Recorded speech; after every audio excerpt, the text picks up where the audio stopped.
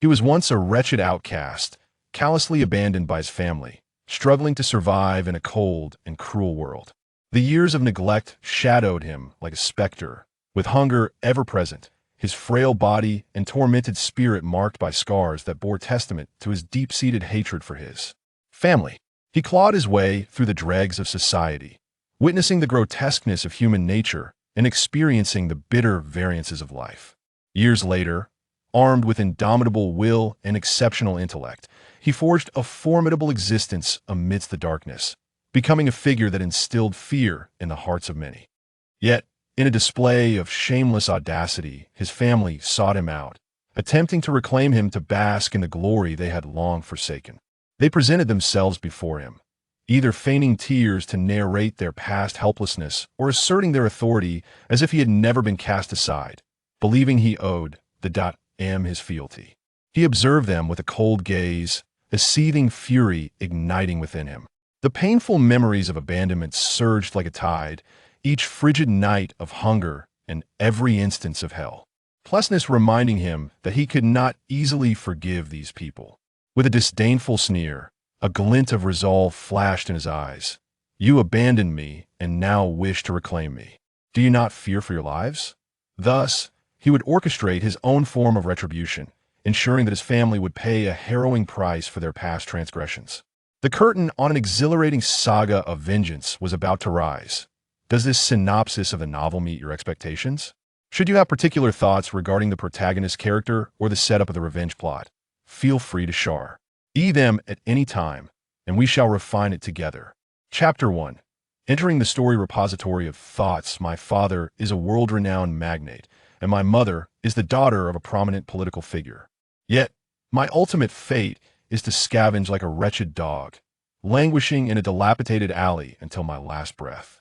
I am Jiang Chun, and if given the choice, I would prefer never to have crossed the threshold of the Jiang family.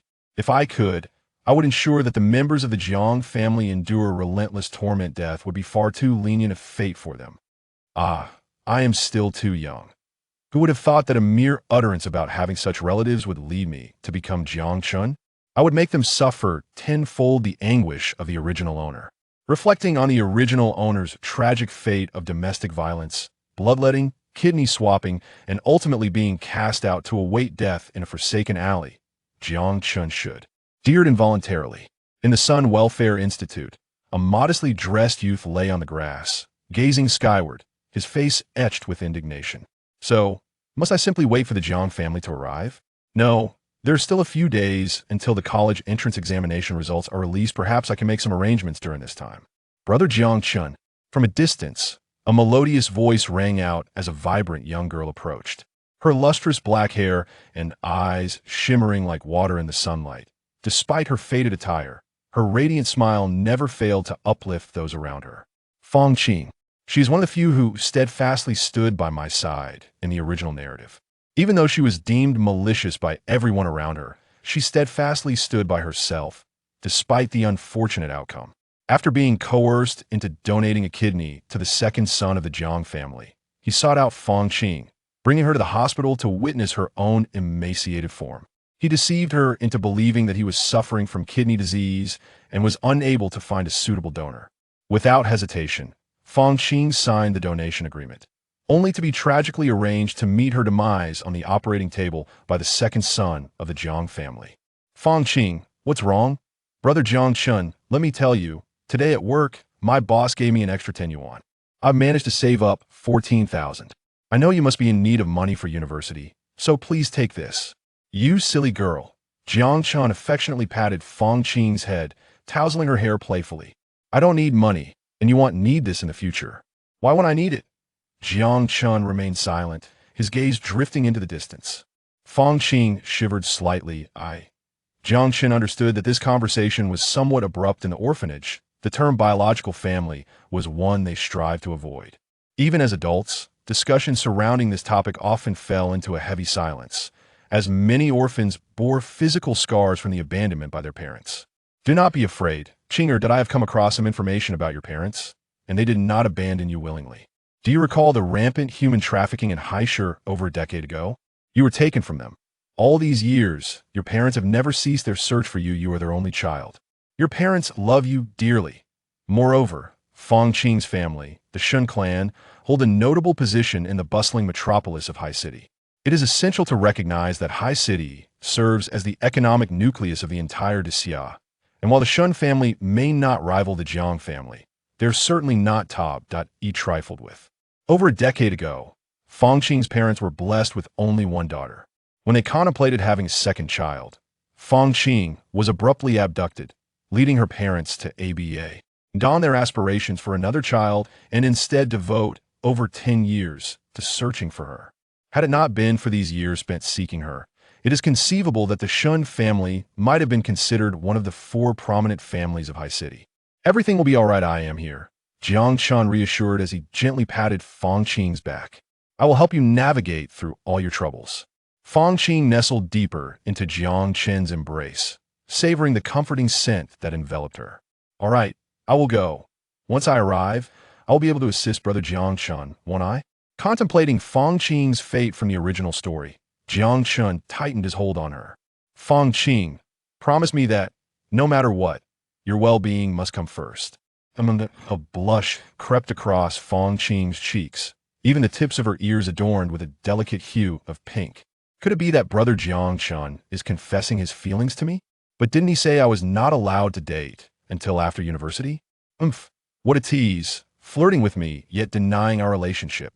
Soon enough, there is only a year until the college entrance examination. Once that is behind us, I shall see what excuses he has left to refuse me. Jiang Chun affectionately ruffled Fong Qing's hair. Let us go. I shall take you to enjoy a life of luxury. Chapter 2. Paternity Test. The CAF at the entrance of Guiyang High School. Guiyang High School is the most prestigious elite institution in Haisher, where Jiang Chun and Fong Qing are students. Due to their outstanding academic performance, they are exempt from tuition fees and receive a monthly scholarship of 2,000. Brother Jiang Chun, why did you bring me to school? Will we really be able to wait for my parents here? Rest assured, we will be able to wait for them. Although Jiang Chun reassured her, a look of anxiety lingered on his face.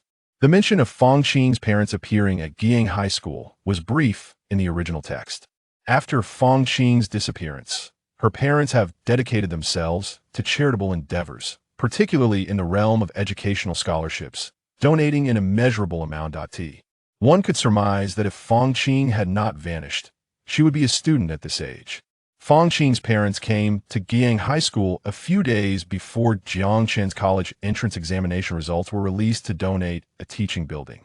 However, 3 days have passed, and Jiang Chun has yet to see Fong Qing's parents. Could it be that they have already completed their donation? As for the prospect of Jiang Chun searching for Fong Qing's parents elsewhere, that is entirely out of the question.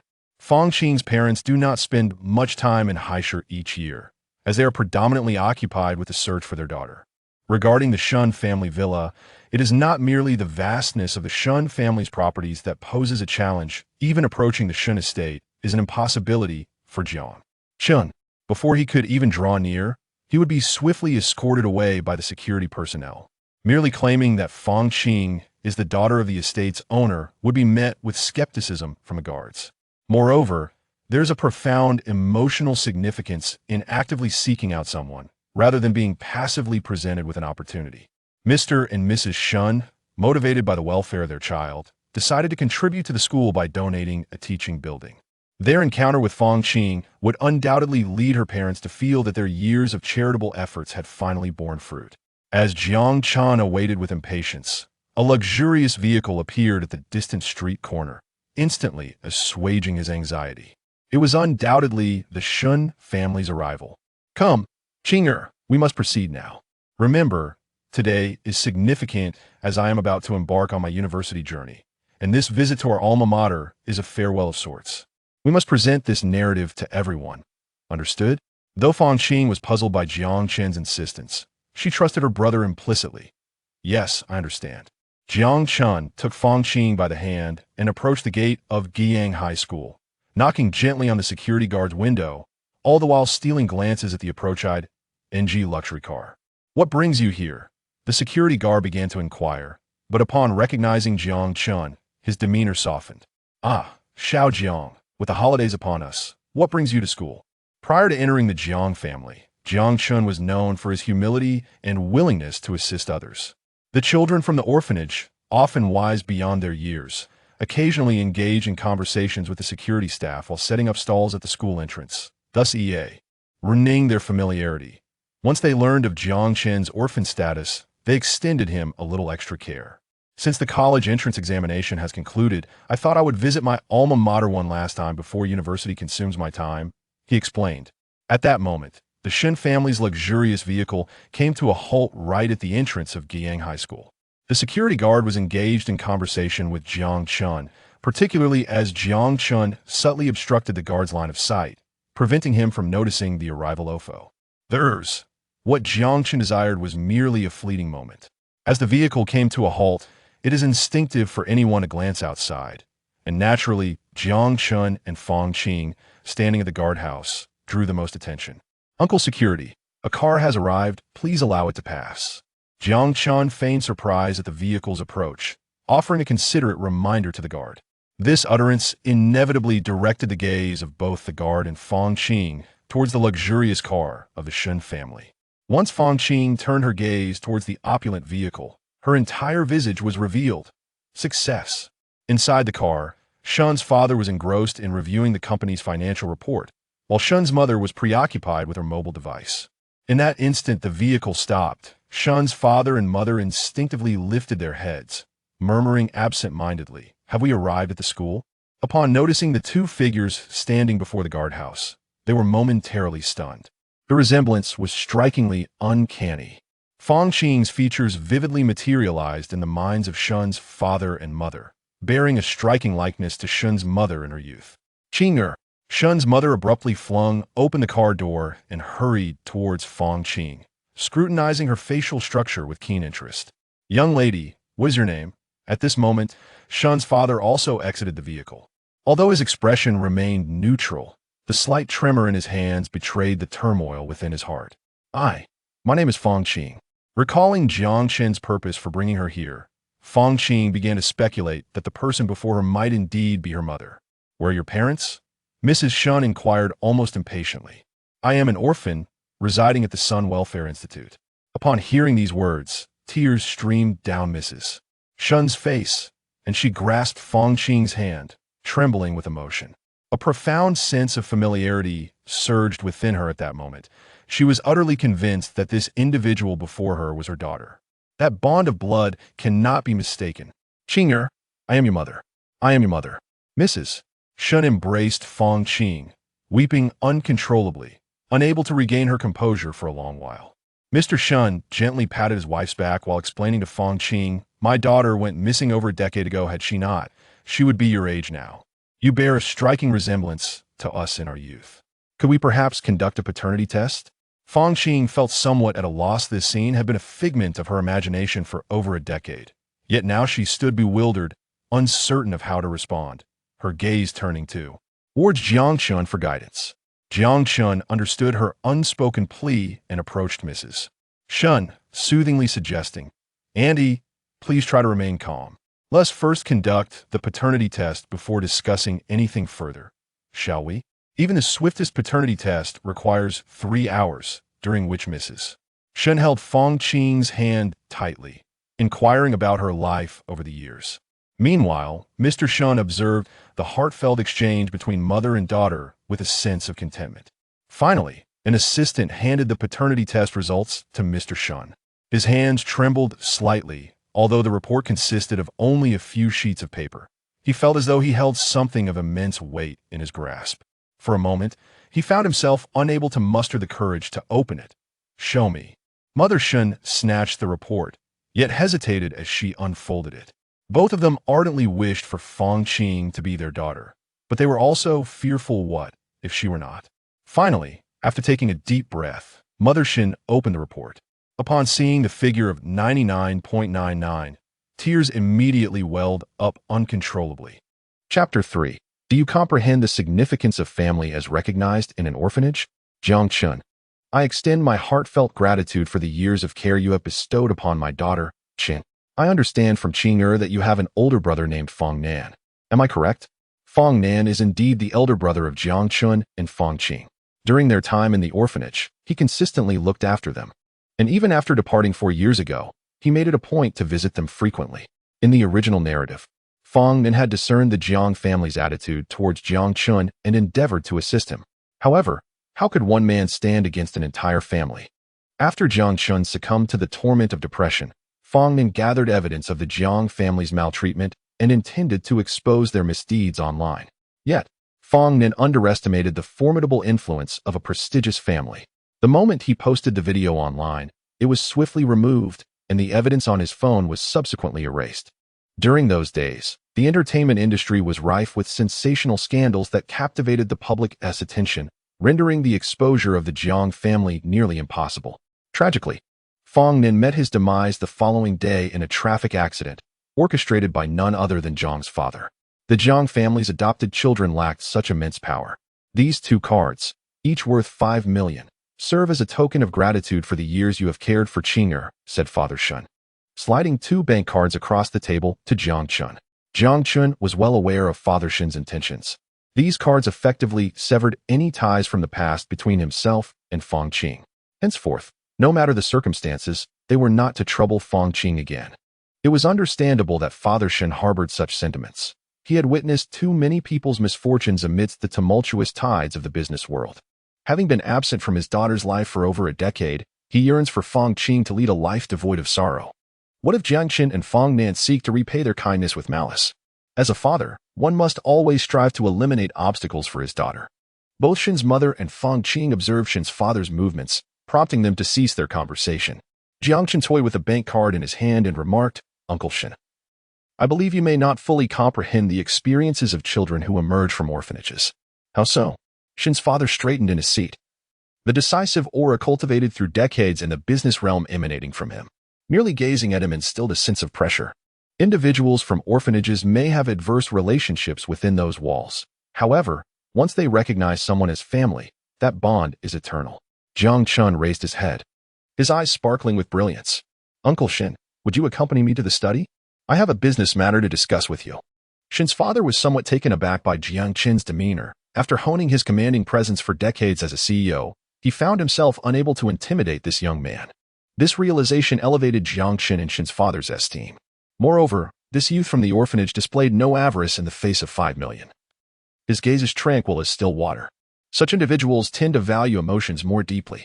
Shin's father cast a glance at Fong Qing. He had observed the hand-in-hand stroll through the campus, noting his daughter's interest in Jiang Qin. If Jiang Qin were to eagerly seize the 5 million, then his daughter's chances of happiness would indeed be diminished.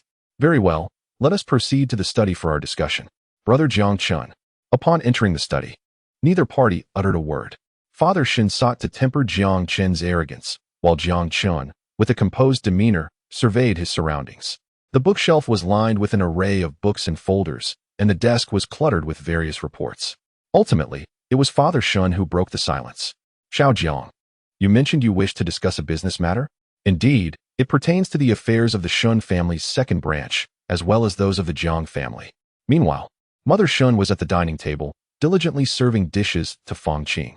"Qing'er, you have endured much hardship while away, do eat more." However, Fong Qing's thoughts were entirely preoccupied, her gaze frequently drifting towards the study. Mother Shun, noticing the change in Fong Qing's demeanor, set down her chopsticks and spoke to her earnestly. "Qing'er, I understand your feelings. The Shin family has no need to arrange a marriage for our daughter. If Jiang Qin truly is a worthy person, your father and I would not oppose your union. My dear Qing'er deserves nothing but the best in this world. Yet she has suffered so much. All I hope for in the days to come is your happiness." Fong Qing's face flushed with embarrassment. The secrets of a young girl's heart lay bare before her parents. "Please don't say such things, Aunt. I don't." She struggled to articulate her feelings, but the words eluded her. "Rest assured, Qing'er, your father is not without understanding. He merely fears you may be deceived. Should Jiang Chun genuinely care for you, your father would not make things difficult for him." Fong Qing could only respond with a faint acknowledgement. However, after both women finished their meal and ventured into the living room, the occupants of the study had yet to emerge, leaving Mother Shin feeling somewhat perplexed. Why has it taken so long? What are they discussing? Until the study door swung open, revealing Shun's father and Jiang Chun, both wearing broad smiles. "Xiao Jiang, I shall instruct the housekeeper to tidy your room right away. From now on, consider this place your home. Even if you venture out in the future, your room will always remain reserved for you. Thank you, uncle. No need for thanks. Come, let us enjoy a drink together.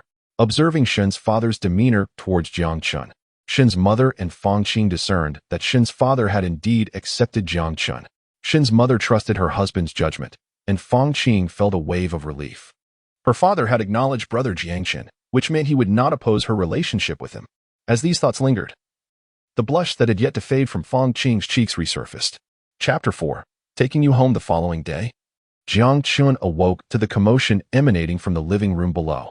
Upon stepping out, he discovered that visitors from the Jiang family had arrived. Madame Lin Yun, the matriarch of the Jiang family, was engaged in conversation with Shen's father. Upon seeing Xiao Jiang, I couldn't help but notice a striking resemblance to you in your youth, which piqued my curiosity.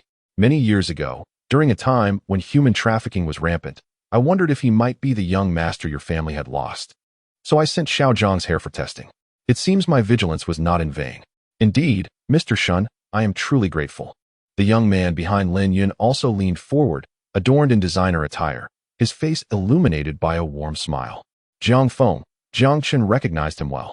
In the original narrative, Jiang Feng had been persistently antagonistic towards Jiang Chen ever since the latter had been brought into the Jiang family. Jiang Feng also attended Guiyang High School. Upon learning that Jiang Chen had emerged from the Sun Welfare Institute, he began to target Fang Qing, who still resided there. Throughout their final year of high school, Fang Qing endured Jiang Feng's relentless bullying, yet this resilient young girl chose to silently withstand the torment, fearing it might affect others, and never confided in Jiang Chen. Jiang Chen obediently approached Lin Yun, then shifted his gaze towards Jiang Feng, his expression betraying a hint of hesitation. Jiang Feng, regarding Xieluoyu, perhaps you should let it go. Xieluoyu? What happened? At that moment, while the Jiang family arrived to pick up Jiang Chun, he unexpectedly mentioned another individual, capturing everyone's attention. Upon hearing Xieluoyu's name, Jiang Feng's demeanor shifted dramatically, his eyes narrowing at Jiang Chen with a threatening glare. However, he quickly masked his emotions, replying, "Thank you, brother, I understand. The matter concerning Xieluoyu is..." But Jiang Chen interrupted him. "The news of your bullying Xieluoyu has reached our senior year. Previously, I was unaware that I am your brother, but now that I know, I cannot allow you to continue down this path." Upon hearing Jiang Chen's words, Jiang Feng feigned vulnerability, saying, "I didn't do it. It wasn't me. It was just that the girl he liked wrote me a love letter, and after I rejected him, he held a grudge." Tears welled in his eyes, presenting a fa-ade of a victim. This scene immediately tugged at Lin Yun's heartstrings, causing her to disregard both Father Shin and Jiang Chun. "Dear child, it's all right. How could Xieluoyu dare to provoke you? I shall request the principal to expel him at once." Meanwhile, Jiang Chen began to apologize insincerely, devoid of any genuine concern. "It turns out that way. I recall this news being conveyed by Zhao Qing. My apologies, brother Jiang Feng, for my lack of understanding." Zhao Qing, the Zhao family. Jiang Feng and his mother etched this name into their memories. To speak of their own affairs behind their backs, this matter is far from over. Observing the demeanor of these two individuals, Jiang Chen immediately felt a sense of stability. Although the Zhao family holds considerable renown, in the eyes of the Jiang and Shen families, they are not formidable. However, confronting the Zhao family would inevitably lead to a clash with those two individuals. It remains uncertain how they would choose when the time comes. As for Xieluoyu, when this name was mentioned in front of Shen's father, he naturally understood Jiang Chen's intentions. The outcome was that Xieluoyu, under Lin Yun's pressure, would transfer to another city for his studies. Nonetheless, this time he would receive support from Shen's father, which, in a way, distances him from Jiang Feng, proving to be advantageous for him. "I apologize for my lapse in composure. This good fortune refers to a life devoid of violence and humiliation, merely an existence marked by the silent coldness of Jiang Chen's indifference." At that time, Jiang Chun bore the title of a top scorer in the college entrance examination, and Jiang Xuanfu, was quite pleased with him. However, following a series of schemes and slanders orchestrated by Jiang Feng, Jiang Fu ceased to show concern for Jiang Chun. The Jiang family is a realm governed by Jiang Fu's singular authority. He is a refined egoist. Presently, Jiang Chun possesses not only the distinction of being a top scorer, but is also entwined with the Shen family. In the eyes of Jiang Fu, a man who prioritizes profit above all, Jiang Chen's current standing outweighs that of other adopted sons and daughters. Yet, An additional push is still required. This lad, Jiangchen, has cared for my Qing'er immensely over the years. I must express my gratitude to him at the family recognition banquet. This statement effectively compels both the Jiang and Shun families to co-host the recognition banquet, indifferent even to her own children. Such a cold-hearted individual would surely be wary of being deceived in business. Regardless of familial interests or personal sentiments, the Shun family will undoubtedly propagate this matter. In the original text, Jiangchen never held a recognition banquet until his death, thus his identity remained unacknowledged by the outside world. Consequently, when the adopted sons and daughters arranged for other second-generation members to humiliate Jiangchen, they acted with impunity. Now, with the identity of being a biological child of the Jiang family, matters will become significantly easier to navigate. The Shun family and the Jiang family reside in different villa districts, yet the distance is not great. Soon, Jiangchen stepped through the grand entrance of the Jiang residence. Chapter 5. The gift for you. You must be Jiangchen, my younger brother. I am your elder sister, Jiang Ruoshi, and this is a token of our first meeting. As Jiangchen entered the estate, a stunning woman presented him with a gift box. Clad in a sharp suit that could not conceal her ample figure, her demeanor was frosty as she coldly addressed Jiangchen, glancing at her watch, clearly indicating that she was pressed for time. She is Jiangchen's biological sister, the daughter of Jiang's father and mother, and the eldest in the family, Jiang Ruoshi. Thank you, elder sister. Jiangchen opened the gift box, revealing a watch valued at around 100,000. He could not help but click his tongue. Previously, elder sister Jiang Ruoshi had gifted the family items worth no less than 1 million. This gift was clearly something hastily taken from the company to offer to a client. However, it was an improvement from the original text, where the elder sister's first meeting gift was merely a cup worth several thousand, which she later shattered herself. After observing Jiangchen, Jiang Ruoshi turned away without a trace of hesitation, her demeanor unmistakably signaling her lack of interest in him. Sister, you've worked hard. Jiang Feng chimed in with a sweet smile. Brother Jiangchen, my sister is quite busy at the company. Please don't take offense. This little green tea, Jiang Feng, inadvertently revealed his own grievances regarding his sister's apparent disregard for him with that remark. Before I could utter a word, Jiang Feng had already begun to sow discord. Yet, there was indeed a sense of discontent. Jiang Chen's gaze towards Jiang Ruoshi was tinged with disdain. She truly was foolish. As anticipated, upon hearing Jiang Feng's words, Jiang Ruoshi's frosty expression softened ever so slightly. She affectionately ruffled Jiang Feng's hair, saying, Little Feng, sister must go to work now. I'll bring you a gift tonight. With that, she cast a cold glance at Jiangchen. All right, thank you, sister, Jiang Feng replied, his eyes sparkling with barely concealed triumph. What if you are the sister's biological brother? Sister still dotes on me. If it were the original Jiangchen, he would have felt overwhelmed by the attention when Jiang Ruoshi gifted him something, and he would have envied the affection she showed towards Jiang Feng. However, confronted with this harmonious scene of sibling affection amidst such a magnificent estate, he felt too inferior to voice his thoughts. But now, Jiangchen carelessly tossed his watch into a nearby trash bin. Everyone around gasped in astonishment. No one cared about Jiangchen's words. They only witnessed him discarding the gift from his sister, Jiang Ruoshi, into the rubbish. How dare you? Jiang Ruoshi felt as though Jiangchen had dealt her several resounding slaps across the face. How could he so disdainfully dismiss her gift? Anger surged within her, causing her breath to quicken, yet her upbringing instilled in her the restraint to suppress the impulse to retaliate. But the ordeal did not end there.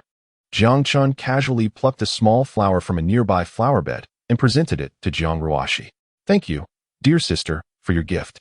I just emerged from the orphanage and did not prepare anything in return. Let this serve as a token of our meeting today.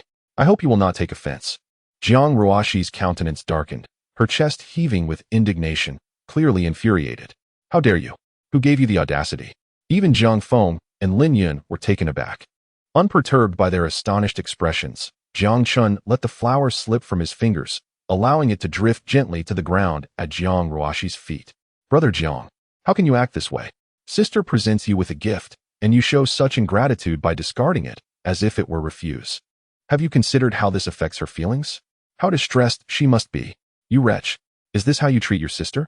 Lin Yun chimed in, reproaching Jiangchen. Do you have no manners? Jiangchen feigned innocence. I was merely contemplating that the Jiang family is quite renowned in Haisher. As a child of the Jiang family, It would be rather humiliating to flaunt a watch worth over 100,000. If it cannot be showcased, it is better to discard it altogether. And sister, have you considered my feelings in refusing my gift? Is this household unwelcoming towards me? What is the matter with you all, blocking the entrance to the house? In the distance, a commanding male voice resonated as a sharply dressed middle-aged man approached. It was Jiang Qin's biological father, Jiang Xuanfu. Father, Jiang Qin has. At this moment, it was imperative that Jiang Feng did not speak first. Jiang Qin was well aware of what he would say, accusing him of discarding the gift prepared by his elder sister. By speaking up first, he could emphasize 2 points. First, the unwelcoming nature of the situation, and second, the involvement of the Shin family. A man like Jiang Fu, who was solely concerned with profit, would undoubtedly disregard the reasons once the Shun family's name was mentioned. That is not true, father. Jiang Qin directly threw my sister's gift into the trash. I merely felt that a watch worth over 100,000, which would be useless to anyone from the Jiang family, was not worth keeping. Moreover, my sister also refused the gift I offered her. What kind of gift was that? Jiang Xuanfu furrowed his brow slightly. Enough. Stop arguing. He then directed his gaze at Jiang Ruashi. A watch worth over 100,000? Though phrased as a question, his dissatisfaction was palpable. In an ordinary family, such a watch would be considered quite valuable. However, for the Jiang family, wearing such an item could indeed invite disdain. Jiang Ruashi's expression darkened. She had assumed that a simple gift would suffice when dealing with a child raised in an orphanage. She had taken a random gift from the company. But to her surprise, Jiangxin showed no appreciation whatsoever. Now, not only was she publicly embarrassed, but her father's perception of her had also soured. Yes, I did not consider this thoroughly. Jiang Ruashi bowed her noble head, standing before her father, Jiang Xuanfu, too timid to voice any objections.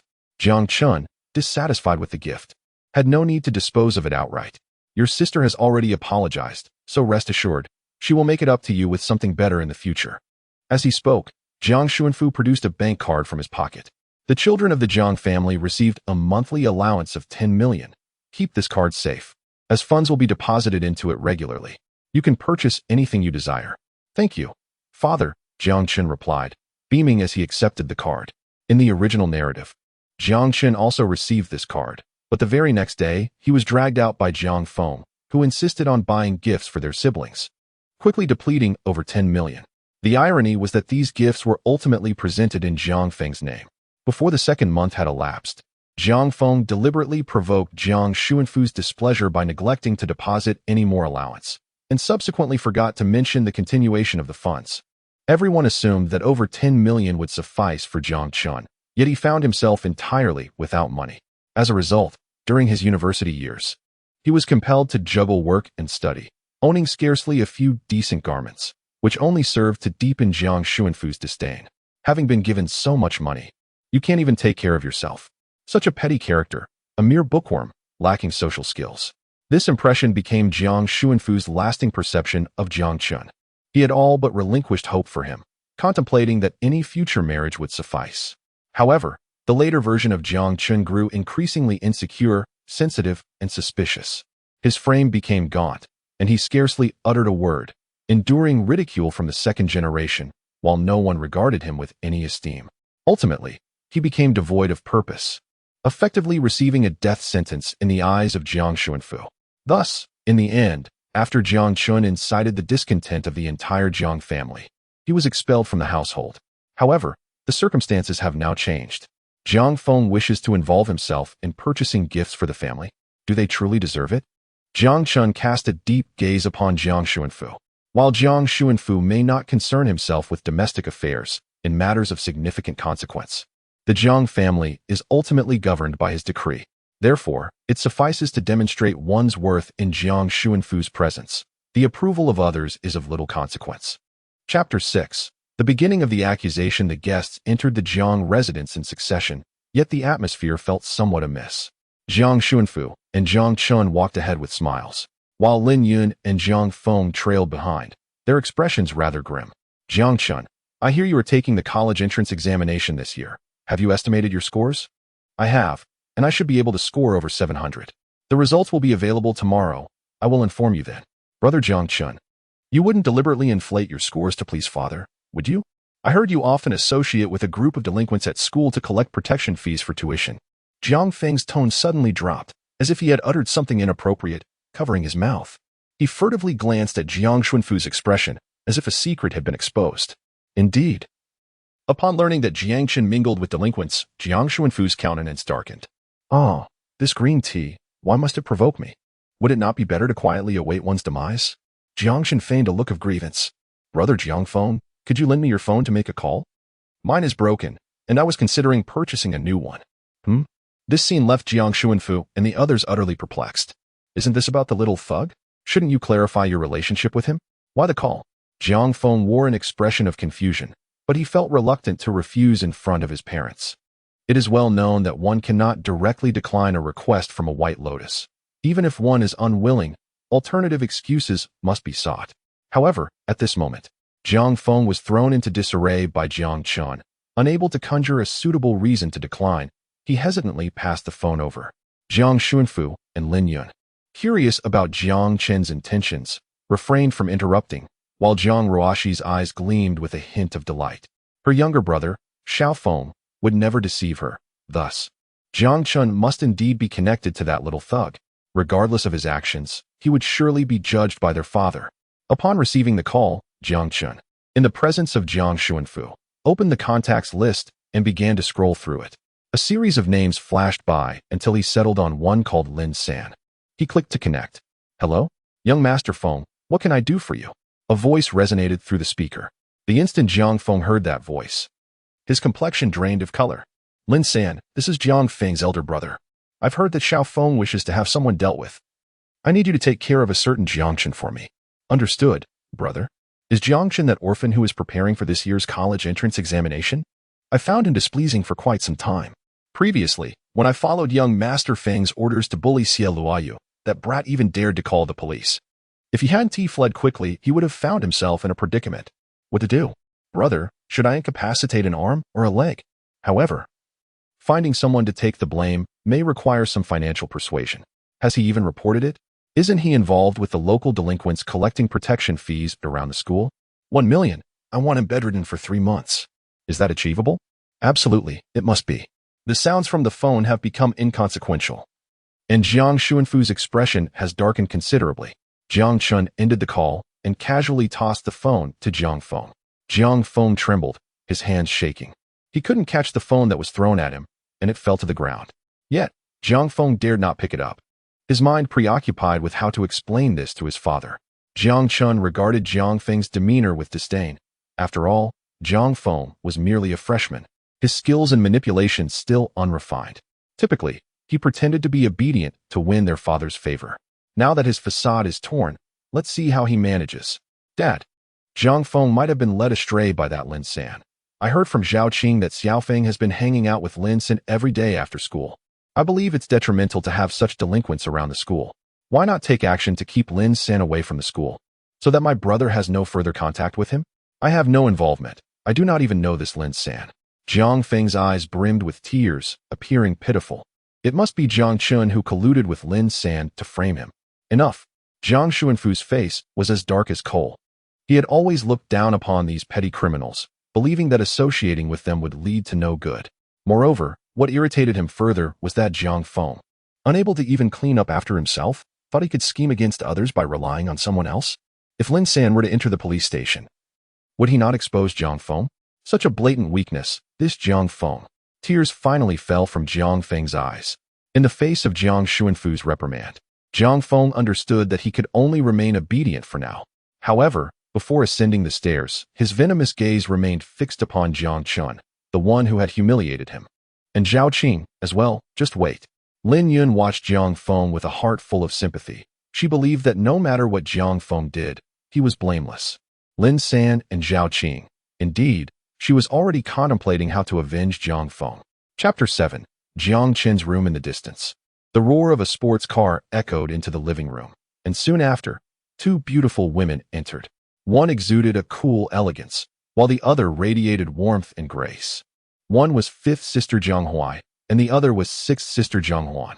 Both were third-year students at Haida University, one of the nation's top institutions, situated in Haisher. Naturally, Jiang Qin's desired university was also Haida. This must be your younger brother, Jiang Qun. I am your fifth sister, Jiang Huai. And this is your sixth sister, Jiang Huan. Jiang Huai said with a smile, though her eyes betrayed no hint of warmth. Hello, sisters, Jiang Qun replied casually. Not even a token greeting? How stingy. He doesn't even know how to put on a fade. Where is Xiaofeng? I haven't seen him around.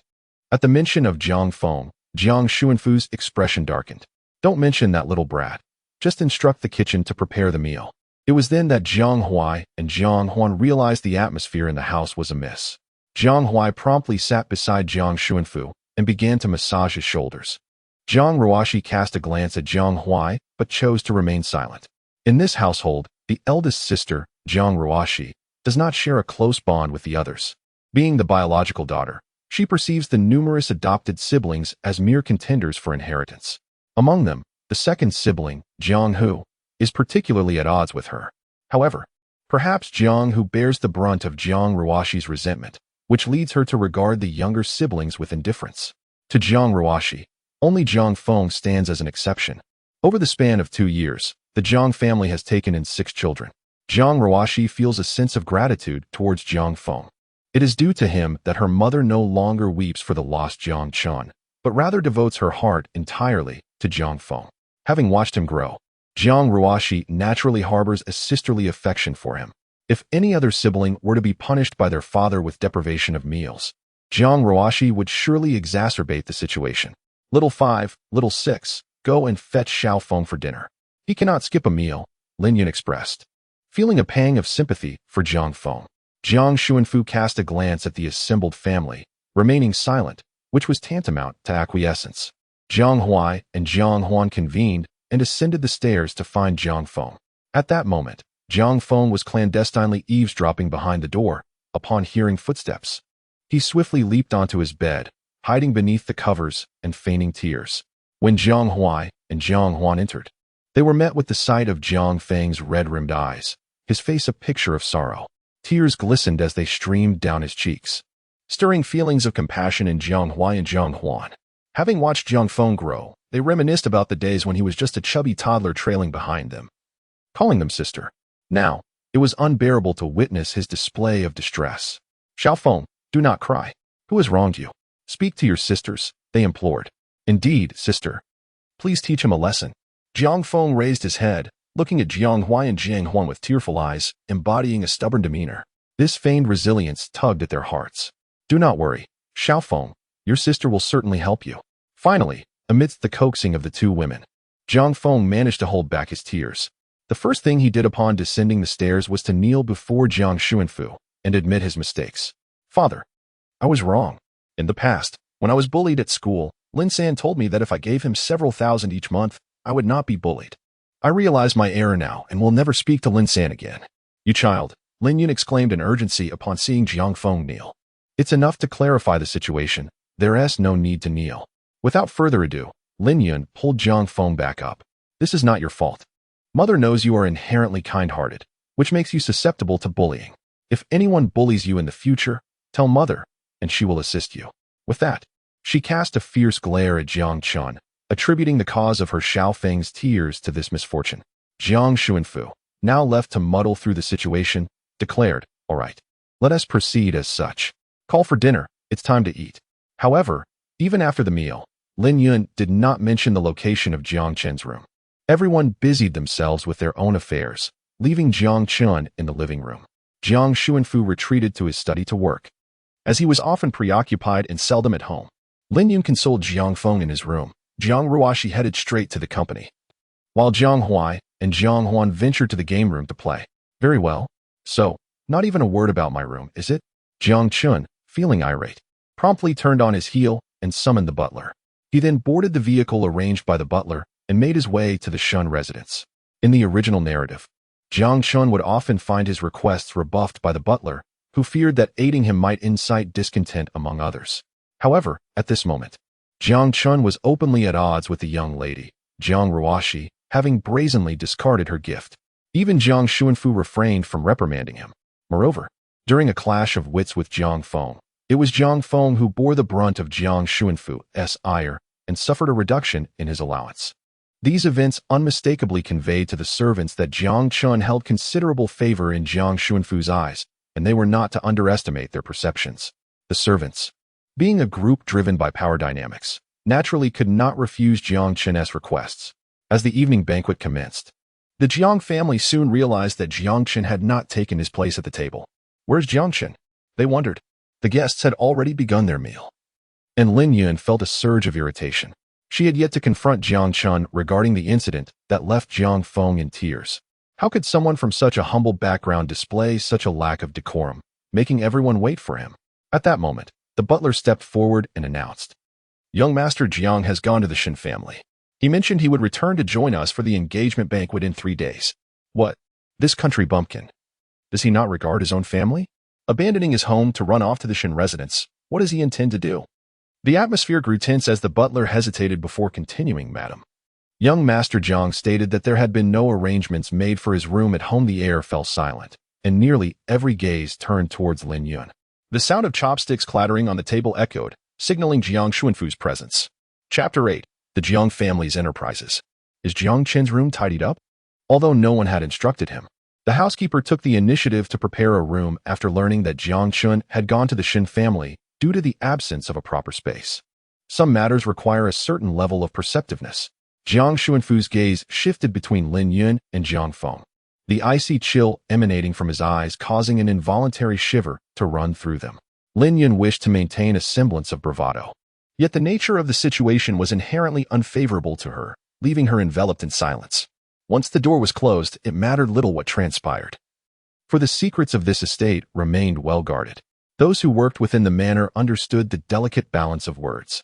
However, this time, Jiang Chun was visiting the Shin family. "Prepare the vehicle. We are heading to the Shin residence." Ultimately, Jiang Xuanfu refrained from addressing Lin Yun directly. Previously, Shin's father had communicated with Jiang Xuanfu over the phone. Yet he had not anticipated the significant role Jiang Chen played within the Shin household. The four of them sat at the dining table, engaging in lively conversation and laughter, as if they were a true family. Shin's parents noticed the camaraderie but chose to remain silent. In the stillness of the night, Shin's father questioned the purpose of Jiang's visit, his tone somewhat unfriendly, implying that he was venting his frustrations on Jiang Chun. "Old Shun, after so many years of friendship, is it not enough to simply enjoy each other's company?" Jiang Xuanfu chuckled heartily, seemingly oblivious to Shun's father's demeanor. "As it happens, my son is here today as well. We both came to foster our relationship with you. Xiaoqin is a good child. If your family no longer wishes to keep him, I would gladly adopt him, sparing him from any distress in your household." With this declaration, Jiang Xuanfu found it difficult to evade the matter at hand. "Indeed, my wife's actions were inappropriate, and I have reprimanded her. Such an incident shall never occur again." In the presence of the Shin family, Jiang's father did not mind playing the role of a benevolent parent. At that moment, Jiang Chen's phone rang. "Hello, is this Jiang Chen? I am from the admissions office of Haida University." The mention of Haida University drew the collective gaze of those present towards Jiang Chun. News from universities travels swiftly. Although the college entrance examination scores would not be available until the following day, institutions often reach out to high-scoring students in advance to secure enrollment. This phone call indicated that Jiang Chen's examination results must be impressive. Indeed, shortly after the call from Haida, another one arrived from Peking University. Jiang Xuanfu's face radiated joy. "Truly, my son excels. Old Shin, I wish to discuss the upcoming recognition banquet in 3 days. I plan to combine it with the graduation celebration and announce this delightful news then. 3 joyous occasions in one. By the way, Xiao Chun previously lived with Xiao Qing, and it would be beneficial for them to spend more time together. The advantages include Jiang Chun acquiring a spacious 500 square meter apartment by the riverside, an initial investment capital of 300 million, and 18 years worth of pocket money totaling 180 million. Jiang Xuanfu rounded it all up to 500 million. The initial investment capital of 300 million is a privilege bestowed upon each Jiang family child upon graduating from university.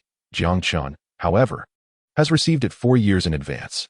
If you were to embark on an entrepreneurial journey with this substantial investment of 300 million, achieving remarkable success might pave the way for you to gradually assume control of the family business.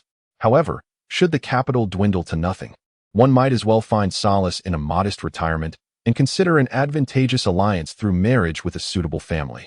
Eldest sister Jiang Ruoshi commenced her entrepreneurial venture with this initial fund of 300 million and has since ascended to the position of president of a company valued at over 50 billion. Second brother Jiang, who established his own enterprise with the same capital, which now boasts a market valuation exceeding 10 billion. Third sister Jiang Qiuyu founded an entertainment company with the 300 million, primarily catering to her own career, and has risen to become a highly sought-after pop star.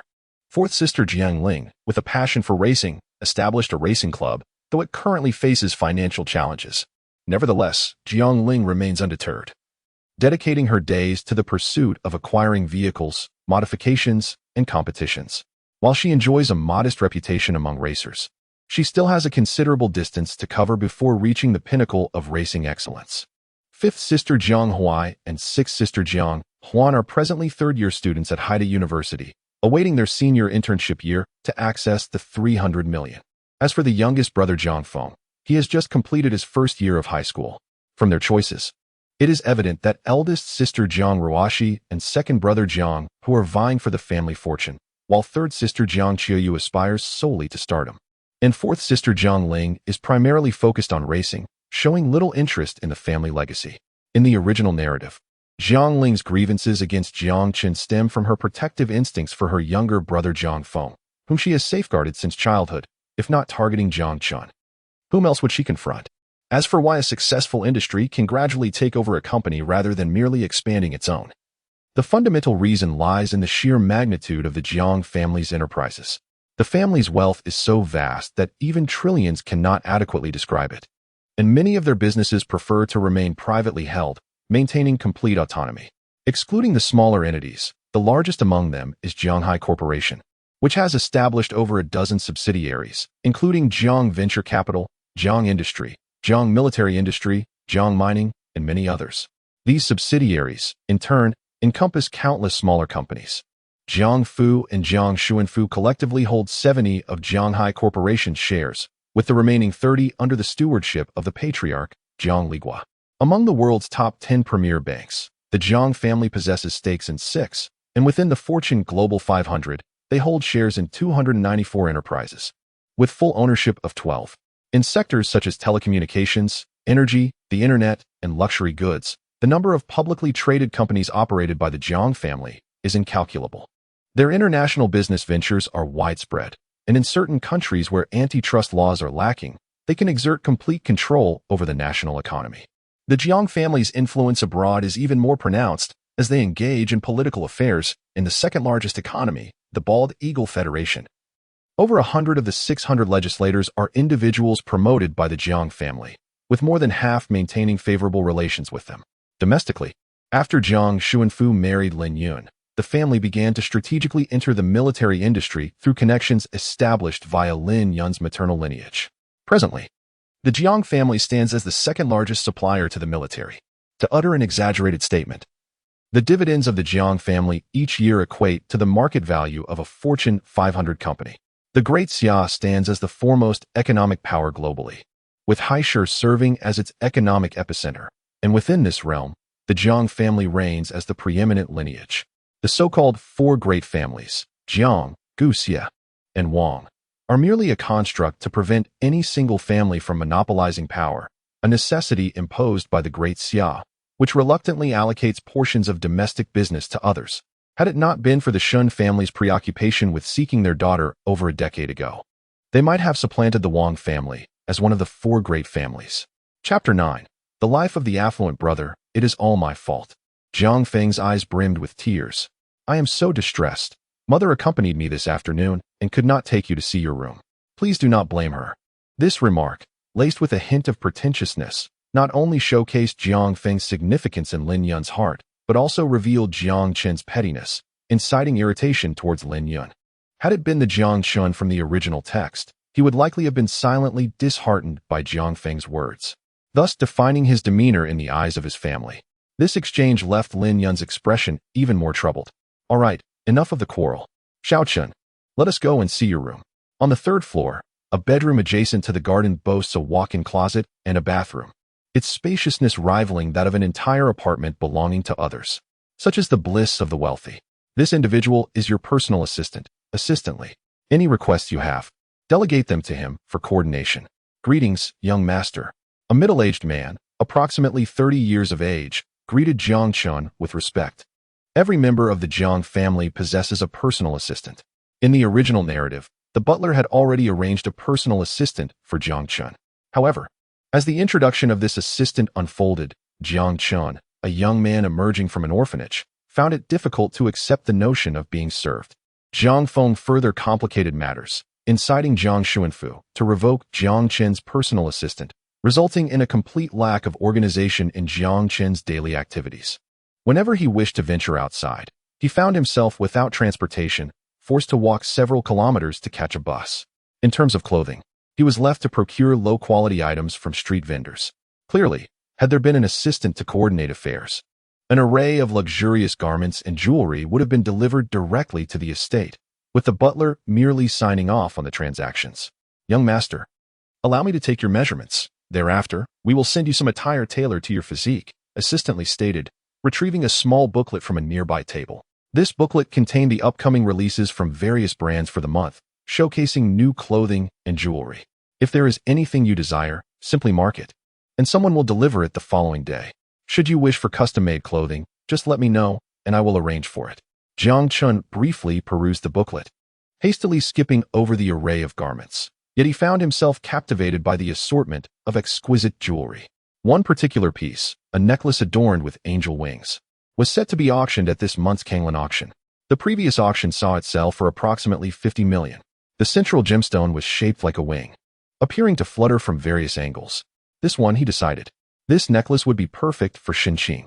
In a typical auction, items are acquired only through the bidding process. However, should someone from the Jiang family desire a particular item, the circumstances are entirely different. Jiang Chun remains unaware of the methods the Jiang family might employ, yet he is certain that by the following evening at the latest, he will lay eyes upon the necklace. At that moment, two individuals entered the room to take Jiang Chen's measurements. By the way, I need to arrange my itinerary for tomorrow. I intend to visit my grandfather. Additionally, please schedule a driving test for the afternoon and arrange for an etiquette instructor for the evening.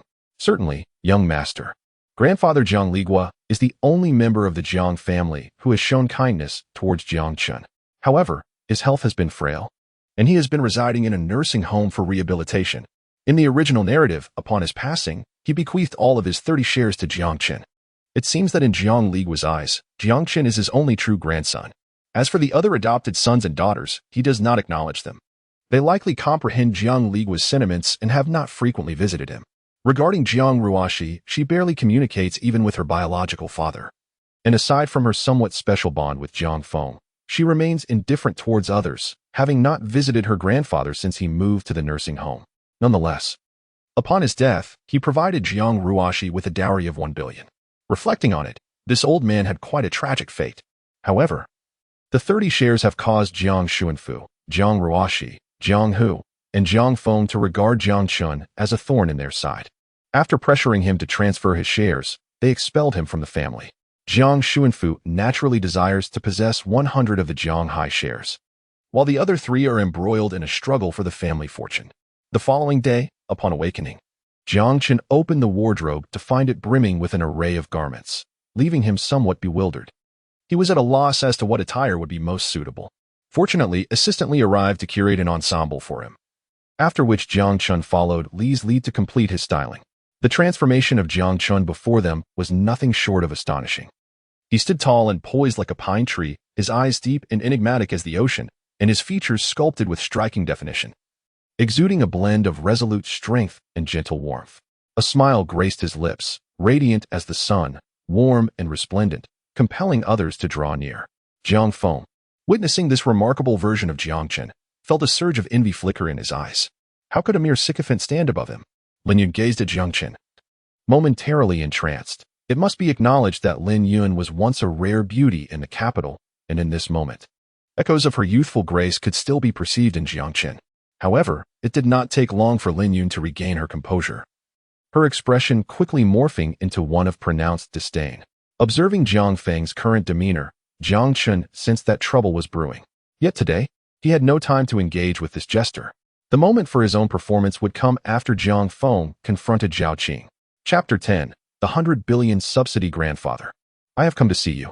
In the finest sanatorium in Haishur, an elderly gentleman reclined leisurely on a chaise lounge. Aware of his deteriorating health, Jiang Ligua had chosen to reside in the sanatorium. Rising early that day, he had been anxiously awaiting, fidgeting as he glanced around, until his assistant informed him of Jiang Qin's arrival, prompting him to feign relaxation on the lounge. Upon hearing Jiang Qin's call, Jiang Ligua could no longer attend to anything else and rose abruptly. Having overseen the Jiang family for decades, this usually unflappable old man displayed a rare moment of vulnerability today. Jiang Ligua's eyes glistened with unshed tears. He must have endured considerable hardship outside. Fortunately, my dear grandson, this is a gift for you. I heard you enjoy tea, so I prepared a little something for you, he said, his voice thick with emotion. You needn't have brought any presents, Grandpa. The mere fact that you came to see me is more than enough, Jiang Ligua replied, his voice trembling as he grasped Jiang Qin's hand tightly, as if fearing that a moment's relaxation would cause him to lose him, just as he had for over a decade. Come, let me offer you a token of our reunion. With that, Jiang Ligua gestured, and an assistant retrieved a document from a briefcase. It was a share transfer agreement. The document stated that 10 of Jiang Hai Company's shares would be transferred to Jiang Qin, with the remaining 20 set to automatically transfer after his grandfather's centenary. As Jiang Qin perused the agreement, he felt the profound care his grandfather harbored for him. It was the palpable sensation of familial affection. Grandpa, does anyone else know about this transfer agreement? Jiang Qin inquired, noting the unusual gravity in his own question. Jiang Ligua's eyes narrowed slightly. He discerned the significance of Jiang Qin's words. Rest assured, I shall keep it confidential. If Jiang Xuanfu were to learn of the share transfer, he would undoubtedly turn against me prematurely. There are still many matters that will require Jiang Xuanfu's cooperation, and Jiang Qin was in no rush. Jiang Ligua chuckled warmly. I simply cannot be a grandfather who offers nothing to his beloved grandson. As he spoke, Jiang Ligua produced a bank card, stating, Here is 100 billion. My dear grandson, accept it. Furthermore, he mentioned, after my retirement, I established a small company for my amusement, and you shall take over this enterprise. Jiang Qin's unwavering composure in declining shares from Jiang Hai made Jiang Ligua realize that Jiang Qin possessed a sense of propriety. Thus, he deemed it fitting to elevate the meeting gift to 100 billion. Jiang Ligua had faith in his judgment and was untroubled by the prospect of Jiang Qin squandering it. To be frank, apart from the vice of addiction, the signs of the Jiang family fear nothing else, not even gambling. Should one fall into the throes of gambling, the Jiang family could easily establish a casino. In fact, the Jiang family already owns a casino in the overseas loss region, where regardless of wins or losses, all the money remains within the family. Moreover, after numerous rounds of winning or losing, they eventually find it rather mundane. After all, to the Jiang family, money is merely a figure.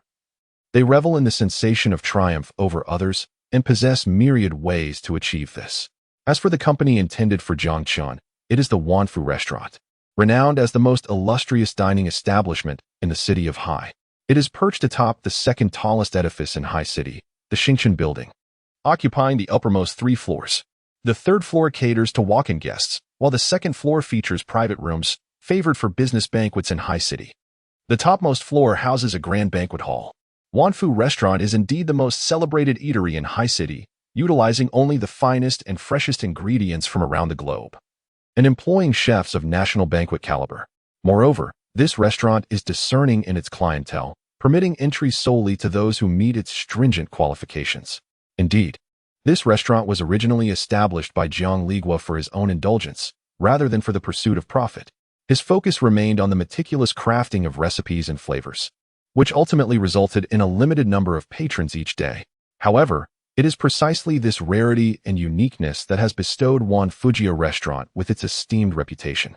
Securing a reservation here is not merely a matter of wealth. It also involves social connections. The Jiang and Shun families both declined to host their kinship banquet at each other's estates, ultimately settling on the banquet hall of Wanfujia, which has unexpectedly become their own. I am indeed grateful to my grandfather for this. It was not until after lunch that Jiang Qin reluctantly took his leave.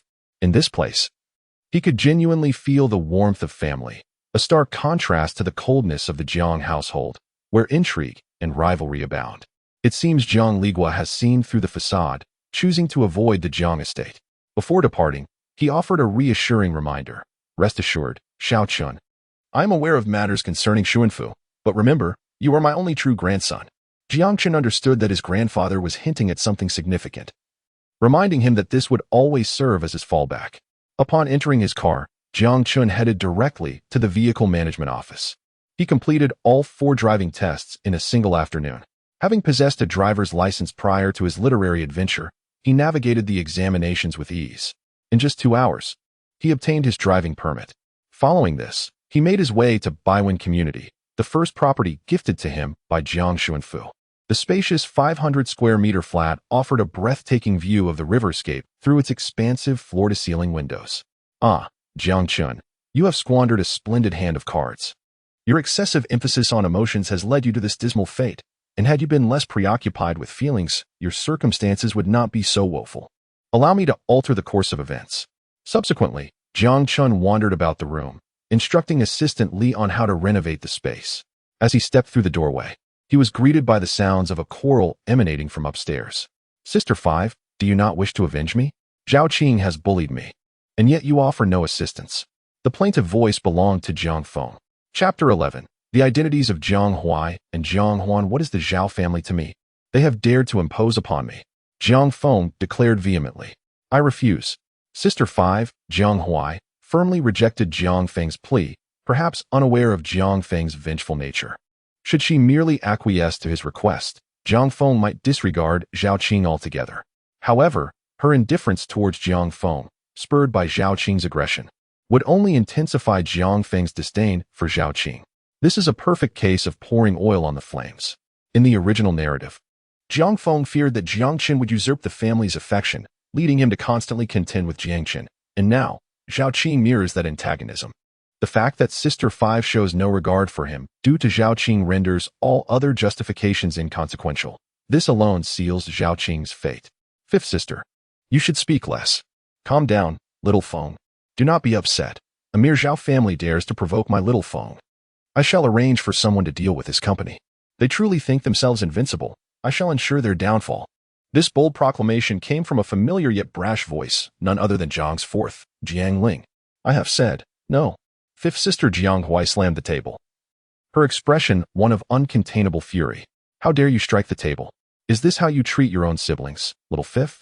You unleash your wrath upon family, while remaining passive against the Zhao family. Jiang Ling, with her fiery temperament, cannot endure even the slightest grievance. Instead of aiding her brother in settling scores, she allows outsiders to bully him. Tell me, do you have an affair with Zhao Qing? At this moment, 6th sister intervened, attempting to mediate. 4th sister, Xiao Feng, let us remain calm. There may be a misunderstanding here. It is unnecessary to target the Zhao family, is it?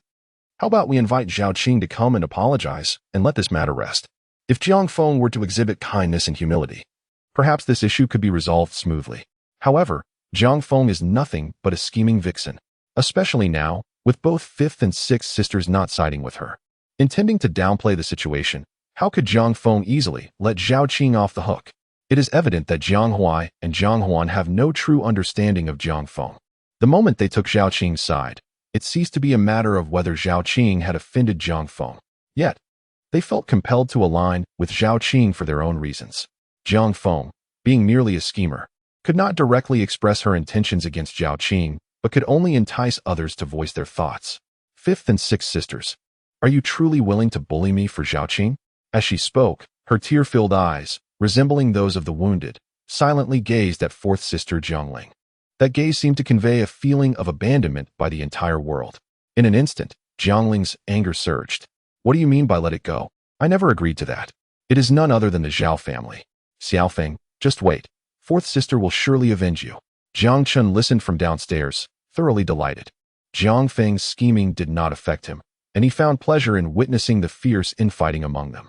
Reclining comfortably on the sofa, he indulged in fruit with great relish. Jiang Huai and Jiang Huan, you have constantly targeted me due to Jiang Feng's cunning. Now, savor the taste of this tea for yourselves. It was Jiang Qin's intention to have Jiang Feng confront Zhao Qing. After Jiang Chun mentioned Zhao Qing twice, Jiang Feng might assume a connection between himself and Zhao Qing, particularly since Zhao Qing had suffered a setback. The spiteful Jiang Feng would undoubtedly turn his ire towards Zhao Qing. However, he lacks the means to contend with Zhao Qing. After all, Zhao Qing is the eldest son of the Zhao family. Thus, Jiang Feng would inevitably resort to lamenting to his sister, imploring her to deal with Zhao Qing. Were it anyone else, his sisters would undoubtedly acquiesce, but for Zhao Qing, Jiang Huai and Jiang Huan have compelling reasons to protect him. This matter will only emerge as the narrative approaches its climax. Moreover, the roots of Zhao Qing's protection trace back over a decade to the rampant human trafficking in Haishu. In affluent households, children are not easily abducted. Furthermore, selling them yields little profit. Extortion is far more expedient. Yet, the families that lost children received no ransom notes. The truth is, these children were lost by their own families.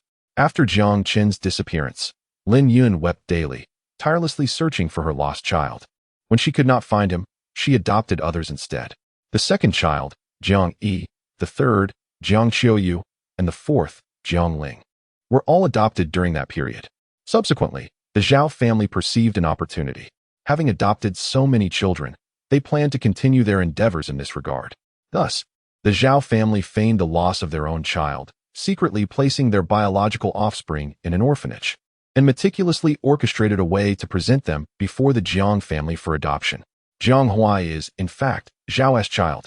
Their aim was, naturally, to usurp the Jiang family's wealth.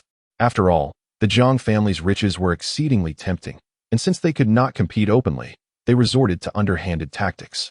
In the business circle, no one could accuse another of being unscrupulous. Success is the ultimate measure. Moreover, such actions are not illegal. However, executing this scheme was beyond the Zhao family's capabilities alone, hence they enlisted the Wang family as complicity. Jiang Huan is a child of the Wang family, and the two clans conspired to place Jiang Huai and Jiang Huan into the Jiang household as adopted daughters. The Zhao and Wang families devised their plan meticulously, opting not to send a male child as an adopted son to ensure a fallback position. A boy would invariably be perceived as a contender for the family fortune, and should they be discovered, both Zhao and Wang families would face ruin. A girl, however, offered a glimmer of hope, especially considering the Jiang family. Even a small advantage would suffice for their sustenance. Their subsequent strategy was equally astute. Jiang Huai would be wed to a member of the Wang family, and Jiang Huan would marry into the Zhao family, allowing the Zhao and Wang families to comfortably thrive off the Jiang family's resources. In the original narrative, the machinations of the Zhao and Wang families succeeded, contributing significantly to the disintegration of the Jiang family. Hence, with Zhao Qing in peril, Jiang Huai will undoubtedly stand firm. Jiang Huan and Jiang Huai are aligned in their efforts to thwart Jiang Feng. The primary reason for Jiang Qin's failure, as articulated in the original text, was that every member of the Jiang family was an adversary to one another. The Jiang family has united against Jiang Qin, who, naturally, finds himself at a disadvantage. However, while he cannot convert them into allies, he can incite discord among them, transforming their camaraderie into enmity. Once they become embroiled in their internal strife, they will be too preoccupied to confront Jiang Qin. Let the chaos unfold. The next target will be Jiang Hu and Lin Yun, though it is prudent to wait until after the family recognition banquet. Chapter 12. From this moment forth, the turmoil within the Jiang family shall be dictated by me. The commotion above ultimately ended in discord.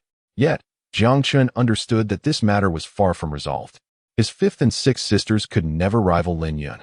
Jiang Feng, however, is Lin Yun's cherished darling. Even if it means forsaking all other children, he must be indulged. It is likely that by tomorrow, news of Lin Yun's retaliation against the Zhao family will surface. The question remains whether Jiang Hu and Jiang Huan will still feel justified in aligning with Jiang Feng after this incident. As Jiang Qin pondered these matters, a figure descended from the upper floor. It was his second brother, Jiang Hu. I am your second brother, Jiang Hu. This is a token of our first meeting. Jiang Hu appeared to be an elegant gentleman, exuding a gentle warmth when he smiled, adorned with golden-rimmed glasses and consistently presenting himself in a courteous manner. Only Jiang Qin was aware of the venom that lay beneath Jiang Hu's polished exterior. The eventual disintegration of the Jiang family was partly due to the Shun family's retaliation after uncovering the truth. Yet, for now, Jiang Hu concealed his true nature remarkably well, meticulously attending to every detail, leaving no room for criticism. For instance, this token, a lav watch, the only one of its kind in the world, valued at approximately 60 million. It consists of hundreds of meticulously cut and set diamonds, each one polished with precision to radiate a dazzling brilliance. The design of this watch is unique, making the wearer the focal point of a resplendent world. Ah, it's still a watch. This second brother truly possesses profound cunning. It is said that after the eldest sister gifted a watch worth over 100,000, she swiftly presented one worth 60 million. A gesture that not only consolidates her own position but also subtly undermines the eldest sister. Upon receiving such a gift, the rift between herself and the eldest sister seems irreparable. Unless the latter were to lower her pride and present an even more extravagant token to bridge the gap in their relationship. Yet, considering the eldest sister's temperament, such a possibility appears remote. Furthermore, this situation engenders a sense of gratitude towards the second brother, leading one to mistakenly believe that he welcomes her, thus positioning herself on his side within the household. This trust could then be exploited for various schemes. Thank you, second brother. Jiang-hu momentarily paused, logically. A child recently emerged from an orphanage would yearn intensely for familial affection and wealth, and this gift should have satisfied those desires. Jiang Chen ought not to display such indifference. Approaching the room of the fourth sister, Jiang Ling, he could hear an eruption of fury from within. What did I raise you all for? You can't even handle the Zhao family. I don't care. Do whatever it takes to deal with them. Be as ruthless as necessary. A hint of embarrassment crossed Jiang-hu's face. Don't mind her, Xiao Chen. Your fourth sister is just a bit impulsive. But she means no harm. Jiang Chen couldn't help but roll his eyes inwardly. I've had enough, all right. Aren't you tired of putting on this act? It is said that Sanjia is truly ill-suited for the limelight. It is you who ought to take her place. Just look at how your gentle visage betrays a hint of awkwardness, enhancing the performance splendidly. Since you wish to act, I shall accompany you in this endeavor. It is of no consequence. I have gleaned some information that suggests Zhao Qing has offended Jiang Feng, and now Si Jie is intent on avenging Xiao Feng. A flicker of longing and envy crossed Jiang Chen's face. However, I have heard that Wu Jie and Lu Jie oppose Xiao Feng's actions against the Zhao family. They recently caused quite a ruckus over it. Truly, do they not realize that we and Xiao Feng are kin? With Wu Jie and Lu Jie behaving this way, it seems as though they are more aligned with the Zhao family than with us. Opposition. A glimmer of insight sparked in Jiang-hu's eyes. Have Jiang Huai and Jiang Huan not always doted on Jiang Feng? This time, however, they seem indifferent to Xiao Feng's sentiments. There must be a reason behind this. Jiang Chun chuckled knowingly, for he believed that the others would inevitably vie for the family fortune in the end. Jiang-hu understood that once Jiang Huai and Jiang Huan discovered the reasons behind their opposition to Jiang Feng, they would seek to woo these two individuals. When dealing with the astute, one need only provide a few subtle hints for them to uncover the truth themselves. To lay it out too plainly would only arouse their suspicions. That alone suffices. At present, Jiang Feng intends to confront the Zhao family, and Lin Yun will undoubtedly heed his call to action. Yet, the Zhao family will not sit idly by.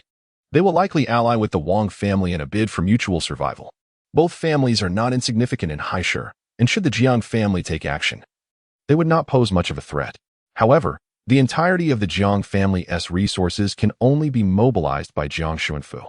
Merely Lin Yun's influence does not hold enough sway. Thus, while Lin Yun may be capable of inflicting substantial damage upon the Zhao and Wang families, she can only prolong their existence for a while longer. Moreover, Lin Yun requires time to deal with the Zhao and Wang families. By the time they have been adequately addressed, Jiang-hu should uncover the reasons behind Jiang Huai and Jiang Huan's assistance to the Zhao and Wang families. Given Jiang-hu's self-serving nature, it is unlikely that this matter will be escalated. Rather, he will choose to conceal it, using this leverage to coerce Jiang Huai and Jiang Huan into transferring their future inherited shares to him. It is also possible that Jiang-hu, in an effort to stabilize Jiang Huai and Jiang Huan, may intervene to assist the Zhao family and the Wang family. Alternatively, he might choose to keep this matter under wraps, only to reveal it when the time for inheritance approaches. Regardless of the approach, Jiang Chen is amenable to either outcome. Should Jiang-hu choose to intervene, it would signify a clear alignment against Jiang Feng, effectively detonating the underlying tension between them. Conversely, if Jiang-hu refrains from action, Jiang Huai and Jiang Huan will continue to endure torment alongside the disturbances from the Zhao and Wang families.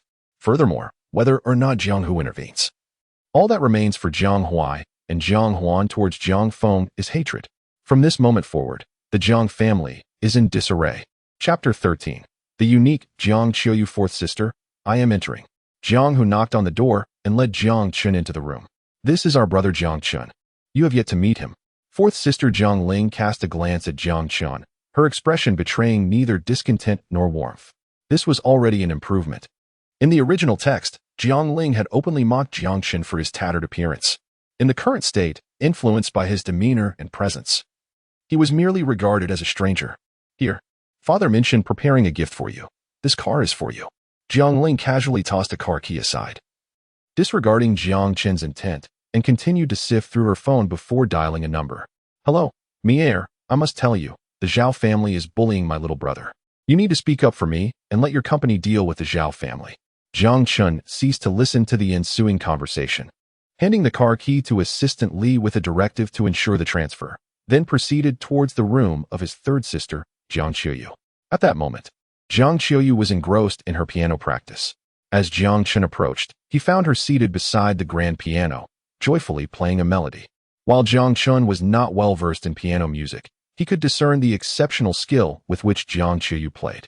The dying rays of the setting sun bathed her in a warm glow, as if enveloping her in a halo of light. Jiang Qiuyu stood as the sole beacon of virtue within the Jiang family. In the narrative, she was the only one who extended kindness towards Jiang Chun. Her goodwill, however, was not solely rooted in familial ties. While perhaps influenced by a hint of kinship, it was predominantly a reflection of her intrinsic benevolence. Jiang Qiuyu was a genuinely good person, possessing little avarice for the family's wealth. Her dream was simply to shine brightly upon the stage. Thus, she remained largely oblivious to the family's affairs. Though she might have sensed that Jiang Chun was not particularly likable, she could never fathom the harshness of his existence within the Jiang family. Ultimately, when Jiang Chun was expelled from the family, upon learning of this, Jiang Qiuyu even took a leave of absence from the production team, intending to help Jiang Chun relocate to another city, hoping to settle him in before resuming her work. Yet, all she found in a dilapidated alley was Jiang Chun's lifeless body. As the melody drew to a close, Jiang Qiuyu finally noticed Jiang Chun standing at the door. A gentle breeze fluttered the curtains, and Jiang Chun's radiant smile stirred something within him. Sister, I shall not involve you in the matters of the Jiang family any longer. From now on, you may simply focus on your career as a star. The toy he held was a small, somewhat rough-hewn elephant, but it was evident that considerable effort had been made to mend it. How ugly. Jiang Qiuyu's cheeks flushed. I was only 9 at the time. It was quite an achievement for me. Nevertheless, I cherished it dearly. As time passed, Jiang Chun and Jiang Qiuyu engaged in light-hearted conversation in the music room, only emerging when it was time for dinner. Upon reaching the dining table, they quickly sensed an unusual atmosphere. Jiang Xuanfu remained his usual stoic self, neither joyful nor sorrowful, while Lin Yun appeared somewhat agitated. Eldest sister, second brother, and third sister seemed fine, yet the fourth sister bore a lingering ire, and the fifth and sixth sisters seemed preoccupied, lost in thought. They only displayed a faint, forced smile when the conversation turned to them.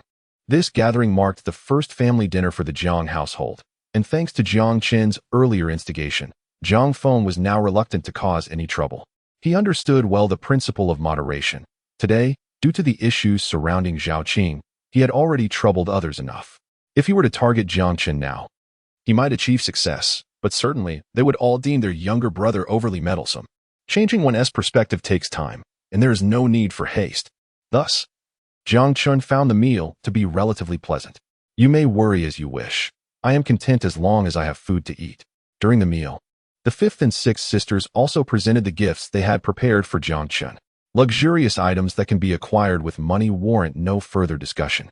After dinner, it was time for the physical training class. Jiang Chun was acutely aware that, whether before or after his literary journey, he had never experienced the life of a wealthy heir. Thus, his poise, temperament, and eloquence would naturally fall short in comparison. However, this was something he could rectify, and what he needed now was to hastily prepare himself. At the very least, he must not embarrass himself at the recognition banquet.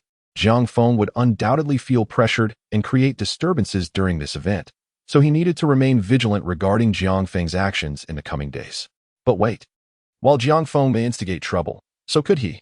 It was time to take the initiative. Alas, Jiang Chen found himself somewhat melancholic. The plot of the story would increasingly diverge from his original intent, and his advantage as a prophet would gradually be overshadowed by others, just like this recognition banquet, which had no counterpart in the original narrative, necessitating his active involvement. Chapter 14. the first encounter with the original female protagonist early the next morning. Jiang Chun arrived at the Wanfu restaurant. Currently, the Wanfu restaurant was his own enterprise, and as the proprietor, it was only fitting that he conduct an inspection. The entire banquet hall was already bustling with preparations for the recognition banquet scheduled for the following evening, setting the scene, organizing the event flow, finalizing the guest list, and arranging the banquet menu were all tasks that required diligence. Boss. A manager hurriedly approached Jiang Chun. This individual was Wan Yu, the manager of the Wanfu restaurant. The establishment had originally been founded by Wan Yu himself, and after Jiang Li's retirement, he had acquired the Wanfu restaurant, leading to its current scale. Now, Wan Yu had become the manager of the Wanfu restaurant. Wan Yu held a small booklet in his hand, which meticulously detailed various event arrangements, ingredient quality, and banquet specifications. The Jiang and Shen families each contributed 50 million, amounting to a total of 100 million, adhering to the highest standards of the Wanfu restaurant. Quite commendable, indeed. Jiang Shen wandered around the banquet hall. Wan Yu proved to be a capable individual, as the entire Wanfu restaurant was managed with remarkable orderliness.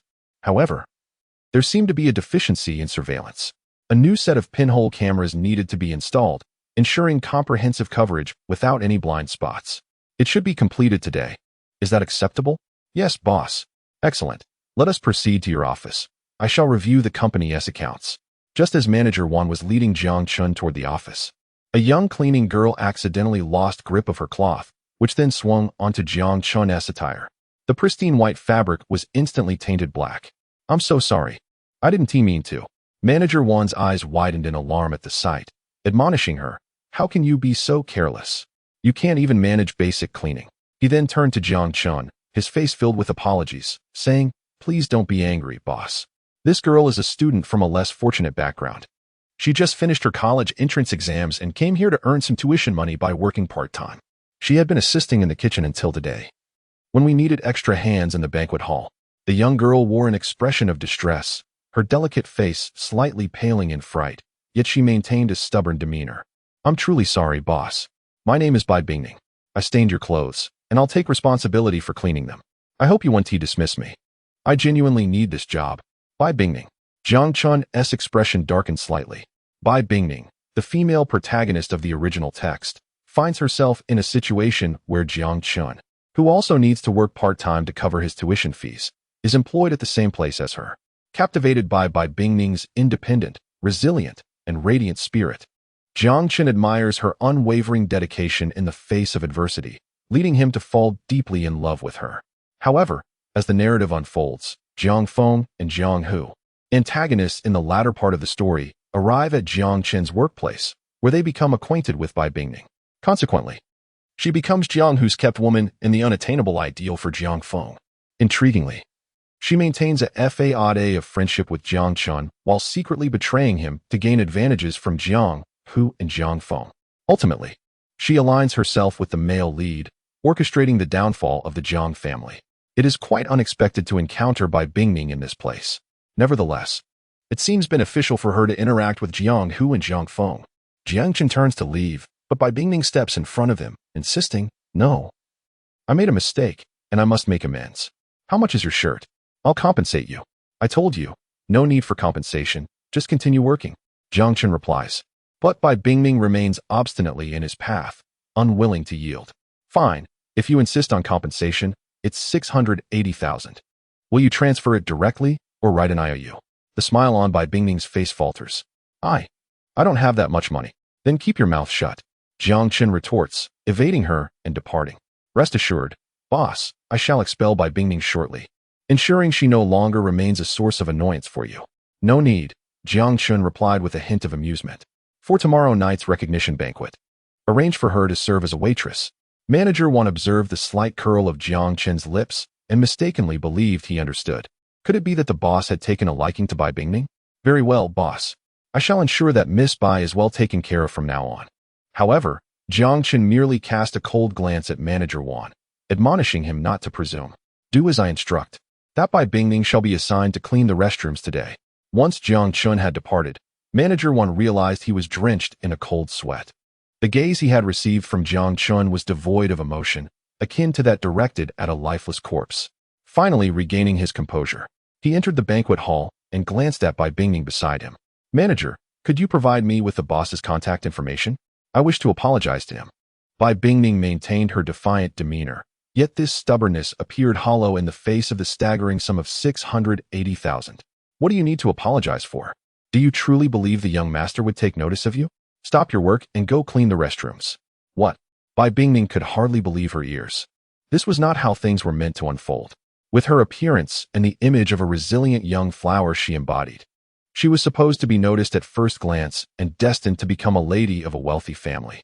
While she had previously attracted the attention of affluent heirs, upon further acquaintance, it became evident that those individuals merely possessed a modicum of wealth, hardly worthy of her.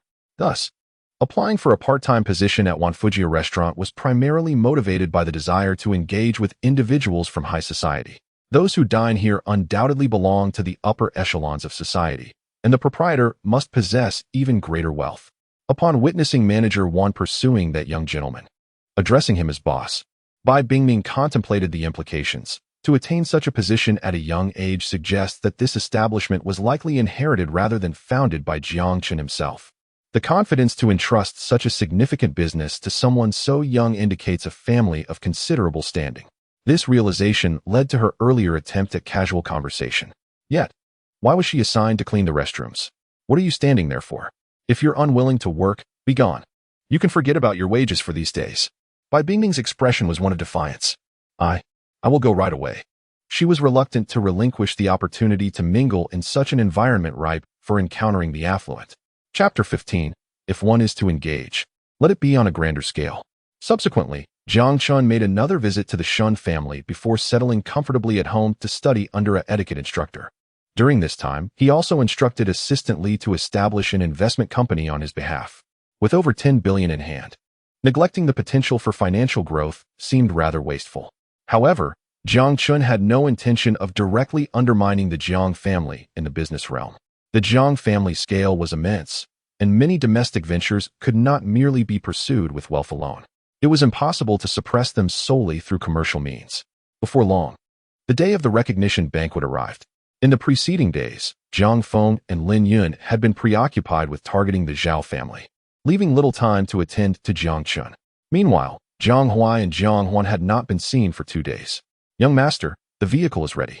In the Jiang family estate, Jiang Chun stood before a full-length mirror, clad in a bespoke suit that accentuated his striking features. At that moment, he epitomized the essence of an aristocratic gentleman. His current demeanor was a stark contrast to the Jiang Chun of yesteryears. As he departed, the path to the starry building was unobstructed, and upon arrival, he was greeted by a throng of luxury vehicles. Today, the most distinguished families of the Haisher elite had gathered for the family recognition banquet jointly hosted by the Jiang and Shen clans. And other families had duly shown their respect. Those lacking significance within their families were simply uninvited. As he approached the entrance of the banquet hall, a figure suddenly leapt into Jiang Chen's embrace. It was Shen Qing. Her warmth enveloped him, and her softness made him reluctant to release her. "Brother Jiang Chun, why did you arrive so late?" she inquired. "It's not late at all. Tonight is our stage, and if we are tardy, let them wait," he replied. "Isn't that rather impolite?" "Shen Qing, remember, this circle does not concern itself with manners. It is driven solely by interests. As the princess of the Shen family and its sole legitimate heir, you possess the capital for pride. Should any trouble arise, seek me out." Shen Qing chuckled, her smile infectious, illuminating the atmosphere around them. "I know Brother Jiang Chun is the best. Let us proceed inside." As they pushed open the grand doors to the banquet hall, the opulent interior left Shen Qing momentarily speechless, her body tensing with a hint of unease. It was only when Jiang Chun gently squeezed her hand that she began to relax. However, after taking just a few steps, they overheard a group gathered around a corner sofa, engaged in fervent discussion. The underprivileged individual truly leads a charmed life, a mere country bumpkin. Yet he has been adorned with such pretensions. I have heard that were it not for the Shun family hosting a reunion banquet, the Jiang family would not have considered publicly acknowledging Jiang Chen. Indeed, it seems that Madame Jiang harbors no affection for Jiang Chun. Do you suppose he might be an illegitimate child? Just reflect on young Master Feng's expression yesterday. It certainly suggests as much, though it cannot be articulated openly. Lower your voice. We should confine such discussions to private quarters.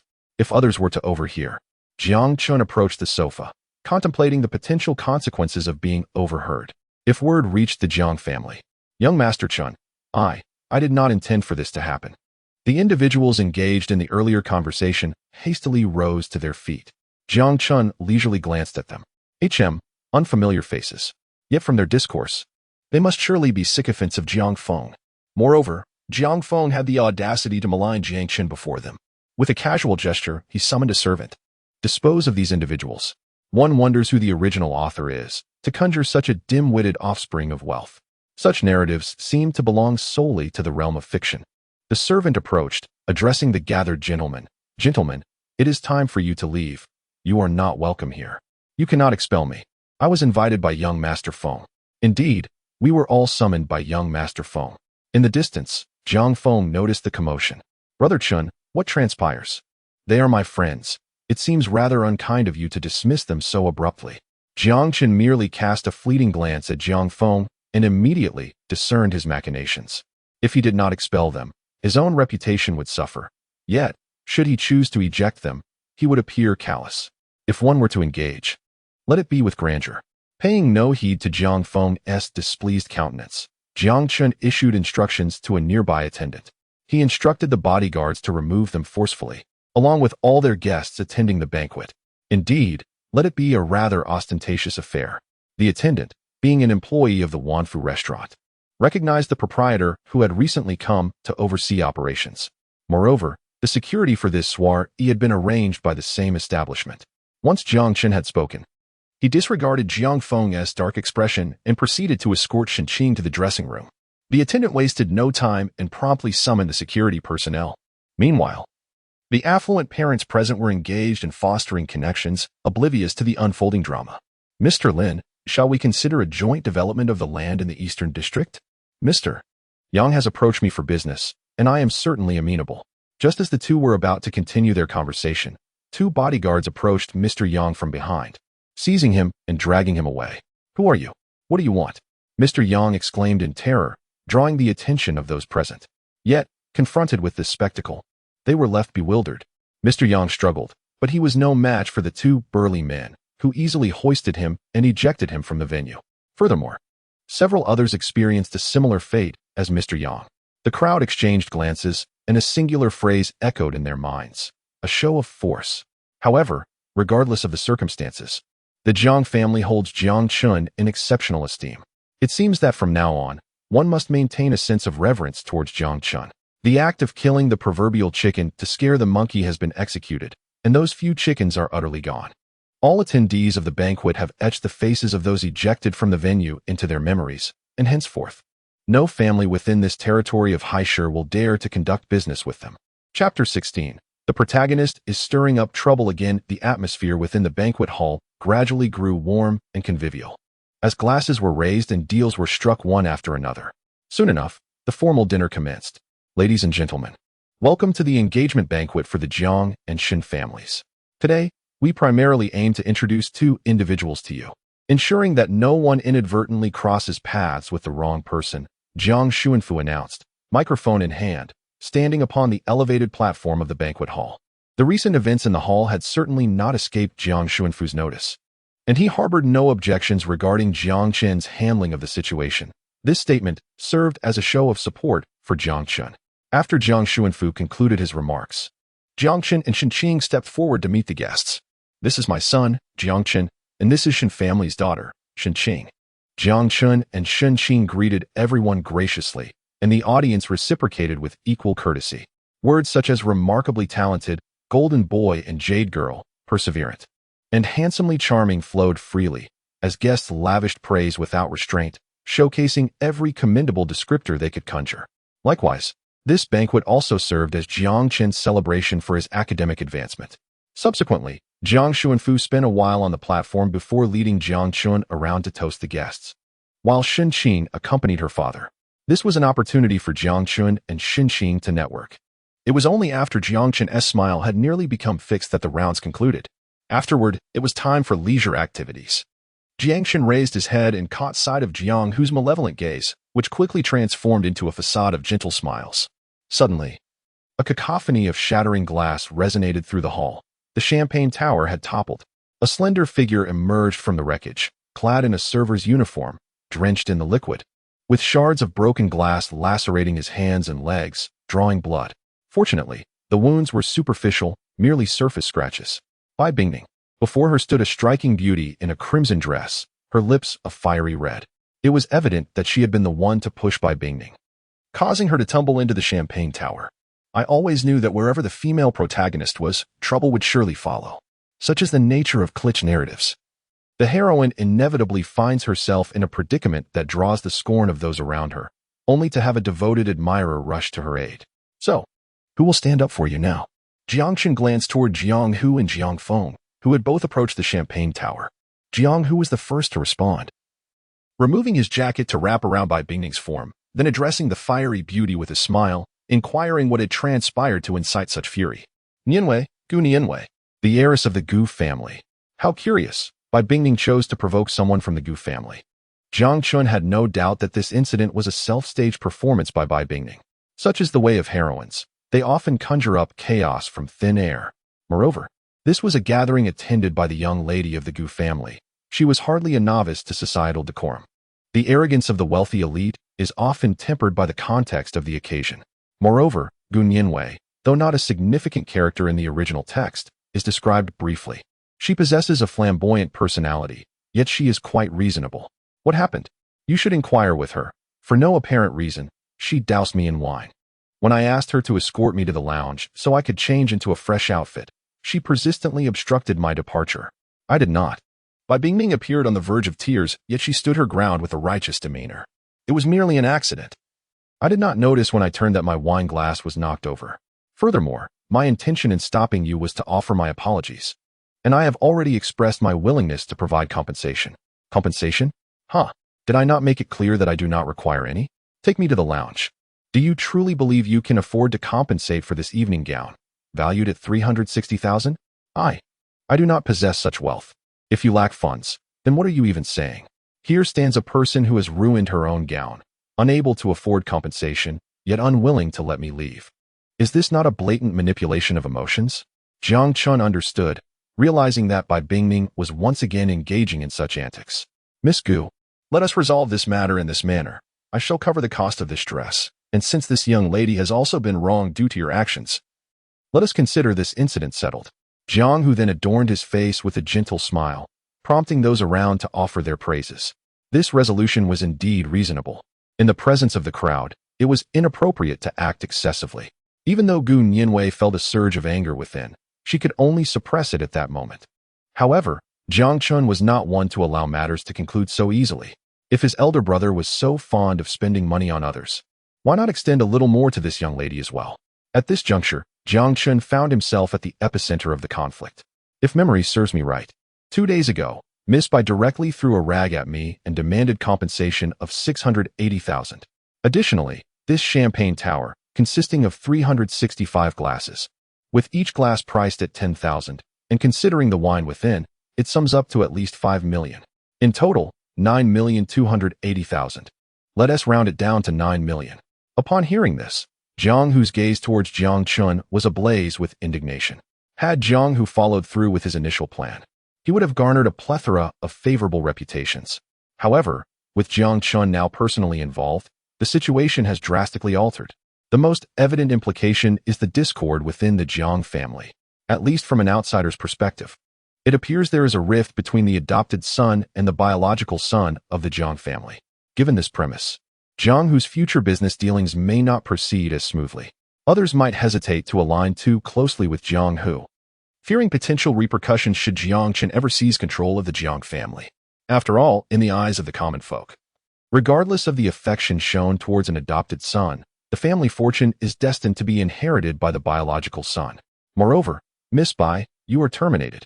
Jiang Feng, observing from the sidelines, was momentarily taken aback, desperately masking the delight that flickered across his face. Previously, he had intended to stir trouble at this recognition banquet, but now he merely sought to blend into the background, hoping to avoid any attention. Let the two of you engage in your battle. The fiercer, the better. In the end, I shall reap the rewards from your conflict. Jiang Hu's fist clenched tightly, turning pale, yet his demeanor remained amiable. Very well, 9 million. You shall receive it shortly in your account. Now, may I take Miss Bai to the hospital? He yearned to bring this farce to a swift conclusion. Of course, came the reply. Jiang Chen stepped aside, watching Jiang Hu depart with a faint smile. It was accomplished. Jiang Hu was inherently not a virtuous individual. The more amiable he appeared during the day, the more indulgent he would become at night, particularly when he was filled with pent-up frustration. Bai Bingming had caused Jiang Hu considerable distress, and given Jiang Hu's temperament, she would undoubtedly face repercussions later that evening. Jiang Hu could be dealt with later. Perhaps Jiang Ling should be the next target. In the original narrative, Jiang Ling had always taken issue with him, resorting to physical confrontations. Chapter 17. The Lost Beginning. You are quite the character, Gu Nianwei remarked, lightly patting Jiang Chun on the shoulder. Her nature was rather carefree, rendering her incapable of grasping the intricate subtleties of the situation. All she understood was her own anger, and that Jiang Chun had provided her with some measure of satisfaction. Everyone shares in this. I shall transfer you 4 million later. The other funds are meant to compensate for this champagne tower, correct? Compensate for what? It costs only a few hundred each. I shall charge 10,000 per piece. It's a lucrative venture, indeed. You have a merciless heart. Thank you for the compliment. Jiang Chun exhibited no trace of embarrassment. After bidding farewell to Gu Nianwei, he retreated to a quiet corner. The relentless pace of recent days had truly exhausted him. Yet, before long, Shin Qing approached him. Brother Jiang Chun, what about the Jiang family? Jiang Chun was well aware of Shin Qing's concerns.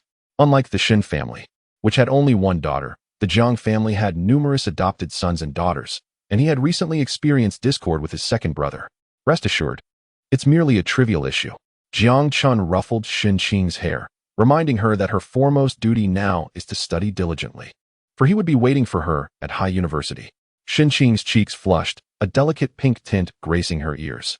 All right, Jiang Chun, do you still consider us family? She exclaimed. Your brother's friend merely exchanged a few words, yet you felt the need to expel them. You country bumpkin. You should be grateful to be part of the Jiang family, yet here you are, causing a scene with your brother at the gathering. Let me tell you, do not covet what does not belong to you. From now on, take good care of Jiang Feng. Do whatever he asks of you. Understood? With such disregard for family.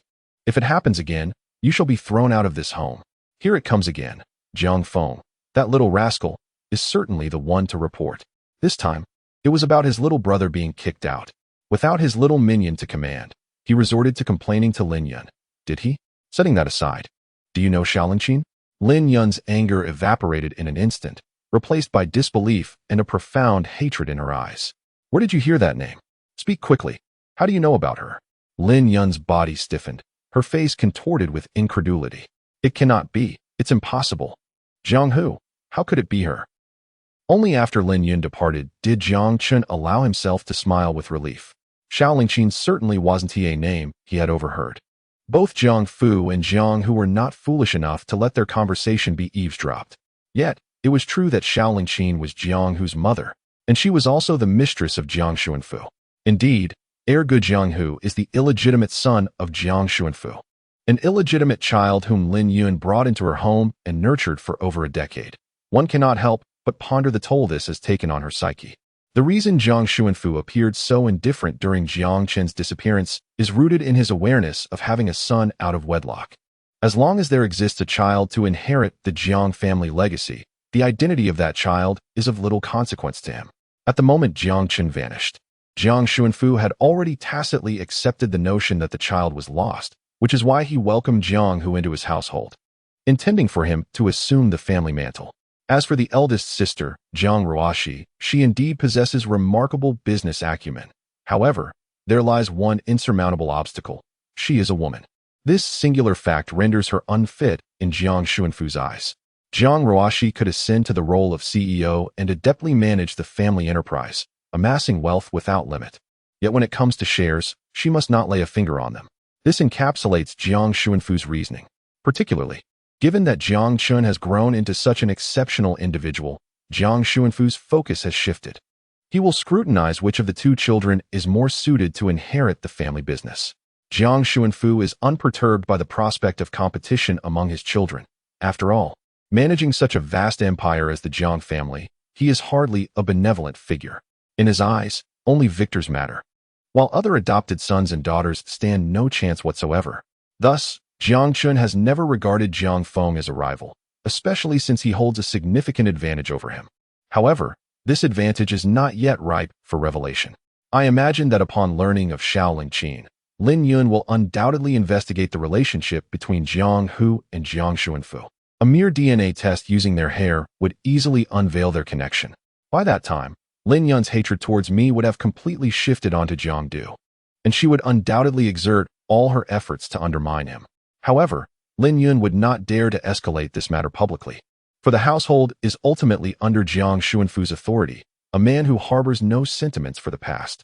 Should the situation escalate to divorce, the Lin family would expel Lin Yun to quell Jiang Xuanfu's fury. At that moment, Lin Yun would possess nothing. This, however, would afford the Zhao and Wang families a moment of respite. Yet, it is inconsequential. The relationships between Sister Jiang Huai, Sister Jiang Huan, and Jiang Feng have become irreparable.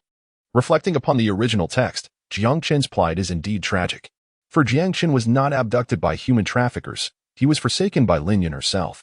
Years ago, when Jiang Chun was still a child, Lin Yun discovered Jiang Xuanfu's infidelity. While Jiang Xuanfu reveled in debauchery, she was left to care for his child, often losing sleep to the cries of a restless infant. Under such immense psychological pressure, Lin Yun chose to evade her responsibilities. The result was that Jiang Chun was abandoned at the doorstep of an orphanage, with Lin Yun fabricating a story about a lost child. Thus, over the course of 2 years, Lin Yun took in many children, attempting to fill the void in her family, only to realize it was futile, until the arrival of Jiang Feng, whom Lin Yun viewed as her redemption. Chapter 18. Her own enterprise. Are you certain? You want me to manage the finances of this company? In a dilapidated breakfast shop, Jiang Chun was seated across from a man, both enjoying steamed buns. Indeed. You have cared for me in the orphanage for so long. Now that you have prospered, it is only right that I lend you a hand. Feng Nan. In the original text, there were those who sought to expose the Jiang family's misdeeds in order to help Jiang Chun escape, yet met with a gruesome fate. Feng Nan swallowed hard and ultimately found it exceedingly difficult to decline. Please, do not tempt me further. I have made up my mind to embark on my entrepreneurial journey. What difference is there between your offer and a form of sponsorship? Haha, sponsorship? As if I would find you appealing. I could consider you as my adopted son instead. Feng Nan quietly finished the breakfast on the table. I understand that you are not lacking in funds. A mere donation to your family would suffice. As for me, I shall carve out my own path to success. How about this? I will provide you with 100 million, and you will establish a company, of which I shall hold a 40% stake. Do not be too hasty in rejecting my offer. I will not interfere in the company's operations. Furthermore, my 40% stake will be original shares, immune to dilution. In the future, I shall only seek dividends. What do you think? Feng Nan fell momentarily silent. To be frank, this proposition was quite tempting, and it felt as though he was acquiring a tremendous opportunity. In essence, Feng Nan would be receiving 60 million without any cost. Do not hesitate. Do you not believe in your ability to expand and strengthen the company? Once the company flourishes, transforming that 100 million into 500 million or even 1 billion, it would still be a profit for me. That is more like it. Here, I will give you an additional 5 million. Please help me pass it to the director's mother. I have not been able to visit the orphanage in recent years, so I would appreciate your assistance in looking after it. Is that all right? Is there anything else I can assist you with? Rest assured, it's just a minor issue. Merely a few hiccups along the way. Jiang Chun was wary of getting too close to the welfare institution, fearing that Jiang Hu or Jiang Feng might act impulsively against it. After parting ways with Feng Nan, Jiang Chun made his way to the 36th floor of the Starry Building. The Starry Tower, standing as the second tallest edifice in Haisher, boasts its uppermost 3 floors occupied by the Wanfufu restaurant, while the middle levels serve as office spaces and a hotel, attracting various companies seeking to lease premises. The ground floor is dedicated to an opulent shopping mall, where even a single garment commands a price in the tens of thousands. Today marks the day when Jiang Chun has arranged to view the 36th floor of the Starry Tower. Young Master Chun, I am the manager of the Starry Tower. Surnamed Du Manager Du, I shall refrain from further pleasantries. What is the annual rental fee for the entire 36th floor? Young Master Chun, the monthly rent here amounts to 5 million. However, I can waive 2 months for you, making it a total of 50 million for the year. Jiang Chun nodded in acknowledgement. Assistantly, prepare the contract and engage a renovation team. With that, he departed without a hint of hesitation. He entrusted Assistant Li with his bank card containing 500 million, confident that payment would not be an issue. Assistant Li remained at the Starry Tower, while Jiang Chun proceeded to another location. In a suburban convenience store, a sign reading store for transfer was prominently displayed. The owner of this establishment was the very person Jiang Chun sought, Chiyu. Chiyu graduated from the business school of Haida University, but during his university years, his mother was diagnosed with a heart condition. In the original narrative, when Chiyu was nearly depleted of funds for purchasing a home, he encountered the male protagonist, who assisted in treating his mother. In gratitude, Chiyu joined the protagonist's company, starting as a mere employee and gradually ascending to become his right-hand man. Jiang Chun's visit this time was motivated by his recognition of Chiyu's commercial acumen. Gazing at the contact information affixed to the door, Jiang Chun dialed Chiyu's number. Soon, a voice imbued with a sense of life's trials resonated through the receiver. "Hello, this is Chiyu. Is this Mr. Chi? I am standing in front of your shop and would like to discuss a business matter with you." The voice on the other end sounded somewhat impatient. "Please wait a moment. I will be there shortly." It wasn't long before a small electric scooter arrived before Jiang Chun. "Let us find a place to converse," Chiyu said, treating Jiang Chun with a sense of gravity as he led him to a nearby CAF. "Mr. Jiang, are you interested in purchasing a commercial property?" Jiang Chun remained silent, instead producing a contract and handing it to Chiyu. "What is this?" "Mr. Chi, I have heard that you graduated from the business school of Haida University. I am aware of your reputation and would like to offer you the position of executive president of my company, with an annual salary of 10 million. Chiyu's hand trembled. He felt that this person before him was playing a cruel joke, eager to witness his embarrassment. "Prior to our meeting, I conducted some research about you. Your mother is currently at the People's Hospital. If you agree, the company is prepared to provide her with the finest medical care, covering her surgical expenses. Furthermore, there will be 4 caregivers rotating around the clock, in addition to a spacious apartment in the city center. All of this is included in this employment contract." Chiyu was visibly shaken, his entire being stunned by Jiang Chun's words. Nonetheless, he cautiously opened the contract to examine it closely. Indeed, everything Jiang Chun had mentioned was documented within the contract. However, there was one stipulation. For a duration of 10 years, Chiyu could not resign or divulge any company information for any reason. During this decade, his annual salary of 10 million would not be subject to any deductions.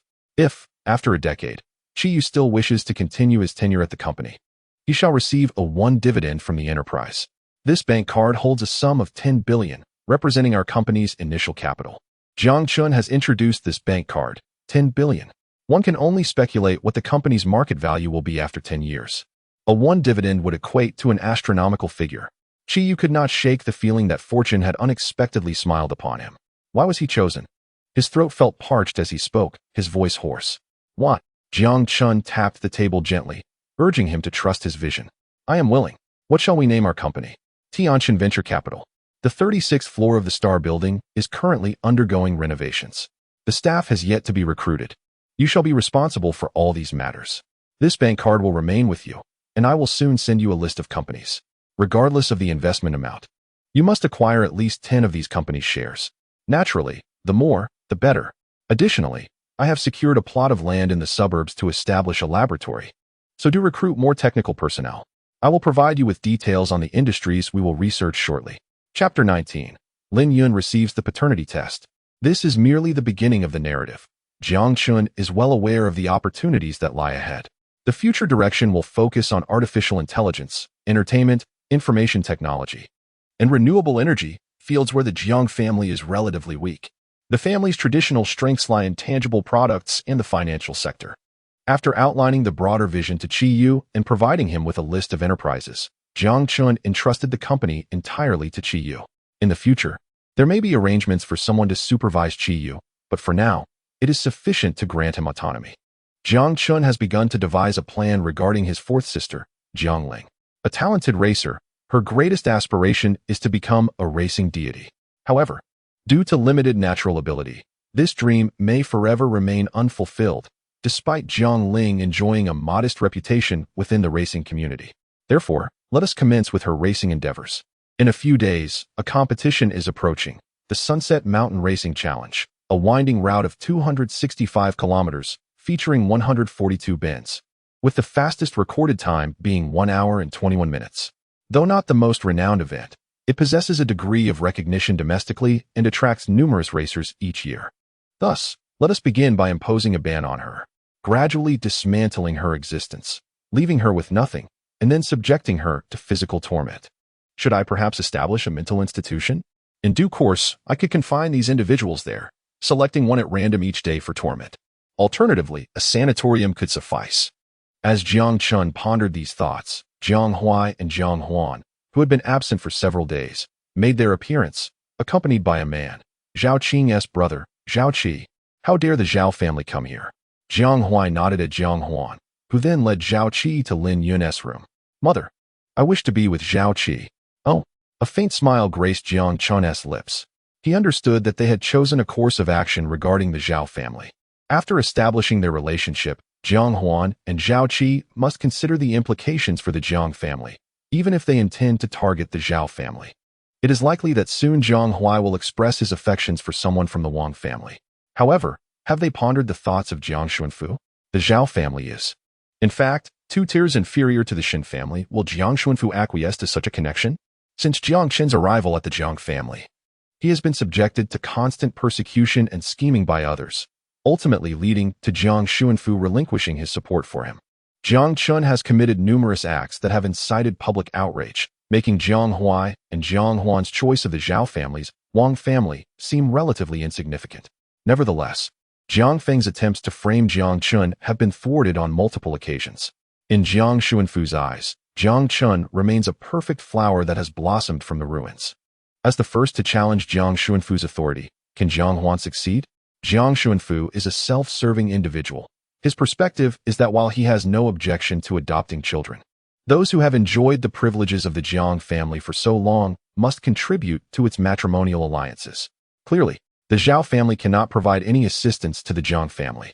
Jiang Huan's approach to Lin Yun is also understandable. The Zhao family is the target of Lin Yun's scrutiny, and by claiming her relationship with Zhao Qi, perhaps Lin Yun's hostility may subside. Moreover, she hopes to persuade Lin Yun to advocate with Jiang Xuanfu for her relationship with Zhao Qi. However, Jiang Huai and Jiang Huan are mistaken. Lin Yun's current preoccupation is far removed from the Zhao family. She is anxiously awaiting the DNA report regarding Jiang Hu and Jiang Xuanfu. The words Jiang Chen shared with Lin Yun have indeed made an impact. After a while, Jiang Huan and Zhao Qi emerged, their expressions rather grim, likely having been expelled from within. Lin Yun, however, was not in the mood to concern herself with Jiang Huan's trivial matters. Instead, she resolved to provoke Lin Yun. With this thought, Jiang Chen approached Lin Yun's door and knocked gently, inquiring if she was well. Upon opening the door, he found Lin Yun seated before her vanity. Her gaze vacant, dark circles faintly visible beneath her eyes. Her face bore the marks of weariness, exhibiting a pallor that spoke volumes of her distress.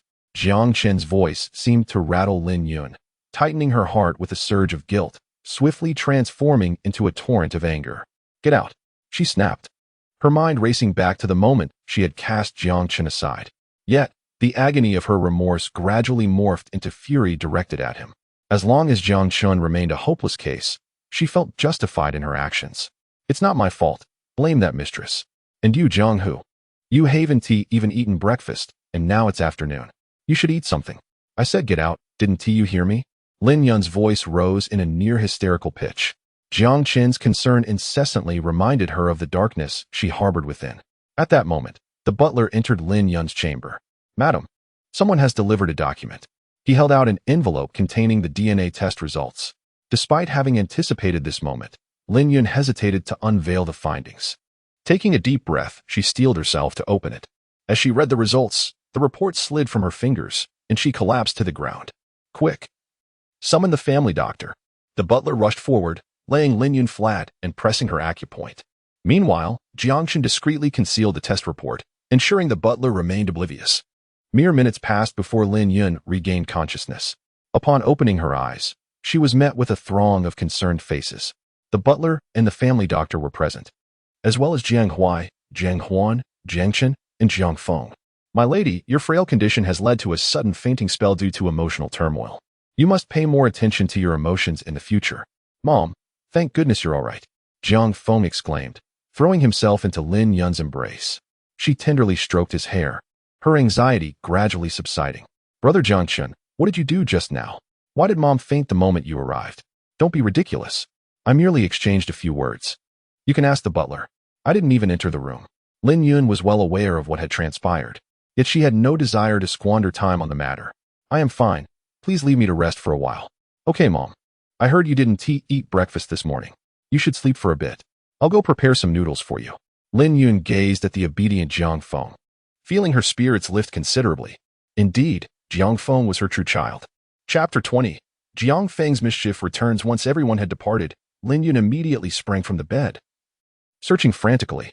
It wasn't until she spotted the test report that had slipped beneath the bed that she breathed a sigh of relief.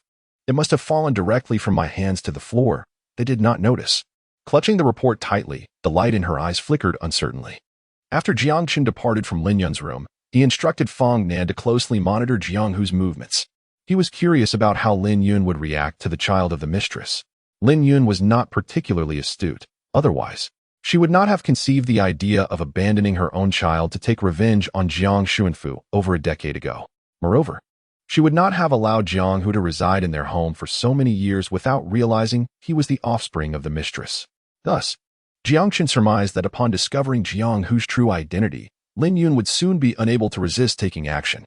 Jiang Hu believed that Jiang Xuanfu harbored paternal affection for him. Who would believe such a notion, if there were any truth to it? How could his mother have remained unrecognized for so long? The victor was always determined by Jiang Xuanfu's affections. Therefore, how long could the isolated Jiang Hu endure? Brother Jiang Chun, let us go out together and buy some gifts for the family. At that moment, Jiang Feng arrived at Jiang Chen's room. How is she? Jiang Chun was reluctant to address Lin Yun as mother and preferred to avoid it if possible. Mother has eaten, taken a sleeping pill, and has gone to bed. Brother Jiang Chun, let us purchase some gifts. When mother wakes up and sees our presents, she will surely be delighted. I know nothing of gifts. All I comprehend is that you intend to stir up trouble. All right, let us go at once. The two made their way to the garage, where Jiang Chun ushered Jiang Feng into the luxurious sports car gifted to him by his fourth sister. Upon seeing such an exquisite vehicle bestowed upon Jiang Chun, Jiang Feng's expression contorted with frustration, yet she managed to force a smile. Brother Jiang Chen, your fourth sister truly values you. She previously mentioned she would gift me a car upon my entrance to university, and now she has given it directly to you. Do you fancy this car? When the time comes, I'll have Jiaoling modify another one for you. Rest assured, the Jiang family will belong to me from now on. Each adopted son and daughter will have no choice but to heed my words. This statement caused Jiang Feng to clench his fists tightly. So, all the adopted sons and daughters must obey you? Are you implying something about me, Jiang Chen? I shall ensure that your family is disappointed in you, and subsequently, I will seize all your affection and wealth. The roar of the engine erupted as Jiang Chun, accompanied by Jiang Feng, sped through the bustling streets of the afternoon. Soon, they halted at a commercial district. This locale represented the pinnacle of urban prosperity, with towering skyscrapers surrounding the square, at least a dozen in number, all housing bustling marketplaces. In particular, the Zijing building, a magnificent commercial hub formed by the interconnection of 5 high-rises, stood as the foremost commercial center of the Great Xia. Here, the affluent thrived while the impoverished languished in despair. Those without means dared not even approach its doors. Are you not going to purchase gifts for them? Jiang Qin inquired. Brother, are you not buying anything? Jiang Feng did not believe a single word of what Jiang Qin said. The 10 million bestowed by their father, along with the several million compensation offered to him by his second brother at the family recognition banquet, was it truly all spent? With such extravagant spending habits, he could easily save a substantial amount, even with a monthly allowance of 10 million. Thus, his father's previous penalty of reducing his allowance to a mere 100,000 was insignificant to Jiang Feng. The savings he had accrued would sustain him comfortably until adulthood. Moreover, if he ever found himself short on funds, he could always ask Lin Yun for more.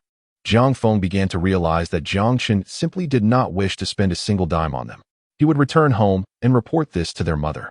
Jiang Feng appeared to speak on behalf of his family, yet beneath his words lay an insistence on Jiang Chun spending money. Very well. I am uncertain about what to purchase. You may select, and I shall transfer the funds to you thereafter. Really? Jiang Feng immediately ceased to feign grievance. Of course. In truth, it was a falsehood. What you buy is of no concern to me. Nevertheless, upon receiving Jiang Qin's statement, Jiang Feng began to wander about, surveying the surroundings. And without hesitation, he seized anything that caught his fancy, exuding an air of opulence.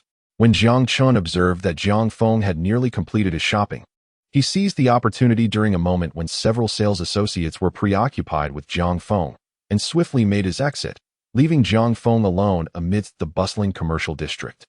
However, as Jiang Chun departed, he caught sight of someone, Bai Bingning. At that moment, Bai Bingning wore an expression of exhilaration, with faint red marks visible beneath her neck. Likely a remnant of an intense encounter the previous night, she was seated in an upscale boutique, surrounded by eager sales associates, who presented her with an array of items. It was evident that Bai Bingning was entranced by the offerings, yet she retained her composure, selecting only her two most cherished pieces.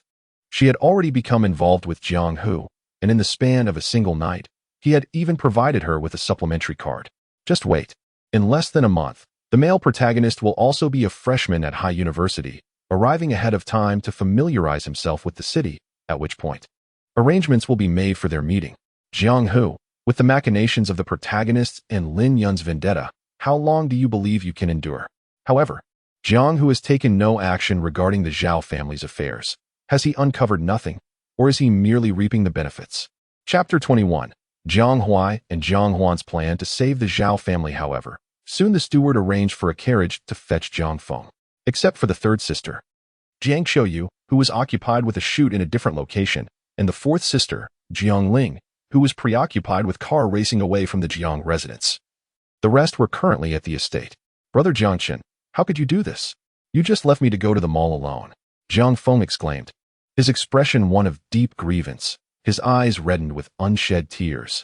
He foolishly hoped that through his family's affection, they would rally to his side and criticize Jiang Chun. Yet, he failed to notice that Jiang Xuanfu remained unperturbed, Lin Yun appeared to be in a daze, and second brother Jiang Hu showed no interest in his words. With the third and fourth sisters absent, the gazes of the fifth sister, Jiang Huai, and the sixth sister, Jiang Huan, were particularly intricate. Wasn't this a manifestation of their awareness of the family's situation, coupled with a sense of urgency? Sixth sister, you mentioned that you were in a relationship with Zhao Qi. Jiang Chen's remarks successfully shifted the focus of Jiang Feng's grievances onto Jiang Huan's romantic involvement.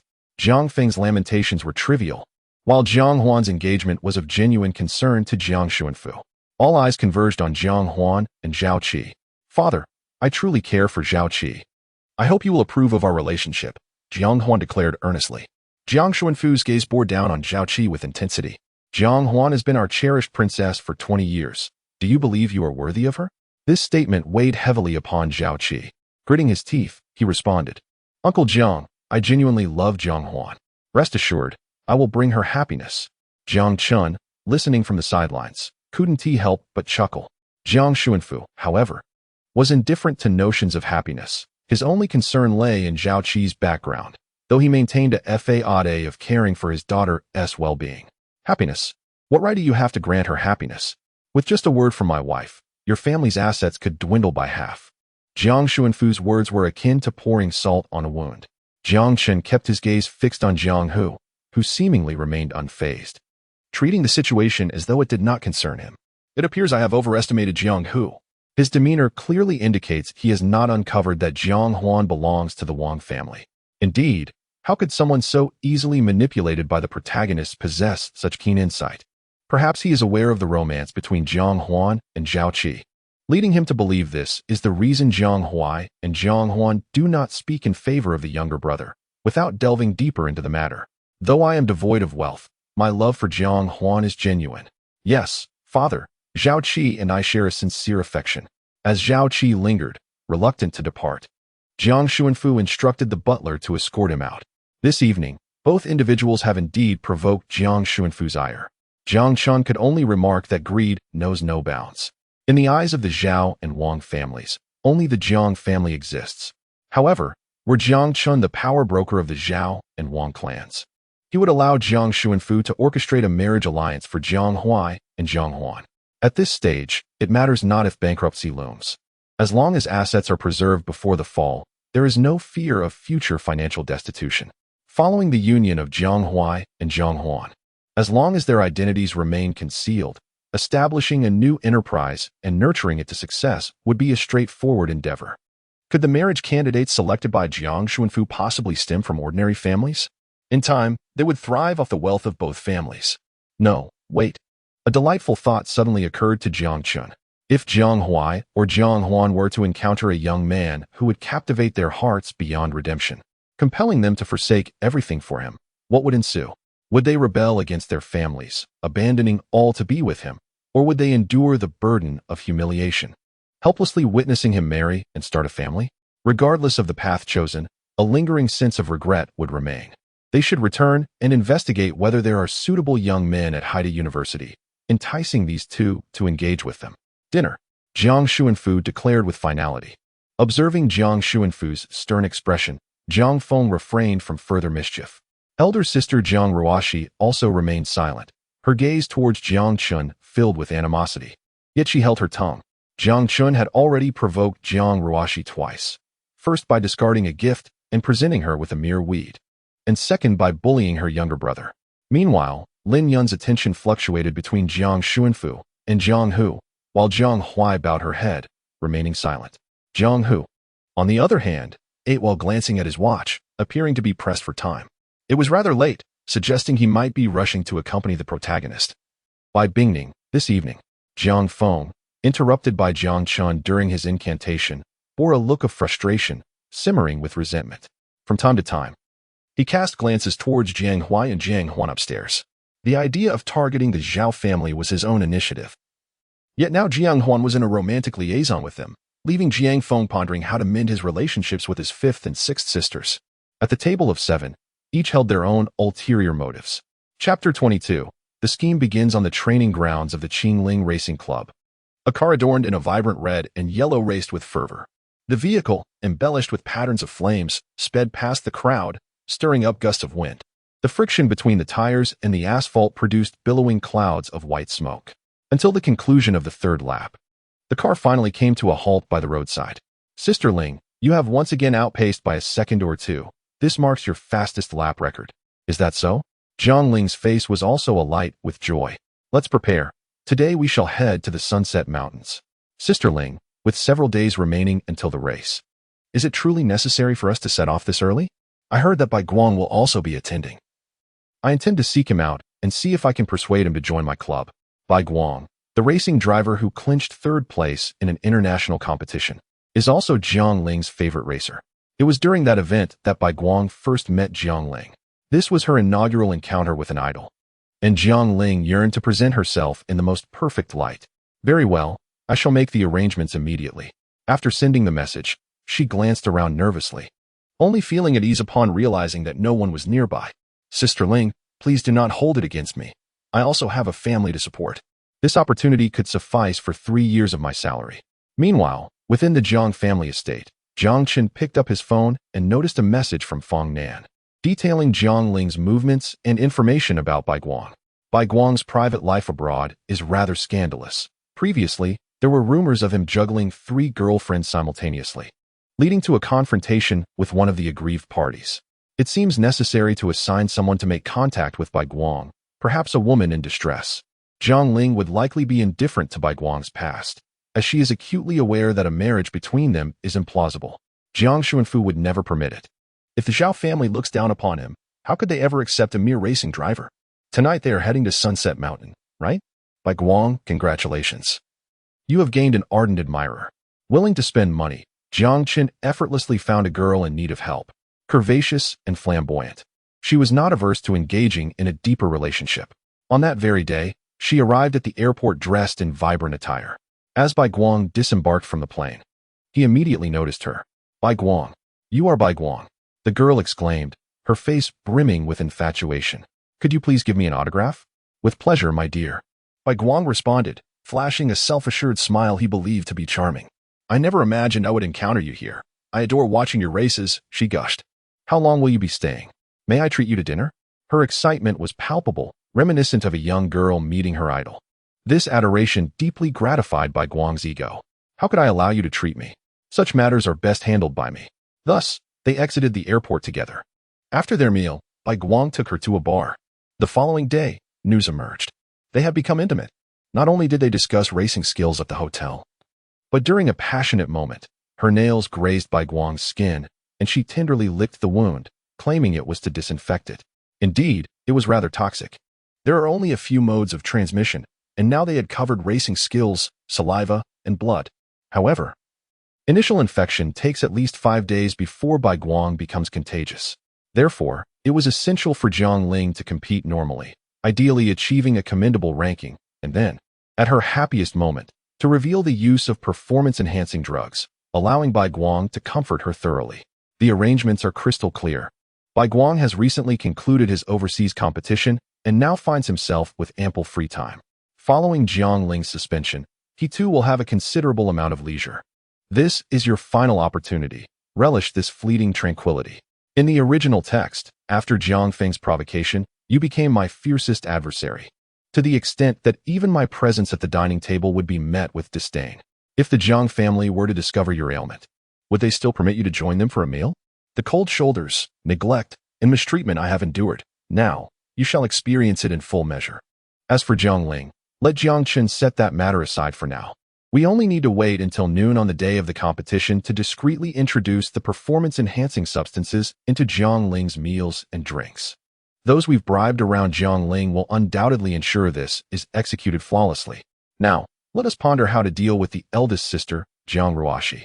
Currently, the most hostile individuals in the household towards me are undoubtedly Jiang Ruoxi and Jiang Feng. Jiang Feng is of little concern. He is not my foe to contend with. My focus must solely be on Jiang Ruoxi. It cannot be denied that Jiang Ruoxi possesses significant business acumen.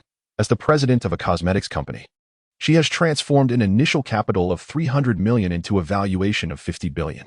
Thus, let us attempt to bring this enterprise to its knees. The cosmetics industry is particularly vulnerable to allegations of harmful ingredients, regardless of the veracity of such claims. The mere dissemination of this information would undoubtedly undermine the company's marketing efforts. Jiang Ruoxi's brand is positioned as high-end. Therefore, we shall seek out several funeral homes to apply her cosmetics to the deceased and subsequently expose this practice. Afterward, purchasing her brand's products may evoke a sense of revulsion in potential customers. It is essential to recognize that the competition within the cosmetics market is exceedingly fierce, with numerous alternatives available. Any minor disturbance surrounding Jiang Ruoxi could lead to her adversaries launching a relentless campaign against her. These two tactics have, at the very least, caused Jiang Ruoxi's market value to evaporate by half. Chapter 23. Jiang Ruoxi and Jiang Ling enter the fray. The brand established by Jiang Ruoxi is named Morning Dawn. As Jiang Chun had anticipated, once the harmful substances in Morning Dawn's cosmetics were exposed, it triggered an immense uproar within the beauty industry. The online discourse surged with waves of criticism aimed at Morning Dawn for its apparent disregard for consumer safety. Countless partners and distributors inundated her with calls, urging her to initiate product returns. Jiang Ruoxi quickly responded by releasing the testing data of her cosmetics online and issuing cease and desist letters to those who spread falsehoods. She also organized a promotional event to stabilize the precarious situation of Morning Dawn. However, the online community remained indifferent to the truth. They cared little for the actual facts. All they knew was that the cosmetics from the Morning Dawn brand potentially posed a carcinogenic risk. With an abundance of alternative products available, many preferred to choose a brand that offered them peace of mind. Amidst the uproar surrounding Morning Dawn, an employee from a funeral home revealed that the brand used for cosmetic application on corpses was, in fact, Morning Dawn. This revelation was inescapable. The first thought that crossed the minds of potential customers was the association with death. Consequently, the Morning Dawn brand became irrevocably linked to the funeral industry. Within a week, the brand's revenue plummeted by 80%. Unless a rebranding occurs, Morning Dawn stands on the brink of losing its legitimacy in the cosmetics realm. The company has yet to declare bankruptcy, but this is merely a consequence of its previously substantial market presence. But how long can this outcome be sustained? Currently, the Morning Sun is struggling financially, and all product development has come to a halt. The most effective way to salvage Morning Sun would be for Jiang Ruoxi to find someone to fully acquire the company, rebranding it to continue operations. However, Jiang Ruoxi does not possess such substantial cash flow at present. Should she rely on the power of the Jiang family, she would lose all hope in the inheritance disputes. Jiang Ruoxi has always believed that the Jiang family deserves this opportunity, as she has diligently strived for success over the years, largely to gain her father's approval. The thought of relinquishing this endeavor is more unbearable than death itself. For a week now, Jiang Ruoshi has been living at the company. Yet she finds herself at a loss. Morning Sun is currently experiencing a slow demise. Perhaps if they endure for another 2 or 3 years, as the public gradually forgets the incident, Morning Sun might recover. However, Jiang Ruoshi does not have that luxury of time. The final option is to sell Morning Sun at a loss. Previously, the company's market value reached 50 billion, but now, burdened with scandals, a full sale could still fetch around 10 billion. Transforming 3 billion into 10 billion is a commendable return. However, one must consider the reason behind Jiang Ruoshi's decision to sell the company. She is being coerced into this desperate measure by others' underhanded tactics. Jiang Xuanfu would surely look down upon such a child, incapable of resolving issues. What if problems arise within the Jiang family one day? Would she still have to sell? Jiang Xuanfu is acutely aware of Jiang Ruoshi's situation, but has chosen not to intervene. He wishes to observe how his own daughter navigates this predicament, yet his disappointment only deepens as time passes. Meanwhile, Jiang Ruoshi's troubles are far from over, as new developments arise on Jiang Ling's side. Jiang Ling achieved a commendable second place in the recent Sunset Circular Speed Test, and it is said that a celebratory gathering was held following the event. However, the subsequent results from the race committee's post-event inspection revealed the use of performance-enhancing substances by Jiang Ling, leading to the disqualification of her ranking. Consequently, the Great Summer Event Organizing Committee imposed a 3-year suspension on her. Naturally, Jiang Ling contested this decision, demanding a retest while also seeking independent verification. Regrettably, all tests consistently indicated the presence of banned substances. In a fit of rage, Jiang Ling vandalized the race committee's office, prompting the committee to contact law enforcement to quell the ensuing turmoil. Nevertheless, Jiang Ling's name reverberated throughout the racing community, and a saying emerged: no one possesses superior racing skills compared to Jiang Ling, yet no one can match her fighting prowess. And those who excel in combat lack her racing finesse. By the time Jiang Ling realized she had been deceived, all traces of evidence had vanished. Infuriated, she abandoned all responsibilities at the Qingling Club and embarked on a trip abroad with Bai Guang to seek solace. Fortunately, Jiang Xuanfu had advised his children that while they could make public appearances, they must not reveal the existence of the Jiang family. Thus, Jiang Ling's predicament did not implicate the Jiang household. Not even Jiang Qiuyu, now a renowned celebrity, has had her origins exposed. Some powerful figures in the entertainment industry may be aware, but they dare not speak of it. Affluent families are indeed wary of being thrust into the spotlight. Once one achieves a certain level of fame, the world scrutinizes every action under a magnifying glass. Due to Jiang Xuanfu's decision, various newspapers are now under the influence of the Jiang family, and they hold shares in numerous social applications. The stipulation is unequivocal. No reports concerning the Jiang family may be published, whether favorable or unfavorable. This explains why, despite Fong Nan's awareness of Jiang Chen's plight and her desire to expose the Jiang family's misdeeds online, she could not stir even a ripple.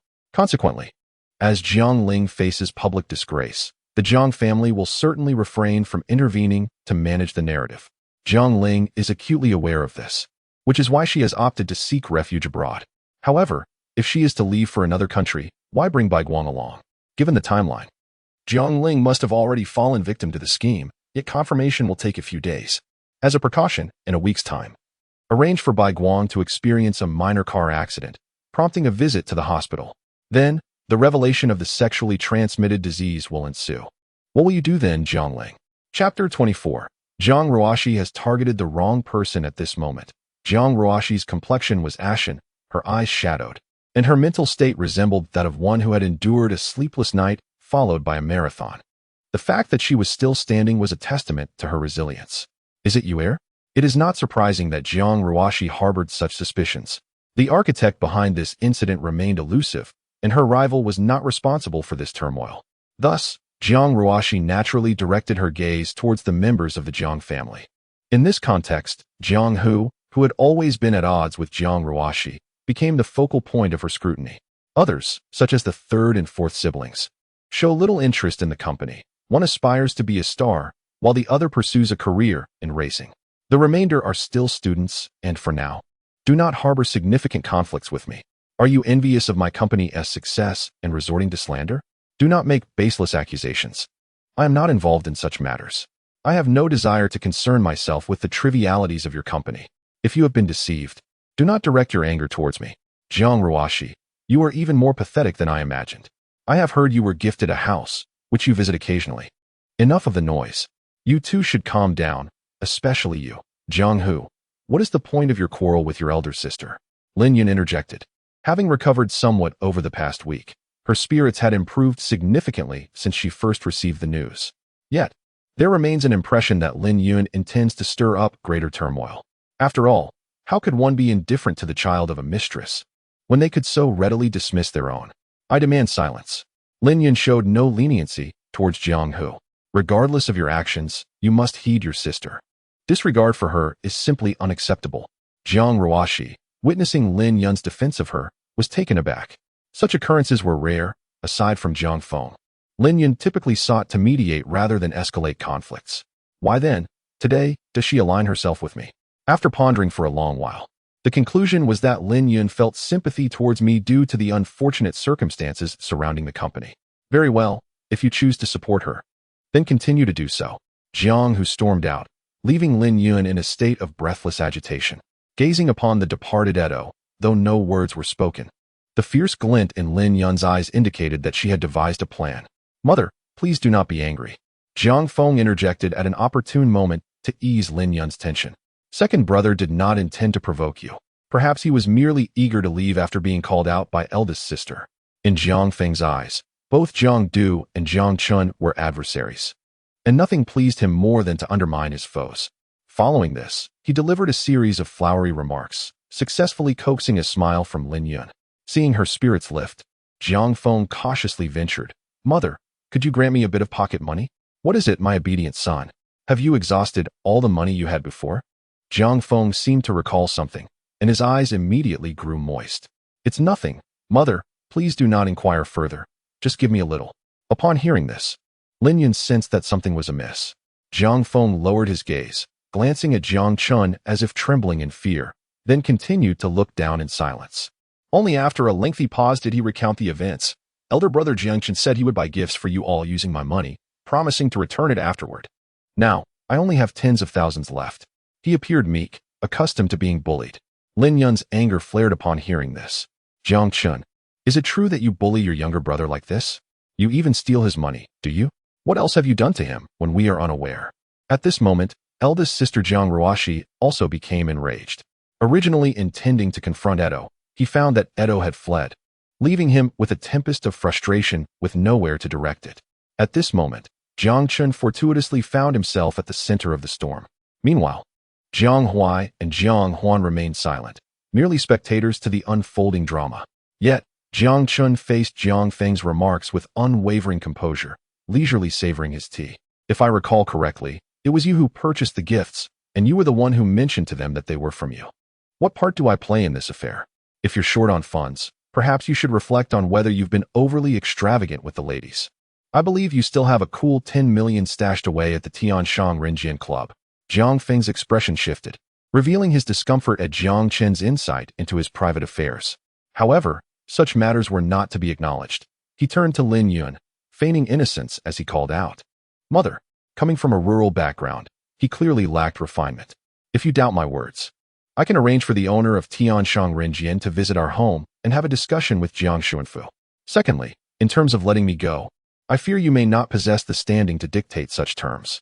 Should you continue to push your luck, believe me when I say that my brother and I could easily purchase the neighboring estate, rendering Jiang Feng unwelcome there henceforth. While Jiang Feng might be a well-behaved son at home, his demeanor in the outside world told a different story. Jiang Chun had conducted a simple inquiry into Jiang Feng's background and discovered an abundance of unsavory information. The only distinction was that within the confines of their household, others chose to disbelieve that Jiang Feng was capable of such behavior, particularly Jiang Feng himself, who placed the blame for all matters squarely upon his own shoulders. As for the second point, Jiang Chen's message was unequivocal. Should you persist in your antagonism towards me, I would join forces with Edo to ensure Jiang Feng is expelled from our home. Lin Yun naturally grasped Jiang Chen's implications, but her understanding only fueled her urgency. One is a biological child, and the other is an illegitimate son, Both are offspring of Jiang Xuanfu. In comparison, Jiang Feng, the adopted son, holds no advantages whatsoever. If Jiang Chun and Jiang Hu were to unite, Jiang Feng would be entirely devoid of hope. Chapter 25, Jiang Huai's favor. So, do you understand, Jiang Feng? You ought to behave, or I might just have to dispose of you. Should you engage in any nefarious activities, I assure you, you won't even be able to pay your tuition. Jiang Chun reclined back, leisurely lounging on the sofa. What do you think you are, Jiang Chun?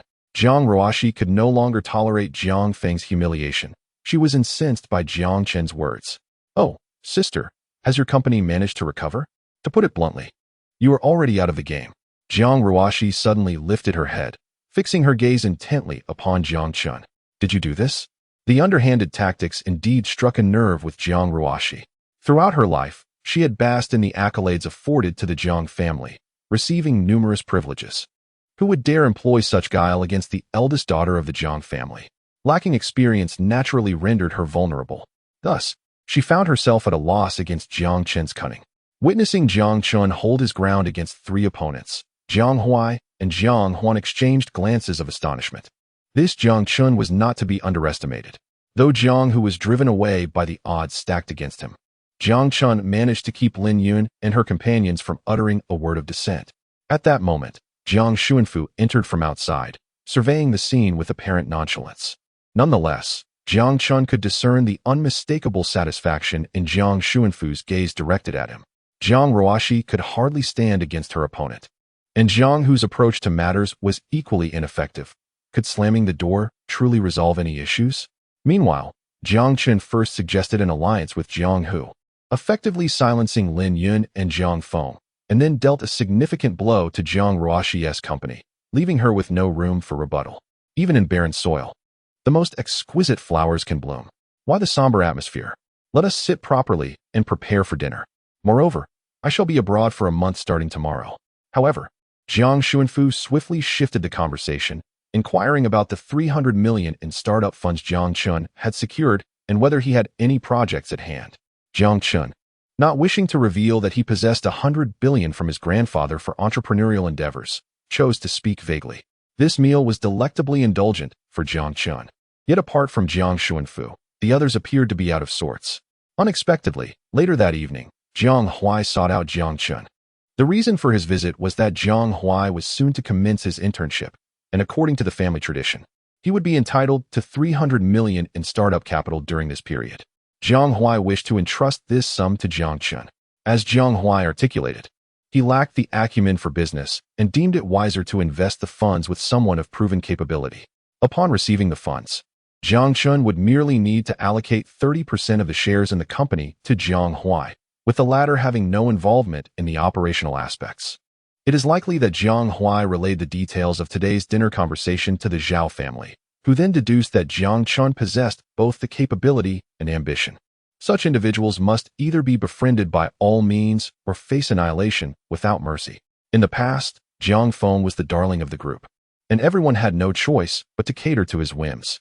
However, it is now evident that Jiang Xuanfu has developed a pronounced fondness for Jiang Chun, whose status as a legitimate heir significantly enhances his prospects of inheriting the family fortune. By cultivating a favorable relationship with Jiang Chun at this juncture, who could fear a future devoid of wealth and prosperity? As I mentioned earlier, I currently lack any pressing projects. Having recently acquired a substantial sum of money, I wish to indulge in a bit of leisure. Perhaps we can revisit this conversation when I feel inclined to pursue my career more earnestly. A lack of explicit consent is tantamount to a refusal. Nevertheless, Jiang Huai remains indifferent. His primary purpose for visiting today was to convey his stance to Jiang Chun. In the present circumstances, that is sufficient. Once Jiang Huai departed, Jiang Chun lost interest in further studies, dismissed the etiquette teacher, and proceeded to take a shower. Unexpectedly, during this moment, he received a call from Gun Yinwei. Hello, is this Jiang Chun? We had previously arranged for me to treat you to dinner. Are you available tomorrow? I would like to introduce you to a few individuals. As a member of the Gu family, Gun Yinwei's mention of introductions implies that these individuals are certainly prominent figures within the second-generation social circle. Naturally, Jiang Chun would not decline such an opportunity to expand his network. In the future, there may arise situations where his own presence is inconvenient, and he would require the assistance of these connections. All right, when and where shall we meet? At Xingyue restaurant. By the way, could you also invite that heiress from the Shin family? My friends are eager to make her acquaintance. It is indeed time to introduce Shin Qing to this social circle, allowing these second-generation individuals to become acquainted with her, thus preventing any future misjudgments regarding her identity. Speaking of which, hasn't Jiang Feng been spreading disparaging remarks about me among his circle of dubious friends? This time, I shall take a page from his book. Chapter 26. Are you interested in watching a play? Why is it just you here? Didn't you mention there were others? At the Xingyue restaurant, Jiang Chun observed Gu Nianwei seated alone at the dining table, a hint of perplexity crossing his features. They had little interest in dining, having agreed to meet at the bar later in the evening. The bar. Jiang Chun glanced back at Shin Qing, who followed him like a loyal shadow. He was reluctant to expose Shin Qing to such environments, yet as the daughter of the Shin family, she would inevitably encounter such places in the future.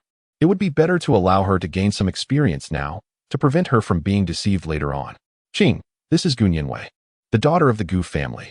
If you need anything in the future, you can approach her. She is not one to shy away from trouble. You make it sound as if I am a diligent workhorse, Gu Nianwei replied with a playful tone. From now on, you may call me Sister Wei. In this little corner of Haisher, I can still look out for you. Sister Wei, hello. Shin Qing greeted sweetly. The three settled down to dine. But Jiang Chen's casual glance unexpectedly landed on Jiang Hu and Bai Bingming seated in a corner. Their relationship seemed to be blossoming rapidly. The gaze Bai Bingming cast upon Jiang, who was brimming with affection. A delicate flower with principles, yet willing to transcend her boundaries at a mere word from him. This was a game that those in power relished. Jiang Chun was aware that Bai Bingming was merely putting on an act, while Jiang Hu was utterly entranced. Given this development, it seemed the next phase of the plan could be set in motion.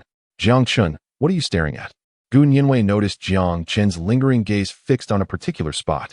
Turning to look, she exclaimed, "Isn't that your second brother? Who is the girl sitting across from him? Didn't your father arrange for him to marry Xieyu? Indeed, my dear second brother possesses his own thoughts. By the way, would you care to witness a performance?" "You mean?" "Yes, summon Xieyu." "Haha, you truly are mischievous, but I rather enjoy it." Gu Nianwei discreetly captured a photograph and sent it to Xieyu, also including the restaurant's location.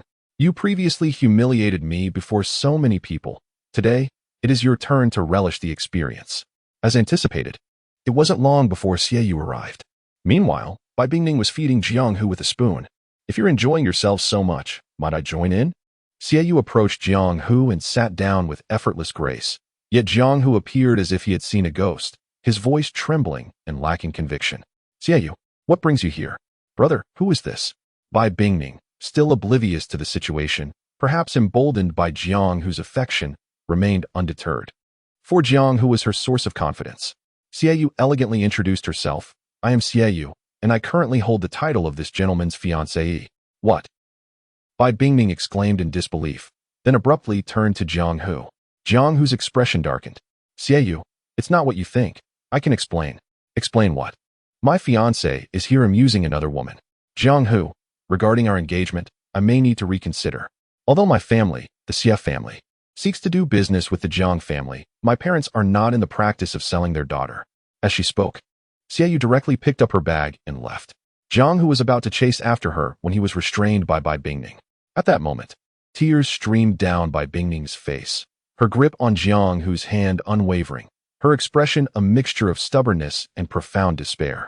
Observing her, Jiang Hu felt a pang in his heart, yet he quickly steeled his resolve. Xieyu was the marriage partner that Jiang Xuanfu had arranged for him. His father had always looked down upon individuals from abroad, a sense of pride inherited from his grandfather.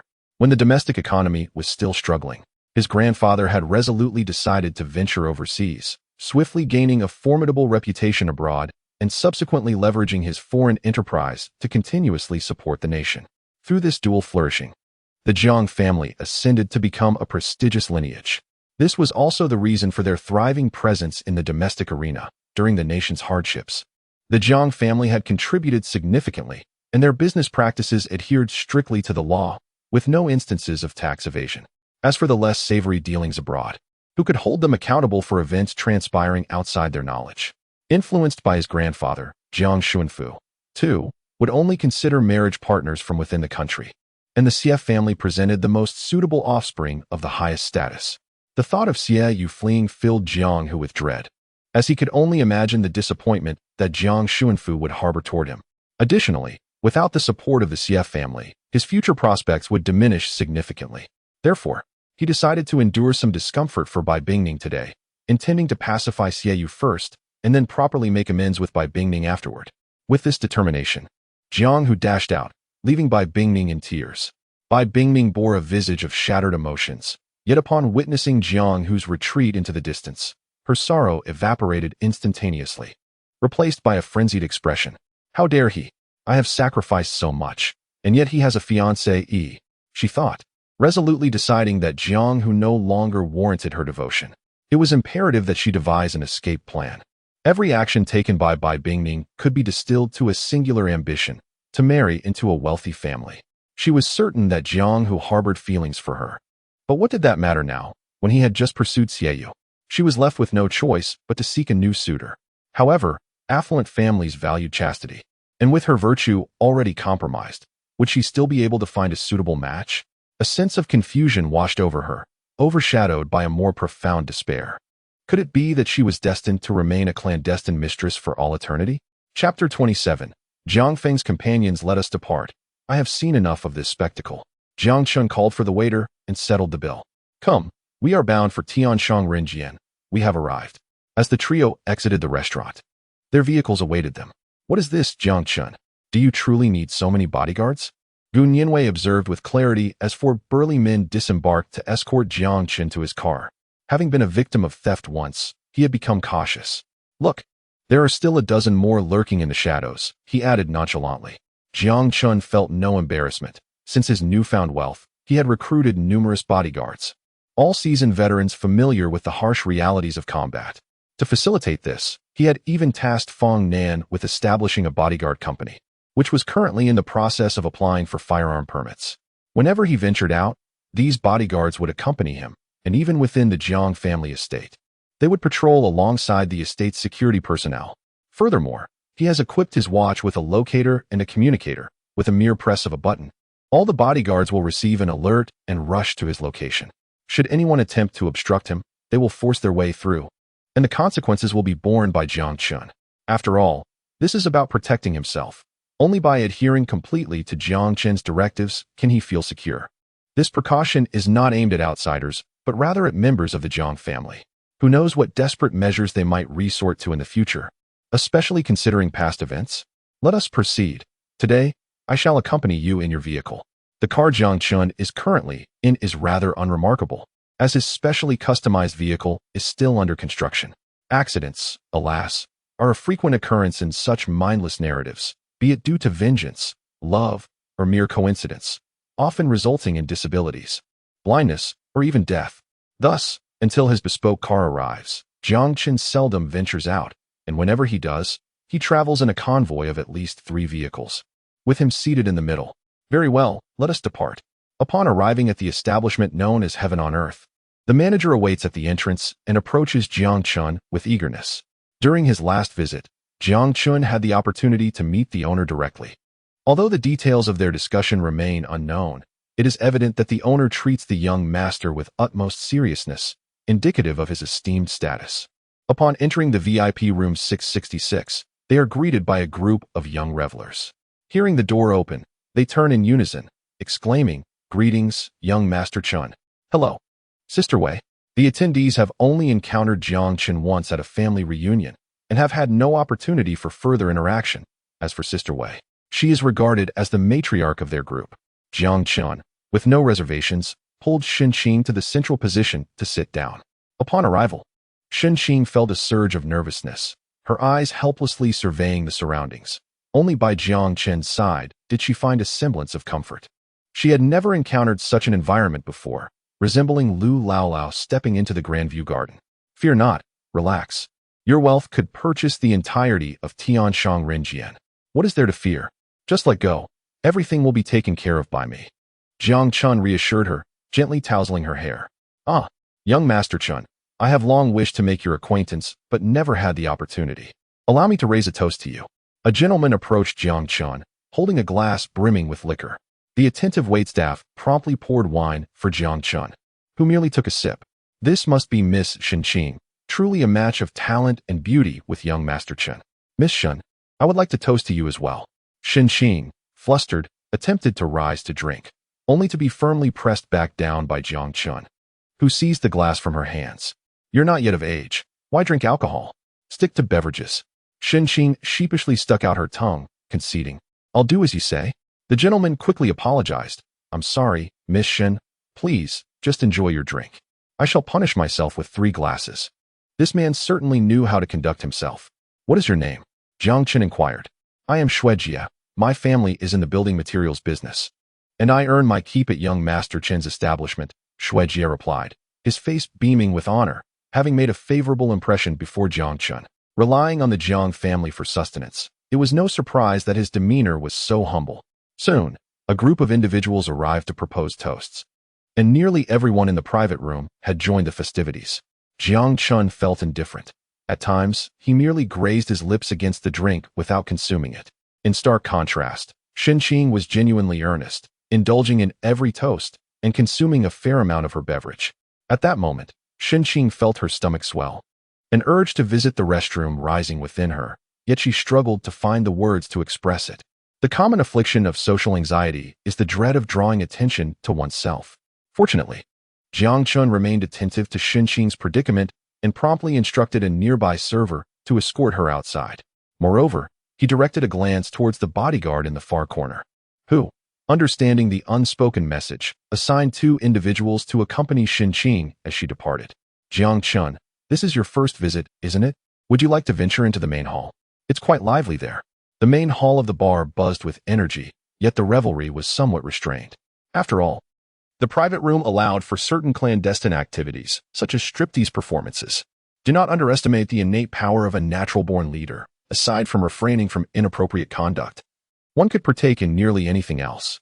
However, none among Gu Nianwei's circle had an inclination towards such pastimes. Gu Nianwei beckoned a server over, but before long, the manager approached with a look of concern. Young Master Chun, I sincerely apologize, but the esteemed booth 666 has been reserved by the friends of young Master Jiang Feng. Excuse me? Jiang Chen momentarily struggled to comprehend. Hadn't he spoken with the owner of the establishment?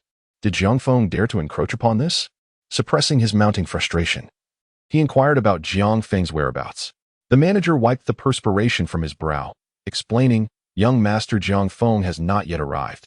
However, his companions insisted that if they were not granted this booth, young Master Jiang Feng would ensure that the bar would face dire consequences. Thus they forcibly reserved it. Under the guise of Jiang Feng's name, this group of sycophants does not truly harbor loyalty towards him. If a booth is occupied, Jiang Chun can simply select another. However, when it comes to Jiang Feng's friends, they will undoubtedly be treated with utmost care. After all, in the original narrative, this circle of friends was indeed tasked by Jiang Feng to look after the original owner. Let us depart. Take me to see, someone exclaimed eagerly. I want to go as well. Surely there will be a splendid show to behold.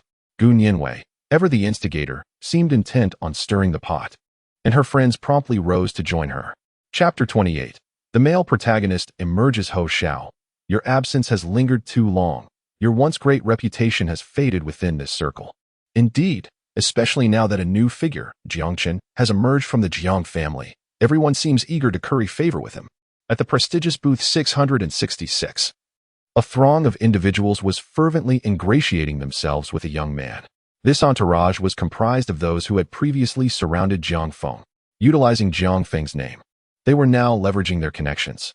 Having languished in a remote and impoverished locale for so long, they were steeped in a sense of inferiority. It is perplexing why the Jiang family places such importance on Jiang Chun, especially since the esteemed young Master Jiang Feng has been wary of frequenting bars lately. Having once basked in the benefits of being close to Jiang Feng, their current predicament, with Jiang Feng under stringent scrutiny, has left them feeling resentful. Their discontent runs deep, and they are already contemplating alternative paths. The individual they are currently courting, Ho Xiao, is the one they have gathered to please tonight. The speaker, whom Jiang Chen recognizes, is none other than a second-generation heir whom he had previously expelled from the recognition banquet. Are you all afraid of a country bumpkin emerging from a backwater? Ho Xiao raised his glass with a dismissive air. When will you assist me in arranging a meeting with Jiang Chen? I wish to converse with him and persuade him to cease his antagonism towards you. No need. I have already arrived. Jiang Chun strode forward, causing those who had previously occupied the booth to rise and retreat to the side. They fell silent, gripped by trepidation, recalling the disparaging remarks they had just made about Jiang Chun, hoping he had not overheard. Are you Jiang Chun? Ho Xiao did not rise, instead surveying Jiang Chun with an air of indifference. I hear they refer to you as Ho Xiao. You are the second son of the Ho family in the capital. Ho Yangrong? Indeed, that is I. I have heard you have made quite a mess of these individuals. They are now my subordinates. I offer you a chance. Drink this glass of wine and compensate them with several billion in business, and I shall consider the previous events as if they never transpired. Ho Yangrong waved his hand, and his subordinates, keenly perceptive, poured a glass of wine and placed it on Jiang Chen's table, projecting an air of authority. This self-important demeanor elicited a smile from Jiang Chun. In the original narrative, Ho Yangrong indeed possessed the arrogance to consider himself superior, for he is the protagonist. It is well known that the protagonist's journey is often fraught with adversity. His mother, after the passing of the original Mrs. Ho, married a commoner, leaving behind a child. Hoing, the stepmother, had consistently treated this eldest son harshly. Perhaps due to the challenges of life, Hoing displayed extraordinary intelligence from a young age, securing developmental funds from Mr. Ho to establish his own enterprise. Consequently, the stepmother's influence within the household diminished significantly. At that time, Hu Yangrong was attending school, constantly targeted by Huiying. The harsh treatment he had previously endured from his stepmother was now being inflicted upon Hu Yangrong. This time, it was only due to his acceptance into Haida University that he found himself in Haisher. In the original text, Hu Yangrong indeed achieved considerable success in Haisher and, in collaboration with the female lead by Bingning, acquired a significant number of shares in the Jiang family.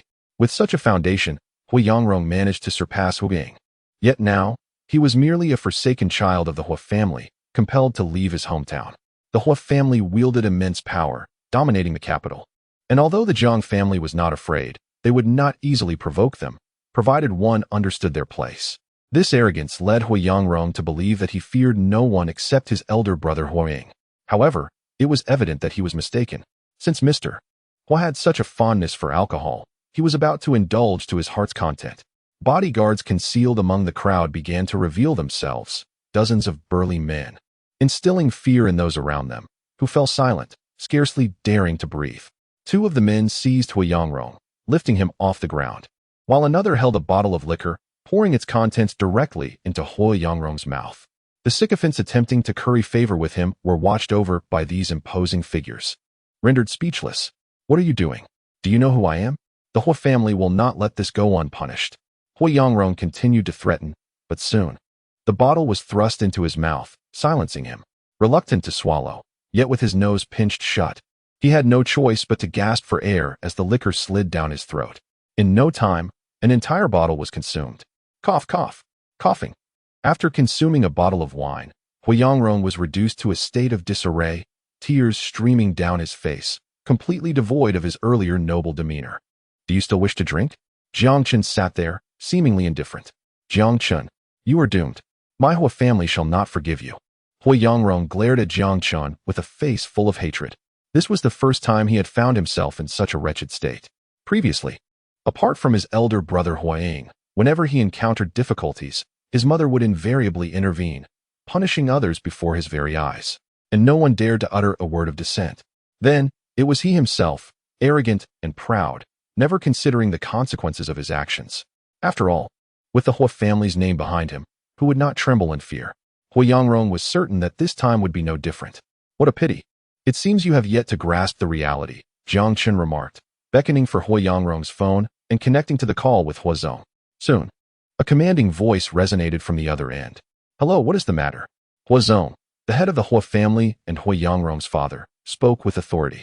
Upon hearing Hua Zong's words, Hu Yangrong immediately dared not act recklessly. "Hua Zong, it is Jiang Chun from the Jiang family." "Ah, Xiaochen, I apologize for not attending your recognition banquet. When can you visit Uncle's home? I still owe you a welcoming gift." The previously imposing voice was now imbued with warmth. "Hua Uncle, your invitation is indeed enticing. I shall certainly find a time to visit your home and engage in some lively conversation. However, at this moment," Huiyangrong here insists that the whole family will not spare me, which does leave me somewhat apprehensive. What? A misunderstanding. Xiaochen, where is Huiyangrong? Please hand the phone to him. Jiang Chun directly pushed the phone towards Huiyangrong. Instantly, a barrage of reprimands erupted from the speaker. Huiyangrong, resembling a quail, recoiled, not daring to utter a word. He feared only two individuals, his elder brother Hui Ying and his father. Eventually, it seemed that Huazong had exhausted himself with the scolding and commanded, "Apologize to Xiao Chun at once. Let me be clear, if Xiao Chun does not forgive you, you are to leave the Hui family, and henceforth, do not set foot in our home." As for the Jiang family, Huiyangrong was oblivious. But Huazong was acutely aware. In Kyoto, the Hui family held no fear of the Jiang family. They could engage in rivalry, yet on a national scale, the Hui family could not afford to be confined to Kyoto alone. Furthermore, in pursuit of development, global trade was indispensable. On an international stage, how did the Hui family truly compare to the Jiang family? In certain locales, the Jiang family might not measure up to the affluent elite, yet no one dared to offend them. This was the crux of the matter. Should the Jiang family truly be provoked, targeting local powers indiscriminately, few families could withstand the repercussions. However, Huiyangrong's entire worldview had shattered. Apologize to those who bully me? Impossible. Jiang Chun, do not overstep your bounds. How have I overstepped? Jiang Chun retorted. You asked me to drink. I merely returned the favor. You claim the Hui family will not spare me. So I called your father to inquire. Oh, my apologies. I seem to have dialed the wrong number. I should have contacted your mother. But I figured. A person who emerged from a remote village, relying on their physicality to ascend, and who only attained legitimacy through questionable means, surely does not wield such authority to dictate the strategic direction of the Hui family. Huiyangrong's eyes burned with fury. His fingers clenched tightly as he contemplated rushing at Jiang Chun with a fist. However, the bodyguards beside him prevented such an impulsive act. In that moment, he recalled the individuals he had previously bullied, who seemed equally unwilling yet powerless. Jiang Chun, you shall wait, he vowed. I will ensure you regret this. Huiyangrong forcefully pushed through the crowd, heading towards the exit. After suffering such a significant humiliation, he could no longer bear to remain in that place. Observing Jiang Chun's indifference to their intervention, the bodyguards parted, allowing him a clear path. Perhaps the effects of a bottle of liquor had begun to take hold, as Huiyangrong's steps became unsteady, requiring him to grasp the nearby sofas and walls for support as he continued forward. Meanwhile, his sycophantic subordinates sought to discreetly slip away. But a single remark from Jiang Chun froze them in their tracks. Did I permit your departure? If you wish to leave, each of you must finish a bottle first. Several bottles of liquor were placed on the table. The men, caught in trepidation, dared not utter a word. Each took a bottle and began to drink voraciously, coughing between gulps. Only after they had emptied their bottles did Jiang Chun allow them to leave. Jiang Chun, your demeanor just now was truly impressive, Gu Nianwei remarked, having witnessed firsthand the once mighty Huiyangrong being utterly subdued. This exemplified the drawbacks of not having bodyguards. Otherwise, Huiyangrong could have simply walked away without being forced to down a bottle of liquor. A group of waitstaff promptly sprang into action, and within mere moments, the sofas and tables were meticulously cleaned and replenished with an array of beverages. Xinqing was escorted by her bodyguard to the booth beside them. Come, let us continue, Jiang Chun declared, lifting a glass, to which the others eagerly echoed in agreement. The atmosphere here was far more vibrant than that of the private room, and Xinqing too began to blossom with liveliness. As she gazed down at the couples embraced on the dance floor, she stole a glance at Jiang Chun. Perhaps it would be best to confess her feelings to brother Jiang Chun after her graduation. Lost in her thoughts, she remained blissfully unaware of the flush adorning her cheeks as the event drew to a close. You haven't even had a drink. Why is your face so flushed? Jiang Chun inquired, gently brushing his fingers against Xinqing's cheek. In that moment, with Jiang Chun so near, overwhelmed by her feelings, Xinqing impulsively pressed her delicate lips against the corner of his mouth. The softness of her lips felt warm and tender, akin to an electric current that coursed through her entire being. It was only then that Xinqing realized the gravity of her actions. Ah, she exclaimed, her head instinctively retreating into his embrace. Jiang Chun struggled to suppress the surge of emotions within him, gritting his teeth as he uttered, "This cannot continue. Xinqing is still too young." At that moment, Bai Bingming sat by the roadside, weeping softly. Before her stood a figure, Jiang Feng. In the original tale, Bai Bingning was Jiang Feng's unattainable love, but now they seemed to be together. However, judging by the distance between them, it appeared they were merely acquaintances. One could not help but admire Bai Bingning. In the original narrative, she had connections with all three men of the Jiang family. Yet now, such fortuitous circumstances seemed unlikely to repeat themselves. Jiang Chun directly contacted Feng Nan, requesting him to arrange for a private detective to trail Bai Bingning. The male protagonist has already arrived in Haisher and is expected to meet the female protagonist in the coming days. Jiang Chun can already envision the precarious situation that Jiang Hu will face. Chapter 30. Jiang Hu's accident and Jiang Ling's illness. Although the original plot exists, the developments will inevitably change following Jiang Qin's alterations. At the very least, the current circumstances exceed Jiang Qin's expectations. It is Jiang Hu who has met with an accident, orchestrated by Lin Yun. On the third night, as Jiang Hu was driving towards Bai Bingning's location, a dump truck suddenly veered into his path, crashing violently, resulting in the total destruction of Jiang Hu's vehicle. Fortunately, he was not traveling at high speed and his car was robust, preventing immediate fatality. However, upon arrival at the hospital, he was rushed into the ICU, where he remained for an entire night. Afterward, he emerged from the critical phase, but sustained multiple fractures and severe blood loss, necessitating a period of rest for recovery. As for how Jiang Chun discerned Lin Yun's involvement, it was largely due to her own carelessness. Jiang Chun has always been aware that the Jiang family harbors malicious intentions. Consequently, he installed listening devices throughout the estate. Although he considered setting up surveillance cameras, the practicality was questionable due to the scale of the operation and limited battery life. For now, the listening devices suffice. Have they found the driver responsible for the accident? Once I capture him, I will ensure he meets a gruesome fate, exclaimed Jiang Ling, her gaze turning towards Jiang Chun. Hey, do you know something about the circumstances surrounding the incident involving our second brother? These words were directed at Jiang Chun by Jiang Ling, who harbored a suspicion that this car accident had been orchestrated by him. I have done nothing.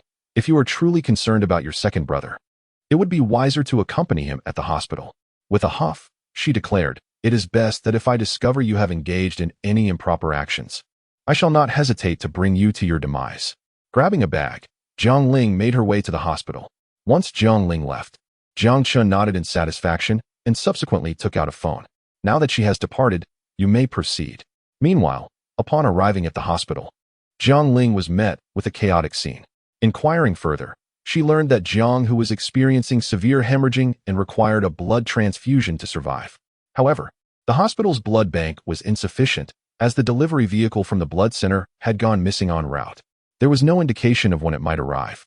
The hospital was currently organizing blood tests. If results matched, they would draw blood from volunteers for Jiang Hu's use. Come, take mine, Jiang Ling exclaimed, as she observed Lin Yun and Jiang Feng standing nearby, their eyes swollen from tears, her heart aching for them. She could not help but resent Jiang Chun. After all, Jiang Hu had been in an accident, and the family was here, yet he chose to hide away at home. Did he not care for his family at all?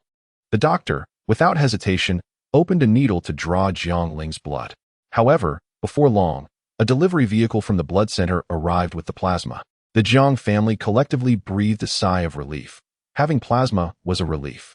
Yet, before they could feel secure for long, someone approached Jiang Ling. Ms. Jiang, we have detected some abnormalities in your blood. It would be prudent for you to undergo a thorough examination. What? Jiang Ling's heart sank. Abnormalities? What anomaly? How severe is it? At this moment, Jiang Ling found herself at a loss. It's all right, Linger, your mother will accompany you. Lin Yun had long since grown weary of lingering outside the hospital room in Edo, and now, with a reason to act, she naturally took Jiang Ling with her. However, when the examination results were revealed, the expression on Lin Yun's face became frozen. HIV. To put it simply, AIDS. How could you have contracted this? Lin Yun exclaimed, her demeanor bordering on madness. AIDS can be transmitted through saliva, albeit with a low probability. Yet who knows if she had unknowingly ingested it from the numerous meals shared at home. This disease, not only through contact, but even the mere mention of it, evokes a sense of filth. Lin Yun, unable to contain herself, rushed to get herself tested, and even called upon Jiang Feng and others for support. Left behind, Jiang Ling stood in a daze, staring at the examination report that had fallen to the ground. How could this happen to me? Suddenly, an image of Bai Guang flashed in her mind. At that moment, The affection she once held for Bai Guang morphed entirely into anger. Without hesitation, Jiang Ling dialed a number, determined to drag Bai Guang to the hospital to check if he was infected. After hanging up, Jiang Ling felt utterly shattered. Why is this happening? She collapsed helplessly onto the ground, her legs curled beneath her, burying her face in her knees as if seeking some semblance of safety. Ultimately, Jiang Ling mustered the strength to seek out a doctor, inquiring about any potential miracle cures. However, much time had already elapsed since the infection, and now, there was no hope for a complete cure. The best they could do was to maintain her immune system. Fortunately, it was detected early with daily medication. She could live for decades without issue. Bai Guang. Jiang Ling seethed with uncontainable rage. Soon, Bai Guang was brought over by the bodyguards. Still struggling, Bai Guang froze upon seeing Jiang Ling, his face instantly filled with affection as he gazed at her. "Darling, what are you doing? They're hurting me. You must make them let go." Jiang Ling ignored Bai Guang's pleas, signaling the nearby doctor to take his blood sample. Witnessing this scene, even Bai Guang, despite his usual naivety, comprehended the gravity of the situation. Before long, the results emerged, confirming that Bai Guang was indeed ill. Furthermore, the viral concentration test indicated that he had transmitted the infection to Jiang Ling. "You scoundrel!" Jiang Ling cried, furiously kicking Bai Guang. He appeared utterly devastated, his face a mask of disbelief. "How is this possible? How could I be sick? It must be you." This only fueled Jiang Ling's wrath further, compelling her to instruct the bodyguards to break Bai Guang's hands. As a race car driver, any severe injury to his hands could spell the end of his career. "No, Linger, I beg you spare me. I didn't mean to. I had no idea this would happen." However, Bai Guang's pleas were abruptly silenced after a series of anguished cries. Chapter 31. Jiang Ling's despair. Jiang Hu woke up, staring blankly at the ceiling with vacant eyes while lying in his hospital bed. The recent car accident raised numerous suspicions, and he had already commissioned an investigation. Jiang Hu vowed that regardless of who was responsible, they would pay for their blood debts. "Brother, are you all right?" Jiang Huai and Jiang Huan pushed open the door to the ward, joyfully approaching the awakened Jiang Hu. "Where is Jiang Chun?" Jiang Hu suddenly inquired, his suspicion now fixated on Jiang Chun as the potential mastermind behind the accident. "Jiang Chun visited the hospital to check on you. At that moment, you were still unconscious, and he merely glanced before departing. He should still be at home now. It was just a cursory visit." No, if it were Jiang Chen's doing, his current demeanor would not be so peculiar. It seems as though he merely came to ascertain whether he might meet his demise. So, apart from Jiang Chen, who else could it be? Aside from immediate family, no other clan would dare to lay hands on the offspring of the Jiang family. Jiang Feng. It is unlikely, as he is still too young. Even if I were eliminated, there remains Jiang Chen above him. He would likely prefer to take advantage of our mutual destruction and reap the benefits. Or perhaps it could be the eldest sister? Her company has already faltered.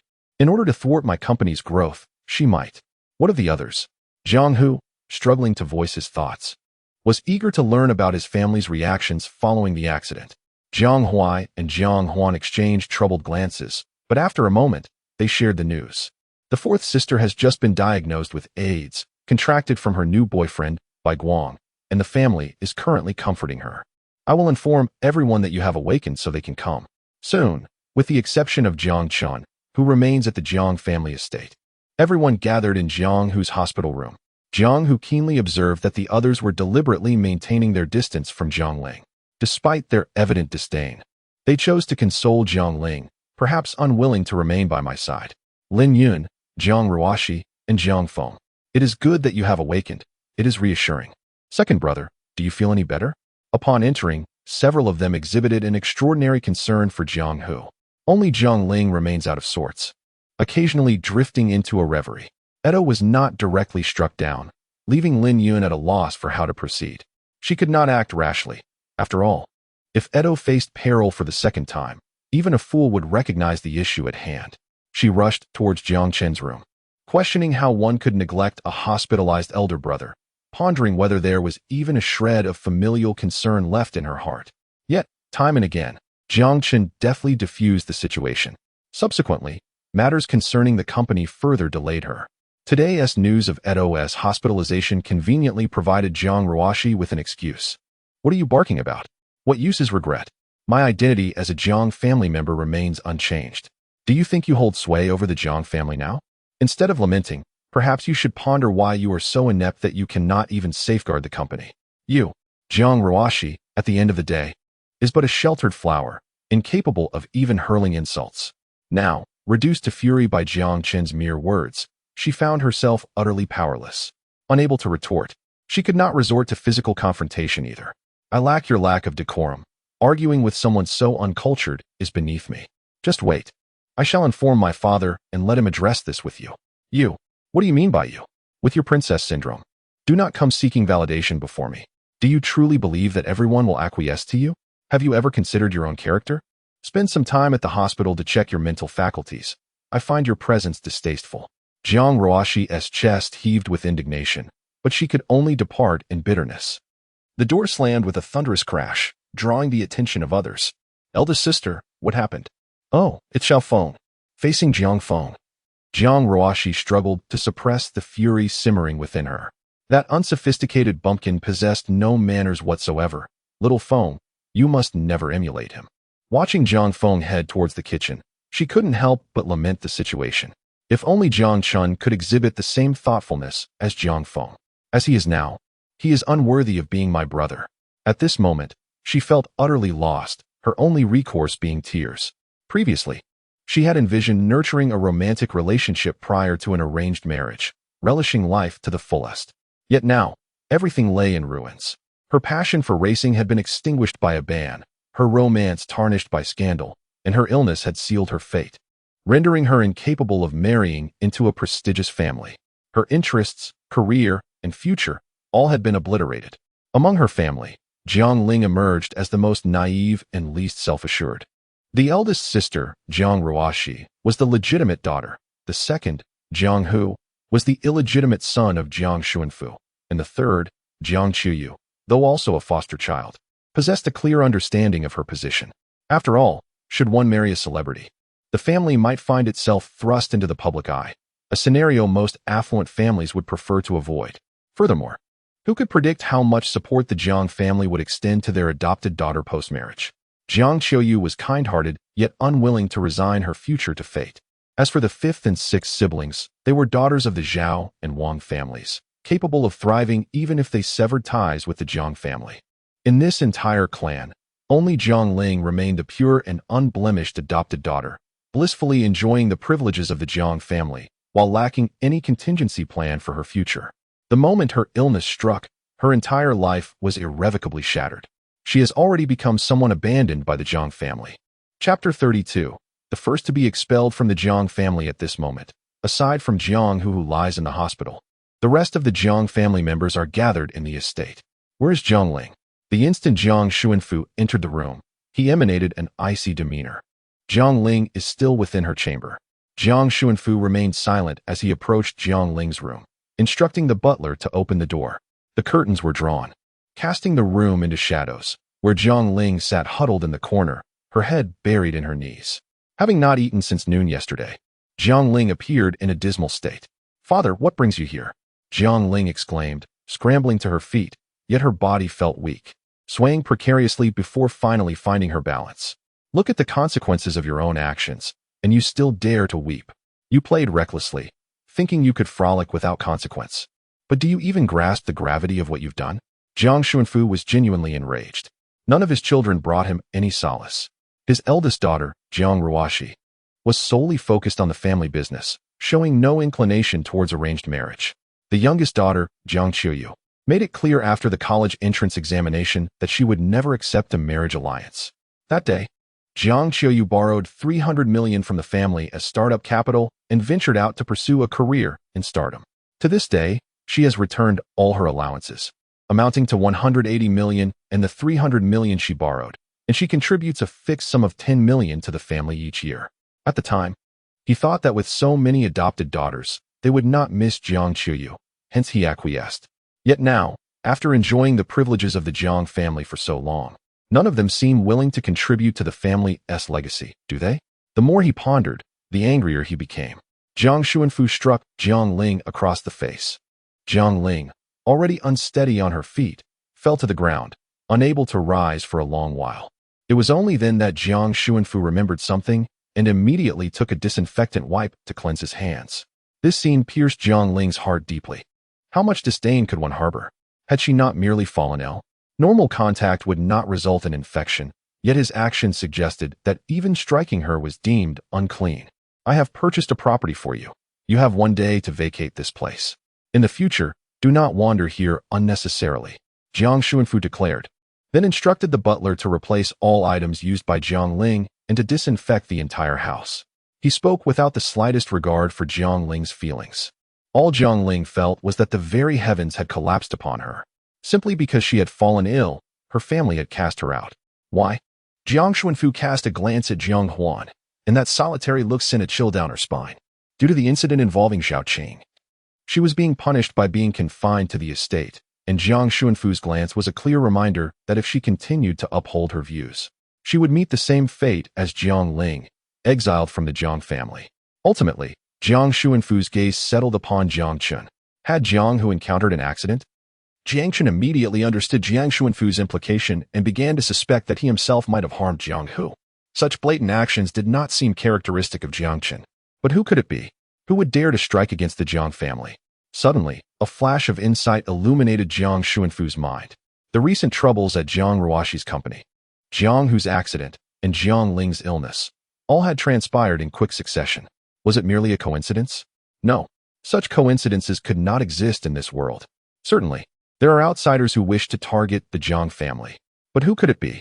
The hired hands of Jiang Ruoshi's company are merely mercenaries, purchased for their services. Jiang Xuanfu had previously investigated them, yet these hired agents are oblivious to whom they serve. Communication is solely conducted through text messages, and payments are collected at designated locations, making further inquiries fruitless. Jiang Ling's illness has reached my ears. That Bai Guang is unsavory even abroad, surrounded by numerous women, entirely concealing any signs of manipulation. Thus, the only avenue left is to investigate the Jiang household. Jiang Xuanfu remained silent, lost in contemplation, unable to conceive any conclusions. He could only arrange for a vehicle to visit Jiang Hu. Lin Yun accompanied Jiang Xuanfu. Meanwhile, Jiang Feng, eager to curry favor with his parents, trailed closely behind him. In the room, only Jiang Ling lay on the floor. "Fourth miss, please rise. We shall assist you in gathering your belongings," the butler gently urged. Yet he did not dare to pull Jiang Ling up. Jiang Ling understood that this outcome was immutable. She unsteadily rose to her feet and took a seat in the back of a car. The butler promptly instructed the servants to pack all of Jiang Ling's possessions. From this moment forth, there would no longer be a room for Jiang Ling here. The latest haute couture, the most luxurious jewels, and the myriad resources and privileges of the Jiang family would no longer pertain to her. Jiang Ling would receive only the annual sum of 10 million, with no additional financial support forthcoming. Her establishment of the Qingling Club stands as an exception. However, the club has perpetually operated at a loss, and she has annually siphoned funds from her family to cover the deficits. Now, without the Jiang family, sustaining operations would be impossible. However, Jiang Ling could opt to sell the club. With those modified vehicles, securing a few hundred million would not pose a challenge. The steward hastily escorted Jiang Ling to the property arranged by Jiang Xuanfu, where all her belongings were hastily packed in cardboard boxes and then departed in a flurry. Jiang Ling became the first individual to be ousted from the Jiang family. Yet, Jiang Ling, do you believe that being cast out from the Jiang family is sufficient? It is merely the beginning. At this point, you are no longer considered a member of the Jiang family. Any hostility directed towards you will elicit no discontent from them. Even if you were to lodge a complaint, it would suffice to simply state, "Those around say that after living with such a sister for so long, you must have been influenced as well." This would easily dismiss any concerns. Who knows, upon hearing such words, they might even join forces against you. At this moment, Jiang Chun felt an overwhelming sense of exhilaration. Chapter 33. The slander of Jiang Feng. Jiang Ling has already been expelled from her home. As for the others, aside from Jiang Ruoshi, Jiang Chun holds leverage over them all. However, he harbored some concerns. Taking action against them now could potentially raise Jiang Xuanfu's suspicions. Moreover, once Jiang Xuanfu relinquished his ties to these offspring, he might very well turn his attention towards Jiang Qiuyu. Currently, Jiang Qiuyu is merely a rising star, transitioning into the film industry, and her influence remains limited. If forced to withdraw from the limelight, she would likely fade from public interest in a few years. Should Jiang Xuanfu then impose a marriage arrangement upon her, escape would be impossible. Very well, I shall extend a hand to assist you. Considering that you have not revealed any malice towards me, and in light of your willingness to seek me out after my expulsion, as a gesture of gratitude for wanting to take me away from Haisher, Jiang Chen reached out to Chiyu, sending him a screenplay and urging him to establish a company for its production. The screenplay in question was centered around Spider-Man, in which Jiang Chiyu was to portray the role of the protagonist's girlfriend. The narrative was to weave in elements of romance, showcasing her unwavering support for the hero, ultimately aiding him in vanquishing the antagonist. Jiang Chun was determined to elevate Jiang Chiyu's profile without incurring losses. He envisioned the potential of bringing the superhero IP to life, preparing for future endeavors. The notion of integrating a superhero universe was already generating anticipation, and with proven market viability, Jiang Chun was undeterred by the prospect of losses. Once the superhero IP was established, ancillary products would undoubtedly yield substantial profits. Moreover, having played this role, Jiang Qiyu was destined to become a celebrated star. If Jiang Xuanfu wished to remain out of the public eye, he would not overly pressure Jiang Qiyu, even if Jiang Xuanfu were to resort to undermining her. Jiang Chun was no novice in the game. He could always devise a strategy to deal with Jiang Xuanfu beforehand. Inspired by this thought, Jiang Chun promptly took to his computer, beginning to draft several superhero concepts along with the nascent outline of a superhero universe. Meanwhile, upon receiving Jiang Chen's notification, Chiyu found himself in a state of mild distress, cradling his head in frustration. Establishing Tianqian venture capital meant that Jiang Chun would remain uninvolved, placing the entire burden squarely on Chiyu's shoulders. You could at least help me find a few people, he lamented. Nonetheless, despite his grievances, Jiang Chun had been a benefactor in Chiyu's life, not only alleviating his mother's illness, but also providing him with a lucrative position. Chiyu remained committed to excelling. Yet the prospect of venturing into the entertainment industry seemed overwhelming given his current capacity. Having spent considerable time in contact with Jiang Chun, Chiyu has come to understand that Jiang Chun is not an overly strict individual, which emboldens him to express his grievances. Jiang Chun feels a twinge of embarrassment, realizing that as a hands-off manager, he may indeed be lacking in integrity. Very well, feel free to recruit any personnel that Tianqian Venture Capital requires. You may determine their salaries. Additionally, please establish Tianqian Film Industry and forward any suitable candidates for interviews to me. I will conduct the interviews and subsequently assign someone to oversee the entertainment sector. Could you begin sifting through the resumes? Alright, currently, Tianqian Venture Capital does not require the entire 36th floor, so we may allocate part of it for Tianqian Film Industry's use. I will identify suitable candidates and arrange interviews within 3 days. By the way, President Chun, there is another round of interviews scheduled for tomorrow. Would you like to attend? Sure. I shall also go and observe tomorrow. After hanging up the phone, Jiang Chun intended to continue working on his script, but he was summoned to the hospital by a call from Jiang Xuanfu. From Jiang Xuanfu's serious tone, Jiang Chun discerned that his current mood was rather grim. Indeed, upon arriving at the hospital and standing before Jiang Hu's hospital bed, he found the family gathered there, with the exception of Jiang Qiyu and Jiang Ling. The looks directed at Jiang Chun were far from friendly, particularly from Jiang Ruashi, whose eyes reflected not only hatred but also a sense of vindication. Are you not the one targeting Jiang Hu? As soon as he entered, Jiang Chun was met with Jiang Xuanfu's inquiry. Didn't we discuss this at home before? Why this attitude now, as if you were confirming that I orchestrated the accident that killed Jiang Hu? Jiang Chen's gaze swept across the assembled crowd, ultimately settling on Jiang Feng's face. This scene feels remarkably familiar, reminiscent of the instances where Jiang Feng framed and betrayed others. Indeed, Jiang Feng, with a facade of concern, addressed Jiang Xuanfu, saying, "Father, Brother Jiang Chun may have acted out of momentary confusion and made a mistake. Please do not blame him." He then turned, feigning to think of Jiang Chen's welfare, and urged, "Brother, quickly apologize to father. No one will hold it against you." Jiang Chen found it somewhat amusing. Jiang Feng was utterly shameless, denying him even the chance to explain himself and demanding he confess. Fortunately, Jiang Ling had been cleverly driven out of the house, and Jiang Huai and Jiang Huan were now unwilling to stand up for Jiang Feng, or else his situation would be even more precarious. So, you have all concluded that I orchestrated the collision with Jiang Hu? Who else could it be? Xiao Feng has already stated that he overheard you in your room mentioning 500,000 and how one could kill someone. Can you honestly claim that you have no connection to the incident involving Jiang Hu? With this opportunity to ensnare Jiang Chun, Jiang Ruoshi eagerly interjected. She was indifferent to the truth of the matter. All she desired was for both Jiang Hu and Jiang Chen to perish, ensuring that no one would contest her claim to the family fortune. Are you still in denial? How did a cold-blooded monster like you come to exist in our family? Jiang Xuanfu remained silent, yet it was evident that he concurred with Jiang Ruoshi's sentiment. Oh, it was Jiang Feng who said that. He also claimed I was involved with that delinquent Lin San. The expressions of everyone in the Jiang family suddenly froze. Indeed, when Jiang Chen first arrived at the Jiang household, Jiang Feng had indeed slandered him in such a manner.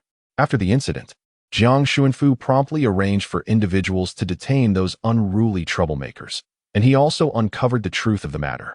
It was not Jiang Chun who was involved with the troublemakers. Rather, it was Jiang Feng.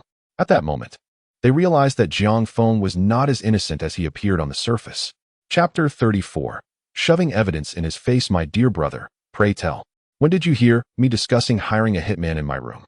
It was 4 nights ago. However, I only heard you mention 5 million to run someone over. Not whom you intended to target. Jiang Feng, ever the sly one, left no room for error. 4 nights ago, you say? At what precise hour? I'm not inclined to disclose that. Given how soundproof the room is, how did you manage to overhear the commotion inside? Nor will I reveal that. My room and yours are situated in entirely opposite directions. How did you pass by my door? What? Am I expected to communicate across distances? Proclaiming 5 million to kill someone? Jiang Feng froze, completely taken aback. He never anticipated that Jiang Chun would have installed surveillance in his own room. He had assumed that this time Jiang Chun would be unable to produce any evidence, relying instead on familial affection to ensure his words would be trusted, thereby solidifying the notion that Jiang Chun was the perpetrator. Yet, the circumstances had changed. I must have remembered incorrectly. It wasn't 4 nights ago, it was. Jiang Chun shook his phone. Are you certain it wasn't 4 nights ago? Regardless of the time, my room's surveillance has been recording. Or do you now wish to revise your statement, claiming you did not overhear it at home? At that moment, everyone present understood the unfolding situation clearly. Jiang Feng was once again attempting to frame Jiang Chen. Jiang Feng's eyes suddenly brimmed with tears. I am truly sorry, Brother Jiang Chen. I was simply overwhelmed with worry for Brother Jiang Hu, which compelled me to voice my uncertainties. As Jiang Feng spoke, she suddenly fainted. This scene instantly incited chaos. Particularly, Lin Yun leapt onto Jiang Chun, vehemently chastising him. If you haven't done anything, merely explain yourself. Why must you target Jiang Feng? Do you find your brother so utterly distasteful? I assure you, should anything happen to Jiang Feng, I will not let you off easily. The others, now devoid of any intent to probe into why Jiang Feng had lied, began calling for a doctor to examine her condition. Upon learning that Jiang Feng had merely fainted from shock, they collectively breathed a sigh of relief. This spectacle made Jiang Chun lament the sheer ignorance of these individuals. They could not discern a feigned fainting spell. Perhaps Jiang Xuanfu had realized the truth, but chose not to admit his error to Jiang Chun. Jiang Feng's collapse conveniently provided Jiang Xuanfu with an excuse, allowing the incident to be dismissed as a mere misunderstanding. The only one remaining silent in this tumult was Jiang Hu, who lay on the hospital bed. Before Jiang Chen's arrival, Jiang Hu had been swayed by Jiang Feng's words, convinced that Jiang Chun was the one who had harmed him. However, after hearing Jiang Chen's defense, he found himself in a state of confusion.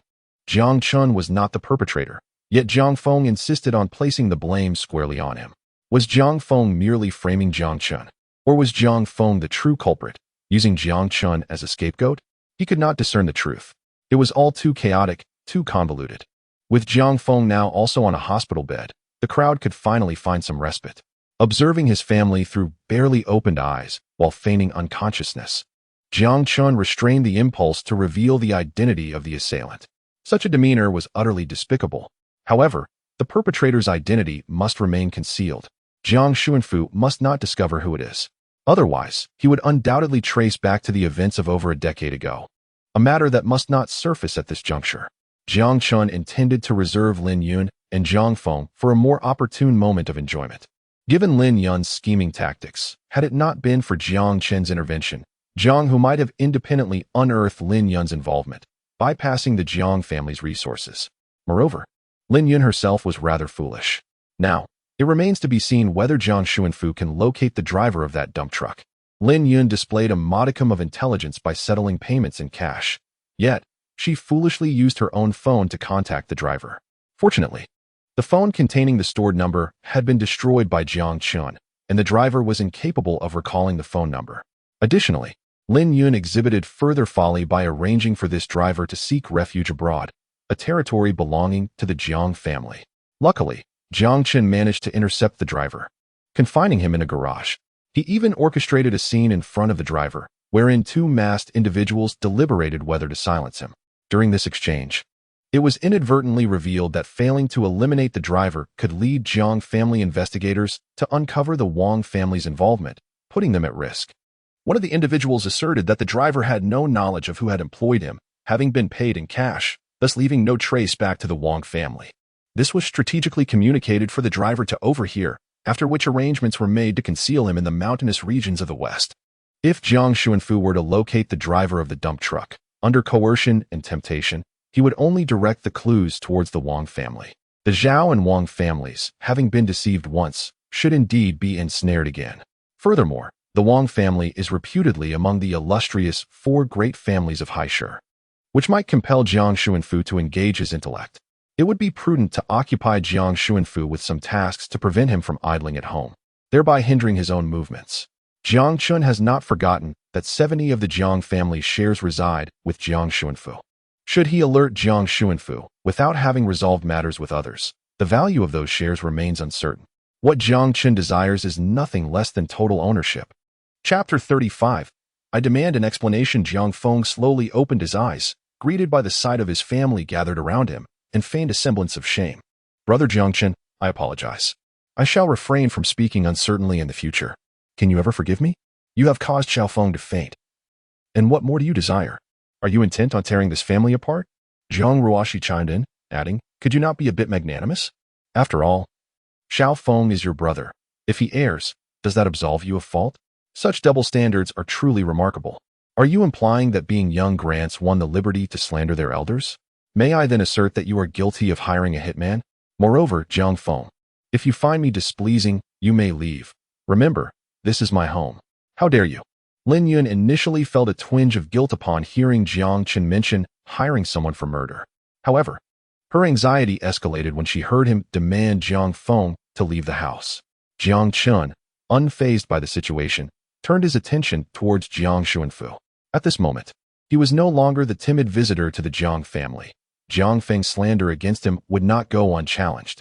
Jiang Xuanfu gazed intently at Jiang Chun, seeing in his resolute expression a reflection of his own once unbridled ambition and fierce determination. Jiang Chun's business acumen, broad perspective, and decisive nature were all exemplary. After all, Jiang Feng was merely an adopted son. If Jiang Chun sought to vent his frustrations, so be it. Yet, he must exercise restraint. Jiang Xuanfu tacitly approved of this notion and soon found a pretext to depart. His priorities lay solely with Jiang Hu and Jiang Chun. To him, Jiang Feng was merely an outsider. Previously, Jiang Feng had been obedient and filial, and due to his youth, Lin Yun had indulged him, prompting Jiang Xuanfu to treat him kindly. However, it was now evident that Jiang Feng harbored ulterior motives. A lesson from Jiang Chun might serve him well. Deceiving me was a grave mistake. If left unchecked, he might ascend to new heights. Lin Yun's excessive pampering of Jiang Feng necessitated a distance from her, which would benefit them both. Upon witnessing Jiang Xuanfu's departure, Jiang Chun felt a sense of stability. He reclined leisurely on the plush sofa in the premium VIP ward, marveling at its comfort. What was there to fear? Where was Jiang Feng's support when he targeted me? Remember, this is a debt you owe me. Lin Yun was left speechless. The phrase owing to Jiang Chun evoked memories of past events for her. It was she who had unjustly attributed Jiang Xuanfu's infidelity to Jiang Chun, subsequently discarding him. It was also she who had taken in the child of the mistress, nurturing him with tenderness for over a decade. Yet, guilt ultimately transformed into animosity. Lin Yun's hatred was unreservedly directed towards Jiang Hu and Jiang Chen. Jiang Hu must perish, and Jiang Chen should not lead a life of peace. As long as Jiang Feng thrived, nothing else mattered. Seeing Lin Yun rendered speechless, Zhang Ruoxi threatened Jiang Chun, declaring, if you lay a hand on Jiang Feng, mark my words, I will hold you accountable. Jiang Chen's gaze shifted to Zhang Ruoxi's face. Hold me accountable? What will you use to do so? Your nearly defunct company? Or your status as a young lady? If you are dissatisfied, I could easily stoke the flames of your company further. As for your identity, I regret to inform you that it holds value only through a strategic marriage. Should you refuse such an alliance, your words will likely fall on deaf ears within the Jiang family. Jiang Feng was acutely aware that confronting Jiang Chen was futile. After Jiang Chen had exposed his lies, engaging in further argument was no longer an option. He could only bide his time for a future opportunity. Upon seeing the three leave, Jiang Chen instructed Jiang Huai and Jiang Huan to depart as well. Within the room, only he and Jiang Hu remained. Notably, Jiang Huai and Jiang Huan had chosen to remain invisible while he targeted Jiang Feng. Had they resolved to abstain from the family disputes? They sought to curry favor on both sides, ensuring that whichever side triumphed would not leave them at a loss. Why are you still here? Jiang Hu inquired. He watched helplessly as Jiang Chen targeted everyone. You all have been isolated by me. The crux of the matter is that Jiang Xuanfu regards Jiang Chen with special favor. Yet, this also instills within him a profound sense of crisis. Because of you all, my mother has not smiled in all these years. However, with Jiang Chen's emergence, he could see no glimmer of hope. Jiang Chen quietly observed Jiang Hu, and after a long while, he shook his head. Just moments ago, he had contemplated revealing the mastermind behind the car accident to Jiang Hu, but given Jiang Hu's character, he knew that without evidence, it would never reach Jiang Xuanfu's ears. Ultimately, he decided against it. Jiang Hu was already intelligent. If he discovered that Lin Yun wished to kill him, he would surely deduce that Lin Yun knew he was the son of the mistress. Jiang Hu harbored animosity towards Lin Yun for his own safety, or perhaps for his mother's safety. He might directly act against her, resulting in her demise, which would be too lenient for Lin Yun. Furthermore, the presence of the male and female protagonists was already more than enough for Jiang Hu to contend with. Not to mention, Jiang Hu's malevolent intentions must remain concealed for now. Jiang Hu was, after all, a trump card that Jiang Chen intended to use against Jiang Xuanfu. No matter, let us see how long you plan to linger in the hospital. A month, perhaps. No vigorous activity for 3 months. What a pity. However, what I truly wish to discuss is something else. Are you interested in arranging a marriage for Jiang Ruoxi? What? You have a plan? As Jiang Hu spoke, he suddenly realized he had displayed excessive excitement and quickly masked his emotions. What do you intend to do? Indeed, Jiang Xuanfu has only 2 biological children, myself and Jiang Ruoxi, while the others are adopted. It is unlikely that Jiang Xuanfu would bequeath his fortune to them. Presently, Jiang Ruoxi's intentions to contest for the family estate are glaringly evident, and I must prepare to counter my rival. Jiang Chen's remarks were made deliberately, conveying 2 messages. First, his disdain for the adopted children, and second, his determination to eliminate the threat posed by Jiang Ruoxi. Jiang Chen is confident that Jiang Hu will concur. After all, he has been at odds with Jiang Ruoxi for quite some time. Now, he can comfortably position himself behind Jiang Chen, waiting for the opportune moment to reap the rewards once Jiang Chen has toppled her. Chapter 36. Scheming against Jiang Ruoxi. Very well, I acquiesce. What is your plan?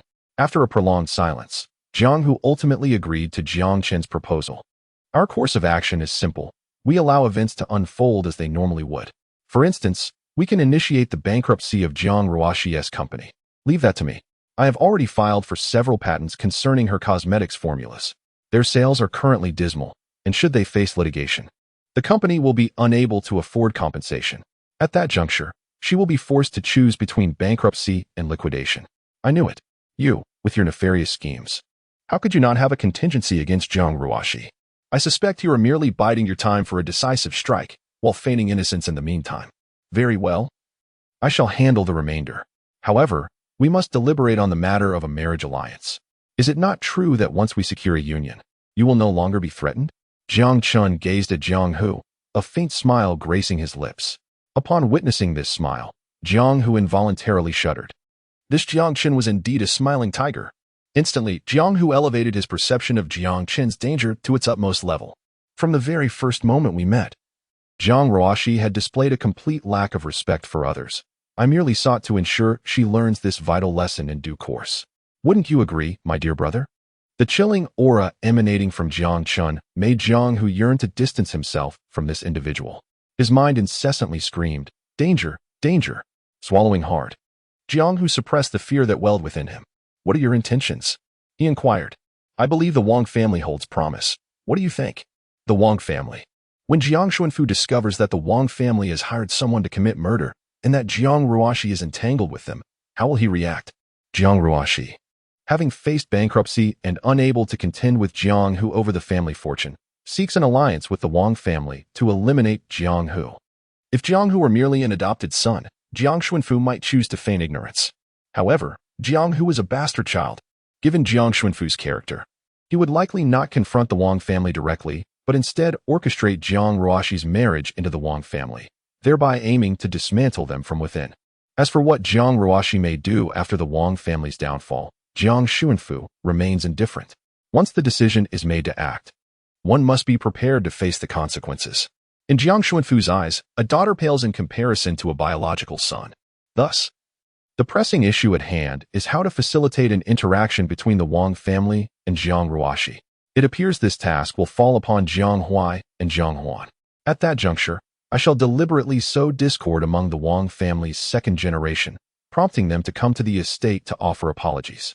Upon learning of the discord between myself and the Wang family, Jiang Huai and Jiang Huan, in their endeavor to safeguard the Wang lineage, would inevitably enlist Jiang Ruoxi to facilitate their connections. Jiang Ruoxi, in her quest for external assistance to reconstruct her company, finds herself compelled to mend ties with the Jiang family, who have offended her. Meanwhile, I merely need to give a slight nudge. Perfect. Oh, is that not my elder sister, who has accomplished little and relies solely on her status as the eldest daughter of the Jiang family to exert pressure on others? Without the Jiang family's backing, she is utterly inconsequential. But, dear sister, are you not a CEO? How can you afford to squander your time here? I almost forgot. Your company seems to be on the brink of collapse. My apologies, my memory fails me. Jiang Ruoxi clenched her fists, her eyes blazing with indignation. Why are you still angry? My apologies. It appears Jiang Feng's memory has regrettably afflicted me. As your elder sister, you surely do not mind, do you? Display a bit more magnanimity, or else you are not fulfilling your duties as an elder sister. Brother Jiang Chun, if you harbor any dissatisfaction, feel free to act upon it. Just spare a sister. Jiang Feng's eyes reddened once more. I have not bullied her. She has long sought to expel me from the Jiang family since my very first day here. It seems she is but a mere wastrel. Without the Jiang family's support, her company would undoubtedly collapse. Yet she still clings to the Jiang family's resources, oblivious to her own inadequacies. If she had the ability, she should first venture into entrepreneurship and elevate her company's valuation to 100 billion before making demands. Oh, I almost forgot. It appears she did attempt to start a business, yet her company cannot even fetch 500 million. And you, Jiang Feng, surely you have bribed your teachers for every examination at school to allow you to cheat? I have already established contact with the school regarding the examination papers distributed by the Education Bureau. Each time, I shall arrange for someone to oversee the process, ensuring the papers are delivered to each examination room merely 10 minutes prior to the start. I am curious to see how long you can maintain the persona of an academic prodigy. By the way, I have reached out to your little followers. Their families are desperately pleading to send me money. It is likely that when you return to school, you will find they have all transferred to different institutions. As for your allowance, my father has declared that it will henceforth be under my control. Do not harbor any illusions that Jiang Ruoxi and Lin Yun will come to your aid, should they dare to offer you any financial support. Rest assured that I will have you transferred to another city, compelling you to fend for yourself. Why should this be the case? Jiang Feng could barely contain himself. Jiang Chun, do not push your luck. Oh, feeling a pang of sympathy now? Jiang Chun remained unfazed, wearing a serene expression. Do not even think about escaping. You must understand that no matter where you flee, the Jiang family will ensure your inability to thrive. Indeed, after Jiang Chun uttered this statement, Jiang Ruoxi's complexion shifted. This is an insurmountable dilemma. Resolving the company's troublesome matters within 3 months seems utterly implausible. Yet, Jiang Chen's conviction suggests he has heard Jiang Xuanfu speak of this plan. Jiang Xuanfu has granted himself a mere 3 months? As for you, Jiang Feng, when you slandered my character, you should have been prepared to face the consequences. Now, not only I, but also my father harbors doubts about your integrity. Until we can ascertain that your arrogance will not tarnish the Jiang family's reputation, you shall endure whatever tasks I assign you. Chapter 37. The cage created for you. Jiang Ruoxi and Jiang Feng wore grim expressions, having restrained themselves for an extended period, yet found themselves at a loss for words. Just you wait. Jiang Ruoshi uttered a fierce remark before turning on her heel and fleeing, neglecting even to comfort Jiang Feng. Meanwhile, Jiang Feng had already anticipated that the forthcoming days would not be easy. With tears in his eyes, he sought out Lin Yun. Jiang Qin's earlier words were indeed true. Jiang Xuanfu had assigned Jiang Qun to oversee Jiang Feng's allowance. At this moment, all the funds in Jiang Feng's account had been transferred to Jiang Qin's, totaling less than 40 million, with Jiang Qun leaving him a mere 1,000 yuan. Jiang Qun was also somewhat aware of Lin Yun's financial situation. Before marrying into the Jiang family, Lin Yun had engaged in business, reportedly of considerable scale. After her marriage to Jiang Xuanfu, her previous assets were merged into the Jiang family's holdings, and her dowry was set aside, untouched. Lin Yun settled into her role as a housewife in the Jiang household. Currently, her expenditures were directly charged, with the butler reconciling the previous month's expenses on the first of each month. Her personal wealth amounted to only a few billion, a sum she seldom utilized, and the bank card containing this money was misplaced in her memory. Lin Yun had forgotten, but Jiang Feng had not. In the original account, Jiang Feng had pilfered this very bank card to frame himself. Now, Jiang Qin was merely biding his time to see when Jiang Feng would attempt to steal this card again. The hardships of living without money were something he would have to experience firsthand. Indeed, as soon as Jiang Feng left the living room, he hurried to find Lin Yun. "Mom, Jiang Qin transferred all the money from my bank card, saying he would manage my allowance from now on." Jiang Feng, with tears streaming down his face and a look of utter grievance, evoked deep sympathy in Lin Yun. How could this wretched child behave in such a manner? I must confront him. No. Jiang Feng grasped Lin Yun's arm. It was father who instructed Jiang Chun to oversee me. Mother, I previously misunderstood brother Jiang Chun. And did that not disappoint father? Yet, it was unintentional. I simply overheard bits and pieces and spoke without understanding the situation. It's all right, you are not to blame. Your father would certainly not hold it against you. It's merely a matter of money. I will transfer it to you right away. Suddenly, a message pinged on Jiang Feng's phone, a deposit of 10 million yuan. Jiang Feng's tears transformed into a radiant smile. Thank you, mother. I always knew you were the best to me. However, his joy was short-lived, as another message arrived, indicating a withdrawal of 10 million yuan, leaving a mere 1,000 yuan in the account. What? It must be Jiang Chun. He is certainly up to no good. I shall confront him. This time, Jiang Feng did not stop Lin Yun. Perhaps, this time, his attempt at restraint was merely a facade, for it was only natural that he could not hinder her. Jiang Chun, come out. Outside Jiang Chen's room, Lin Yun was vociferously berating him, yet the silence from within only fueled her ire. Jiang Chun, come out. At that moment, a maid who was tidying up approached her, saying, Madam, young Master Chun is currently in the living room. Awkwardness enveloped her. With no one inside, she appeared like a shrew, bellowing at the door. Lin Yun shot the maid a glance. Go and tend to your duties. Soon enough, she indeed found Jiang Chun in the living room. Jiang Chun, did you transfer the funds from Xiao Feng's bank card? Indeed. Has Jiang Feng not informed you? Henceforth, Jiang Feng's pocket money shall be under my purview. The funds I provide to Xiao Feng are solely his. You have no authority over them. Return the money to Xiao Feng at once. You may have misunderstood my intentions. What I mean is that from this moment forward, all of Jiang Feng's expenditures will require my oversight. Should you find this objectionable, I recall that Jiang Feng is currently in his second year of high school. With 2 years remaining until the college entrance examination, I could easily transfer Jiang Feng to a school in Nanshi for a fully enclosed educational experience, allowing him to be away from home for 2 years. Do not overstep your bounds. How am I overstepping? When one errs, they must bear the consequences of their actions. My responsibility is to cultivate Jiang Feng into a well-rounded young man.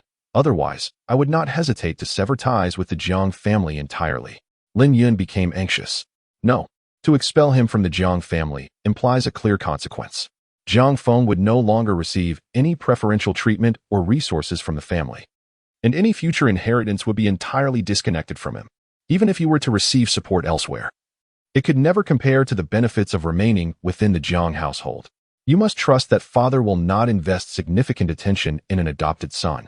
Therefore, either Jiang Feng remains here without any financial assistance from you, or he leaves the Jiang family altogether. The choice is yours. Lin Yun fell silent. Jiang Qin's words resonated with harsh reality. Jiang Xuanfu, having a biological son, would undoubtedly show less concern for his adopted son, Jiang Feng. Given Jiang Xuanfu's current level of satisfaction with Jiang Qin, It is evident that if Jiang Chen truly wished to expel Jiang Feng from their home, Jiang Xuanfu would not pay it much heed. Thus, the only path available to Jiang Feng is the one where he refrains from providing Jiang Feng with any financial support. Very well. If no money is to be given, then so be it. However, one can still accompany Jiang Feng on shopping excursions. If Jiang Feng is in need of something, he shall simply procure it for him. If this persists for 2 years, it will be well until Jiang Feng embarks on his university journey. Jiang Feng cast a glance at Lin Yun, who appeared troubled, yet refrained from expressing further objections. She understood that Jiang Chun was venting his frustrations, yet felt powerless to intervene. Merely residing on campus is infinitely preferable to driving Jiang Feng away from the Jiang family altogether. Fine, I shall move to the dormitory, Jiang Feng uttered, his voice laden with reluctance. Jiang Chen nodded, resolute in his intention to ensure Jiang Feng enjoys his time at school. In his first year of high school, Jiang Feng was known for targeting anyone he deemed unsatisfactory, and no one dared to voice dissent. Thus, his social standing was rather poor. Apart from his sycophantic followers, he was surrounded by a cadre of ingratiating individuals. Yet, what would transpire if Jiang Feng fell from grace? Following their previous encounter at the bar, each of those followers had their parents approach him, seeking his forgiveness. It is likely that under parental guidance, they have since transferred to other schools. Moreover, the classmates who had long harbored grievances against Jiang Feng were previously too intimidated to voice their discontent. Once Jiang Feng returns to school, it is probable that everyone will treat him as if he were invisible. Within the school environment, there are two intolerable circumstances: bullying and isolation. Both inflict profound psychological harm on adolescents during their formative years. Jiang Chun, step by step, is constructing this cage that confines Jiang Feng. Chapter 38. The development of Tianjin Venture Capital. The following day, Jiang Chen arrived once again at the Star Building. Upon his arrival, he noticed several individuals already engaged in their work. According to Chi Yu's introduction, a team had already departed to discuss investment matters with other companies. Shortly thereafter, Jiang Chen escorted Chi Yu to the interview location. Have we commenced so soon? Have they all arrived? Jiang Chen inquired. Indeed, the scheduled interview time was 9 o'clock. It is merely that someone's tardiness has delayed us until now, Chi Yu replied, his frustration palpable. As for the underlying reasons, Jiang Chen remarked, you didn't mention it, so I am unaware. Let us proceed inside. Inside, they encountered another individual, a woman in her 40s, impeccably dressed in professional attire. This is our human resources supervisor, Chao Yi. She possesses an exceptional eye for talent, and today the three of us will conduct the interviews simultaneously. Greetings, Mr. Chun. She acknowledged with a nod. Jiang Chun then signaled for the interviewees to enter. He quickly understood why Chi Yu had such high regard for Chao Yi's discerning judgment. While her expertise in the field may not be profound, the questions she posed were particularly incisive, aimed more at gauging candidates' attitudes and character. As Chao Yi often stated, skills can be cultivated, but one's character cannot. Consequently, there were instances where candidates were dismissed after merely a few probing questions, while those deemed suitable were encouraged to engage further with Chi Yu and Jiang Chun. Eventually, a young woman entered the room. As the girl stepped inside, she felt a pang of anxiety upon noticing the three individuals gazing intently at her. However, her apprehension quickly dissipated when she recognized who they were. Jiang Chun, are you here for an interview? And you are Hu Meng? Hu Meng, once adopted by the Sun Welfare Institute, had, during her high school years, attached herself to a wealthy benefactor and callously abandoned the welfare institution. To be frank, her appearance was quite appealing, and her physique was commendable. It was hardly surprising that she garnered admiration. At that time, Jiang Chun was still in middle school and had some recollection of Hu Meng. She had once remarked that she was unlike Feng Nan, whom she deemed a presumptuous fool, destined to languish at the bottom of society and unworthy of any authority over her. From that moment on, the residents of the Welfare Institute ceased to mention her. Now, encountering her in the workforce, it seemed likely that she had been cast aside by her affluent patron. It's me, Jiang Chun. It has been many years since we last met, hasn't it? Are you the interviewer now? Not quite. Jiang Chun seized Chi Yu's arm, asserting, this friend of mine knows the interviewer. As you know, this is a startup company, still in its infancy with a limited number of employees. Bringing in 3 candidates certainly adds a touch of prestige, don't you think? Oh, I see. Hu Ming appeared somewhat disheartened, turning her attention to the interviewer as the official interview process commenced. However, Jiang Chen's earlier remarks had not gone unnoticed by Chi Yu and Chao Yi. who understood that Jiang Chen was not inclined to see Hu Ming join the company. Thus, regardless of how the interview unfolded, Hu Ming's chances were inevitably diminished. It seems that the individual is attempting to gain favor with the interviewer, hoping to secure a commendation on her behalf. Only after Hu Ming departed did Jiang Chen reveal a countenance of discomfort. How unfortunate. Personally, I harbor no ill feelings. However, her disdain for the modest and her lack of gratitude have caused harm to a friend of mine. There is little more to be said. Let us proceed. The interview extended into the afternoon, and upon its conclusion, Chao Yi promptly compiled the profiles of 20 candidates to present to Jiang Chen. Sir Chen, these are the individuals I found to be quite satisfactory today. Are there any others that meet your approval? None. But it is imperative that all new hires sign an employment agreement, a non-compete clause, and a confidentiality agreement before their commencement. If those who have previously joined did not sign, they must do so now. It is acceptable to offer a slightly higher salary, but the penalties for breach must also be elevated. Understood. I shall prepare these agreements this afternoon. Currently, the company is gradually regaining its footing, and it will suffice to recruit a few more individuals moving forward. Next on the agenda are matters concerning Tianjin film and the torment of that family.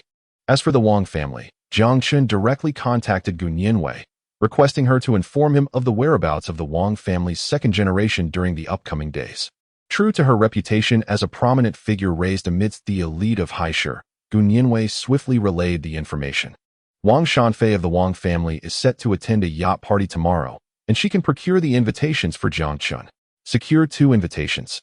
A party is hardly complete without a companion, and I shall take Shenqing along. And what of it, young Master Jiang? Is it that only Sister Shenqing holds your gaze? Am I not worthy of being your companion? Of course not. Jiang Chen contemplated for a moment.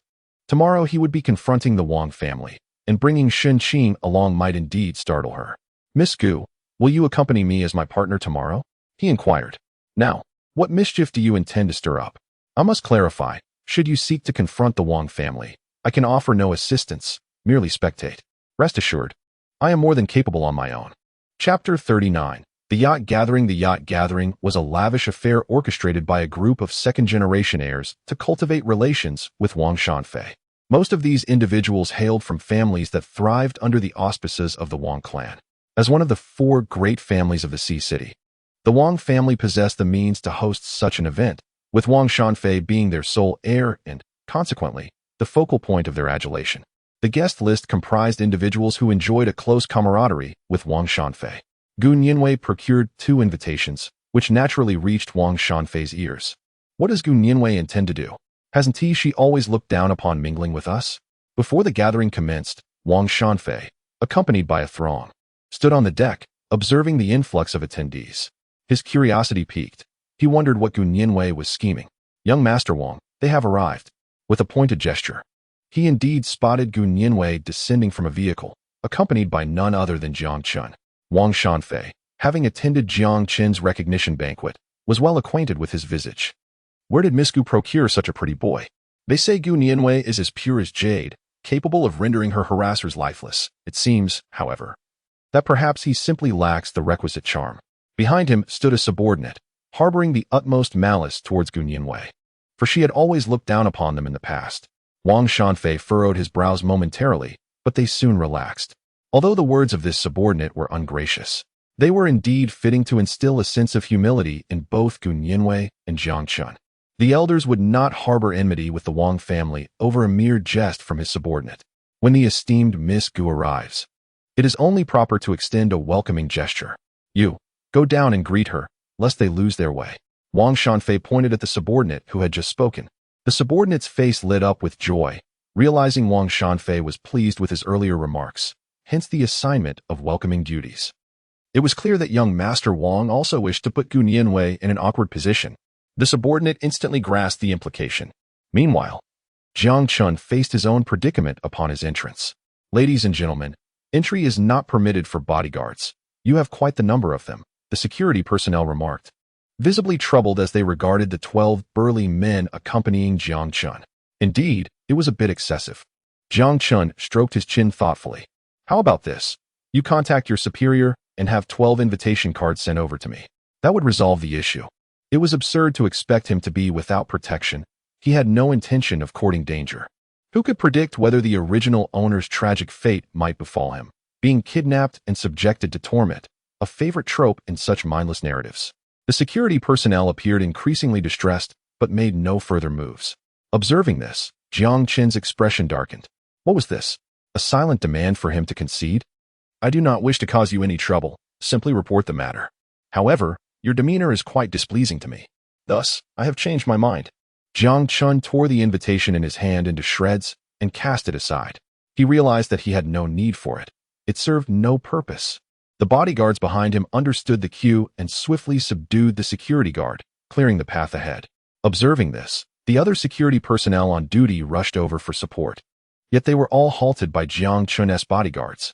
The event's security attempted to intervene, but none could match the prowess of Jiang Qin's protectors. In an instant, 3 of them were rendered incapacitated, kneeling on the ground. This spectacle caused the remaining security to hesitate. With the way ahead cleared, Jiang Qin escorted Gu Nianwei onto the yacht. What a display of audacity! After all the commotion at the entrance, the organizers, and that Wang Shanfei, must have certainly taken notice. Their prolonged silence was merely an invitation to observe how we would resolve this situation. Rest assured, even if I were to breach their sanctum, they would not dare to utter a word. Isn't this Miss Gu? What a surprise to see you at our gathering today. And who might this be? Your little plaything? How much does he cost you each month? Jiang Qin cast a glance at the newcomer. Unfamiliar. If he does not recognize himself, it is likely he did not attend the recognition banquet, suggesting he is of no significant standing. Gu Nianwei turned her head, finding the remarks amusing. She elbowed Jiang Qin playfully, saying, How much for a month, dear sister? I guarantee it. Don't jest, you can't afford it, he retorted. The two exchanged banter, paying no heed to their interlocutor. They simply walked past him as though he were invisible. The man felt a sense of indignation. After all, he was now associated with young Master Wang. Did he truly fear Gu Nianwei? Resolutely, he positioned himself directly in their path. However, before he could regain his footing, the bodyguard beside him struck him down to the ground with a resounding slap. Observing the imprint of the slap on his subordinate's face, Wang Shanfei realized that this was a consequence of Jiang Qin's prior actions. Truly useless. Indeed, it was rather ineffectual. A voice approached, growing louder. It was Jiang Qin. Did you give the instructions? Jiang Qin inquired of Wang Shanfei, all the while scanning the surroundings with keen interest. Yet, upon taking a glance, he was taken aback. He was aware that the wealthy indulged in extravagant pleasures, but he had not anticipated such opulence. The deck was adorned with a myriad of beautiful women, some innocent, some alluring, some voluptuous, and others aloof, each exuding a distinct aura, yet all donned in remarkably scant attire. Within the crowd, Jiang Qin spotted several second- and third-tier celebrities, frolicking in their swimsuits, while the men were largely clad in beach shorts or casual wear, with some even draped in bathrobes. This scene made Jiang Qin acutely aware of how out of place his formal attire appeared. At last, he understood why Gu Nianwei found it difficult to mingle with this crowd. Of course not, Wang Shanfei replied with a smile. You have misunderstood me, young Master Chen. I merely arranged for someone to meet you. I had no intention of inciting your displeasure. He continued, How about this, young Master Chen? You may choose from this group as you wish. Consider it a gesture of apology. Upon hearing this, Gu Nianwei immediately cast a nervous glance at Jiang Qin, her expression seemingly pleading, as if to say, if you dare to choose, I will promptly report you to Shenqing. Humph. A cold snort echoed from the surroundings. Jiang Qin turned to find a familiar face, Hui Yangrong. Ah, is that not young Hua? Did you not have your fill of drink that night, and come here to continue indulging? Upon hearing Jiang Qin dare to mention this matter, Hui Yangrong's expression soured instantly. After being forced to consume a bottle of wine, he was promptly whisked off to the hospital. Chapter 40. Poisoned? Xiao Wang, I do not mean to criticize you, but have you seen the company you keep? It would be wise to minimize contact with those you ought not to associate with, lest you find yourself in dire straits. Jiang Qin's words left no room for Wang Shanfei's dignity, and he took a jab at Hui Yangrong as well. Upon hearing this, Wang Shanfei's face darkened. Such a remark truly belittles me. I can handle my own affairs without your guidance. Are you disparaging these young ladies? Are you implying that Wang Shanfei is unclean? He barely restrained himself from losing his temper at that moment. Young Master Chen may amuse himself. I shall take my leave. With that, he stormed off in a fit of anger. Jiang Qin, however, remained unperturbed, finding a place to sit with Gu Nianwei. Is this it? Gu Nianwei questioned, somewhat puzzled. Your resilience should not be so feeble. You sought my invitation merely to berate Wang Shanfei? Had I known it would be this trivial, I would have preferred not to come at all. What is the rush? Jiang Chen appeared remarkably composed. Tonight may hold unforeseen developments. All I desire is merely to be present in this place. Gu Nianwei's eyes sparkled with intrigue. Do you have a plan?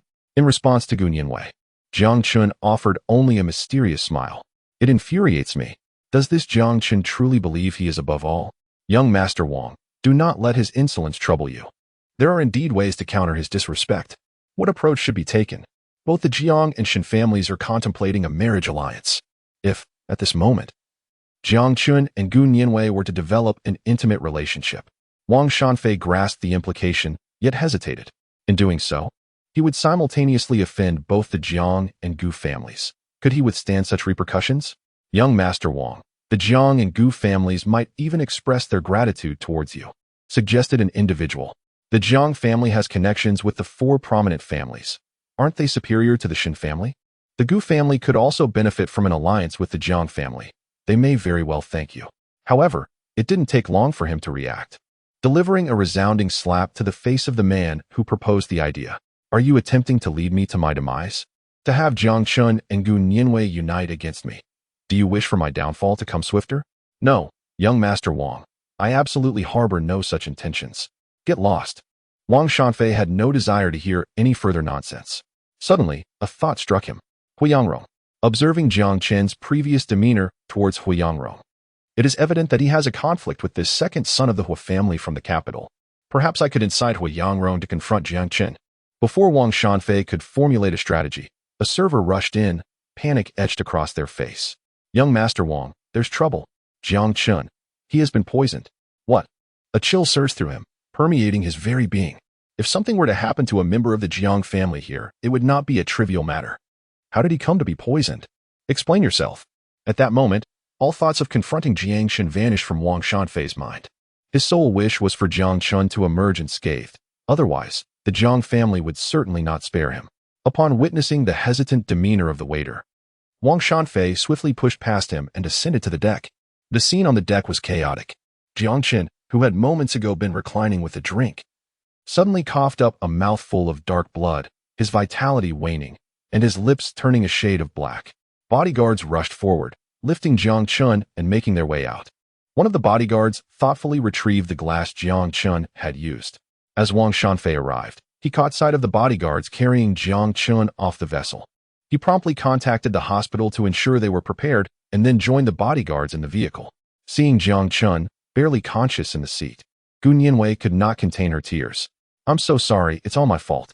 If I hadn't brought you here, you wouldn't enough of this nonsense. Jiang Chen's robust voice interrupted, leaving Gu Nianwei momentarily speechless. You're all right? What could possibly be wrong with me? Tell the hospital not to prepare anything.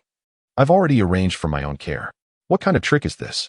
Of course, it was to draw Jiang Ruoshi into the water. Having just had a disagreement with Wang Shanfei, he had been poisoned in Wang's territory, and the Wang family would undoubtedly seek an explanation. Tomorrow, they would certainly come to him. At that moment, he intended to clarify his stance towards the Wang family. In their quest for self-preservation, the Wang family would surely seek allies. To them, adopted children held little value. Jiang Ruoshi was their only viable option. This was the opportune moment for the Wang family to align with Jiang Ruoshi. Furthermore, there was another point of concern. Jiang Ruoshi was in peril, as were the Jiang family members Jiang Hu, Jiang Ling. Soon, Jiang Huai and Jiang Huan would also face troubles. At that moment, when nothing seemed to have transpired for oneself, what thoughts might they harbor regarding their own involvement? When misfortune befalls them, could it possibly be linked to oneself? One must first establish their own position, distancing oneself from any association. At the very least, it is essential to ensure that Jiang Xuanfu harbors no suspicion towards oneself. Remember to keep it confidential. Let it be assumed that I have indeed been poisoned. Gu Nianwei cast a fleeting glance at Jiang Chen, aware of the impending calamity awaiting the Wang family due to this scheme. The Wang family shall remain just the Wang family. Gu Nianwei would never fathom the depths of her own machinations. Chapter 41. Jiang Ruoshi's interaction with the Wang family. Soon, the convoy arrived at the hospital. Following a series of emergency treatments administered by the doctors, Jiang Chen finally emerged from the critical phase. However, his spirit appeared somewhat diminished, his complexion notably pale. Yet, Amidst the throng aboard the yacht, comprising hundreds of guests, identifying the source of the poison became an insurmountable challenge. It was reported that Jiangchen had casually taken a glass of wine from a server. Though Jiangchen suffered the effects of the poison, it remained unclear whether he was the intended target. Regardless of the circumstances, it was evident that a member of the Jiang family had been poisoned. The elite attendees of the banquet, upon realizing Jiangchen's identity, were struck with fear, their faces paling in shock. Those unaware of the gravity of the situation experienced waves of dread upon learning who he was. All individuals aboard the yacht were subsequently detained by the police. But despite rigorous questioning, the identity of the perpetrator eluded discovery. After a night of relentless investigation, they were left with no choice but to release this multitude of individuals, as the sheer number made it impractical, and most were not insignificant figures. Eventually, the unfolding events reached the ears of the elders of these second-generation elites, disseminating the tale further. They are far more capable than these younger generations of comprehending the gravity of the situation. Young Master Chen, there is someone outside seeking you. Claiming to be from the Wang family, here to offer their apologies. A maid knocked on Jiang Chen's door. He glanced at the time and replied, "I am resting." Asked them to wait. Understood. The maid did not inquire further and departed. Jiang Chen, however, chose to wait until Jiang Ruoshi awoke before descending the stairs. Upon his appearance, the anxious members of the Wang family immediately rose to their feet. "Young Chen, we are aware of the events from last night. It was our oversight that led to this situation. I assure you, this matter bears no connection to our Wang family. Rest assured, we will apprehend the perpetrator. Additionally, here are some tokens of our sincerity. We hope they will alleviate your anger." Mr. Wang presented a project proposal.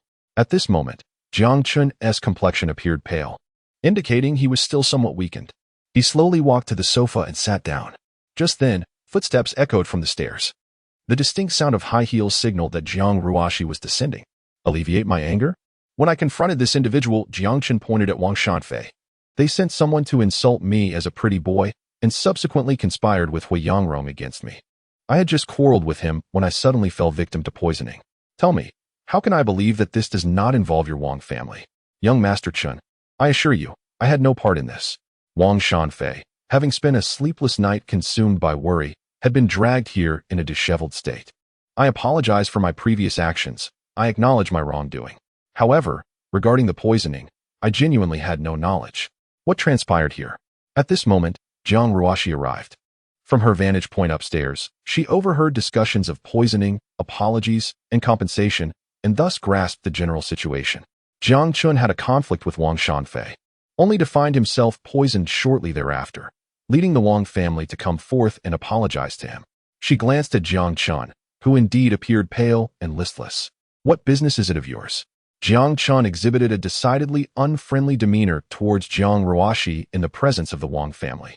Turning to Wang's father, he declared, I shall say this only once. Regardless of your involvement, this matter will not be so easily resolved. I am not in need of your compensation. First, I shall extract a layer of flesh from you before we discuss such matters. As Jiang Ruoshi passed by, she remarked, defeated dog, do not obstruct the path. Both Jiang Ruoshi and the members of the Wang family wore uneasy expressions.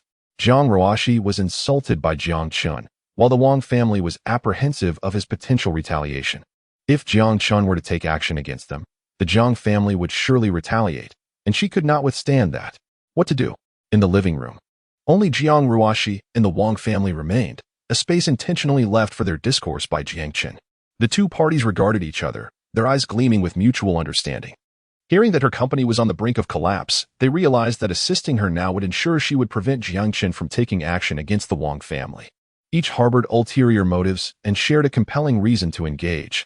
Naturally, they found common ground. Jiang Ruoshi exchanged a few words with Wang's father before inviting him to discuss matters in a different location. This gesture signified her intent, and Wang's father eagerly complied, handing over the project proposal for Jiang Ruoshi's perusal.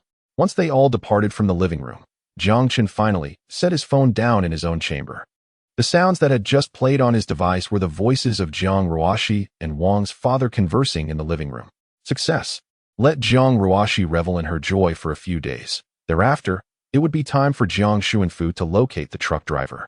He must not find him too swiftly. At least a month must pass. Chapter 42. creating momentum for Jiang Qiuyu in the days that followed. Jiang Chen dedicated himself to scriptwriting in his room. Meanwhile, the outside world presumed that he was merely recuperating, which was entirely plausible. Even Qiuyu, who previously broached the subject of Jiang Chen's audition at Tianjin film industry, had ceased to mention it, focusing instead on completing preparations for the actor recruitment before commencing filming. As per Jiang Chen's request, Jiang Qiuyu was unaware that it was Jiang Chen who had facilitated her participation. He simply sent her a script for her audition. Now, with a pressing need to present herself on screen, Jiang Qiuyu hastily canceled several engagements to rush over. Upon arriving at the audition venue, she was taken aback. Hi, sure. Starry building. The last time she had visited this place was for her brother's recognition banquet. Upon reaching the 36th floor, Jiang Qiuyu encountered the director, Yi Yuankai, the esteemed director, who rose to fame 20 years ago with the film His Tears, had become a renowned figure in the industry. However, with success came arrogance. Since achieving fame, Director Yi had become increasingly haughty, often berating investors on set and stubbornly adhering to his own ideas regarding films. Consequently, few investors were willing to tolerate his foul temper, leading to a scarcity of funding for his projects. In a bold move, he wagered his entire fortune and even took out loans to produce a film himself. Jiang Chen had seen that film. It was quite visionary, yet it regrettably failed to resonate with the mainstream market, resulting in dismal box office performance. Director Yi has suffered irreparable losses. Through this experience, he has matured significantly, yet the opportunity for a resurgence seems elusive. The immense burden of debt weighs heavily upon him, forcing him to become a mere instrument of the capitalists, relegated to producing commercial films dictated by the investors, shooting as they say, casting as they please. With over 2 decades of refinement, Yi Yuankai has mastered his craft, exhibiting unparalleled control over narrative arcs. He had previously intended to save funds to produce a film of his own to validate his artistic vision. However, before he could even initiate the project, he was approached by Jiang Chen. Jiang Chen painted a vision of a cinematic universe, and Yi Yuankai was to be its architect. This was a milestone destined to echo through the annals of film history, and Yi, a man who has long sought to affirm his worth, could not afford to let this opportunity slip away. Jiang Chen extended a simple yet profound proposition to Yi Yuankai. The budget would be ample, and the special effects would be of the highest caliber. He had but one stipulation: no internet celebrities in the casting. He was indifferent to stardom. Rather, he sought authenticity in performance. Whoever possessed the requisite talent would be suitable for any role, even if it meant casting an esteemed actor in a supporting part. His sole emphasis was on the quality of the film. If it fell short, he would seek alternatives. This declaration indeed bolstered Yi Yuankai's confidence. Thus, when word spread of his ambitious project, with an investment of 300 million, and others sought to interject their influence, Yi firmly dismissed all attempts, asserting his authority without hesitation. Jiang Qiuyu held great respect for Yi Yuankai, acknowledging his esteemed position within the entertainment industry. However, her concerns lay with the other actors involved. It is quite commonplace within the entertainment industry for numerous actors to find themselves embroiled in controversies prior to the release of a film, resulting in its cancellation. However, upon surveying the scene, Jiang Qiuyu noticed a conspicuous absence of prominent stars auditioning for roles. Miss Jiang, we are not considering traffic stars for this film. The qualities we prioritize are character and acting prowess, remarked the director's assistant, sensing Jiang Qiuyu's confusion. Come, Director Yi is waiting for you to audition inside. Her agent encouraged her, and despite her anxiety, Jiang Qiuyu endeavored to suppress her emotions. Before long, she emerged from the audition room. Her agent glanced at the clock. A mere 10 minutes had elapsed. Such brevity suggested she had been dismissed. Yet, Jiang Qiuyu's expression was one of inner turmoil. Sisterly, the director wants me to sign a contract. This is wonderful news. The leading role in Director Yi's film will surely launch you into stardom. What are you hesitating about? However, the contract entails 5 films, and I cannot have any blemishes before the last one is released. Upon hearing this, her agent nearly lost composure. What a fortunate opportunity. Autumn, consider this. 5 films imply that this series will at least yield 5 sequels. If they are making such a demand, it speaks volumes about their confidence in the script. Others find it difficult to secure even a single role, yet such a splendid opportunity lies before you. And you still hesitate. Come, let us sign the contract without delay. Jiang Qiuyu was promptly ushered by her agent to finalize the agreement. The very next day, She was integrated into the production team. At that moment, the set was still in the process of being constructed, yet most of the cast had already taken their positions. In order to make efficient use of time, Director Yi opted to film scenes with whichever actors were available at the moment. Once the scenes were shot, they were promptly sent to the special effects company for production, even if it was later discovered that some of the completed special effects shots were unnecessary. They could simply be cut out. Having ample funds allowed for such indulgence, a demand also echoed by Jiang Chun. Speed and quality. 300 million in funding still proved insufficient. After all, in the interest of time, when props were lacking, they were purchased outright. For scene construction, the first step was to check if other production teams had already built similar sets. If so, they were acquired without hesitation. For explosive scenes, a location was outright bought and detonated. Every factor that could impede efficiency was resolved with financial resources. If one company was unable to keep up with post-production, additional companies were enlisted. Ultimately, Jiang Chun injected another 200 million to ensure sufficiency. Furthermore, preparations for promotion and distribution were already underway during filming. Now, they merely awaited the film's completion to submit for review to the Film Bureau, paving the way for immediate release. Chapter 43. Brother takes you to school. Jiang Chun spent over a month at home. During this time, he meticulously drafted the plans for the cinematic universe, along with strategic directions for Tianqian investment. However, he occasionally inquired about Jiang Qiuyu's performance.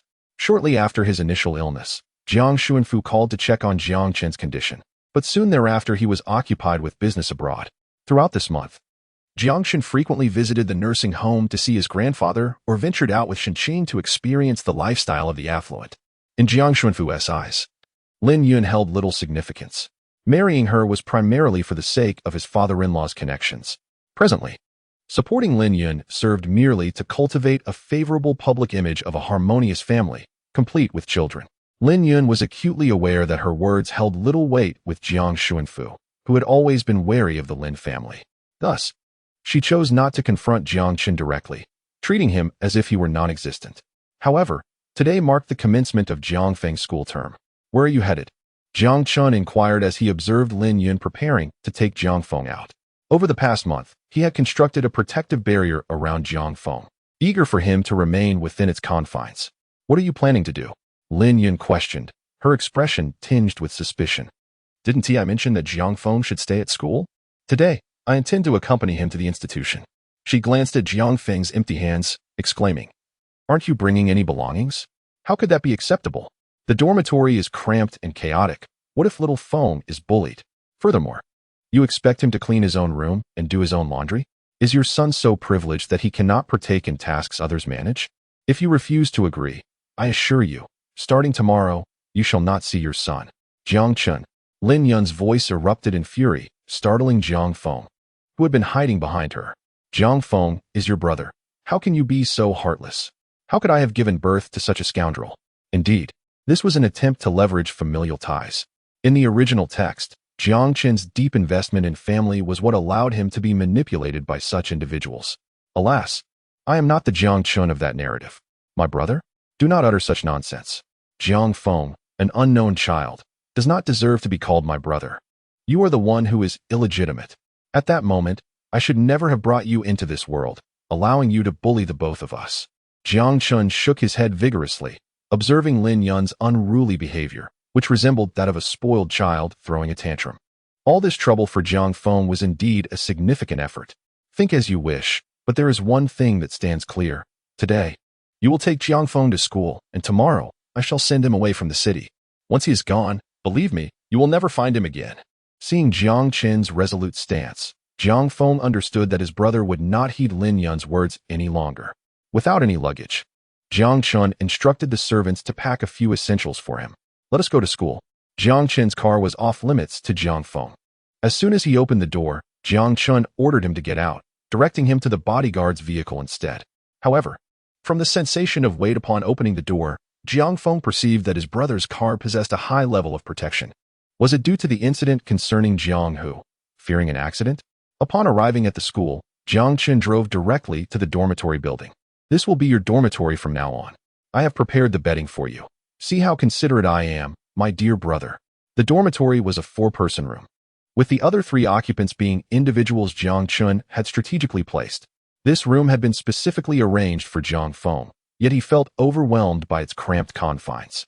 It was hardly larger than a bathroom at home. How could anyone possibly reside here? Before Jiang Feng could voice his concerns, Jiang Chun led him outside.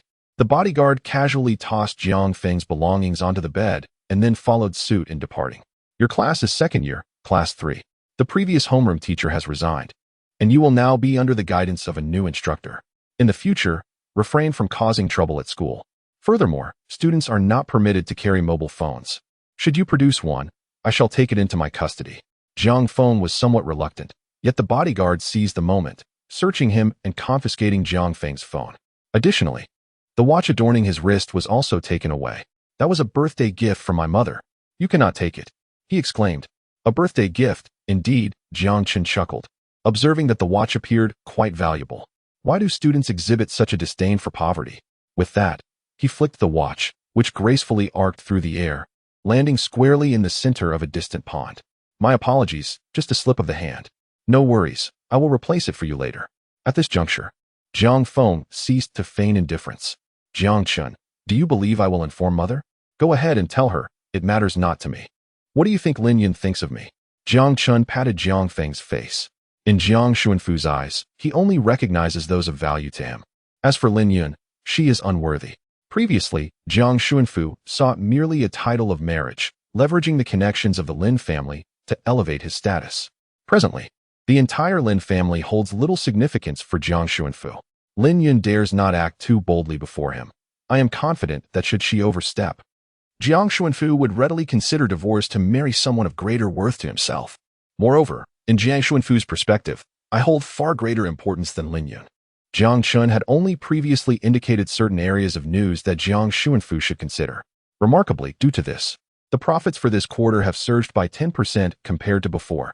Now, in Jiang Xuanfu's eyes, every member of the Jiang family pales in comparison to Jiang Chen's significance, including Lin Yun. Chapter 44. Jiang Feng's predicament. Jiang Feng gazed longingly at the pond, ultimately remaining silent. Here, Jiang Chun casually tossed a meal card, which contained 500 yuan, his allowance for the month. Once it's gone, you'll have to fend for yourself. 500 a month, sufficient to stave off hunger at school, though devoid of any meat. Breakfast consisted of a few steamed buns or dumplings. Lunch comprised of rice with 2 vegetable dishes, and dinner was a haphazard affair, just enough to last until the end of the month. However, the school's supermarket accepted meal cards for purchases. Jiang Chun surmised that Jiang Feng would hardly endure such a frugal existence. That 500 would likely be spent in the school's supermarket by tomorrow. At that point, he would have to go hungry. Subsequently, Jiang Chun escorted Jiang Feng to their classroom. Class 3 of the second year was already filled to capacity.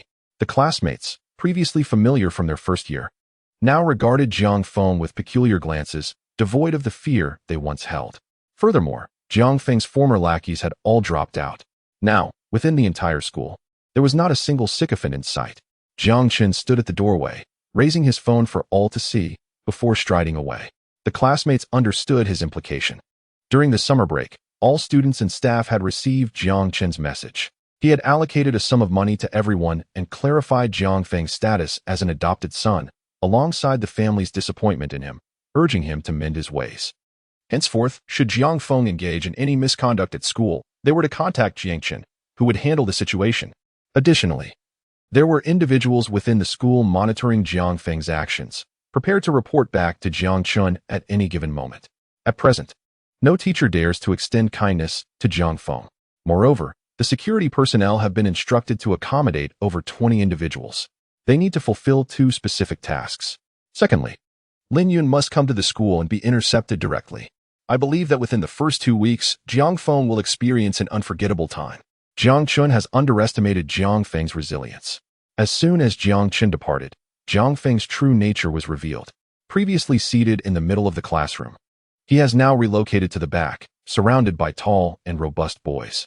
Jiang Chun had meticulously arranged this, even transferring students from other classes to the 2nd and 3rd grades. Jiang Feng casually sat down, stretching his legs, which inadvertently kicked the chair of the student in front. The front desk student did not hesitate to rise and directly upturn Jiang Feng's desk. Try kicking it again, I dare you. I endure humiliation at the Jiang family. But am I to be intimidated by you worthless bunch at school? Speak again, and I will ensure you cannot survive in the entire city. This scene instantly captivated the attention of the entire class. Jiang Feng failed to notice the glimmers of schadenfreude in the gazes directed at him. I am so scared. Do you truly believe you are still that young master of yours? Do not say that. If the false young master cries, will you be the one to console him?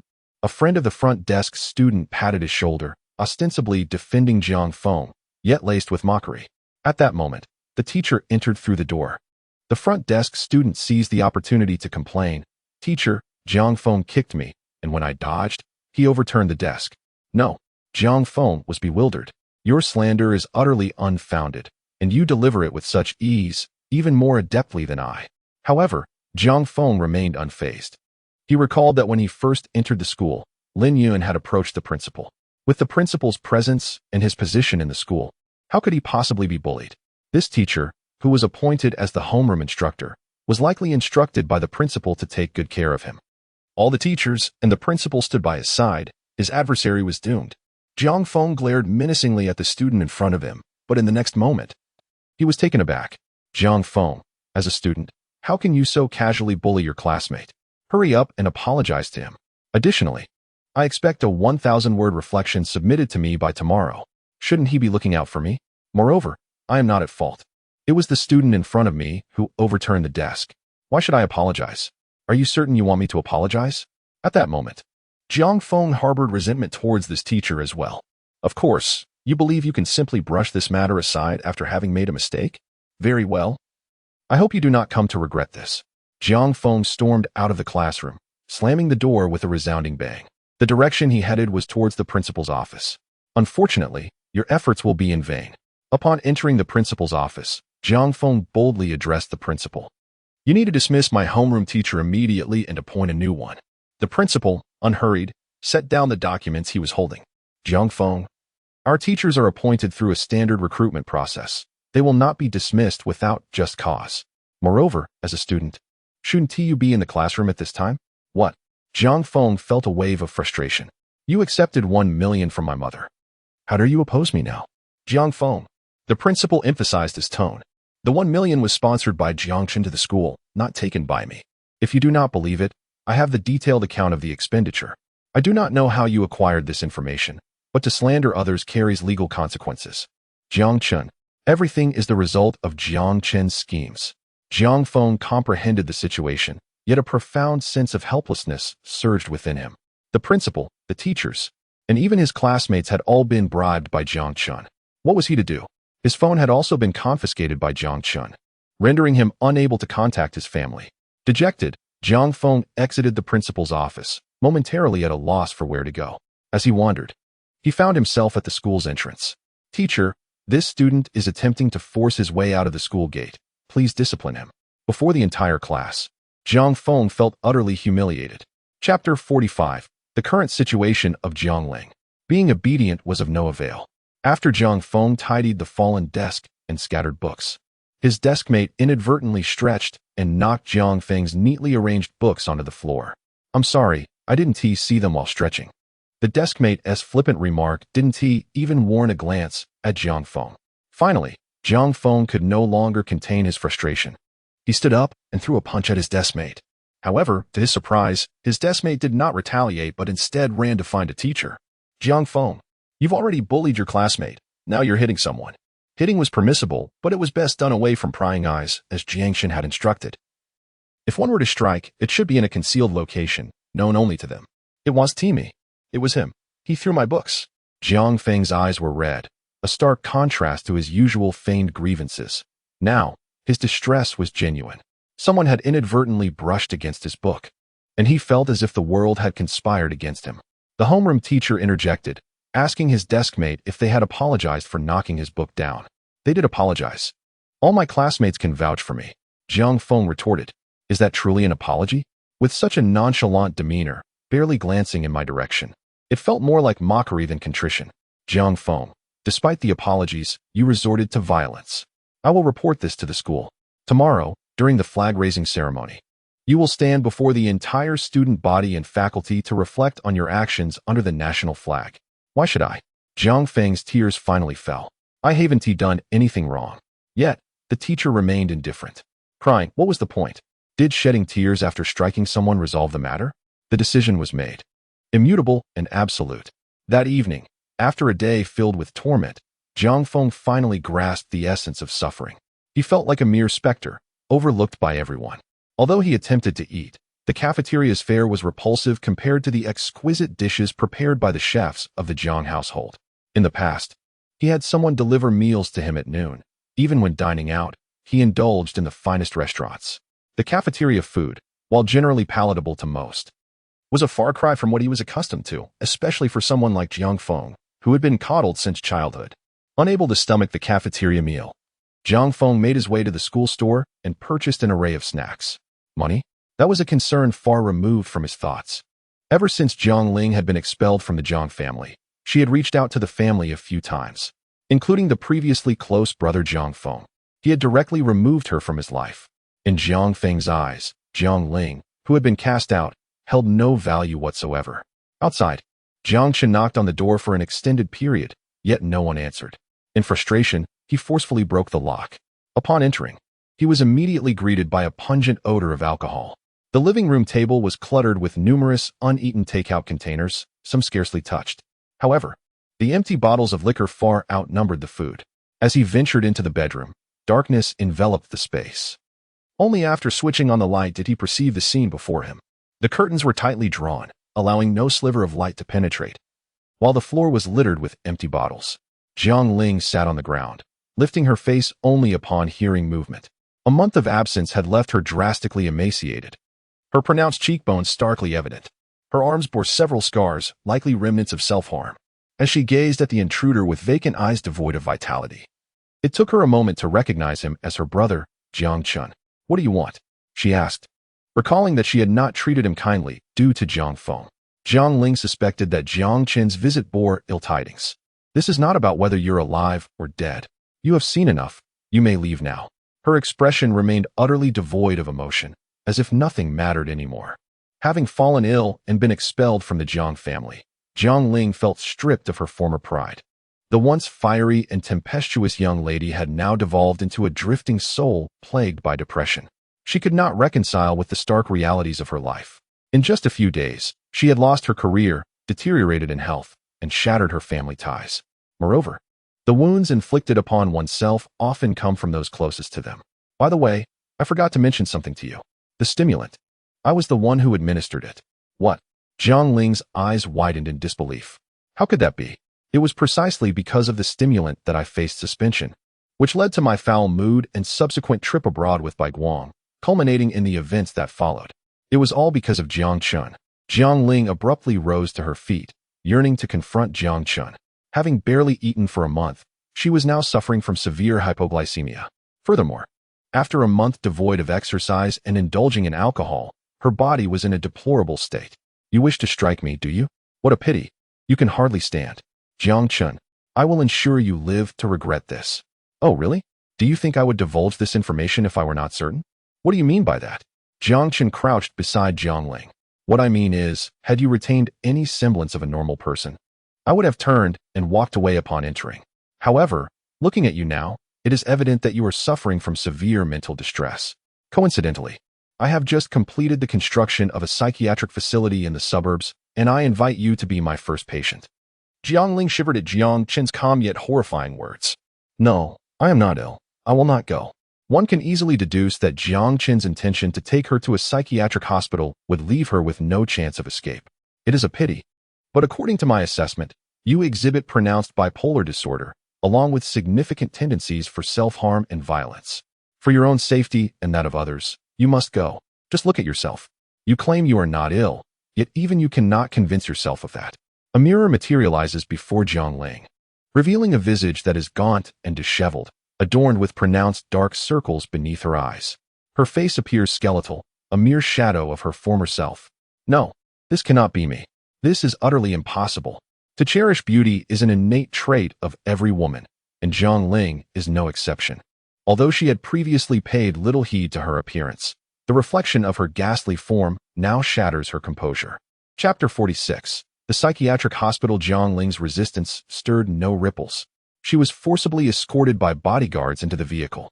Nonetheless, her cries drew the attention of other neighbors in the community.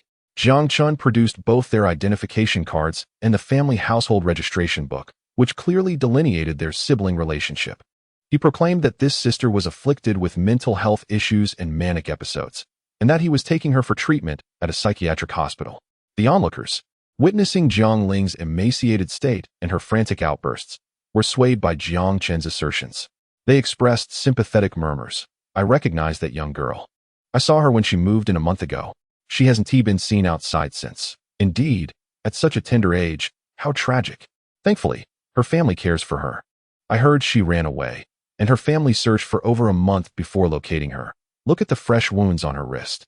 I hope she isn't contemplating suicide in this neighborhood. Living near a haunted house would be unsettling for me." Amidst the exchange of concerned words, the narrative of the situation was swiftly solidified. As for Jiang Ling being confined in the mental institution established by herself, there is certainly no issue in determining whether she requires continuous observation for her mental health. Otherwise, what would be the purpose of Jiang Chun's establishment of this facility? In addition to the mental institution, Jiang Chun has also opened a sanatorium, which is evidently intended for others. After more than an hour's journey, the group finally arrived at the mental institution. A towering 5-meter-high wall loomed in the desolate outskirts. The wall, 1 meter thick, was entwined with high-voltage wires. The entire institution had only one entrance, which was divided into an inner and an outer gate. The ventilation and sewage pipes had undergone special treatment, with diameters just sufficient for their purpose, rendering it impossible for an adult to escape through them. The ground was constructed from reinforced concrete, with the foundation directly connected to the wall, making any digging futile. Surrounding the wall, a 10-meter radius was devoid of any structures. Even the trees had been felled. Climbing over the wall was out of the question. This mental institution was even more secure than a prison. One could envision it as a box with 5 walls of impenetrable steel. The only means of exit, apart from the main gate, would be to fly away. Jiang Chun escorted Jiang Ling into the institution. Due to Jiang Ling's refusal to cooperate, Jiang Chun instructed the doctors to administer a sedative, subsequently restraining her on a confinement bed. She was far too agitated at the moment. It was essential for her to calm down over the next few days. She had HIV, and her medication could not be interrupted alongside her treatment for mental illness, which required strict adherence to her medication schedule. Even if one is not mentally ill, prolonged use of psychiatric medications can lead to abnormal mental states. Moreover, this medication generally exerts an influence on the body's hormonal balance, clinically manifesting as weight gain. Jiang Chun has resolved to cultivate Jiang Ling as a psychiatric patient. "Very well, young Master Chun." Jiang Chun nodded, assuring that diligent effort would not go unrewarded. Jiang Ling has reached a point of no return. Henceforth, Jiang Chun will frequently visit to provide care for her. Furthermore, it is quite typical for psychiatric patients to exhibit various symptoms, is it not? Even if there are scars, they can simply be attributed to self-harm. In any case, Jiang Ling's life is about to become quite arduous. Did she believe that being expelled from the Jiang family would mark the end of her troubles? Such naivety is remarkable. Compared to the torment Jiang Chun endures, this is but a fraction. How is Xiao Feng faring at school? Indeed, only Jiang Feng seems to capture Lin Yun's attention so fervently. I believe he will undoubtedly relish the experience of school life. Reports regarding today's occurrences at school involving Jiang Feng have already reached me, including the amount he spent at the student supermarket. Jiang Feng has likely exhausted half of his funds by now. It is anticipated that he will deplete his finances by tomorrow, with 11 days remaining until the weekend. I am quite curious to observe how Jiang Feng navigates the days ahead. Hunger, after all, can drive one to acquire anything. That's excellent. That's excellent. Upon hearing Jiang Chen's words, Lin Yun harbored no doubts and promptly instructed the kitchen, "Tomorrow at noon, I shall bring a meal to school for my son. Prepare an extra portion to pack in a food container." Visiting Jiang Feng at school, one might fear she would be denied entry. Yet, with this substantial capital, Jiang Ruoshi has established a company in collaboration with the Wang family, securing a 70% stake for herself. The projects within the company have predominantly relied on the connections of the Wang family, and they have successfully secured several significant contracts. Regarding the scheme against Jiang Ruoshi in collaboration with Jiang Chun, there has been no further inquiry from Jiang Chun. suggesting a desire to remain in the shadows and observe the conflict unfold between Jiang Chun and Jiang Ruoxi. However, recently, there has been an increasing interest in Bai Bingning, to the extent that a position was arranged for her within his company. Jiang Chun, having dispatched individuals to monitor Bai Bingning, discovered that she has established a connection with Hui Yangrong, although their relationship has yet to advance beyond the realms of friendship, lingering in an ambiguous space. Despite the underlying tension, Jiang Hu has grown restless. As Jiang Ruoxi allied with the Wang family, Jiang Huan also reconciled with her father, admitting to having made a mistake in her affections and promising to sever ties with Zhao Qing. Consequently, Jiang Xuanfu lifted Jiang Huan's house arrest. Following this, Jiang Hu and Jiang Huan lingered around Jiang Ruoxi under the pretense of alleviating her burdens, speaking favorably of the Wang family, and particularly of Wang Shanfei. This has significantly altered Jiang Ruoxi's perception of Wang Shanfei. Given that Jiang Huan is the biological daughter of the Wang family, her loyalty is undoubtedly inclined towards her own kin. As for the Zhao family, they clarified their stance with Jiang Hu and opted to sell their company outright. Upon discovering Zhao Qing's involvement with Jiang Huan, Jiang Xuanfu merely expressed his sentiments, leading many who sought to curry favor with the Jiang family to take measures against the Zhao family's enterprises. Aware that retaining the company was futile, the Zhao family decided to capitalize on its remaining value, selling it and indulging in a life of leisure with the proceeds. They have placed their bets firmly on Jiang Hu and the Wang family. They, in collaboration with the Wang family, sent their daughter into the Jiang family, naturally expecting the Wang family to take care of them. Jiang Hui would also support them after the marriage alliance, as they anticipated the reconstruction of their company, which would flourish with the assistance of Jiang Hui and the Wang family. Chapter 47. The conflicts within the Jiang enterprise. It appears that now is not the opportune moment to act. Jiang Ruoxi must remain still, awaiting Jiang Xuanfu to locate the truck driver. However, due to a piece of information I disclosed, Jiang Xuanfu has been entirely preoccupied with business matters. Should I assist him in finding the driver? Perhaps not. Too many actions lead to more mistakes, and there is no rush at this moment. Jiang Hu also must not be provoked. Bai Bingning and Hui Yangrong will gradually dismantle Jiang Hu's company. Since the last incident, where Jiang Hu was spared, Lin Yun has been relatively quiet, yet she continues to suppress Jiang Hu's enterprise. Now is not the time to corner Jiang Hu. I am still waiting to use Jiang Hu against Jiang Xuanfu. As for Jiang Hui and Jiang Huan, these two are inconsequential. I can inform Jiang Xuanfu of the Zhao and Wang family's plans at any time. Their paternity test results would be easily accessible to Jiang Xuanfu. And when the time comes to bring these two over, I can manipulate the situation as I wish. Regarding Lin Yun and Jiang Feng, I also have the opportunity to eliminate them at my convenience. However, I prefer to keep them for later, allowing them to suffer for a while. Let Jiang Feng focus on his studies at school for now, as he has some free time. Moreover, there is also Shen Qing's second uncle. Shen Qing's previous disappearance was orchestrated by him.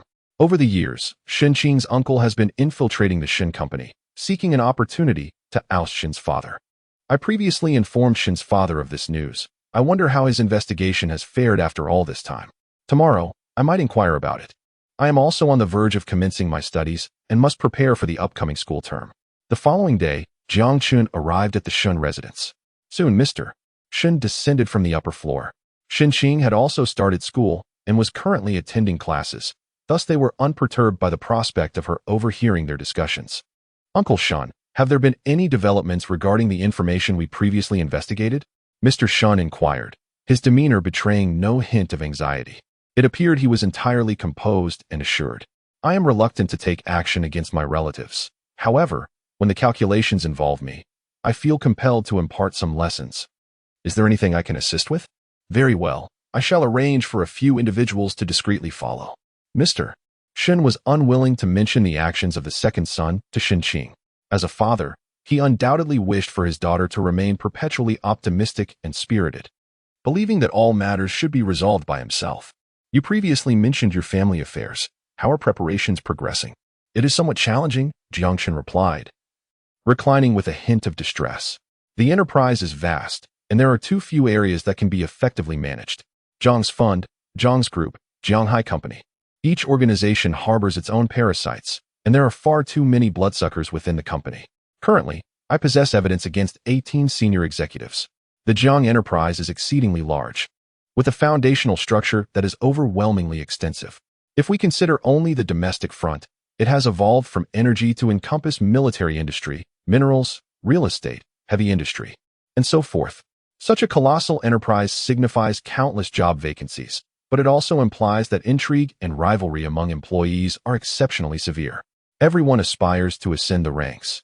Thus, they begin to curry favor and engage in the rampant exchange of gifts. Capable individuals face suppression, while those adept at flattery ascend to positions of power. The rampant corruption and embezzlement need not be elaborated upon. How many families cultivate talent solely to integrate them into Jiang's enterprises, subsequently elevating them to executive roles, only to secure favorable terms for their own companies during collaborations? Moreover, Jiang Xuanfu harbors disdain for foreign individuals. Even foreign assets are managed by personnel selected domestically. Once these individuals arrive, they behave like emperors, creating chaos within the companies. This pattern of deceit and self-enrichment has persisted for an excessively long duration, contributing to the eventual disintegration of the Jiang family. Another contributing factor is the overarching strategic misalignment within the Jiang enterprise. Energy, a fundamental sector for them, has seen the emergence of substantial advancements in renewable energy, while Jiang's faction resorts to clandestine maneuvers to maintain energy prices. Such a company has become a malignant tumor that cannot be allowed to persist. Furthermore, the Jiang family shows a complete disregard for other high-tech innovations, remaining fixated on traditional industries.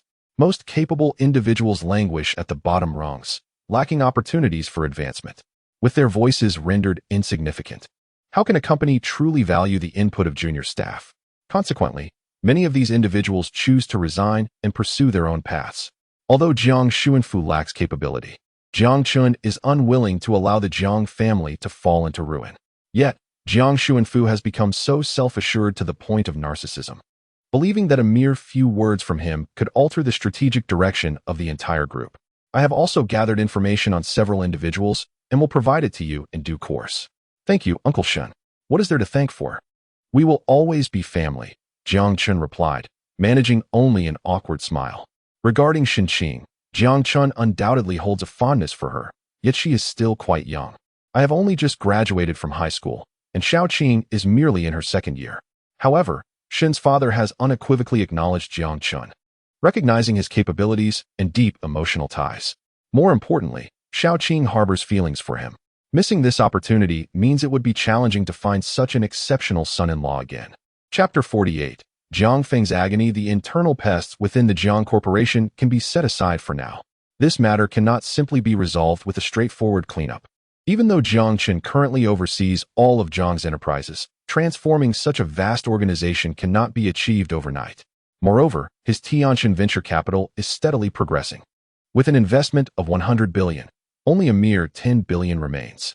Jiang Chun is contemplating requesting additional funds from his grandfather. Additionally, Tianjin Venture Capital has independently established a laboratory, offering lucrative salaries to attract skilled technicians for the research of various innovative technologies. By prioritizing research, they aim to secure patents ahead of competitors, thus minimizing future expenses on these innovations during the transformation process. There is no need for haste. Jiang Chun is not anxious at present. In moments of leisure, he finds himself concerned about Jiang Feng's current situation. Lin Yun rose early today, appearing in high spirits. Having applied a beautiful makeup, she spent the morning in the garden, and as midday approached, she instructed the driver to take her to Jiang Feng's school. However, her cheerful demeanor vanished entirely at the school gate. "Do you know who I am? How dare you stop me?" Yet the security guard remained impervious, stating, "I apologize. But in order to ensure the safety of the students, no outsiders are permitted during school hours." Lin Yun directly called the principal. The principal, who had previously been compliant with her every request, now chuckled lightly.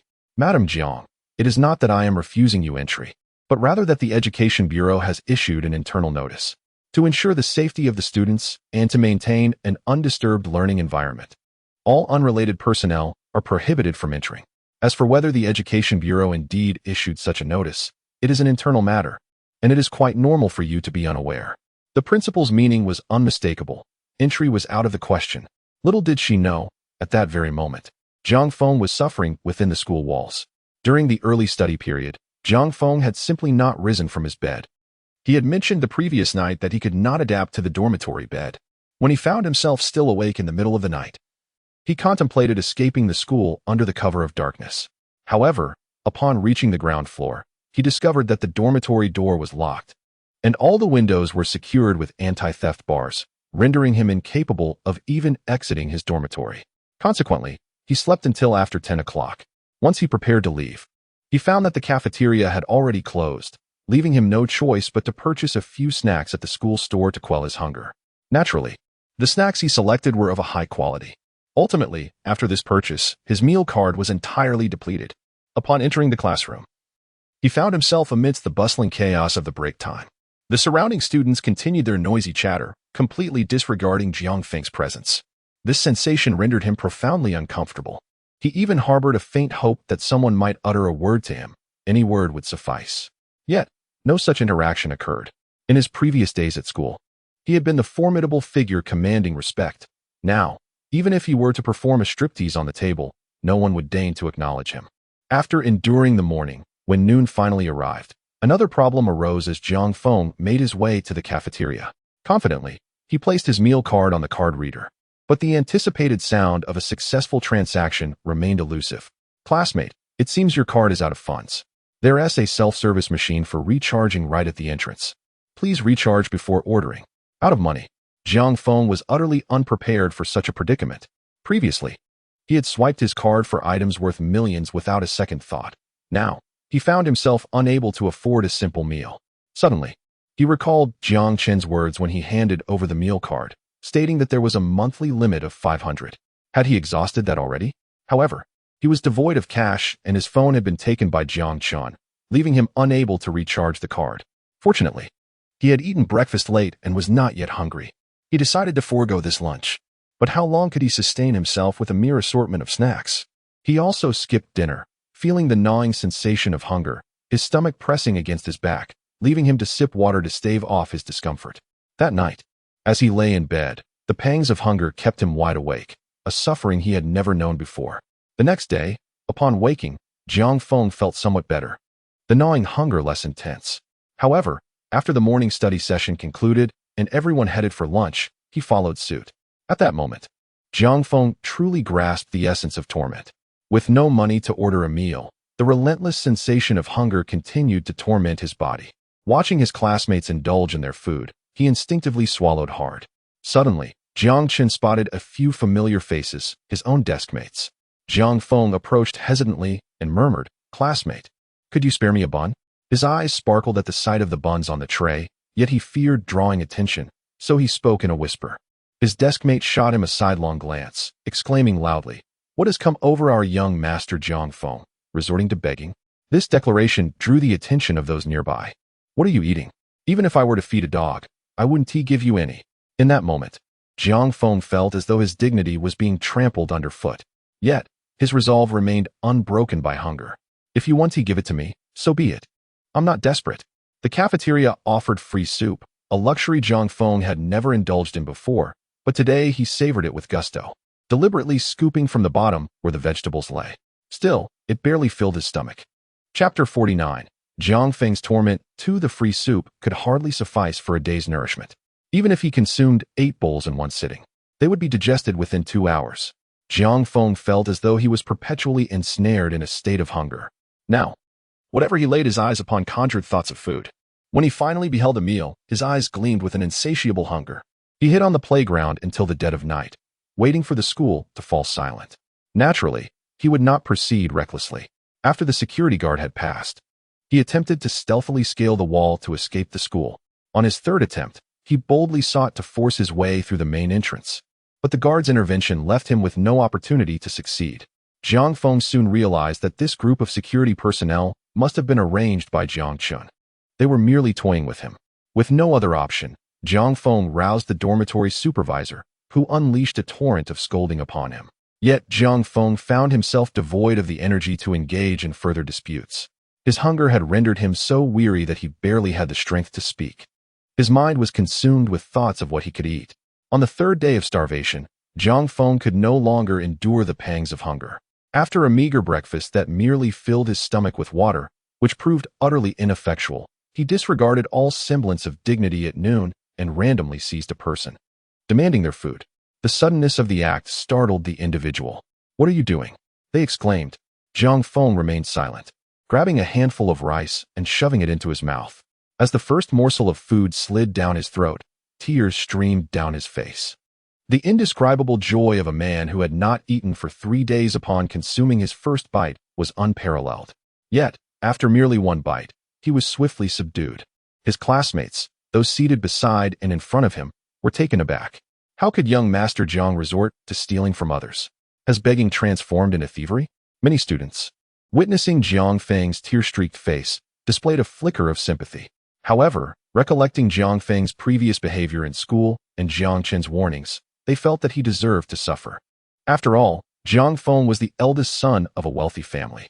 He had previously bullied his peers, mercilessly tormenting anyone who displeased him, resulting in several expulsions. Now, after merely a few days of hunger, he still had a life of abundance awaiting him, even as an adopted son. As for them, why should they be concerned? Moreover, how much did his brother willingly spend to refine him in the eyes of the entire school? Yet, he still craved food. His desk mate casually tossed a bun from his tray, which fell at Jiang Feng's feet. If he desired to eat, he would have to settle for this. Observing the boys surrounding him, Jiang Feng understood that they would not permit him to snatch food from others. Thus, he had no choice but to either consume this bun or endure hunger. Slowly, Jiang Feng bent down, each inch seeming to exhaust every ounce of his strength. Tears fell silently. He realized that from the moment he picked up the bun, his dignity would never rise again. Nevertheless, he could no longer bear the pangs of hunger. Ultimately, Jiang Feng relinquished his pride. Henceforth, every meal became a torment to his dignity as his desk mates consistently fed him. Each occasion served as a profound torment to his self-worth. He had sought help from others, classmates, teachers, and even the cleaning staff, but every single one feigned ignorance to his pleas. He yearned to escape the confines of the school, yet each attempt ended in failure. On the contrary, his every effort resulted in punishment. Initially, he endured mere hunger, forced to stand aside and watch them eat, unable to utter a word despite his gnawing hunger.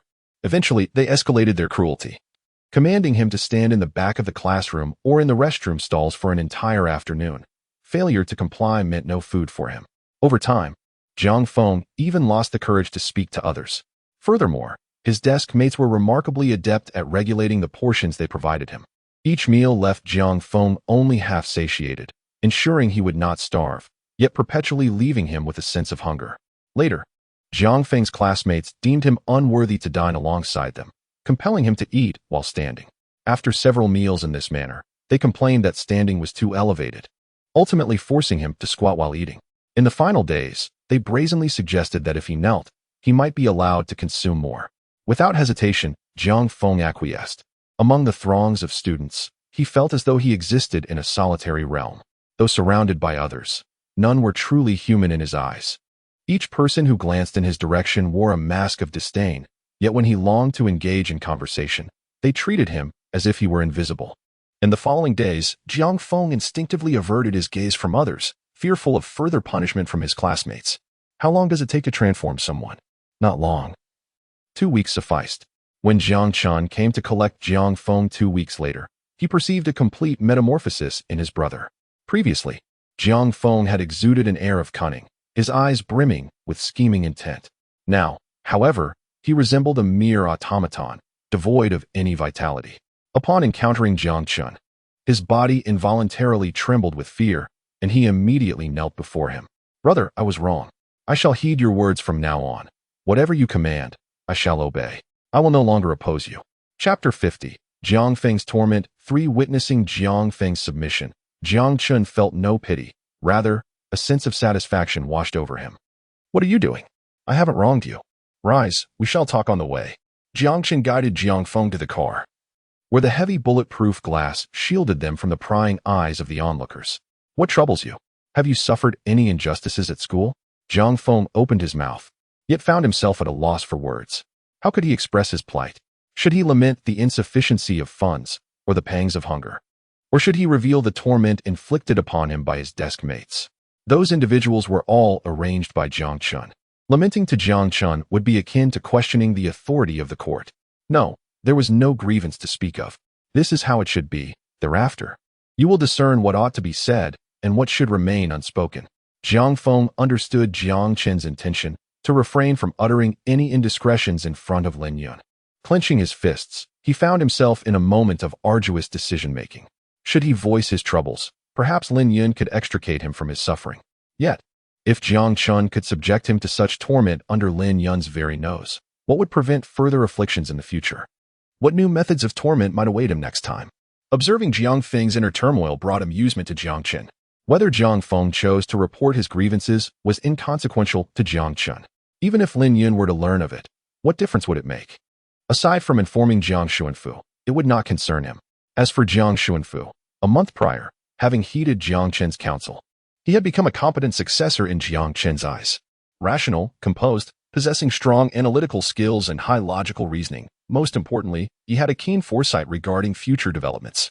In Jiang Xuanfu's view, Jiang Chun had become the most significant figure in the Jiang family. Lin Yun was merely a pawn in a marriage alliance, while Jiang Chun was destined to be the heir, quick-witted and rightful. As for Jiang Hu, Jiang Xuanfu had already resolved to allow him to live as a wealthy gentleman. Such is Jiang Xuanfu that he would never relinquish his son Jiang Chun in favor of a minor adopted child. Soon, the vehicle arrived at the Jiang family estate, where Jiang Feng immediately spotted Lin Yun awaiting him. Mother. Upon seeing Lin Yun, tears gushed forth from Jiang Feng's eyes as he dashed into her embrace. Lin Yun's concern enveloped Jiang Feng, leaving him feeling profoundly wronged. Hush, do not cry, my dear. Mother is here. Speak to me about anything, and I shall help you resolve it. With that, she cast a fierce glare at Jiang Chun. Unbeknownst to Lin Yun, Jiang Feng had endured hardships at school. She merely assumed he was struggling to adapt to the new environment and the unpalatable food, naturally directing her ire toward Jiang Chun. It's all right, mother. I'm just hungry. Let us go inside and eat. Having barely filled his stomach over the past fortnight, Jiang Feng yearned to indulge. Jiang Chun, unwilling to accompany them, took his leave first. Once Jiang Chun departed, Jiang Feng finally relaxed his tense body. At present, the sight of Jiang Chun made him freeze, his spirit taut with anxiety. In this moment, Jiang Feng disregarded all decorum, seizing his chopsticks to feast voraciously.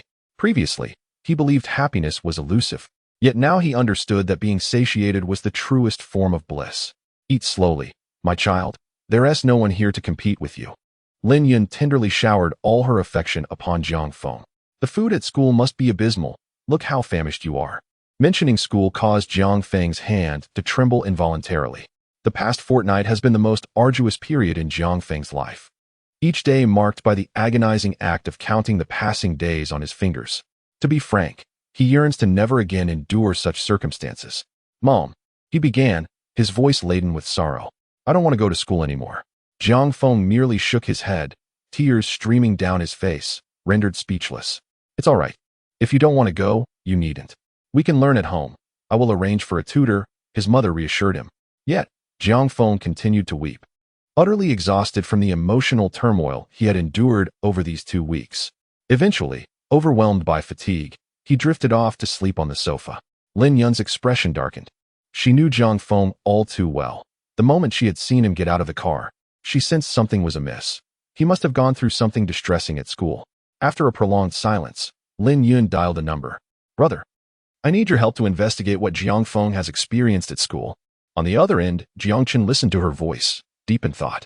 Lin Yun, realizing she could not sway Jiang Xuanfu, had begun to seek assistance from her family's influence.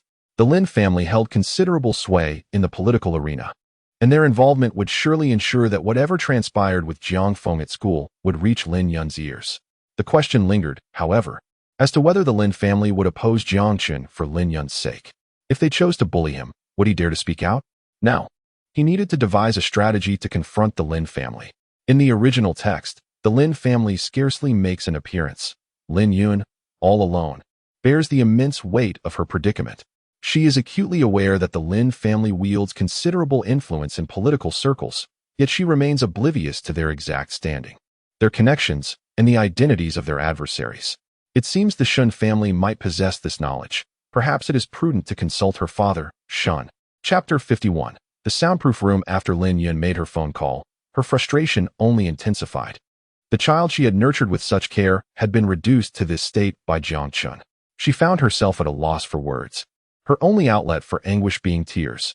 In a mere fortnight, he had lost several pounds. Jiang Chun. Lin Yun confronted Jiang Chun directly, launching into a scathing reprimand. What on earth have you done to your brother?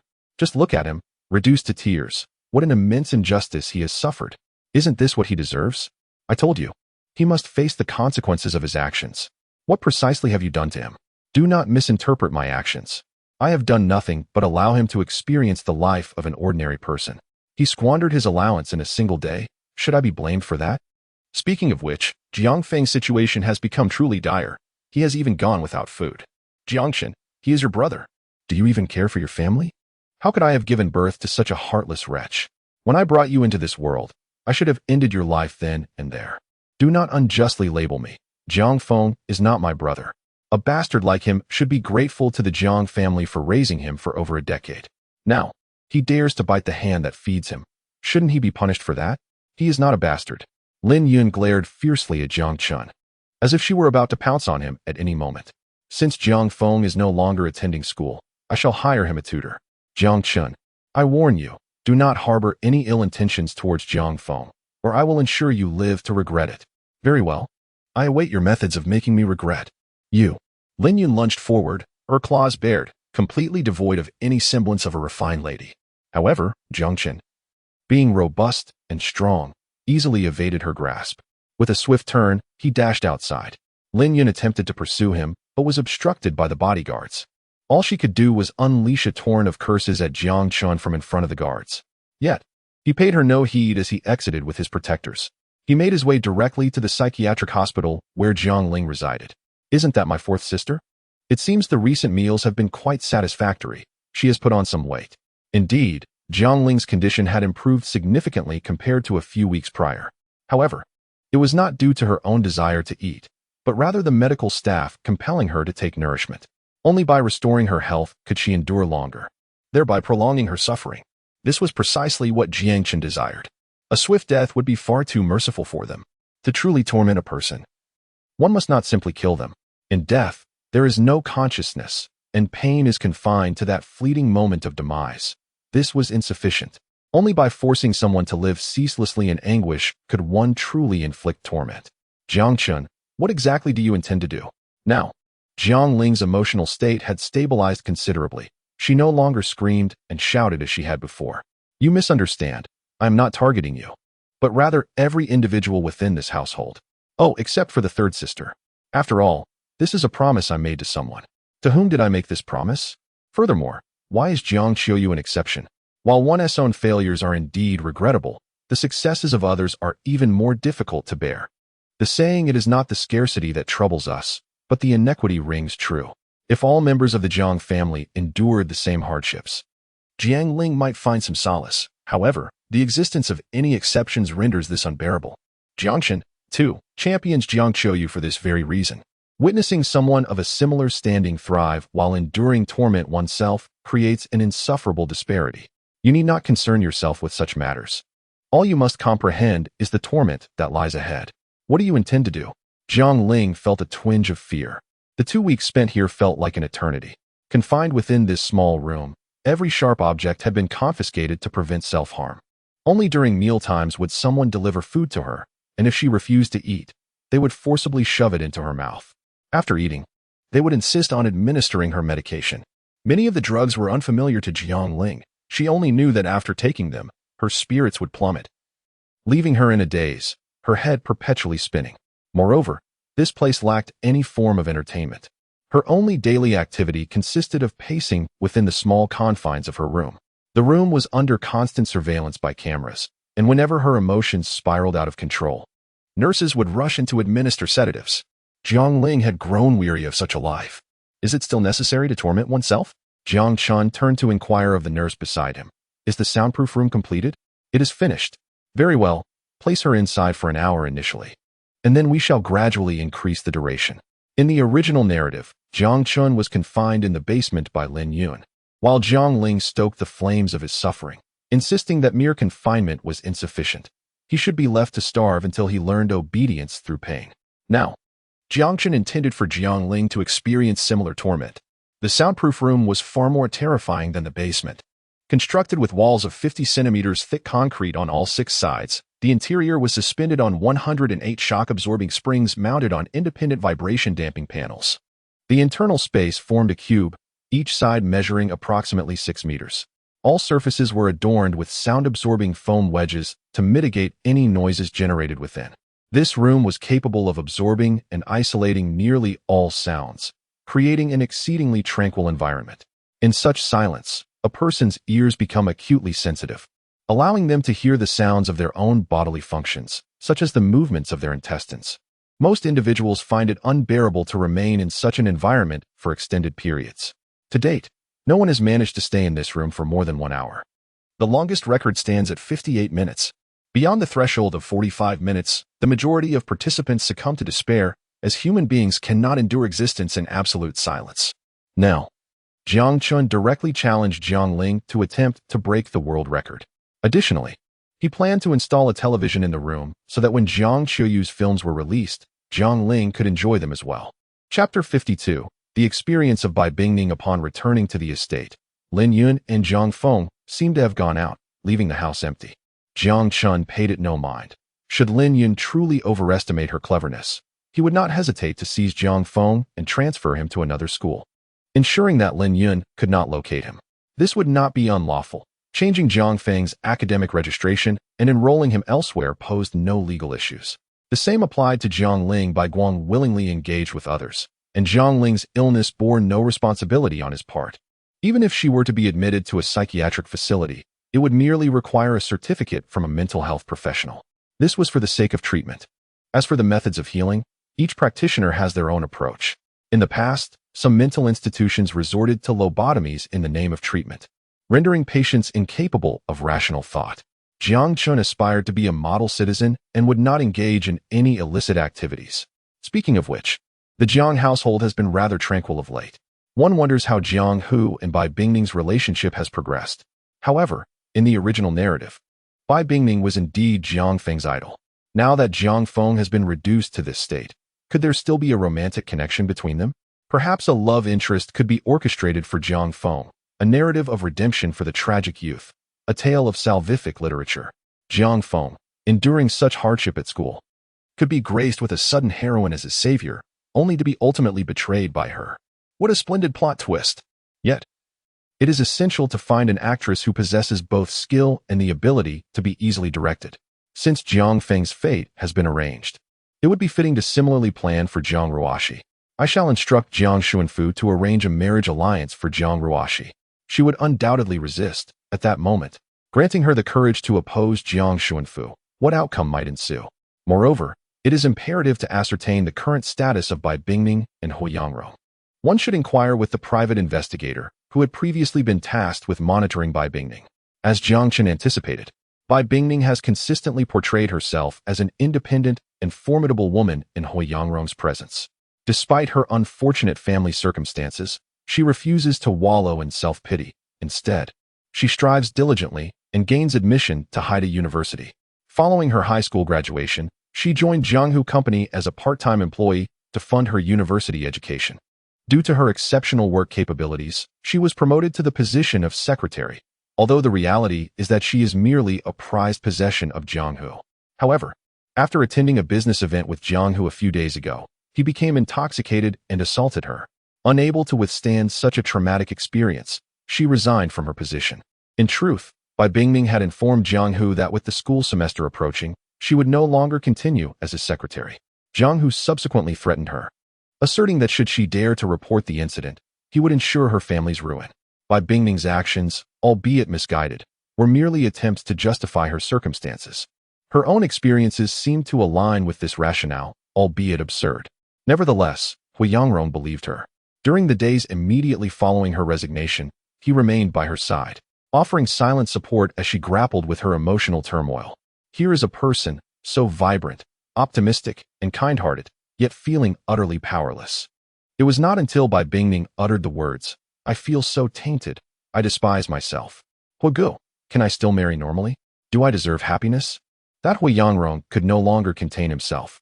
He enveloped Bai Bingning in his embrace. Witnessing the vulnerability of a typically strong individual is profoundly impactful. It makes one feel extraordinarily special. As a result, that night, Hui Yangrong could not restrain himself. Bai Bingming's mixed signals, seemingly resisting yet inviting, ignited a fervor within him with every inch of their skin that brushed against one another. When it all came to an end, Bai Bingming silently wept as she dressed, her clothes tattered and inadequate in concealing her form. I understand. I do not blame you. Brother Hua, let us not meet again. Jiang Hu forced my hand, and you too have not spared me. Hui Yangrong could scarcely tolerate Bai Bingming's words. He drew her into his embrace, pouring out his heart. What they call love at first sight, what is not coercion, is simply my deep affection for you, and you deserve the very best. No, Bingming, I do not mind. That was not of your volition. No one wishes to endure such experiences. I do not mind. I only wish for your happiness. Eventually, Bai Bingming pushed Hui Yangrong away, claiming her mind was too tumultuous and she needed time to reflect before ending things. The following morning, Hui Yangrong arrived at Bai Bingming's residence to keep her company. After several days of companionship, her attitude towards him gradually softened. They began to communicate as normal friends. Yet, each time Hui Yangrong sought to advance their relationship, Bai Bingming would not refuse, but would invariably display a flicker of fear in her eyes. Hui Yangrong recognized that such occurrences would undoubtedly leave her with psychological scars, and he refrained from pressuring her. It is evident that Hui Yangrong was firmly ensnared by Bai Bingming's charm. Truly, she is deserving of her role as the heroine. This is merely a trivial matter. In the original text, Bai Bing's navigation between Jiang Hu, Jiang Feng, Hui Yangrong, and Jiang Qin is deftly executed.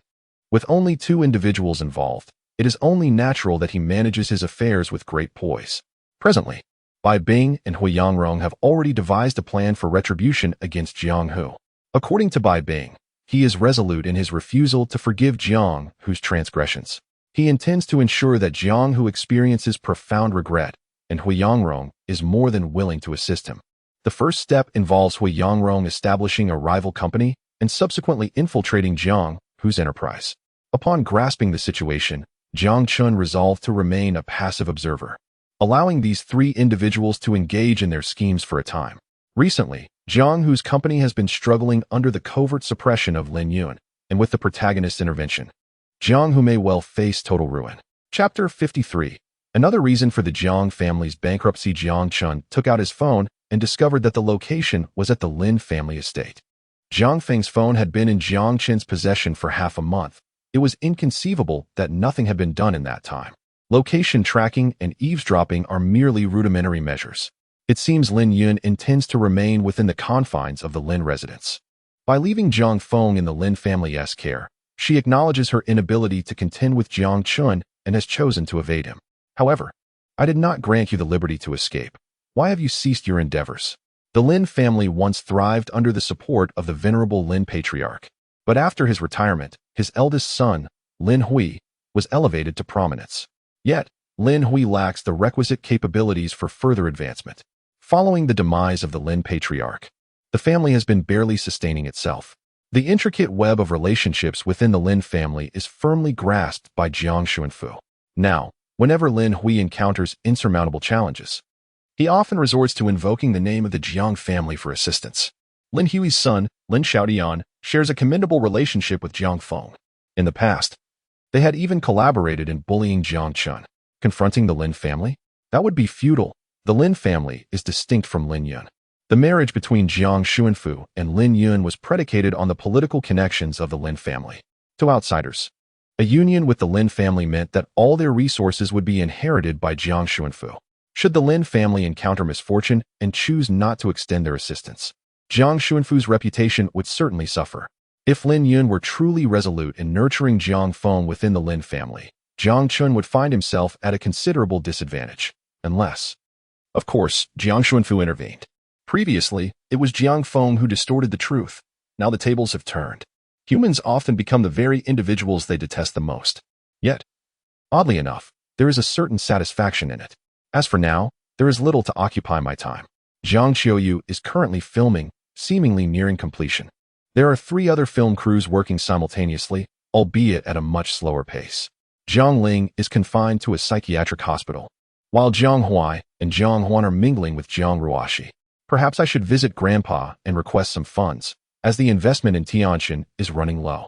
In the suburban sanatorium, Zhang Ligua is engaged in a game of chess with an elderly gentleman. Old Zhang, your eldest grandson has arrived again. Come, Xiaochun. Assist me in this game. Greetings, Grandpa. Greetings, Grandfather. Jiang Chen obediently seated himself beside them. Grandpa, you and Grandfather should continue the game. You are evenly matched. While I am merely a novice at chess. In truth, that was not the case.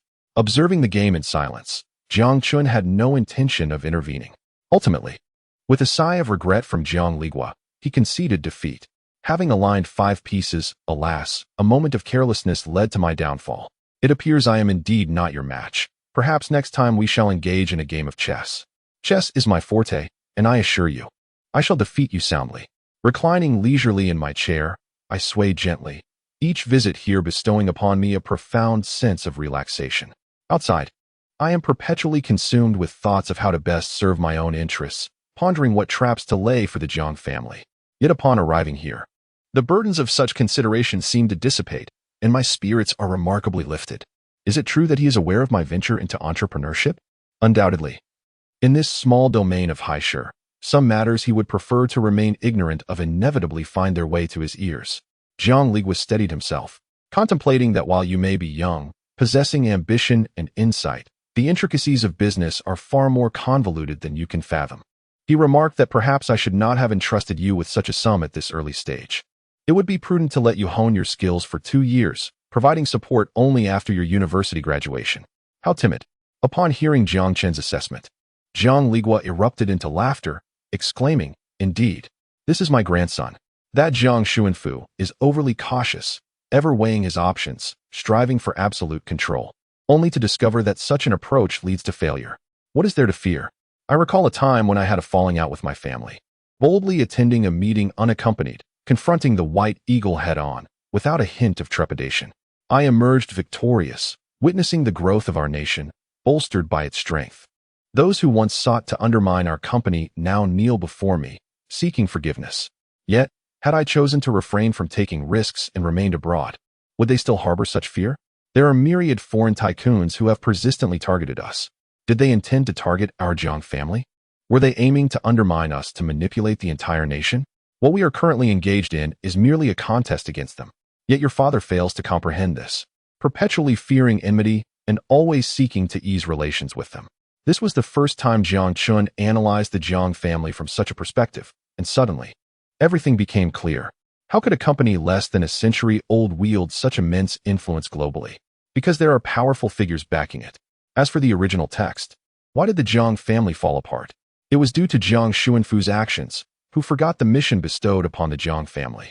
The mission of the Jiang family is to confront foreign tycoons and compete with them. Yet now, Jiang Xuanfu actually wishes to ally with his adversaries? Thus, were the parasites within those companies merely driven by greed? Jiang Chun was uncertain, but he understood that this place was no longer like the original narrative. This is the realm of reality, and he himself stood as the outermost shield. Chapter 54. Finding the dump truck driver, Jiang Chun departed, his mind swirling with thoughts. Nonetheless, he gained substantial insights, along with financial backing from Zhang Ligua. Upon returning home, Jiang Chun sequestered himself in his room, jotting down notes and sketches. He intended to document all that he knew, along with the conclusions from the original narrative, then apply the perspectives instilled in him by his grandfather, Zhang Ligua. To organize his thoughts, what were the reasons behind the disintegration of the Jiang family? Why did so many factors arise, and what actions should he take? On the third day, a sudden epiphany struck him like a beam of light piercing through the fog, illuminating Jiang Chun's understanding. Presently, the global currency is the eagle coin. However, the Great Xia has now surpassed the White Eagle, emerging as the world's foremost economic powerhouse. The hegemony of the eagle coin is threatened by the Great Xia, prompting the White Eagle to seek to exploit it. The initial barrier that the Great Xia faces is the Jiang family. The assets held by the Jiang family abroad have consistently provided a steady influx of eagle coins to the Great Xia. If the Jiang family is not addressed, how can one contend with such vast foreign exchange reserves? Thus, the tribulations faced by the Jiang family may, in fact, be the result of external machinations. Solving this dilemma is beyond the capabilities of a solitary individual. One must align with the higher echelons. Previously, The Jiang family was elevated with silent support, perhaps anticipating such eventualities. Truly, the patriarch's strategic foresight is not something easily discerned by an individual alone. Yet now, Jiang Xuanfu surprisingly aims to collaborate with foreign capital. How could I possibly allow his success? Matters concerning family must be handled with greater vigilance. Without hesitation, Jiang Chun departed for the headquarters of Tianqin Investment. What is the progress on the share acquisitions? Mr. Chun, among the list you provided, 26 companies have acquired over 10 of the shares. We are still in contact with minor shareholders and individuals from the startup teams to see if further acquisitions can proceed. 7 companies have acquired more than 30 of the shares, but, per your instructions, we have refrained from interfering in company affairs, only addressing issues as they arise. I do not wish for mere acquisitions. I require your cooperation to ensure the closure of Gongnan. All right. Qi Yu did not inquire about the reasons. He simply followed Jiang Qin's orders without question. After Jiang Qin had arranged the affairs of Tianqin, he discreetly contacted another individual. He had not yet located this person, so he requested assistance in finding him, ensuring the task was executed with utmost discretion. Meanwhile, in Jiang Xuanfu's office, a secretary hurriedly entered. Mr. Jiang, the driver who injured young Master Jiang who over a month ago has been located. Jiang Xuanfu paused in his documentation. Who is orchestrating this behind the scenes? Have you uncovered their identity? Yes, it is the Wang family. Following the incident, the driver was sent to the western mountainous region. He mentioned that the Wang family refrained from killing him, believing he was unaware of the mastermind's identity. This information was gathered while he was detained. The Wang family. Jiang Xuanfu pondered. How could they dare to act in such a manner? What advantage would they gain from killing Jiang Hu? At that moment, the secretary interjected, Mr. Jiang, there is another piece of information. Speak. It appears that Miss Jiang Ruoshi has been associating with the Wang family. Recently, they established a company, and the Wang family has been channeling business to her. In less than 2 months, the company's profits have already exceeded 2 billion. Jiang Ruoshi. So, the Wang family is assisting Jiang Ruoshi? Is targeting Jiang Hu also her intention? How absurd. Aiding outsiders to undermine one's own family. Does she still consider herself a member of the Jiang family? If she is so enamored with the Wang family, then let her remain with them. Both of them can stay outside. The secretary promptly conveyed the news to Lin Yun, Jiang Ruoshi, Jiang Hu, Jiang Huai, Jiang Huan, Jiang Chun, and Jiang Feng. Each individual's reaction to Jiang Xuanfu's announcement varied significantly. Jiang Ruoshi wore a beaming smile, contemplating her current net profit of over 2 billion. She wondered if this significant notification to the family was an indication of her father's desire for her to take over the family business due to her commendable performance. In contrast, Jiang Hu appeared anxious and apprehensive. Recently, misfortunes had beset him. His fiancée had called off their engagement, and his company was inexplicably facing suppression, leaving him in a state of turmoil. He had scarcely visited Bai Bingming lately. He worried that his father's anger stemmed from the news of the engagement cancellation with the Xie family. Jiang Huai and Jiang Huan, however, remained indifferent. They had closely followed Jiang Ruoshi without engaging in any reckless behavior, confident that any ensuing troubles would not affect them. Jiang Chun, on the other hand, understood the gravity of Jiang Xuanfu's attention this time. Tonight would prove to be a pivotal moment for his elder sister, Jiang Ruoshi. Chapter 55. Do you trust adopted children? Upon returning to the estate, Jiang Hu was already seated in the living room. Spotting Jiang Chun, he irritably rubbed his temples and exclaimed, Didn't you mention that our elder sister was pursuing a marriage alliance? Now that her company boasts a net profit exceeding 2 billion, do you truly think you can influence her? Why the haste? Let the dust settle for a moment. Jiang Chun replied, reclining confidently in his seat. Tonight marks a turning point in destiny. Additionally, the individuals I arranged have already made contact with Jiang Ruoshi. Moreover, within the companies acquired by Tianqin Venture Capital, one could casually assign a position to an individual, allowing them to engage in discussions with Jiang Ruoshi's company regarding collaboration, thereby facilitating a natural introduction. Currently, Jiang Ruoshi harbors no intentions of romance. Thus, Jiang Chun merely requires that this person presents themselves as refined and gentle, subtly displaying interest in Jiang Ruoshi and indicating a willingness to concede certain advantages for her sake. The demeanor should be elegant and gentle, devoid of any impatience or overt flirtation, characterized instead by a normal appreciation restrained by decorum. Consequently, if a connection with Jiang Ruoshi can be established, it would be ideal. If not, it remains inconsequential. Ultimately, it serves as an additional precautionary measure. Before long, Jiang Ruoxi entered, accompanied by Jiang Huai and Jiang Huan. Presently, Jiang Ruoxi radiated vitality, her significant achievements instilling within her a sense of pride. Isn't this Jiang Chen's younger brother? I heard you harbor grievances against the Wang family. What a pity. They are now aligned with me. Your people? Pray tell, have you finalized your engagement with Wang Shanfei? A dog's mouth cannot spit out ivory. Jiang Ruoxi dismissed Jiang Chun with a flick of her head, choosing to disregard him. Shortly thereafter, Jiang Xuanfu arrived at the residence, followed by Lin Yun and Jiang Feng, who had been discreetly hiding within the Lin family. The two exchanged awkward glances with Jiang Chun, their desire to express anger tempered by a lack of confidence. Jiang Xuanfu, undeterred by these minor tensions, took his seat at the head of the table and directly addressed the matter at hand. Jiang Ruoxi, I hear you have been drawing quite close to the Wang family. Jiang Ruoxi felt a tightening in her chest, acknowledging that there had been some business dealings. None of her family members could navigate the pressure exerted by Jiang Xuanfu with ease. Second brother, have you been at odds with the Xie family? Startled, Jiang Du stood up abruptly. Father, he opened his mouth but ultimately altered his phrasing. I apologize, it is my fault. Jiang Xuanfu's gaze swept over all those present. The Xie family approached me, expressing their desire to break off the engagement, and I have been delaying the matter. You have erred in this situation, and I cannot exert undue pressure on the Xie family. If they insist on dissolving the engagement, you must speak with them yourself. I understand. Jiang Du lowered his head, obscuring his expression. Jiang Xuanfu's gaze shifted to Jiang Ruoxi, lingering in silence. Finally, he reached a resolution. Jiang Ruoxi, tomorrow you shall go to the Wang family to discuss the engagement. You and Wang Shanfei should explore this possibility.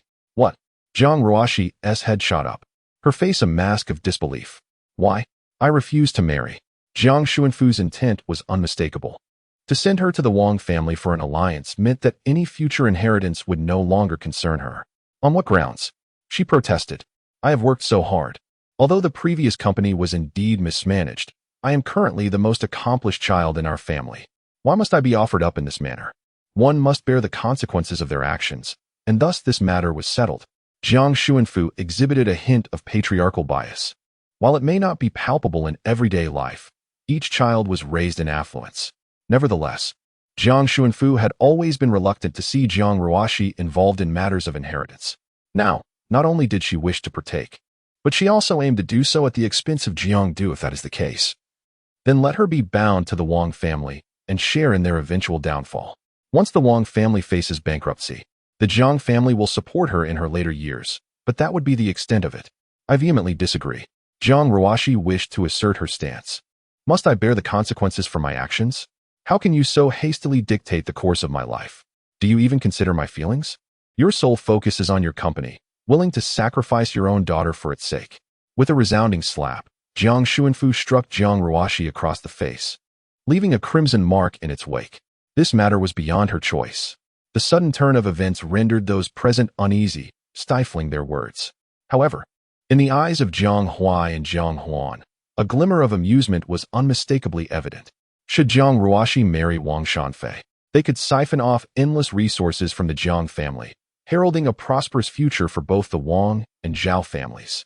Jiang Xuanfu, still simmering with rage, turned his ire toward Jiang Chun.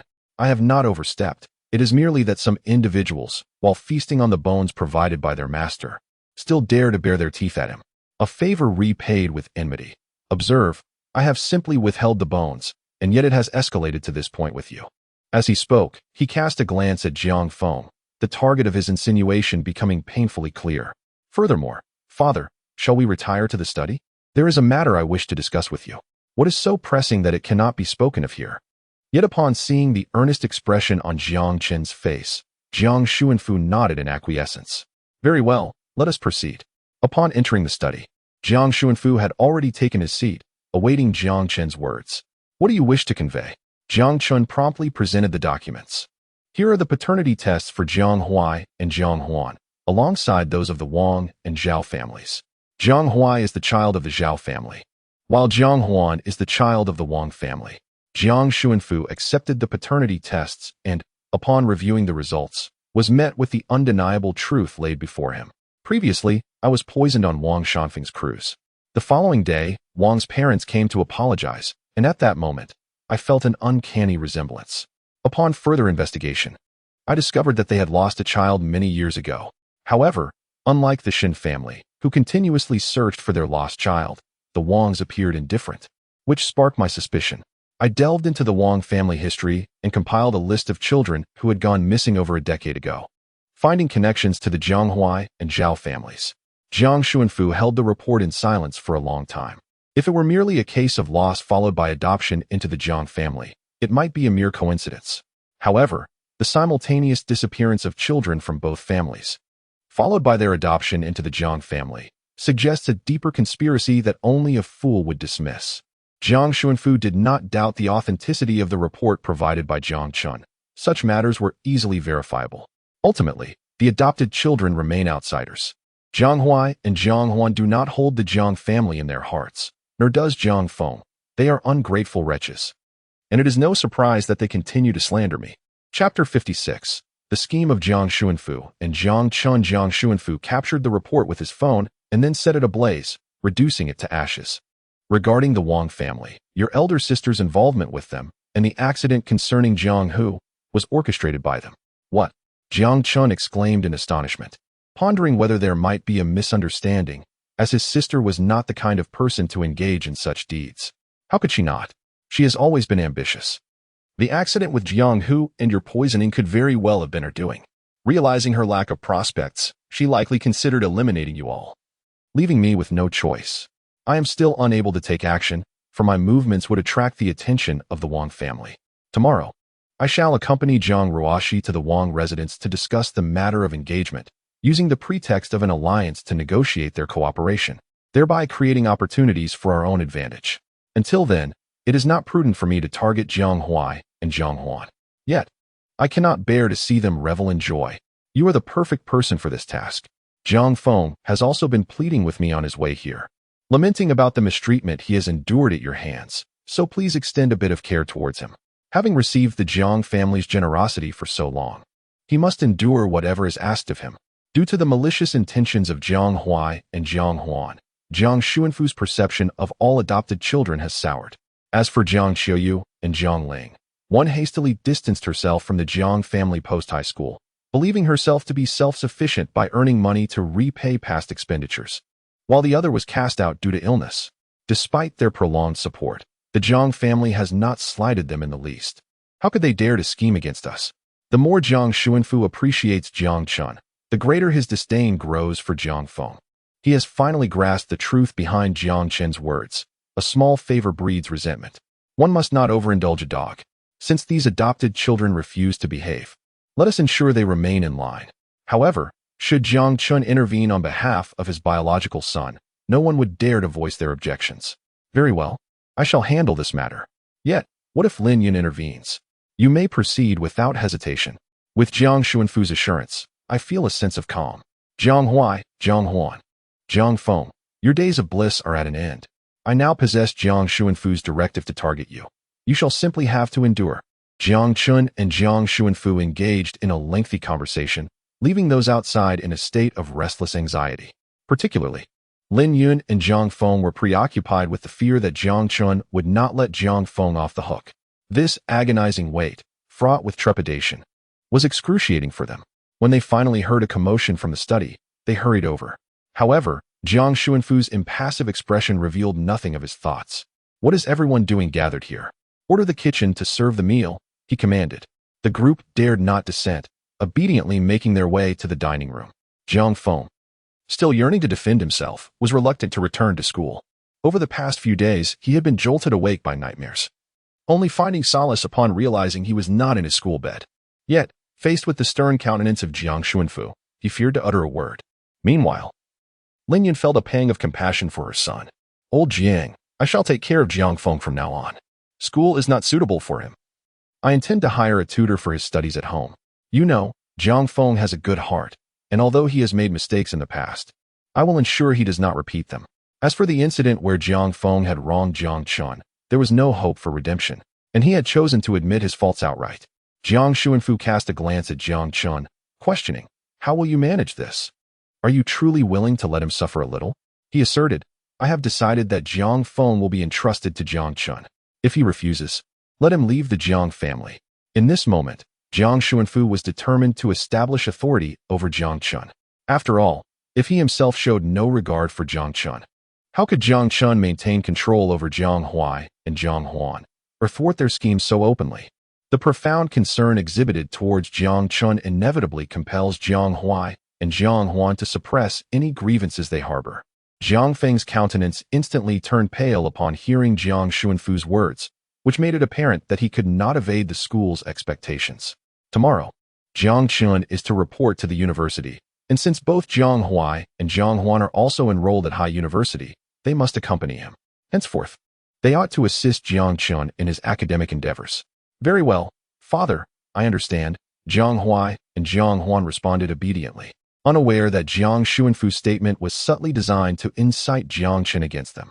Subsequently, dinner concluded in a shroud of silence. The moment the meal ended, Jiang Xuanfu led Lin Yun upstairs, while Jiang Feng found himself intercepted by Jiang Chen's bodyguard. My dear brother, the holiday has come to an end. How could you forget the commencement of the school term while at the Lin residence? I shall escort you to school now, so as not to hinder tomorrow's classes. Upon hearing this, tears streamed down Jiang Feng's face as he collapsed to the ground. Brother, I implore you, I cannot bear to go to school. Please, spare me. I will comply with any request you make, as long as it means I do not have to attend school. Jiang Hu, Jiang Huai, and Jiang Huan were taken aback by this scene. Is this truly the Jiang Feng they once knew? How could he so humbly prostrate himself before Jiang Chun? Devoid of dignity? What exactly had Jiang Chun done to him? Moreover, Jiang Feng had always sought to win Lin Yun's favor, and Jiang Xuanfu had shown him considerable concern. Why did they remain silent in the face of Jiang Chen's treatment of Jiang Feng? Chapter 57. Jiang Hu's trepidation. What is the meaning of this? It is not yet the new year. Such excessive reverence is unnecessary. Jiang Chun raised Jiang Feng, saying, You are still quite young. Sending you to school is for your own good. What will others think if they find out you didn't even finish high school? It would be a disgrace to our Jiang family. With a wave of his hand, the bodyguards on either side lifted Jiang Feng and began to escort him outside. Jiang Chun turned to Jiang Hu and the others with a smile. Shall I take Jiang Feng to school? Would you like to join us? His radiant smile, juxtaposed with Jiang Feng's earlier behavior, sent a chill down the spines of the three. This Jiang Chun was truly terrifying. Jiang Hu's pupils constricted.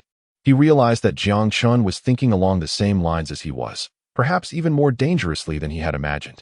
To this day, he remained puzzled as to why Jiang Xuanfu was willing to allow a marriage alliance with Jiang Ruoshi. And he was certain Jiang Chun had done something exceedingly outrageous to Jiang Feng, yet Jiang Xuanfu did not even inquire about it. He recalled the last time in the hospital when Jiang Chun had casually remarked, I think the Wang family is quite good. What do you think? A wave of dread coursed down Jiang Hu's spine. Could he truly triumph against such a person? Stop daydreaming. Let us go and see, he urged. Yet Jiang Hu and Jiang Huan shook their heads fervently. We won't go. Little Feng asked you to send us, so we won't intrude. Jiang Chun spoke in the most relaxed tone, uttering the politest words while committing the most brutal acts. This left them feeling somewhat anxious and fearful. What a pity. I shall take my leave then. With that, he followed the bodyguards to the garage. At that moment, Jiang Feng's complexion was ashen, his legs weak, barely able to stand without the support of the bodyguards. However, others paid no heed and unceremoniously tossed Jiang Feng into the back seat. Brother, I beg you, I was wrong. I will never dare to do it again. Jiang Feng's pleas for mercy proved utterly futile. A procession of individuals made their way to the high school. Upon recognizing Jiang Chen's convoy, the security guard at the entrance showed no hesitation in opening the gate. Jiang Chen, accompanied by Jiang Feng, proceeded to Jiang Feng's classroom. At this hour, it was already evening, and the students were engaged in their evening study session. The noise from the opening door captured the attention of the entire class. Under the scrutinizing gaze of his peers, Jiang Feng was unceremoniously tossed inside like a mere dog. Shortly thereafter, a figure appeared at the doorway, Jiang Feng's elder brother, Jiang Chun. With a disdainful kick directed at Jiang Feng, he made his presence known. Jiang Feng slowly rose to his feet, his face a portrait of despair. Silently, he walked to his desk and sat down, his peripheral vision catching a glimpse of his classmates, causing his body to tremble involuntarily. His phone had been confiscated, and Jiang Chun had neglected to recharge his meal card. Just 2 more weeks to endure, and with next month's 500 yuan meal allowance. He promised himself he would refrain from frivolous spending. Observing Jiang Feng's state, Jiang Chen nodded in satisfaction. This was the way it should be. He should relish this experience. I have already found the perfect leading lady for you, and I eagerly anticipate the moment you uncover the truth. Jiang Huai and Jiang Huan resided at the school, having always lived at home, feeling perpetually under parental supervision. Although they claimed to live at school, they also had accommodations outside, making it uncertain where they truly resided. Jiang Chun had no intention of staying at school. Remaining at home allowed him to keep abreast of the latest family developments. After a comfortable night's sleep at home, he awoke the next morning to find Jiang Huai and Jiang Huan waiting for him downstairs. Brother, hurry and come eat. Soon we will head to school for registration. The younger brother is undeniably handsome. I wonder how many hearts he will captivate upon entering school. Jiang Chen approached and took a seat at the dining table. When do you begin classes? We still have a week, came the reply. By then, you ought to be undergoing military training. Would you like your sister to bring you water? Jiang Huai teased. There's no need. I do not intend to participate in military training. Naturally, the dean of the business school was well acquainted with the Jiang family. A simple notification from him would suffice. There was no need for Jiang Chun to handle it himself. The dean would arrange for a medical report citing an illness that rendered Jiang Chen unfit for vigorous physical activity, thereby recommending his exemption from military training. Indeed, why should Xiao Chen endure such hardship? Let us first complete the registration today, and he can attend classes when the term begins. Xiao Chen, here is the information I gathered about your classmates last night. Would you like to take a look? Xiao Chen. This form of address seemed to reflect Jiang Xuanfu's keen regard for him, prompting an eagerness to curry favor. It was evident that these two individuals were nothing but fickle supporters, swaying with the tide of fortune. As for the classmates' information, it was unnecessary. Jiang Chun had no intention of expending excessive energy at school. I'm full. Let us go. We're heading to the university. At the university, Jiang Chun did not plan to bring many bodyguards, at least not as many as before. One vehicle with 4 individuals would suffice. 3 could remain in the car while 1 accompanied him, which should not cause much of a stir. Chapter 58. Revealing the truth to Jiangling, Jiang Chun was mistaken. Although he was not accompanied by a multitude of bodyguards, the opulent automobile and his striking appearance commanded attention the moment Jiang Chun alighted from the vehicle. The men gazed at him with envious gritted teeth, while the women sparkled with admiration in their eyes. In an instant, photographs of Jiang Chun began circulating across the campus network, accompanied by a plea for information. Is anyone aware of which class this young man belongs to? Beneath this inquiry was a striking image of Jiang Chun stepping out of his car, exuding an air of affluence and grace, unmistakably the scion of a wealthy family. Soon, more photographs emerged, and sharp-eyed classmates began to notice that the individuals flanking him were none other than our esteemed seniors, Jiang Huai and Jiang Huan. Curiosity arose as to why they were following this young man. Those privy to Jiang Chun's true identity remained tight-lipped. Before long, Jiang Chun arrived at the registration area, where he encountered 2 familiar faces, Bai Bingming and Hui Yangrong, fellow students from the business school. While Hui Yangrong seemed unfazed, Bai Bingming hurriedly pulled him away. Akin to a mouse evading a cat, Jiang Chun recognized her. Should he mention being seen with a male companion, it would spell trouble. Jiang Huai and Jiang Huan guided Jiang Chun through the registration process with remarkable agility, successfully completing the necessary formalities. This was the final day for registration, and in the afternoon, the instructor selected a classroom for an initial class meeting. Arrangements had already been made for the distribution of textbooks and military training uniforms. As military training was set to commence the following day, an affair that, naturally, held no significance for Jiang Chun. Strolling through the campus alongside Jiang Huai, I listened as they discussed the location of the teaching buildings, the best dining options, and the favored spots for couples. After a leisurely exploration, the time had nearly arrived for my meeting with the mentor. Upon entering the classroom, it was undeniable that Jiang Chun possessed a captivating exterior, particularly in a setting where the number of male students was rather limited. The mentor and class assistant were addressing the students. Yet a continuous murmur of whispers and furtive glances towards Jiang Chun emanated from the girls below. This class meeting primarily served to introduce the teachers and students to one another, as well as to elect temporary class representatives. Jiang Chun, however, had no inclination to pursue such a role, much to the disappointment of the girls who had been secretly observing him. Ultimately, a bespectacled individual with gold-rimmed glasses stepped forward and was elected as the class leader. Yet, he seemed to regard Jiang Chun as a rival.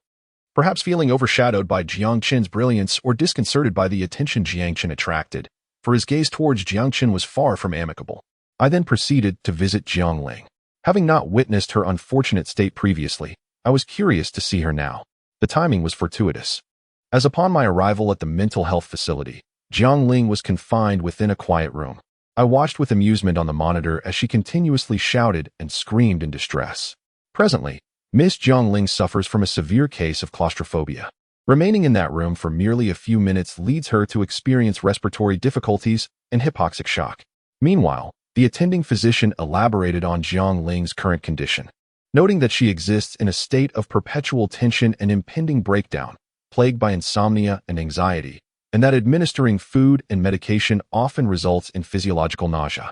Recently, we have been administering a liquid diet to Miss Jiang Ling, while other nutrients are provided through intravenous injections.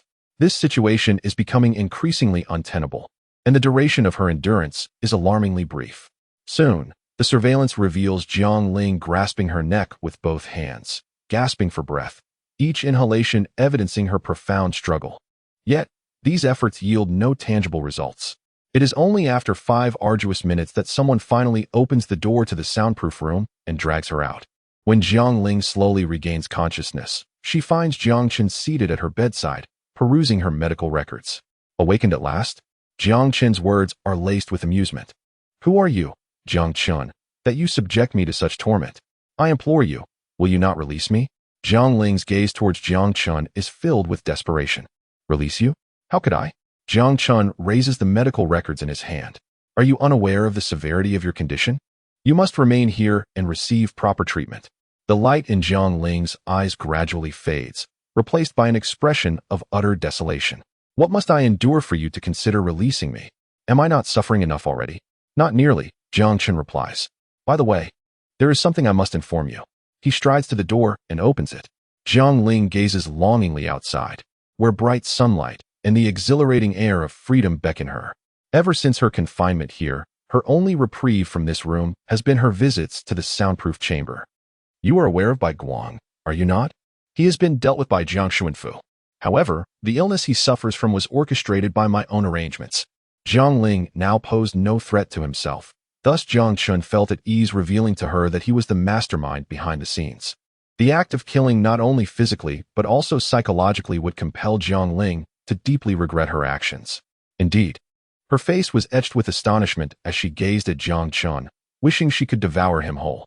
Yet, gradually, she fell into a profound silence. Even if she knew Jiang Chun was responsible, what could she do?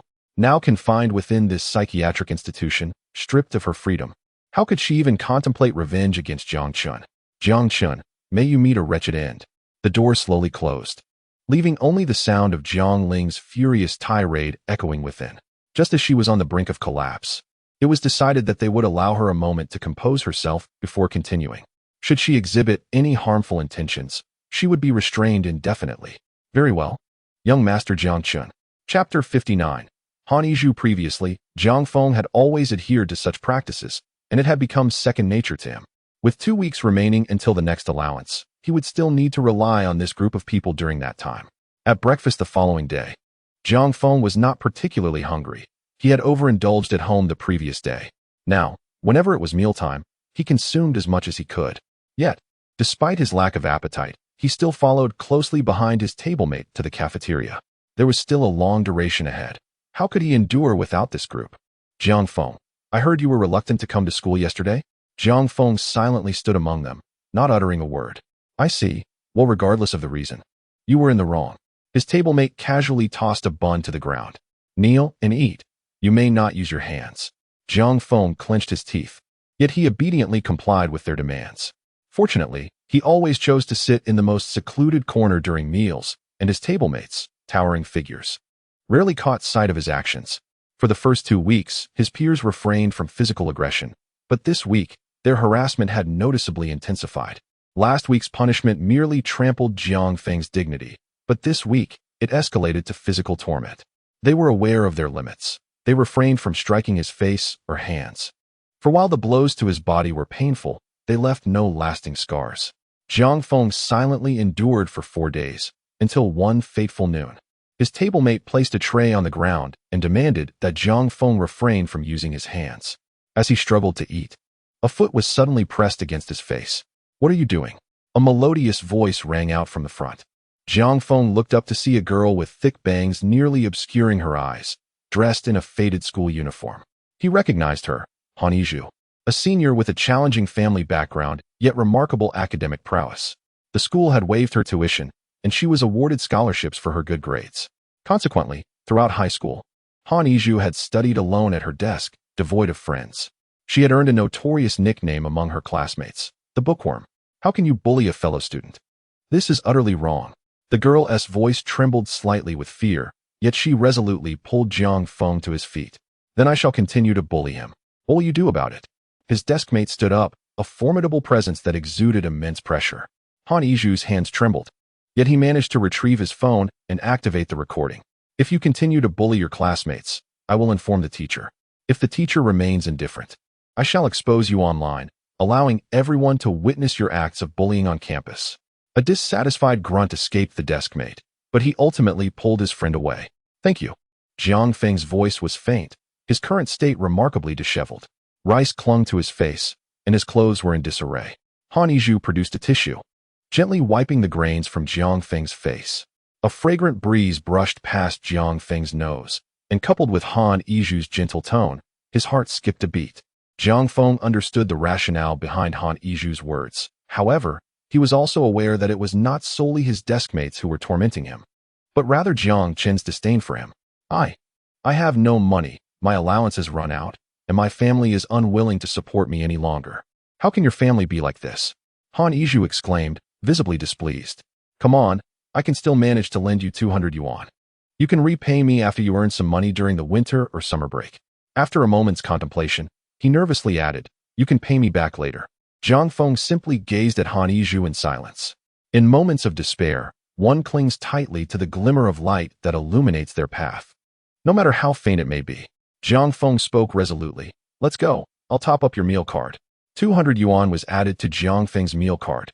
The thought of no longer having to grovel for a meal brought tears to his eyes. Hey, why are you crying? It's nothing. Jiang Feng wiped away his tears. Han Yizhu, I will repay you the money during the holiday. It's all right, there's no need to rush.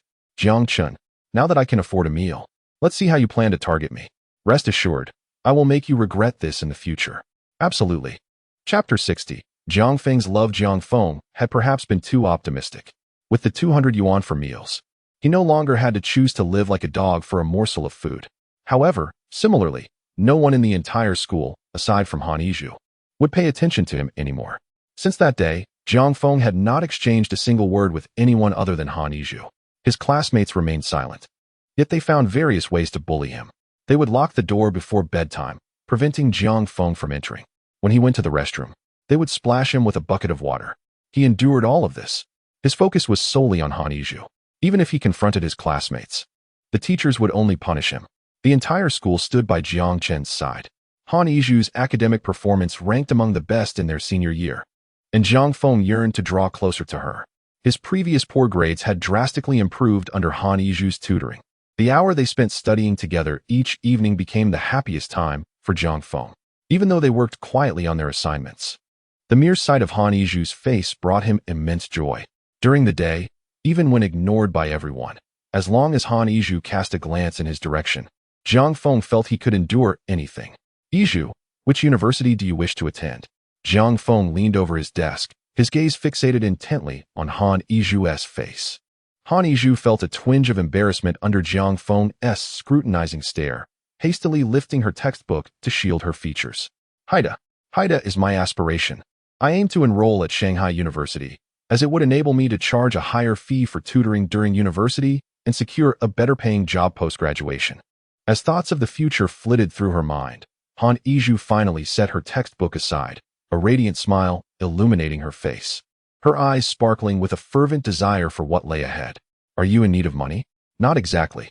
Han Yizhu hesitated momentarily, then continued. I come from a single-parent household. My mother has raised me. Since my childhood, she has worked at a night market to support my education, and I wish to alleviate her burdens. Rest assured, you can achieve this. Thank you, but do not grow complacent. Although your grades have improved significantly, there remains some distance to cover before reaching Haida. I wish to see you there as well. I wish to see you there as well. The echo of this statement lingered in Jiang Feng's ears, leaving him dazed, as the world around him faded into silence. His thoughts were consumed by Han Yizhu's words. Remarkably, a blush crept across Jiang Feng's cheeks. I will certainly get into Shanghai University.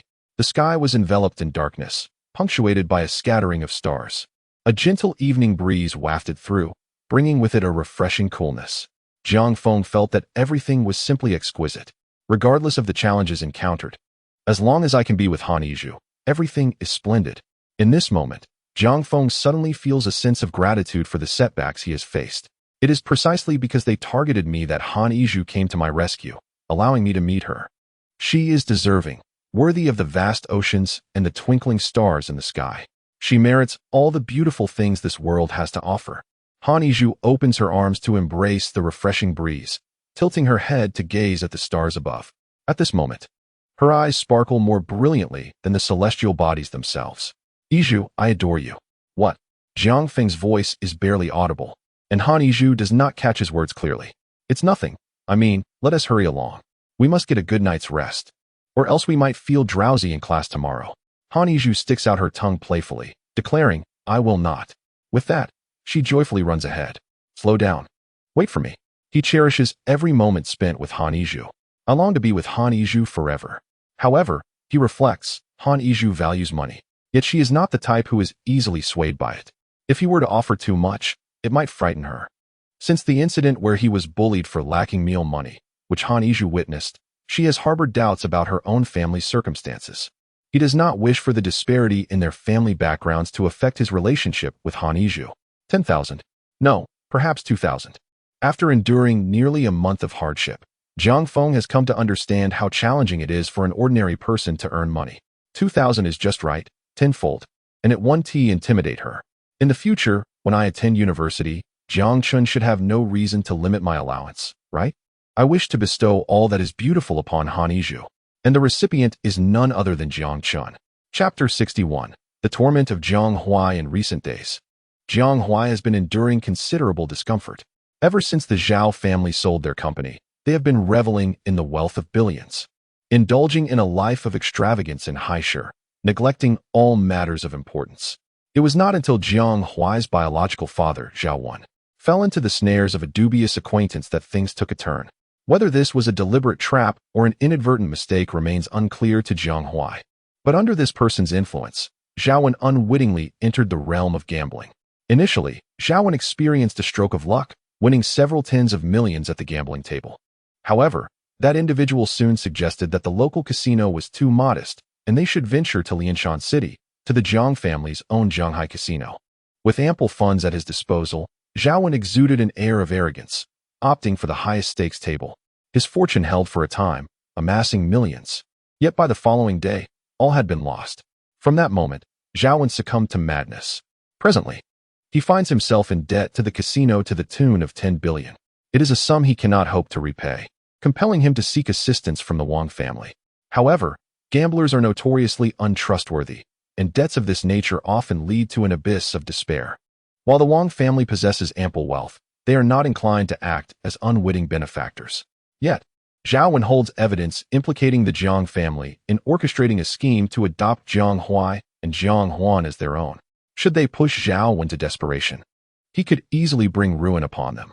Ultimately, the Wang family acquiesced, providing Zhao Wan with 5 billion, clearly stating that this would be the final sum extended to him. Henceforth, the Wang family shall no longer extend any favors to Zhao Wan. Should Zhao Wan remain ungrateful, the Wang family vows to ensure that he vanishes without a trace before he even has the chance to speak. This display of both benevolence and authority is already a significant concession to Zhao Wan. Aware of the futility in seeking further assistance from the Wang family, Zhao Wan turns to Jiang Huai for help. Yet, where is Jiang Huai to procure such funds? 500 million. Jiang Huai has yet to graduate, and the initial sum of 300 million has not yet been deposited into her account. With only a few tens of millions in pocket money, how can she possibly gather 500 million for Zhao Wan? The casino is pressuring Zhao Wan relentlessly, leaving him no choice but to seek Jiang Huai repeatedly. In recent days, due to Zhao Wan's predicament, Jiang Huai has been on the brink of despair. Having grown up in the Jiang household, she has never encountered such turmoil and feels utterly lost. She confides in Jiang Huan, yet he is unable to provide any substantial assistance. Mere words of comfort offer her little solace. She dares not speak to her family about her troubles. Jiang Ruoxi and Wang Shanfei have finalized their engagement, with the ceremony approaching in just a few days, leaving her to seclude herself in her room, weeping endlessly. The Jiang family business is currently facing difficulties, with rumors of a severed financial chain, and her father is consumed by work at the office. Jiang Xiuyu and Jiang Ling have essentially been cast out of the Jiang family. As for Jiang Feng, he is now reduced to kneeling before Jiang Chun, who revels in his power. Jiang Huai does not believe that Jiang Chun would prioritize familial bonds to assist her.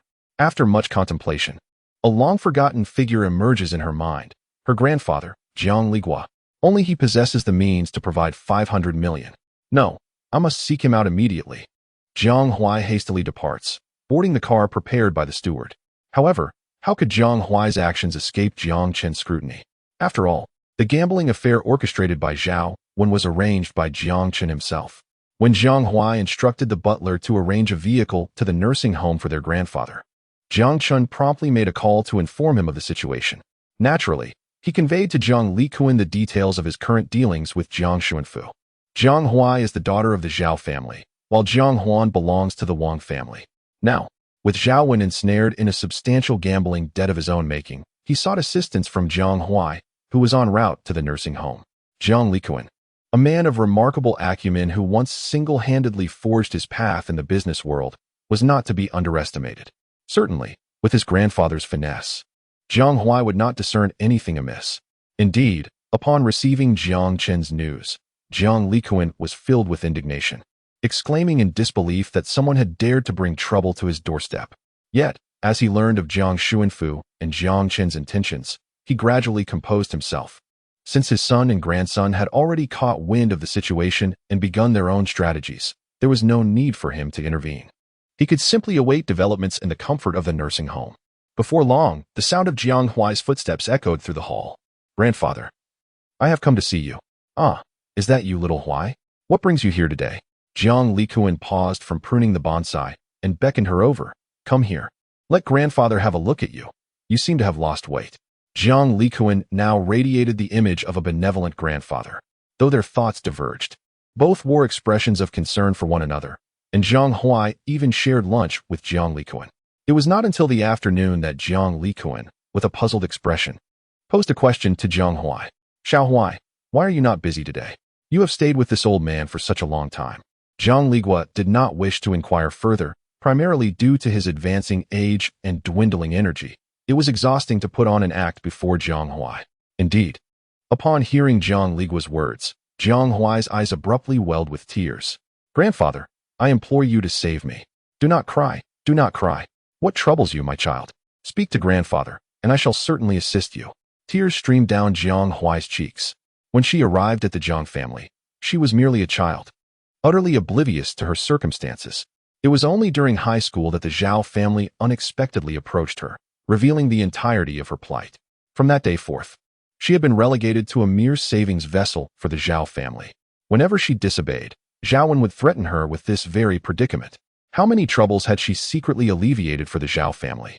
Now, even the gambling debts were something she had to resolve. What means did she possess? The more she pondered, the more aggrieved Jiang Huai felt. This outpouring of tears was indeed heartfelt. Chapter 62. Jiang Ligua's indifference. "Grandfather, it's my friend. She took me to the casino and lost. She cannot afford to repay, and the casino insists I bring money to redeem her." Jiang Ligua furrowed his brow. "Is your friend being held captive?" After some contemplation, Jiang Huai nodded. Jiang Ligua sighed. "Xiao Huai, this is not a favorable situation. Borrowing money in emergencies is one thing, but borrowing for gambling is another. You are still so young, venturing into casinos. Consider this. Even if you rescue your friend this time, what will happen the next time she finds herself in a similar predicament? Gamblers are beyond salvation. Can you rescue her once and continue to do so every time?" Jiang Huai was weeping incessantly. Upon hearing Jiang Ligua's words, she gritted her teeth, but still lacked the courage to reveal the truth. "I am sorry, grandfather. It is my fault. I have incurred debts outside that I cannot repay, and I had no choice but to seek your help. What? Jiang Huai merely shook her head in tears. Grandfather, please do not ask so many questions. If you could lend me 500 million, everything would be resolved. Absolutely not. Jiang Ligua slammed his palm on the table, causing it to rattle violently. You all are simply too soft-hearted, choosing to pay off those who bully you. I am still alive. Whoever dares to oppress you will have to contend with me.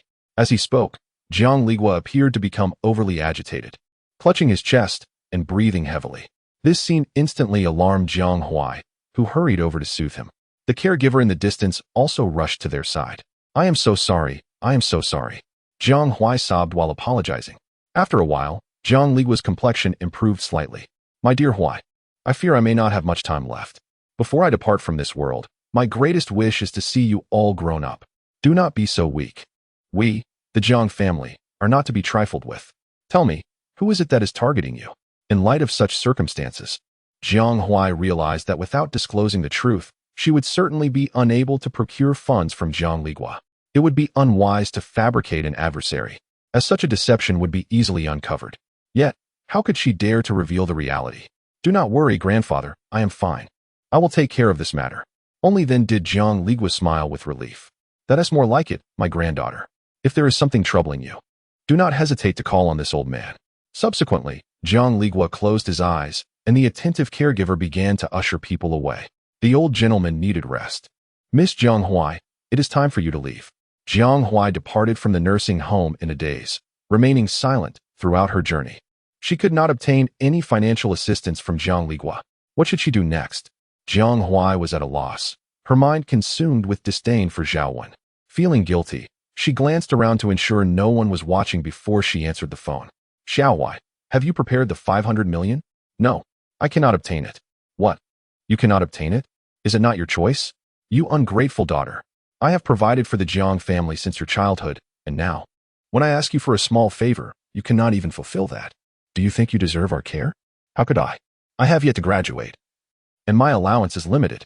Should I ask Jiang Xuanfu and Lin Yun for help? What should I tell them? That my biological parents are drowning in gambling debts and I need to repay them? Upon hearing Jiang Huai's outburst of frustration, Zhao Wen's tone softened. Good daughter, you cannot abandon me. They came today and beat me again, saying if I do not repay the money, they will take my organs as collateral. Your father's life is in your hands. Hearing of Zhao Wen's beating, a peculiar sense of relief surged within Jiang Huai. If only Zhao Wen did not exist. Without Zhao Wen, without the Zhao family, she would simply be the daughter of the Jiang family. In that scenario, she could live as Jiang's daughter, leading a carefree and joyous life, free from entanglements in such sordid affairs. Yet this notion merely lingered in Jiang Huai's mind. Even if the Zhao family were to perish completely, the Wang family, along with Jiang Huan, were acutely aware of their own identities, unless they all met their demise. The very emergence of this thought startled Jiang Huai. I shall contemplate further solutions. You should delay your insistence. No matter how much you urge, it is futile without the funds in my possession. After ending the call, Jiang Huai hurled her phone aside. For the past several days, she had been incessantly tormented by Zhao Wen, leaving her utterly exhausted. Perhaps it was best to seek out Jiang Chen. If anyone in the family could possibly muster 500 million in capital, it would be Jiang Chen. Alas, Jiang Huai was gravely mistaken. She remained unaware that the debts incurred by Zhao Wen were orchestrated by Jiang Chen himself. Indifferent to her presence, Jiang Chen's dismissive demeanor felt like a profound insult to Jiang Huai, yet she dared not unleash her ire upon him. Zhao Wen, this is all you're doing. With no alternatives left, Jiang Huai was compelled to reach out to her acquaintances. Her friends, though primarily second-generation elites, lacked substantial finances of their own. Yet their parents possessed considerable wealth. Jiang Huai directly negotiated with their parents, determining how much each family could lend. Given her identity as a member of the Jiang family, she garnered a great deal of respect from others. The parents of those second-generation individuals harbored their own ulterior motives, of which Jiang Huai was aware. However, she remained indifferent, prioritizing the resolution of her predicament with Zhao Wen first. Chapter 63. The golden spectacles in stark contrast to Jiang Huai's dismal circumstances, Jiang Huan basked in glory. Jiang Ruoshi was soon to marry into the Wang family, becoming her sister-in-law. Moreover, it has come to light that Jiang Xuanfu has entered into numerous contracts with the Wang family. Despite the multitude of agreements, the Jiang family stands to gain little, as the lion's share is claimed by the Wangs. Jiang Xuanfu remarked that these contracts serve as Jiang Ruoxi's dowry. With such an abundance of dowry, one can only imagine that her own future marriage will not lack in opulence. If she possesses even half of what her elder sister has, she would be content. When one is amidst joyful events, their spirits soar. These days, the corners of Jiang Huan's mouth have been persistently rising in delight. As for the new company established by Jiang Ruoxi, she has ceased her involvement, while Jiang Huan frequents it daily, dreaming of the future alongside members of the Wang family during quiet moments. A splendid life beckons them.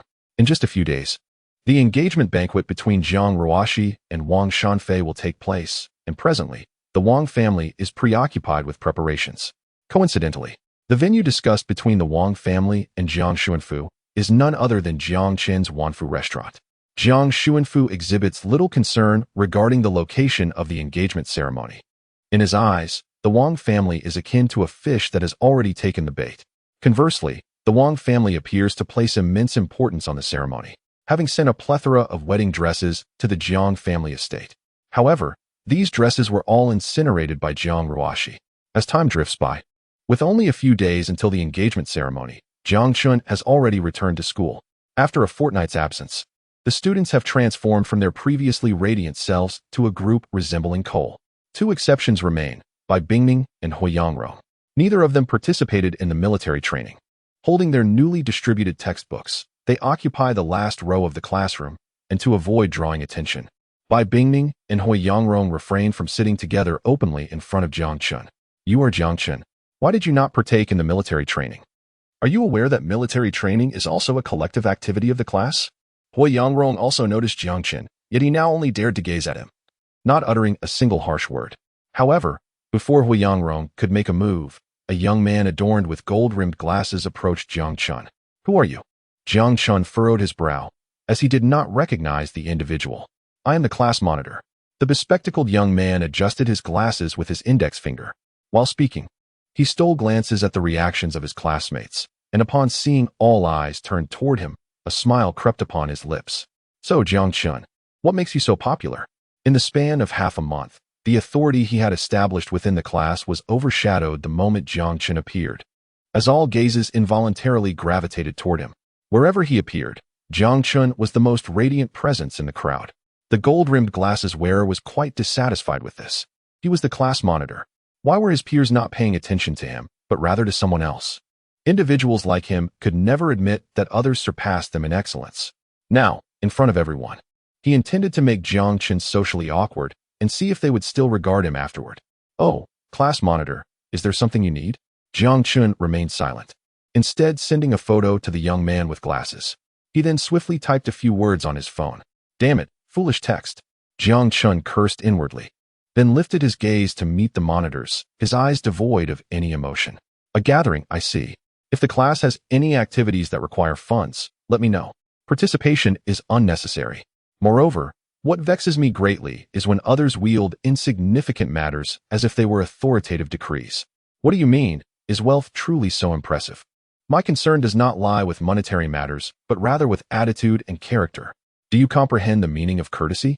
I approached you with goodwill, having observed your lack of social grace, yet your demeanor exhibits a profound lack of upbringing. Is it truly refined to belittle others upon your arrival? I am at a loss as to the identity with which you address me. Naturally, I am the class monitor. Oh, is that so? Well, that title is no longer yours. Indeed, as Jiang Chen's words left his lips, the instructor rushed in, breathless, clearly having hurried excessively. Tang Tongpeng, how dare you bully a fellow student?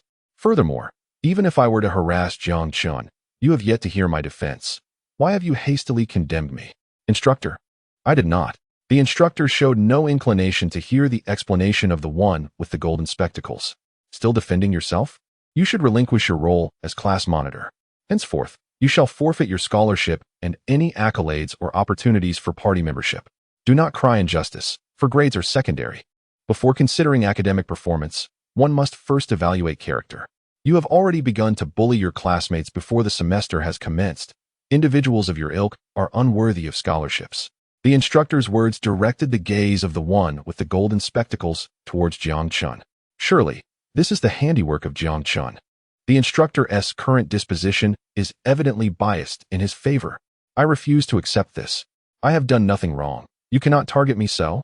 Instructor, if my scholarship and the like are revoked, I will raise a ruckus with the college, and if they refuse to intervene, I shall escalate it to the university. Your actions are clearly biased, having accepted benefits from Jiang Chun, and you are willfully targeting me. Ah, so you wish to provoke me. Very well, I shall proceed accordingly. Should you remain unsatisfied, feel free to escalate the matter. The mentor, too, has expressed his ire. Although his reprimand seemed severe, it bore little tangible consequence for the one known as Jinsi Yanjing, who shall still graduate without hindrance. Can one truly afford to offend Jiang Chen? If he were to retaliate, your very graduation could be in jeopardy. Yet, you fail to comprehend this. Am I not being sufficiently explicit in my demeanor? Jiang Chun is not one to be trifled with. Since you choose to disregard this warning, you must bear the repercussions on your own. I am merely assisting Jiang Chun. What do I have to fear? Raise your commotion as you wish. Should it escalate to the point of expulsion, it shall be you who weeps. Chapter 64. The traitor. Why is it so noisy here? At the entrance, another individual has arrived, the dean of the business school. Dean, since I assumed the role of class leader, I have diligently prioritized the interests of the class. I even took the initiative to report to you. Today, I merely inquired Jiang Chun regarding the military training and the gathering, and the mentor indiscriminately sought to penalize me. Such spurious reasoning. The dean's expression radiated righteousness. I have witnessed your bullying of classmates and your insolence towards teachers. You are to submit a 3,000-word reflection to me by tomorrow. As for the punishment you shall receive, I deem it rather lenient. Should you choose to contest this, be prepared to face the consequences. The school will certainly not retain you. What? The dean is siding with Jiang Chen as well? Jinsi Yanjing now trembles in fear. From their discourse, it is evident they harbor no apprehension regarding my report to the school. Does Jiang Chun possess an affiliation with the institution? I concede my fault. In an instant, Jinsi Yanjing recoiled. Expulsion is indeed a grave matter, while the mentor lacks the authority to enact such a punishment. The dean certainly possesses the power to do so. Having worked diligently to gain admission to Shanghai University, one cannot simply resign oneself to such a fate. Jiang Chun, I apologize for my earlier behavior. I hope you can find it in your heart to forgive me. Despite initially seeking to undermine Jiang Chun, the outcome has inadvertently elevated his stature. The eyes of the entire class now glimmer with admiration as they regard him. Let us elect a new class leader. The mentor declared decisively, solidifying the decision. Ultimately, the chosen leader turned out to be a vibrant and youthful young woman. The girl with golden-rimmed glasses quietly took a seat at the back. Having offended Jiang Chun, her peers dared not sit near her. Meanwhile, Jiang Chun regarded the girl with a calculating gaze, pondering how she might be utilized against Hui Yangrong. Hui Yangrong had always held a disdainful view of him. If the girl were to confront him after their disagreement, he would surely feel at ease in having her as an ally. The first step would be to win her over. Such individuals, who are easily intimidated, can be managed with relative ease. Once they comprehend that one has the power to crush them at any moment, they will yield in fear. After enduring the class, Jiang Chun promptly visited Jiang Ling at the psychiatric hospital. As for the girl with the golden-rimmed glasses, she found her path obstructed by several imposing figures as she attempted to leave. What do you want? She demanded. I must remind you that this is a school. Oh, nothing of great concern, madam. We merely wish to invite you for a cup of coffee, one of them replied. The crowd around them quickly dispersed, for these men exuded an intimidating presence, and no reasonable person wished to become embroiled in such affairs. The gentleman with the golden-rimmed glasses attempted to flee, yet his arm was firmly grasped by a burly man whose grip resembled that of an iron vice, causing intense pain. He yearned to cry out, but his mouth was silenced. Sir, we harbor no intentions of violence. We kindly ask that you refrain from unnecessary actions. Resigned. The man with the golden-rimmed glasses followed a group of strong men to a vehicle, his legs trembling to the point of instability. One of the iconic lenses from his glasses had mysteriously vanished. The events surrounding the man with the golden-rimmed glasses swiftly circulated through the male dormitory, spreading throughout the entire class and subsequently the entire institution. As a result, many began to regard Jiang Chun as an untouchable figure. Even the golden-rimmed glasses man was advised to maintain his distance. However, one individual approached him, Hui Yangrong. Surely, it must be infuriating. It was Jiang Chun's fault. Yet you bear the wounds. Do you wish for vengeance? The man with the golden-rimmed glasses looked up, a fleeting glimmer of hope in his eyes, quickly overshadowed by profound humiliation. Can you assist me? Of course. Without delving into the conspiracy brewing between the two, Jiang Chun exited the school and made his way to Jiang Ling's hospital room. At that moment, Jiang Ling was restrained to her bed with straps. Upon seeing Jiang Chun enter, she thrashed violently, her eyes filled with an unquenchable hatred. Jiang Chun, I want you dead. A doctor trailed closely behind Jiang Chun. Miss Jiang has exhibited tendencies towards self-harm since your last visit. For her safety, we have had to keep her bound to the bed. However, her current agitation is unprecedented. It seems she has encountered her adversary, Jiang Chun remarked as he approached Jiang Ling. At this moment, Jiang Ling's gaze towards Jiang Chun was filled with fury. Her eyes seemed to yearn to consume him whole. Yet, beneath that wrath lay a profound sense of despair. Jiang Ling understood that she would never have another chance. Jiang Chun, how long do you intend to torment me? Of course, the torment would persist. Each time I behold your shattered spirit, it brings me exquisite delight. Do you not perceive why I continually visit you? The more desperate you become, the more joy I derive. Jiang Chun, may you meet a wretched fate. Jiang Ling felt an overwhelming sense of powerlessness swell within her. Must she endure this inhumane existence indefinitely? No, she would rather embrace death than continue to suffer. Rest assured, you shall soon no longer be alone. Jiang Huai and Jiang Huan will arrive shortly to keep you company. With a wave of his hand, Jiang Chun signaled the surrounding doctors, who promptly understood, pushing Jiang Ling's hospital bed towards the electroshock room. Do not fear. This is merely a component of your treatment. The following day's filming schedule saw Jiang Chun absent, as news from the production team indicated that the movie had wrapped. Jiang Chun was to host a wrap party for them. Chapter 65. The wrap party. At the wrap party the next day, all the cast members gathered. Every special guest and supporting role was present without exception. This film did not feature any celebrity stars, but instead selected individuals known for their acting prowess and integrity. Jiang Qiuyu had emerged as the most prominent figure among them. Word had spread that the behind-the-scenes boss would also attend this wrap party, and each attendee was eager to make a good impression in hopes of securing future opportunities for on-screen appearances. Director Yi Yuankai raised his glass, expressing gratitude for everyone's hard work during the filming, and urged them to remain dedicated in the upcoming promotional efforts. A lively atmosphere enveloped the venue as the doors swung open from the outside, signaling the commencement of the event. Apologetically, Director Yi hurried to greet Jiang Chun, saying, Come, this is Mr. Jiang Chun, the owner of Tianshan Film Industry and the sole investor of this film. Let us all extend a warm welcome. Seated at the main table, Jiang Qiuyu's eyes widened in astonishment. Jiang Chun, how could it be him? When did her younger brother establish a company to venture into filmmaking? The situation was even more remarkable, as not only this film but several other projects were concurrently in production. It seemed Jiang Chun aspired to create an entire cinematic universe. Was her role as the female lead in this film somehow attributed to Jiang Chun's influence? Lost in thought, she was suddenly brought back to reality as Jiang Chun. Having finished conversing with others, took a seat beside her. I truly did not realize you possessed such talent, he remarked. Despite the watchful eyes of the crowd, Jiang Qiuyu chose not to disclose their sibling relationship. There are many talented individuals, she replied, but once you become a big star through this film, do not forget about me. She shot him a playful glance, engaging in banter. Jiang Chun's visit not only marked the celebration of wrapping up the film, but also came with an exceptionally generous wrap-up bonus. The substantial sum uplifted everyone's spirits, propelling the atmosphere to a crescendo, with numerous attendees continuously toasting Jiang Chun. By the end of the night, many found themselves inebriated within the venue. Jiang Chun directly instructed to secure a room upstairs, ensuring that everyone was comfortably settled. This directive was addressed to Jiang Qiuyu. Indeed, the downside of being a celebrity lies in the lack of personal freedom. I'll take my leave now. A little online promotion is sufficient, he remarked. In this era, digital marketing far surpasses the efficacy of roadshows.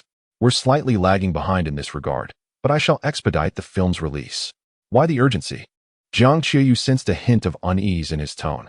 After a moment's contemplation, Jiang Chun opted not to divulge the truth to Jiang Qiuyu. No worries. Focus on your work. I shall handle the rest. Jiang Ling was incapacitated, and the situations of Jiang Huai and Jiang Huan were even less promising. Even Jiang Ruoshi had been forsaken by Jiang Xuanfu.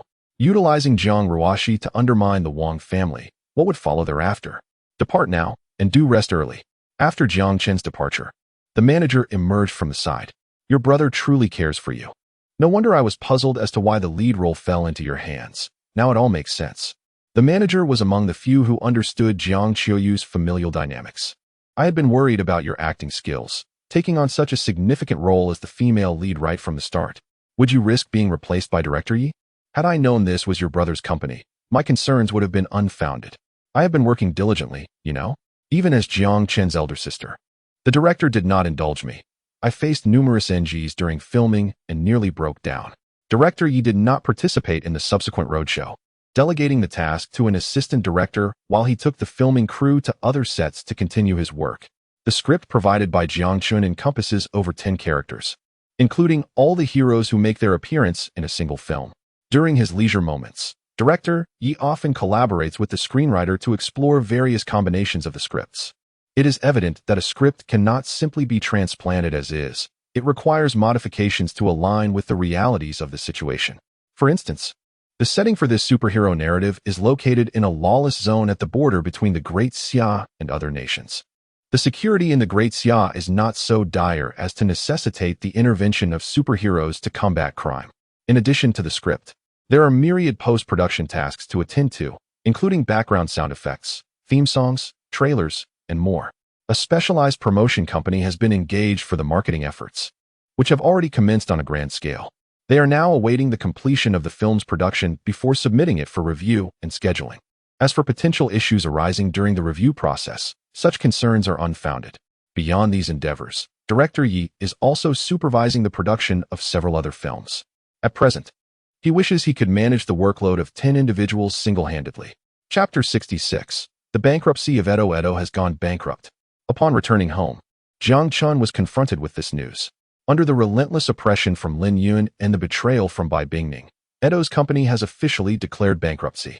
Currently, Edo even owes the bank 300 million. This debt was covered by Jiang Xuanfu, which prevented Edo from becoming a defaulter. The reason for tonight's visit was that Edo had uncovered the truth. The reason behind his company's financial collapse was Lin Yun's machinations in the shadows. Without Jiang Chun to clean up her mess, Lin Yun could scarcely maintain her faade. Now, Edo is embroiled in a conflict with Lin Yun. Jiang Chun pushed open the door and stepped inside, where Jiang Hu cast a furious glare at him. Jiang Hu appeared somewhat unhinged, driven by a desire for vengeance against Jiang Xuanfu and Lin Yun. The reason he remained in the Jiang family was to retaliate. How could his mother, a secret mistress, languish in despair while they lived so carefree? But now, with the company in ruins, his hopes had crumbled. I told you it wasn't me. Lin Yun's expression was equally grim. She had not anticipated that her clandestine actions would be uncovered. Yet now, she could only stubbornly deny it. Hey, wait a moment. I don't appreciate that remark.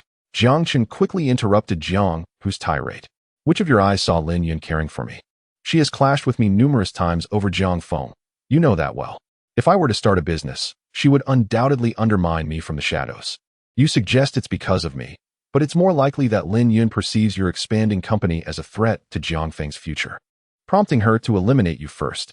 Jiang Hu's expression stiffened, as Jiang Chen's words resonated with a disturbing truth. However, one fact remained. The downfall of his company was certainly orchestrated by Lin Yun. It couldn't be that she discovered he was the son of a mistress. No. Suddenly a flash of insight illuminated Jiang Hu's mind. His car accident, and the subsequent collapse of his company. Those responsible were clearly targeting his life. What if their intention was not merely to contest inheritance, but to ensure his demise? So, did Lin Yun uncover his true identity and seek to eliminate him? Impossible. How could Lin Yun possibly be aware of her identity, especially when she has concealed it so effectively? Yet, this is the only explanation that can elucidate the occurrences surrounding me. No, I cannot remain in Lin Yun's presence any longer. I must investigate whether she has indeed committed such acts. If it truly is you, Lin Yun, I shall not let you evade my wrath. A flicker of fierce determination flashed in Jiang Chen's eyes. Even if I relinquish my claim to inheritance, I shall ensure that you perish before me. What nonsense are you spouting? Jiang Chen, I am your mother. How dare you side with Jiang Hu to cast doubt upon me? This is not mere suspicion, without evidence. Second brother will not confront you. Moreover, do not pride yourself on being my mother. I harbor doubts too. Jiang Feng may well be your biological son, while I am merely an adopted child. Otherwise, how can a mother show greater affection for her biological son than for her own adopted one? Lin Yun's heart fluttered with trepidation, yet her face swiftly contorted into a mask of fury. You are talking nonsense. Jiang Feng is adopted. It is you, a country bumpkin, who fails to care for your younger brother, and now you dare to slander your own mother. How can you be so cold-hearted? Go ahead, then. Jiang Chen appeared utterly indifferent. I have already made the necessary arrangements. Should you choose to act recklessly, prepare to spend a day in jail, for I will not bail you out. With a sidelong glance at Jiang Hu, he mused, I doubt second brother would either. As he spoke, Jiang Chen felt a tinge of confusion. The current scene seemed amiss. It should have been a conflict between Jiang Hu and Lin Yun. Yet it had morphed into a quarrel between himself and Lin Yun. I have matters to attend to. You may continue without regard for me. As he spoke, Jiang Chen disregarded the two and strode directly towards the kitchen. Jiang Hu cast a glance at Lin Yun, whose face was flushed with anger, and his brow furrowed in unrelenting worry. It appeared that Lin Yun would not relent despite Jiang Chen's provocations. Thus, Lin Yun's targeting of him was indeed a revelation of his true identity. However, Jiang Hu could not afford to display any hint of unease on his countenance. This matter demands an explanation. Explanation for what? I have already stated that it was not my doing, Lin Yun retorted, casting a glance towards the kitchen. At that moment, Jiang Chen emerged, holding fruits, and settled in the living room to observe the two. It wasn't you? The president of Zijin Bank, Dai. Did you not notify him to deny my loan and compel me to repay the previous borrowing? And did you not continuously support my competitor's company? I possess records of your communications with President Dai, and my informants within the rival company have disclosed to me that you visited them and provided investment. How do you intend to explain all of this? The sound of cracking seeds reverberated in the room, grating on the silence as Lin Yun found herself at a loss for words. Jiang Hu's brow tightened.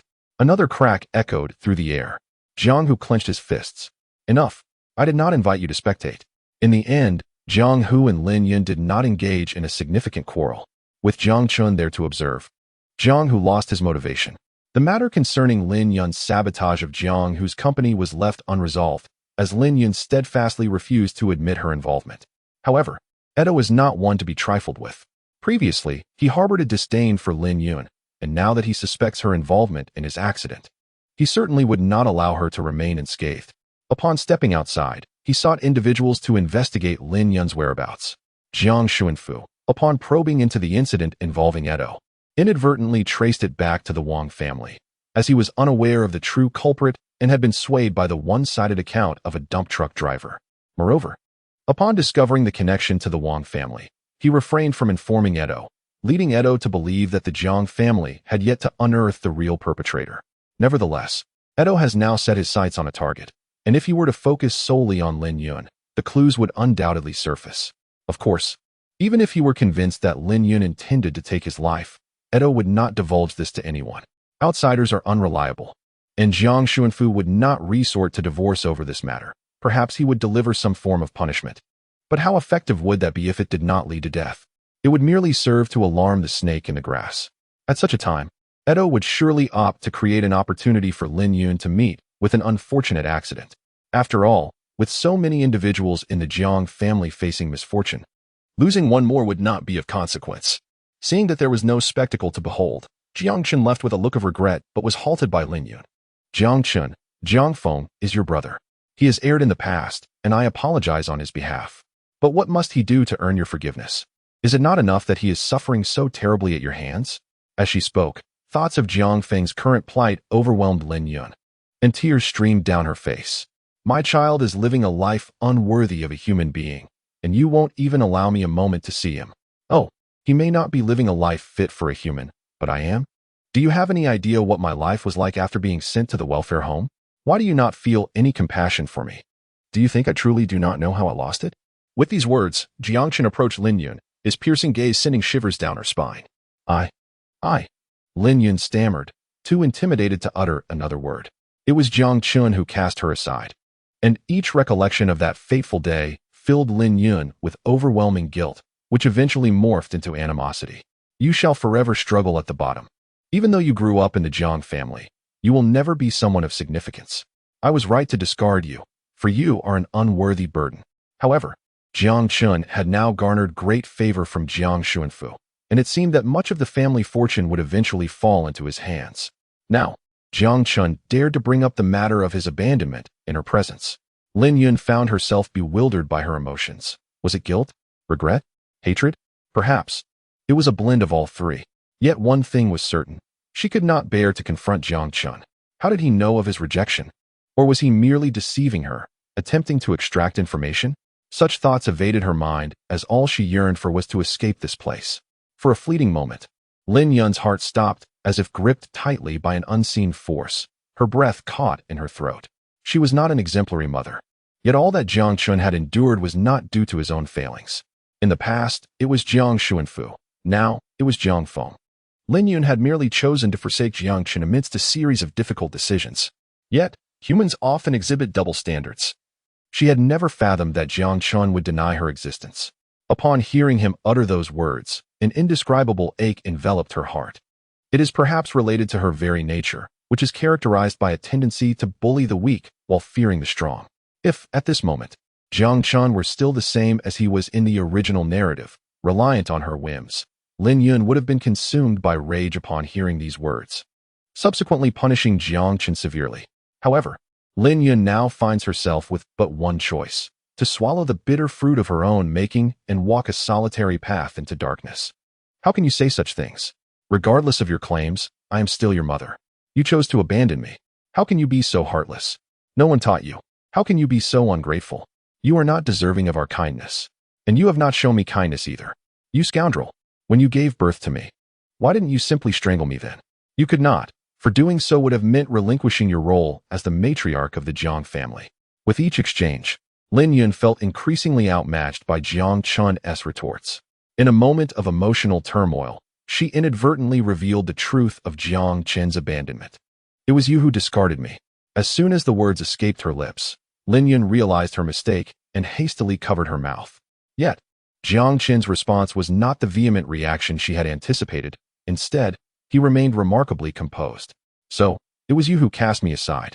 And now you come to me seeking compassion? I was abandoned at the age of 1, and for 17 long years you have ignored me, watching as I suffered. Therefore, whatever I choose to do now, whether to you or to Jiang Feng, is merely what you ought to endure. Do you wish for my forgiveness? Very well. Return to me in 17 years and plead for it then. With that, Jiang Chun paid no heed to Lin Yun's reaction and departed without a backward glance.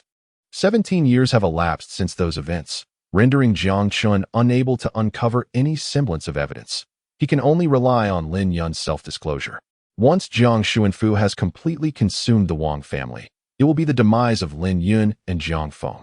Chapter 68. Shaolin Qin recently. Zhang Huai has finally eased his mind.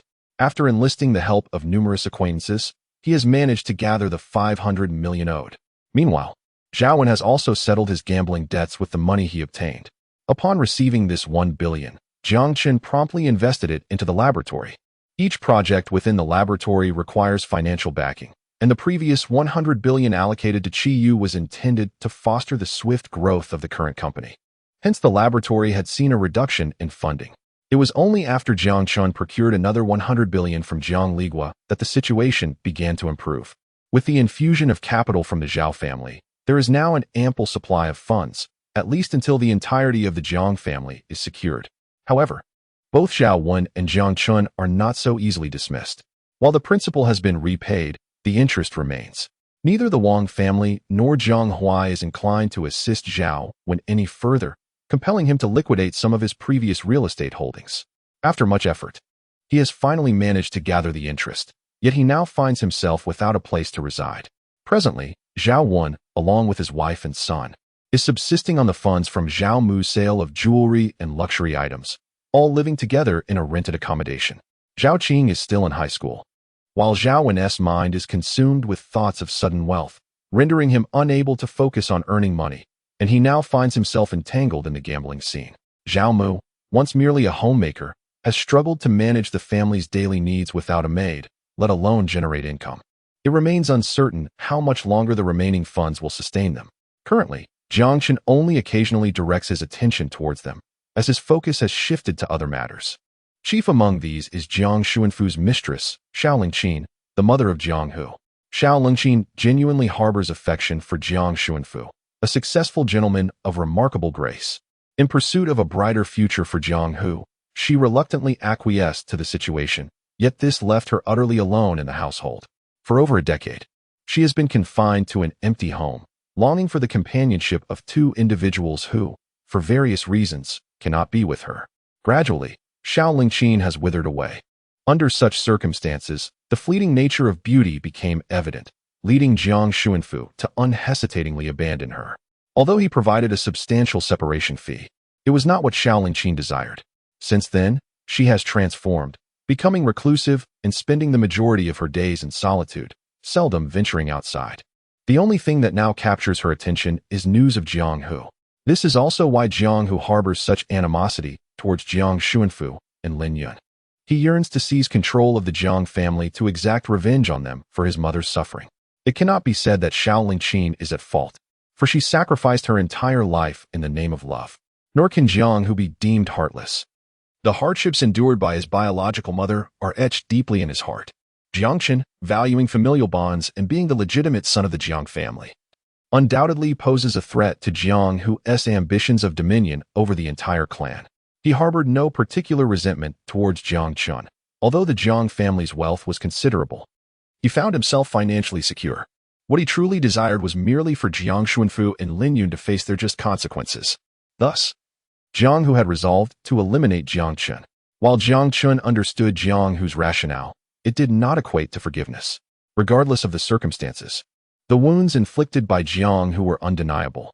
Furthermore, in an effort to undermine Jiang Hu, even Shen Qing became entangled in this situation. Given this, it seemed permissible for him to take action against Xiao Lingqin. You may be well-intentioned, yet you have obstructed my path. Consequently, Jiang Chen had been diligently observing Xiao Lingqin's movements in recent days. There was little of note to report. She often remained within her residence, occasionally taking evening strolls around the neighborhood or discarding some trash. Her meals were consistently delivered from the restaurant, and for an extended period. Xiao Lingqin had not ventured beyond the confines of her community, until one day, a doctor clad in a white coat crossed the threshold of Xiao Lingqin's home. This physician had been arranged by Jiang Hu, a psychologist intended to address her state of being. He felt a sense of apprehension regarding his mother's lifestyle, prompting him to facilitate in-home therapy. Although Xiao Lingqin was initially reluctant, having grown accustomed to her way of life, she did not wish to cause Jiang Hu distress concerning her well-being, thus acquiescing to the doctor's presence. Now, this physician had become a friend to Xiao Lingqin, primarily engaging her in conversation and providing emotional support. Humans are inherently social creatures. Isolation can easily lead to psychological issues. Jiang Chen instructed someone to investigate the doctor's information. If this physician could be bribed, it would undoubtedly save him considerable trouble. Moreover, Jiang Chen discovered that Xiao Lingqin was remarkably uninformed about Jiang Hu's affairs. This revelation provided ample room for maneuvering. However, there was no immediate rush. Jiang Chen intended to keep Jiang Hu close to deal with Jiang Xuanfu. Once Jiang Xuanfu had dealt with the Wang family and Jiang Ruoxi, he would then turn his attention to Lin Yun, Jiang Feng, and the Lin family. Before Lin Yun met her demise, Jiang Hu would be tasked with confronting Jiang Xuanfu. While Jiang Xuanfu was actively engaged with the Wang family and Jiang Ruoxi, Jiang Chen had his own strategies for handling Lin Yun. This involved having Jiang Hu confront Jiang Xuanfu, but a few more conditions were still needed. Currently, Jiang Hu was too comfortable, with vulnerabilities aplenty, as were Xiao Lingqin and Bai Bingning. If it were to come to light that Bai Bingning was betraying him by assisting an illicit man in undermining his company, it would be clear that his family fortune was no longer his concern. With his mother, Xiao Lingqin, having passed away, her last words expressed resentment towards Jiang Xuanfu. At such a juncture, what would a destitute Jiang Hu do?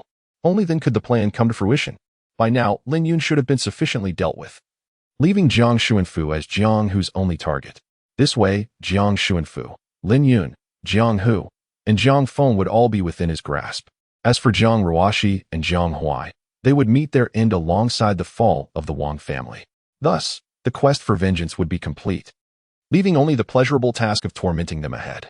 Chapter 69. The engagement banquet time flew swiftly, and today marked the engagement of Jiang Ruoxi and Wang Shanfei. Notable figures from all walks of life gathered to extend their congratulations, filling the Wanfu restaurant's banquet hall to capacity once more. Every face radiated with joyous smiles. As for the authenticity of those smiles, it is difficult to ascertain their sincerity. However, standing at the entrance to welcome guests, Wang Shanfei undoubtedly exudes genuine joy, his smile unwavering. To be able to marry such a woman must surely be the result of countless virtuous deeds in a past life. During this time, countless unfamiliar faces appeared in his home. From that point on, Jiang Ruoxi felt the absence of paternal and maternal love. No matter how exceptional her achievements, her parents remained oblivious. Eventually, as Jiang Ruoxi grew, she saw through this reality and ceased to yearn for familial affection, instead developing a desire for inherited wealth. Yet, at that time, the young Jiang Feng seemed to sense Jiang Ruoxi's emotions and would often embrace her, striving to bring her joy. Thus, Jiang Feng became the most significant person in Jiang Ruoxi's heart. Perhaps due to her lack of love, she placed great importance on Jiang Feng's care. Furthermore, having been independent from a young age, Jiang Ruoxi consistently exhibited remarkable excellence. After graduation, under her leadership, the company experienced nearly a 20-fold growth within a few years. Jiang Ruoxi was once regarded as the queen of Haisher, a future titan of the business world. But how swiftly things changed. Her company faced bankruptcy, and she found herself compelled to marry Wang Shanfei. At this moment, in the dressing room, Jiang Ruoxi's expression appeared exceptionally fragile. She comprehended her father's resolution and recognized that she could not escape her current fate. Yet, why should this be so? After dedicating so many years of hard work, devoting her entire youth to education and career, why should a single utterance determine the course of her future? She felt indignant and unwilling to be dictated to. What has all my years of effort amounted to if I so easily yield? Am I truly worthy of my former self? Miss, it is time to change into your wedding gown.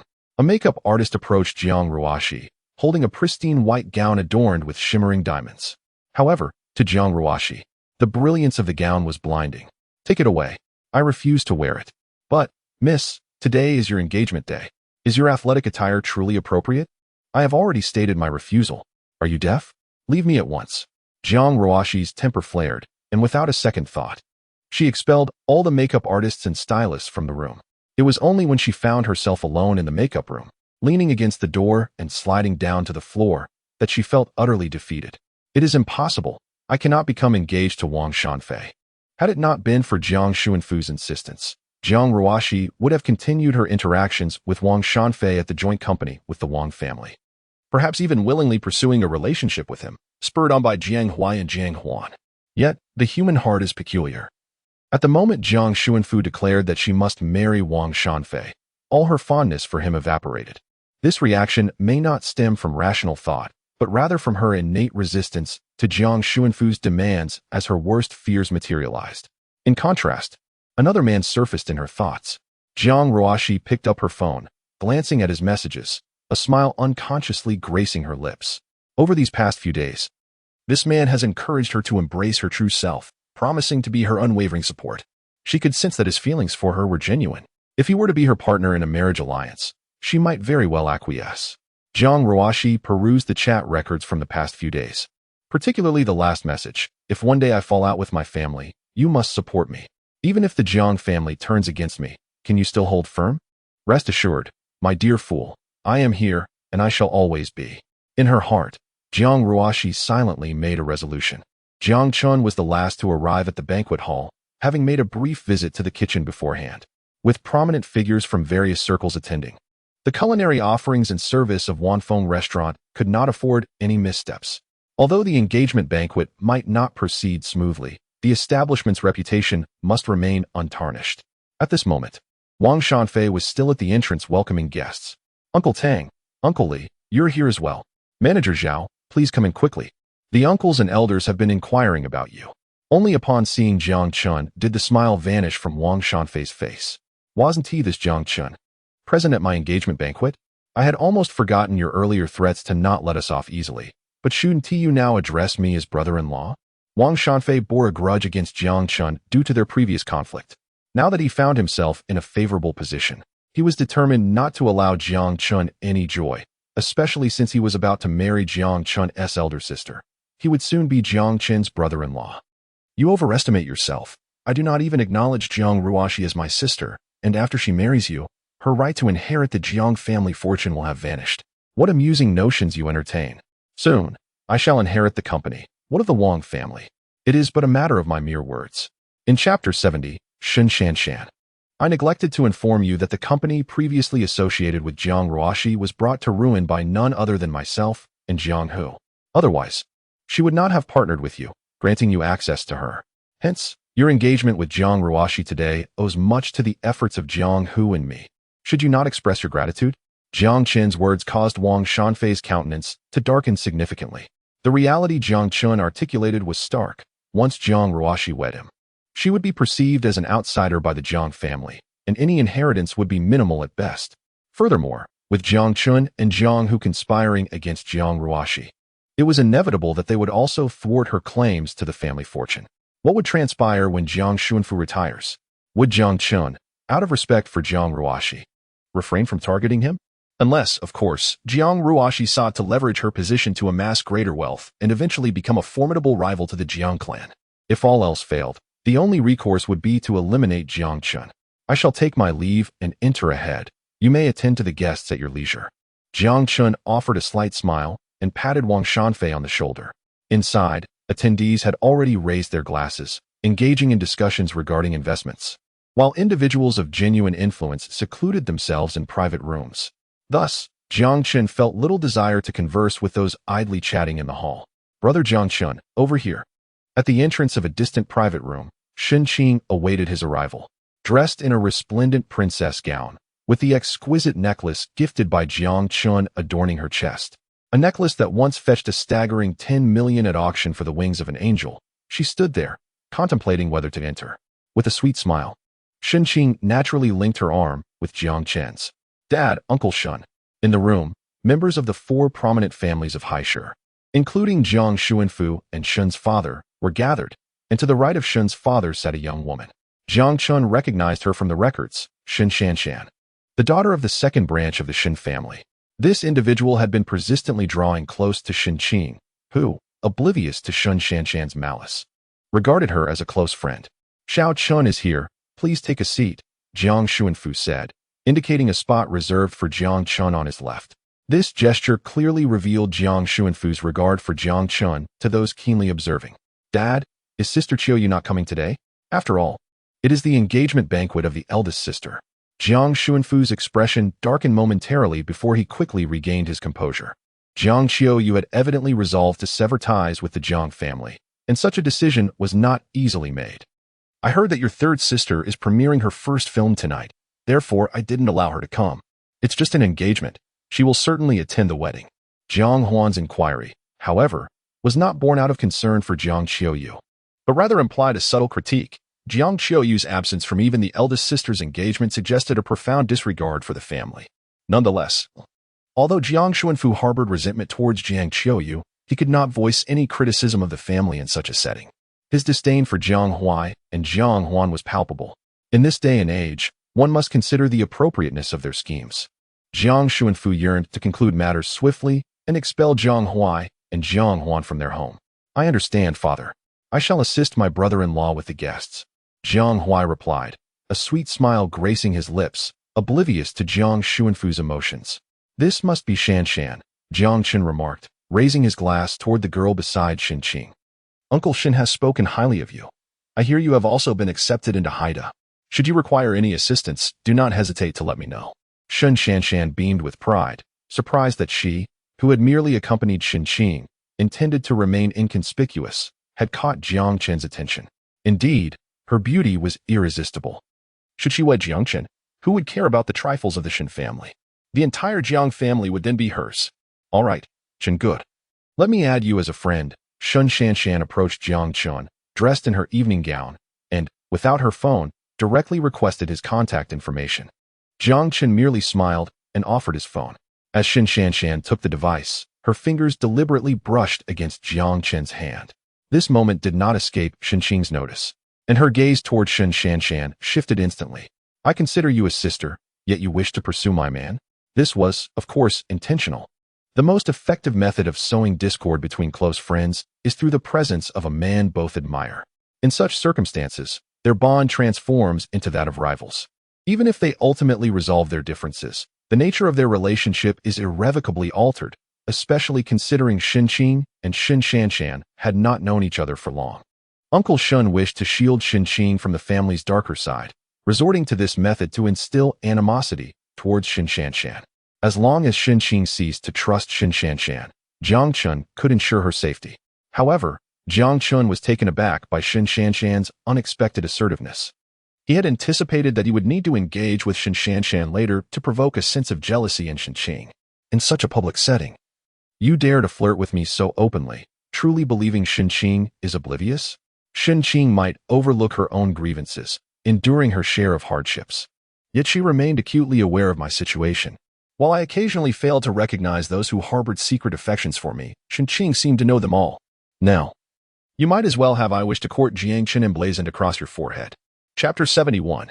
I wish to leave the Jiang family. The engagement banquet commenced swiftly. With all the guests seated in the grand hall, their gazes fixed on the flamboyantly dressed Wang Shanfei on stage. The atmosphere resembled that of a zoo, observing a monkey performance. Nevertheless, each person displayed enthusiasm, their faces radiating joy for Wang Shanfei. Today, this charming young man finally awaited the arrival of his beloved. Next, let us invite Miss Jiang Ruoxi to the stage. The previous arrangement entailed Jiang Ruoxi donning a wedding gown, with 8 youthful attendants to assist her with the train. However, as the grand doors swung open and the spotlight illuminated the entrance, Jiang Ruoxi's silhouette was conspicuously absent. Instead, a throng of anxious staff members searched desperately for something. A singular thought surged through everyone's minds. Could it be that Jiang Ruoxi has fled her wedding? All eyes turned towards Wang Shanfei on stage, brimming with sympathy. At this moment, Wang Shanfei's expression had soured to the utmost degree. If Jiang Ruoxi truly fled from her wedding, his reputation would be utterly tarnished. Fortunately, it was not long before Jiang Ruoxi appeared at the entrance. However, she was not clad in a wedding gown but rather in a simple athletic outfit. Ignoring the peculiar gazes of those around her, she strode directly onto the stage and seized a microphone. Ladies and gentlemen, I am Jiang Ruoxi, and I hereby declare that I shall never marry Wang Shanfei. The moment her words escaped her lips, the audience erupted into chaos, bewildered by the unfolding situation. Even if one were dissatisfied with the engagement, there were always ways to withdraw from it. Why choose to create a scene in such a public setting? Wasn't this an act of cruelty towards Wang Shanfei? Moreover, this engagement banquet was orchestrated by my father, Mr. Jiang Xuanfu, who compelled me to attend. Silence. Jiang Ruoxi's statement caused Mr. Jiang Xuanfu's face to change dramatically, as he hastily attempted to intervene. How dared Jiang Ruoxi bring family matters into the public eye? Moreover, Mr. Jiang Xuanfu anticipated that Jiang Ruoxi's subsequent remarks would be even more explosive. Yet, Jiang Ruoxi paid no heed to her father's expression. I announce, from this moment forth, I sever ties with the Jiang family. I refuse to be treated as a mere commodity by my father. At this declaration, the atmosphere among the audience became palpably tense. Previously, Jiang Ruoxi's refusal to marry Wang Shanfei could be understood as a typical stance for a member of the Jiang family, allowing for light-hearted jests without consequence. However, this new revelation left the audience in stunned silence. Did they not see how Jiang Xuanfu's demeanor had darkened to an alarming degree? At this moment, no one dared to breathe, fearing that Jiang Xuanfu, in his foul mood, would take note of them. At that moment, Jiang Xuanfu's eyes blazed like fire. Fixated intently on Jiang Ruoxi, her words not only struck a blow to her own dignity in front of the crowd, but they also trampled it mercilessly into the ground. Jiang Xuanfu, seething with rage, forced a smile and declared, "So you refuse to acknowledge me as your father, do you? Very well. I shall announce something as well. From this day forth, you, Jiang Ruoxi, are no longer a daughter of the Jiang family. Henceforth, I will freeze all your assets, and you are forbidden from stepping foot into the Jiang household." With unwavering resolve, Jiang Ruoxi met his challenge head-on, having anticipated this outcome when she made her decision. She cast the microphone aside, disregarding the bewildered stares of those around her, and strode boldly towards the exit. Meanwhile, Jiang Xuanfu clenched his fists, his gaze dark and stormy as he watched her retreating figure. "I understand now, it won't be long," he muttered, while the butler acknowledged him with a nod and stepped back. Indeed, just as Jiang Ruoxi reached the doorway, she was intercepted by 2 burly men clad in suits, who approached her with authority. "Miss, please Please allow us to conduct a search to ensure you have not taken anything from the Jiang family. What do you mean? You intend to search me? She retorted. The men remained silent, taking a step closer instead. In response, they removed their wristbands and necklaces, casting them onto the ground. Is this satisfactory? Without uttering a word, the two men continued to fixate on Jiang Ruoshi's handbag. Gritting her teeth, she retrieved her identification and phone from the bag. Is this acceptable now? How dare you? This money is my hard-earned income. Jiang Ruoshi was instantly filled with agitation, her expression one of defiance. All right, I will turn. After the bodyguards concluded their inspection of Jiang Ruoshi's phone, they finally permitted her to leave. At that moment, apart from her sports attire and her bank card and mobile phone, she possessed nothing else. Furthermore, there remained the 70% shareholding in the company established in partnership with the Wang family. However, this company thrived solely on the resources provided by the Wang family, rendering its potential bankruptcy a mere instant away. Given Jiang Ruoshi's recent actions towards Wang Shanfei, it seemed unlikely that the company would survive until the following morning. Chapter 72. Edo, your little secretary has betrayed you. I sincerely apologize, Brother Wang. I was unaware that my daughter had turned out this way. Jiang Xuanfu struggled to regain his composure before promptly extending his apologies to Wang's father. Wang's father found himself at a loss for words. Should he blame the Jiang family? Yet, Jiang Ruoshi's harsh words towards Jiang Xuanfu were even more severe, and she had now distanced herself from the Jiang family. Nevertheless, Jiang Ruoshi had not fully grasped the situation. There remained another individual within the Jiang family who harbored ill will towards the Wang family. What was to be done about that in the future? Brother Wang, regardless of circumstances, we were at fault this time. Therefore, I shall double the previously promised benefits. We must continue to cooperate closely. I have taken a liking to Wang Shanfei. If he cannot be my son-in-law, then he shall be my nephew. Anyone who dares to bully him should come to me. Upon hearing Jiang Xuanfu's words, Wang's father was overwhelmed with joy. Jiang Xuanfu implied that even without a marriage alliance, the partnership could endure, as long as they remained deeply intertwined with the Jiang family. Not only would this enable their ascent, but they would also no longer fear Jiang Chen's retribution. After all, no one would dare to turn against financial gain. At this moment, the atmosphere in the audience remained somewhat frozen. It was not an opportune time for discussions regarding collaboration, which could only be postponed for another occasion. I apologize for the spectacle you have just witnessed. My little girl is accustomed to mischief and tends to act without regard for the setting. Nonetheless, since she has declared her separation from the Jiang family, the engagement banquet is hereby cancelled. Jiang Xuanfu spoke, and there was no lack of flattery from those in attendance. Soon, the atmosphere grew lively as attendees began to clink glasses, seeking suitable partners for collaboration. They naturally refrained from mentioning the earlier incident, each behaving as if nothing had occurred. Wang Shanfei felt no inclination to remain in this awkward situation. My elder sister truly is a force of nature. Jiang, who sat on the sofa in the lounge, gently swaying the wine glass in his hand.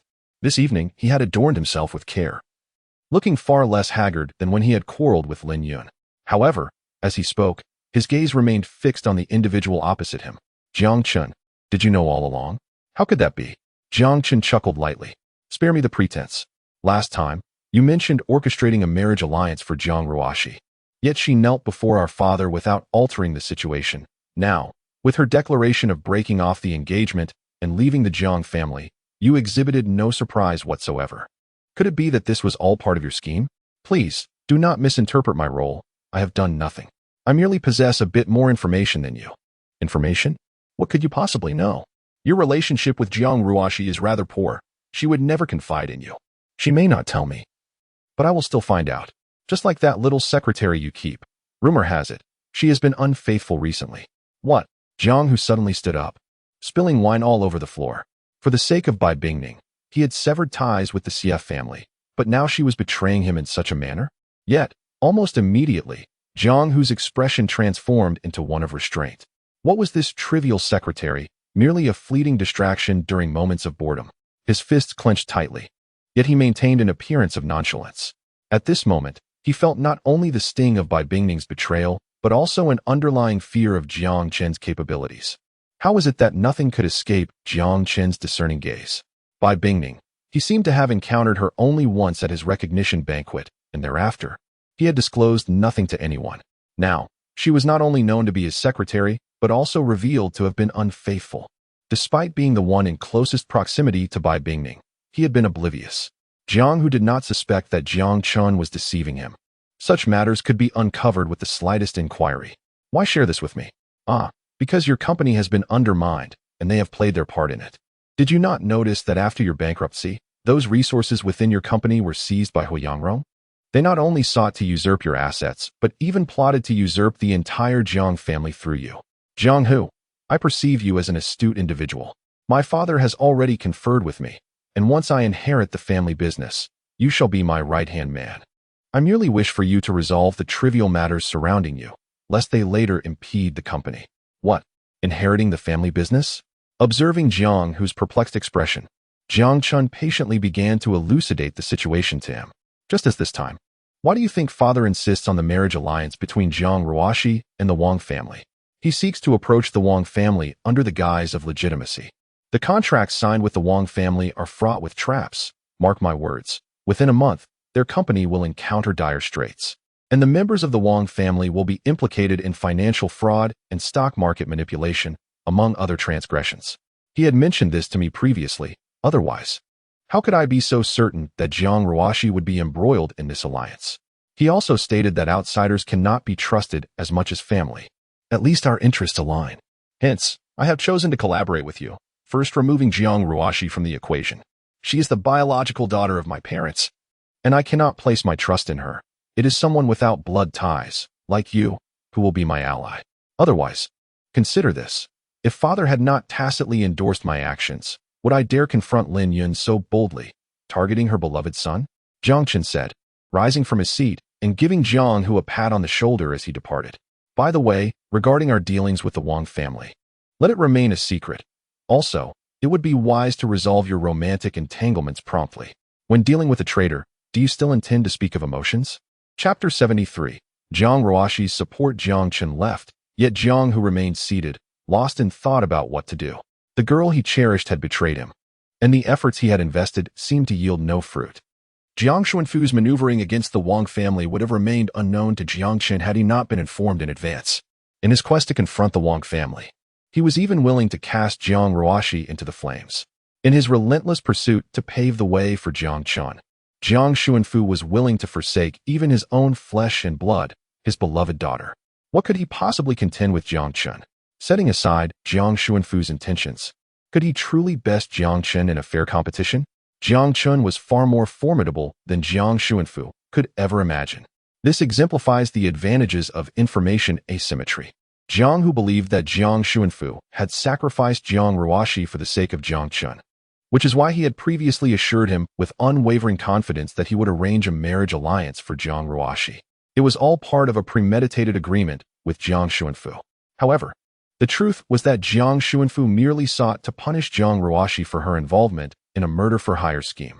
Consequently, Jiang Hu concluded that a peaceful inheritance of the family legacy was no longer feasible. The only chance he had lay in the demise of Jiang Chen. Only through his death could he seize the opportunity. Yet, contemplating the formidable security measures Jiang Chen had in place filled him with despair. Each outing was invariably accompanied by bodyguards. The vehicle he traveled in was impervious to even a rocket launcher. Following the poisoning incident on the yacht, he was meticulous about every morsel of food consumed. How could such a person meet an untimely end? Not to mention Jiang Hu. As Jiang Chen entered the restroom and glanced at his phone, a message had already arrived. It was from the young man arranged by Jiang Chen, who was acquainted with Jiang Ruoxi. Young Master Chen, Jiang Ruoxi called me and asked me to join her for drinks. Should I engage with her normally or act as a stranger? A smirk played on Jiang Chen's lips. What was the point of direct confrontation? With a swift tap of his finger, a message was dispatched. Do your utmost to fulfill her requests. From this day forth, you are to be her pillar of support. Do you understand? Make her love you wholeheartedly, and then await my message. Once accomplished, the price will double. However, should you show any sign of compassion, I assure you, you and your entire family will suffer far worse than Jiang Ruoxi. Jiang Chen harbored doubts about human nature, particularly because Jiang Ruoxi was exceptionally beautiful. If this individual were to genuinely fall for her, though it may not seem significant, it would certainly complicate matters considerably. To speak candidly, he was a man of intelligence and knew how to make the right choices. Very well, inform me of your whereabouts as you indulge in drinks, and I shall provide you with assistance. Although the principal figures from both the Jiang and Wang families were nearly absent, the banquet hall was still filled with numerous guests. Jiang Qin scanned the room, failing to spot Jiang Huai or Jiang Huan. What are you searching for? It wouldn't be my dear Qing, would it? Gu Nianwei and Shen Qing appeared behind Jiang Chun, arm in arm. At this moment, Shen Qing was devoid of Shun Shanshan's presence. Naturally, since the engagement ceremony could not proceed, we are free now. We thought to step out for some fresh air. Then let us depart. I too wish to linger here no longer. I know of an exhilarating shooting range nearby. Let us go there together. The shooting range was not far, merely a few hundred meters away on the lower ground floor. This marked Jiang Qin's inaugural experience with firearms, and he felt a surge of excitement. The thundering sound of gunfire and the bullets soaring forth seemed to expel all his worries. Meanwhile, Shen Qing quietly followed behind Jiang Chun, her heartwarming smile reflecting her happiness at his joy. It is truly delightful to witness such joy now. Your performance is impressive. Is this truly your first encounter with a firearm? Gu Nianwei approached from the side, her astonishment evident as she observed Jiang Qin's shooting prowess. Do you know what it means to be a sharpshooter? It is a gift.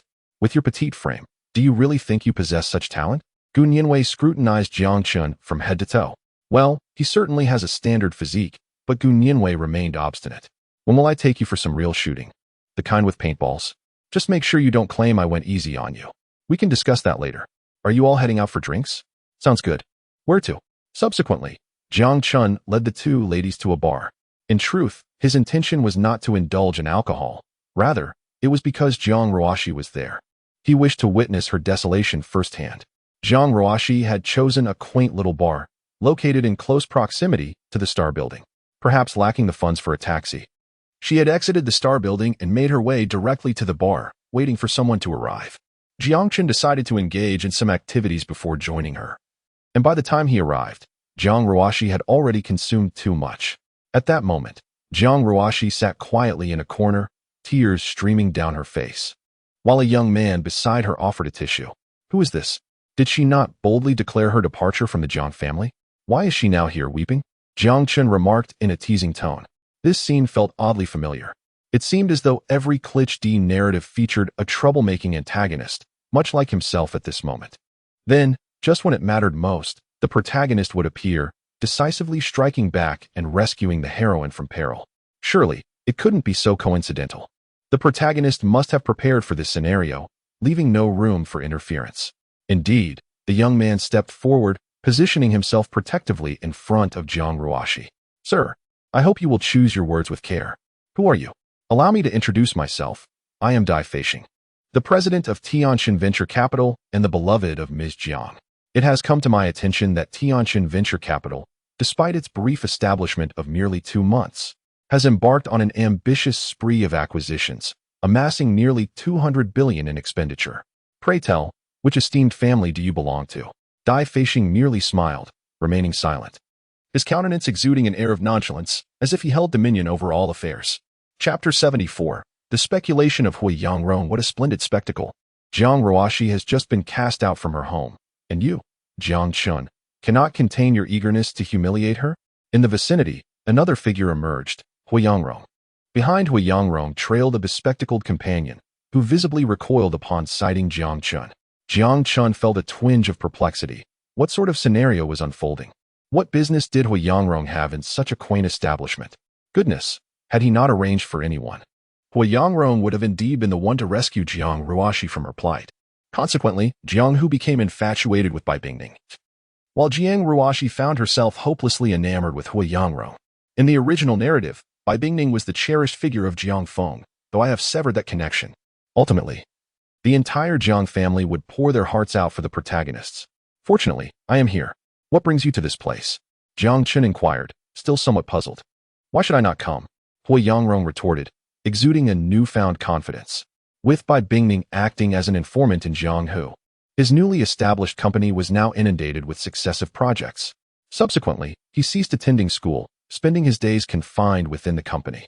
Eventually, Hui Yangrong became aware that Jianghu had unwittingly offended some powerful individuals who were now conspiring against him. Seizing the opportunity, he orchestrated Jianghu's downfall, leading to bankruptcy. In the wake of this triumph, he felt reassured that the Jiang family was not invincible. They too had adversaries and were incapable of achieving many things. If they were otherwise, how could Jiang Hu have stood by and watched his own company crumble? Following this, Huiyang Rong meticulously examined the recent events surrounding the Jiang family and arrived at a poignant conclusion. A certain force was evidently targeting them. The bankruptcies of Jiang Ruoxi's and Jiang Hu's companies were intricately linked to this power. Moreover, the recent suspension of Jiang Ling and her subsequent disappearance likely bore the fingerprints of this very force. Jiang Xuanfu must have sensed something amiss and felt immense pressure, prompting his eagerness to forge a marriage alliance with the Wang family, hoping to leverage their combined strength to navigate through this tumultuous phase. This reasoning elucidated the recent occurrences. Jiang Hu's ruin had allowed Huiyang Rong to prosper significantly. Should the Jiang family fall, that force would undoubtedly reap the majority of the benefits, leaving Huiyang Rong with just enough to sustain his own growth for a considerable time. Thus, Jiang Qin posed no threat to him. After all, the Jiang family would not provoke the Hua family in the face of formidable adversaries. From an outsider's perspective, Huiyang Rong's analysis was indeed astute. He shared this insight with his father, who concurred, advising him to act judiciously as circumstances unfolded. However, if Jiang Chun were aware of how others perceived the Jiang family, he would undoubtedly find it laughable. These matters were not entirely of his own making. Although he did not directly participate in some instances, he certainly played a role behind the scenes. Each individual believes that the Jiang family has adversaries to contend with, which, in a way, is advantageous. This means that Lin Yun and the others will struggle to find allies. Miss Jiang, allow me to introduce myself. I am Huiyang Rong from the Hua family in Kyoto. He greeted Jiang Ruoxi. He had witnessed the events that transpired earlier and had no intention of getting involved until he learned that Jiang Ruoxi had allied herself with the owner of Tianqin Venture Capital.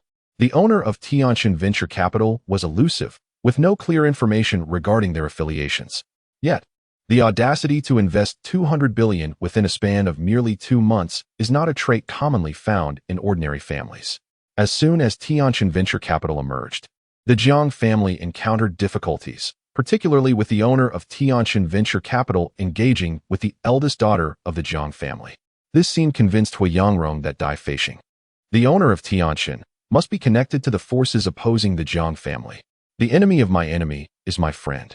If there is a need to confront the Jiang family, Huiyang Rong hoped to establish a connection with this individual. Confident that the other party would not rebuff the overtures from the Hua family, Jiang Ruoxi held little interest in Huiyang Rong. Her sole desire was to leave this place.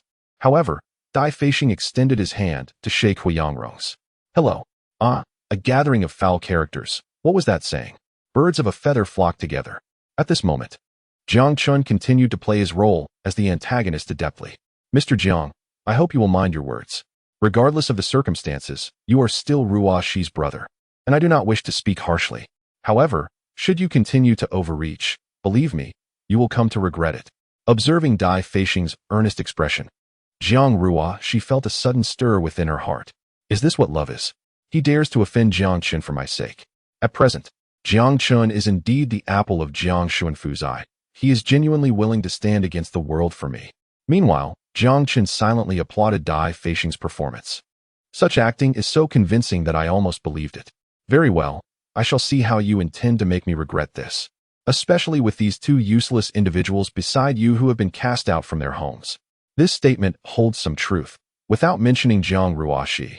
It is indeed because of his remarkable older brother, Huiying, that Huiyang Rong was compelled to come to Haisher. It is quite a coincidence when 2 individuals, both cast out from their homes, find themselves together. This remark would undoubtedly provoke Huiyang Rong's ire. You scoundrel! Jiang Qin, do you wish for death? Death, you say? Before you boast, do take a look at those around me. Jiang Chun is always accompanied by bodyguards. At this moment, besides Gu Nianwei and Shen Qing, 2 bodyguards stand vigilantly at his sides. Huiyang Rong instinctively recoiled. A wise man does not suffer immediate loss. He recalls the incident of Jiang Qin forcing him to drink an entire bottle of liquor. Although he is not currently afraid of offending the Jiang family, there is no sense in voluntarily courting trouble. Tomorrow, I shall also hire 2 bodyguards. Noticing Huiyang Rong's retreat, Jiang Qin cast a glance at the man with gold-rimmed glasses, then turned to Jiang Ruoxi and uttered a single word, useless. Subsequently, Jiang Qin departed with his entourage. Chapter 75, The resolute Han Yizhu regarding the matter of causing discomfort to Jiang Ruoxi, neither Shenqing nor Gu Nianwei expressed any opinion. Gu Nianwei had grown accustomed to such situations, while Shenqing wholeheartedly supported all of Jiang Chen's endeavors. Time passed swiftly. Since leaving the Jiang family, Jiang Ruoxi had not maintained any contact with her relatives, and Jiang Chen learned of her recent circumstances solely through Dai Feixing. Furthermore, Hui Yangrong sought out Dai Feixing to discuss a collaborative strategy against the Jiang family, with their primary target being Jiang Hu. It appeared that Jiang Hu had uncovered the relationship between Bai Bingning and Hui Yangrong, leading to a frenzied retaliation against the two. Jiang Hu relentlessly pursued them, causing Hui Yangrong considerable distress. Recently, Jiang Hui and Jiang Huan had been fostering a close relationship with the Wang family, visiting them daily. Given the ongoing collaborations between Jiang Xuanfu and the Wang family, news of their partnerships was continually emerging. Although Wang Shanfei had suffered a loss of face, his father remained unfazed, reveling in the advantageous collaborations that had brought him so much satisfaction. At this juncture, Jiang Hui had entirely given up on Zhao Wen. Moreover, Jiang Chun had noticed several unfamiliar individuals surveilling Zhao Wen. Upon investigation, he found no substantial leads, yet most indications pointed toward the Wang family. It seemed that Jiang Hui and Wang's father were conspiring to eliminate Zhao Wen as an unstable element. Realizing this, Jiang Chun chose not to confront Zhao Wen, opting instead to observe the spectacle of conflict amongst them. As for Lin Yun, she had recently adopted a more subdued demeanor.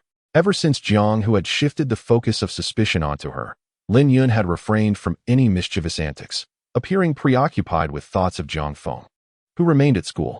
Whenever Jiang Chen appeared, he would gaze with hopeful eyes, only for them to gradually dim. Ever since she revealed the incident of Jiang Chen's abandonment, she understood that he would never assist her in any endeavor. It was better for her not to plead, should she dare to speak. Jiang Feng would undoubtedly suffer even more. It was evident that Jiang Feng was currently reveling in the situation. Today marked a holiday, and as soon as school ended, Jiang Feng rushed to Han Yizhu's classroom. Upon seeing Han Yizhu's smile, Jiang Feng was momentarily stunned. He felt his heart race uncontrollably. The young master, Jiang Chun, was absent today, merely sending someone to fetch Jiang Feng. All right, let us depart. Although he had a poor experience at school, often ignored and occasionally bullied, Jiang Feng suddenly felt a twinge of reluctance to leave this place. It was not an attachment to the school itself, but rather the presence of someone there. It's all right, I will see her soon. It's only a few days of vacation. Upon returning to the Jiang residence, Lin Yun eagerly rushed towards him. Xiao Feng, how have you been at school? Lin Yun's face was filled with concern. However, this time, Jiang Feng's response was evidently unexpected for Lin Yun. Mother, I am fine, he replied, recalling the image of the girl quietly reading in school, a faint smile gracing his lips. What is this?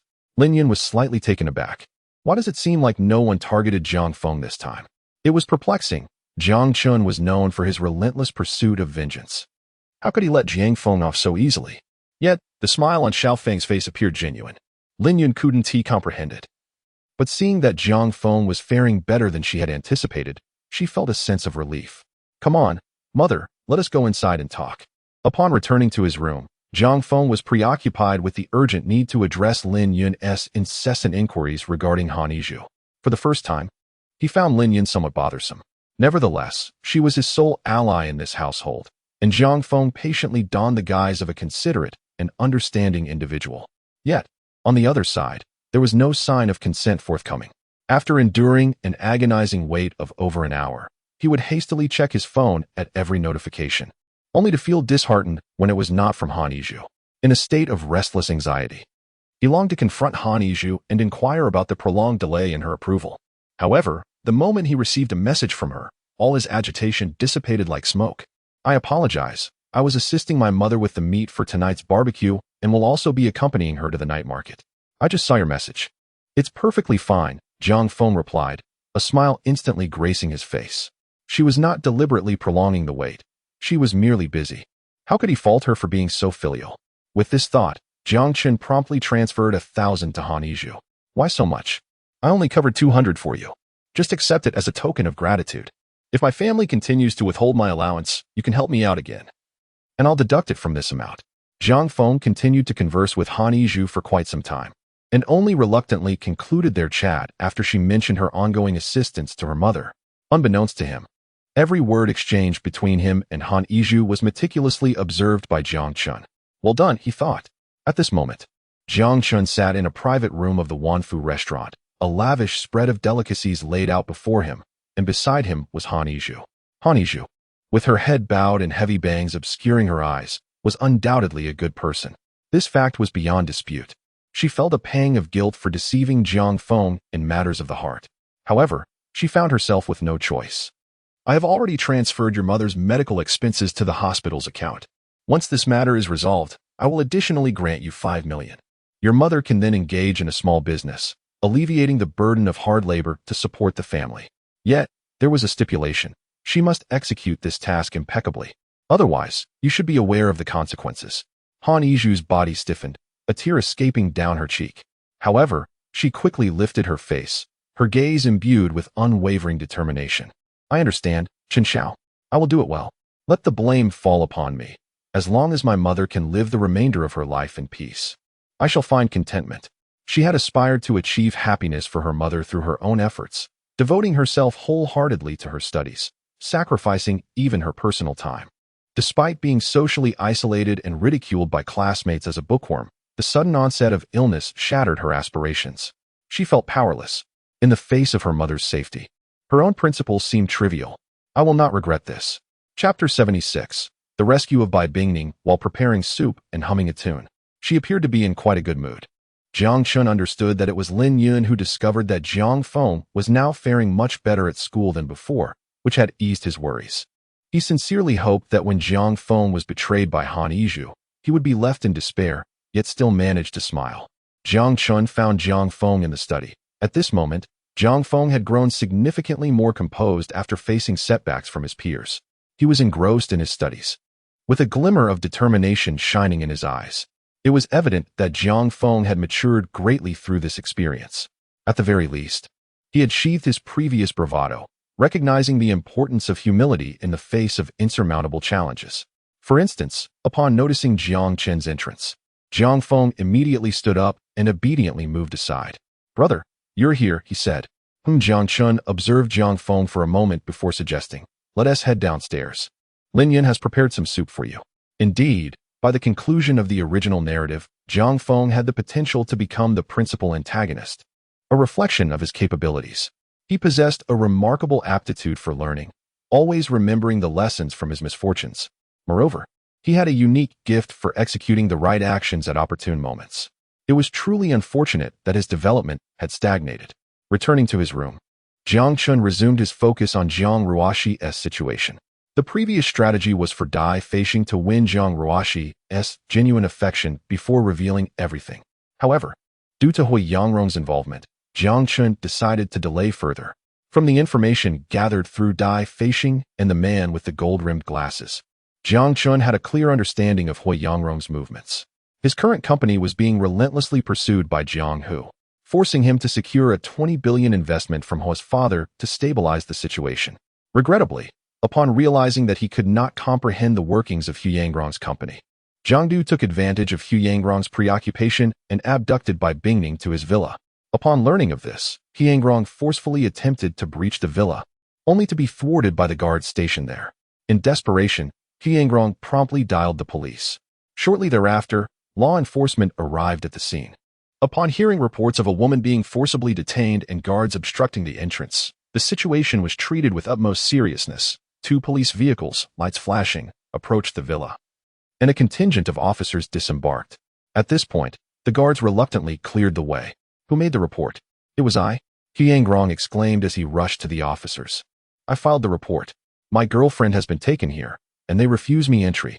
When did I ever abduct anyone?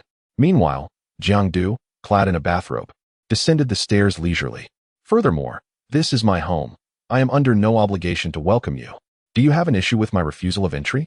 Jiang Du, return Bai Bingning to me. Hu Yangrong's eyes burned with fury. Fortunately, the presence of the police prevented him from lunging at Jiang Du in a fit of rage. Bai Bingning, is she not my girlfriend? How does this concern you? Jiang Du feigned ignorance. Sir, please have Miss Bai Bingning come out. If she wishes to leave, we will escort her away. If she chooses to remain, We will promptly withdraw. The officers discerned the crux of the issue. A dispute between two men over one woman hardly warranted such a serious escalation. Apologies for the misunderstanding. We were merely engaging in some vigorous play earlier, and she grew tired and is currently resting. Go to hell. Upon hearing this from Edo, everyone understood precisely what he meant by playing a bit rough. Huang Rong could no longer contain himself. He broke free from the police's restraint and charged straight towards Edo.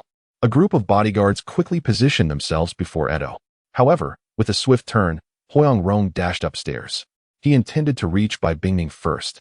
He refused to believe that she had fallen asleep from exhaustion. The conflict with Edo could wait until he had rescued Bai Bingning. As Huang Rong made his way, others followed closely behind, with the police trailing as they feared Huang Rong's unstable state could lead to violence. Soon, they arrived at the bedroom door. Ning Ning, I'm here to take you away. Huang Rong forcefully flung the door open, but the sight before him pierced his heart deeply. The room was filled with various torture devices, whips, gags, stocks, hemp ropes, and triangular benches. And there lay Bai Bingning on the bed, her fair skin marred by countless lash marks. This, Huang Rong felt as if his heart had been struck by a fierce blow. Get away, don't look. He swiftly slammed the door shut, but it was too late. In that fleeting moment, everyone could almost guess what had transpired to Bai Bingning. Edo, I will make you pay for this. Calm down. The police intervened to stop Huang Rong's actions, but then turned to Edo. Mr. Edo, we suspect you of kidnapping, abuse, and unlawful confinement. We request that you accompany us. Hey, one can eat recklessly, but one should not speak carelessly. When have I ever done such things? The evidence lies within the room. Sir, you wouldn't dare resist law enforcement, would you? Not at all. It's simply that she willingly participated in this with me. Edo cast a knowing glance at Huang Rong, accompanied by a subtly meaningful smile. Initially, I intended to keep this to myself for my own enjoyment. But since you assert that I have breached the law, I shall certainly present it to prove my innocence. As he spoke, a bodyguard wheeled in a television, displaying the events of that fateful evening at Jiang Qin's acknowledgement banquet, where Edo and Bai Bingning were alone together. Chapter 77. What? She was a willing participant? In the video, it was evident that Edo employed numerous props from the room, and despite Bai Bingning's anguished cries, she appeared to be making every effort to accommodate Edo's desires. In fact, Bai Bingning even proclaimed her enjoyment of such activities, declaring that she would forever belong to Edo.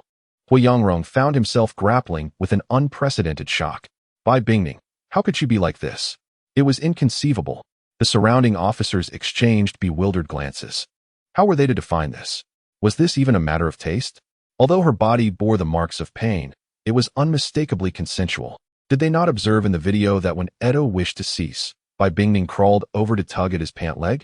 They were left with no choice but to withdraw in frustration. Moreover, what right did an outsider have to report anything? Before departing, they sternly reprimanded Huang Rong. Yet his mind was entirely consumed by thoughts of Bai Bingning's behavior. Only when the atmosphere settled did he belatedly realize that he remained in Edo's villa.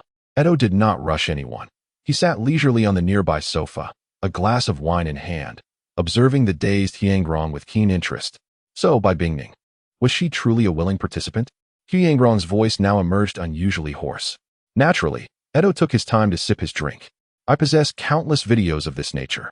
Did you not always believe that I had forced her? Would you care to view the footage of Bai Bingning pleading with me not to leave, only to seduce me? You must have heard about the cancellation of my engagement with Xieyu. Who do you think is responsible for that? Edo suddenly erupted in fury, shattering the wine glass upon the floor. With a sharp crack, it splintered into pieces. It is because of this woman, yet she dares to betray me. Huang Rong's eyes blazed crimson, his teeth nearly biting into his own flesh. This Bai Bingning, has she been toying with me all along? It is evident that after being kept by Edo, she successfully transitioned into the role of a girlfriend. Yet she deceives herself into believing she was coerced by him to entice me. How foolish of me to have treated her with such kindness. Rationality urged Huang Rong to recognize that now and in the future, Bai Bingning was unworthy of any further endeavors on his part. Yet, an ache lingered within. Why did I once believe I had encountered true love? I did not even disdain the tribulations she faced, but all of it was a fade. I had thought that my past with numerous women had led to my beloved enduring such suffering as a form of retribution. But now it is all a lie. Everything has been a deception. Edo cast a glance at the still slumbering Bai Bingning in the bedroom before quietly closing the door. Despite the commotion outside, Bai Bingning remained undisturbed in her slumber, for it was Edo who had administered the drugs to her. Before tomorrow morning, Bai Bingning is unlikely to awaken. Every door and window in the villa has been fortified, and bodyguards are on watch. If betrayal is what you seek, Bai Bingning, you shall find no escape. Jiang Chun is also aware of the happenings here. One may wonder why, but it is essential to consider the bodyguards hired by Jiang Hu. Indeed, Jiang Hu procured the bodyguards from the company run by Jiang Chun.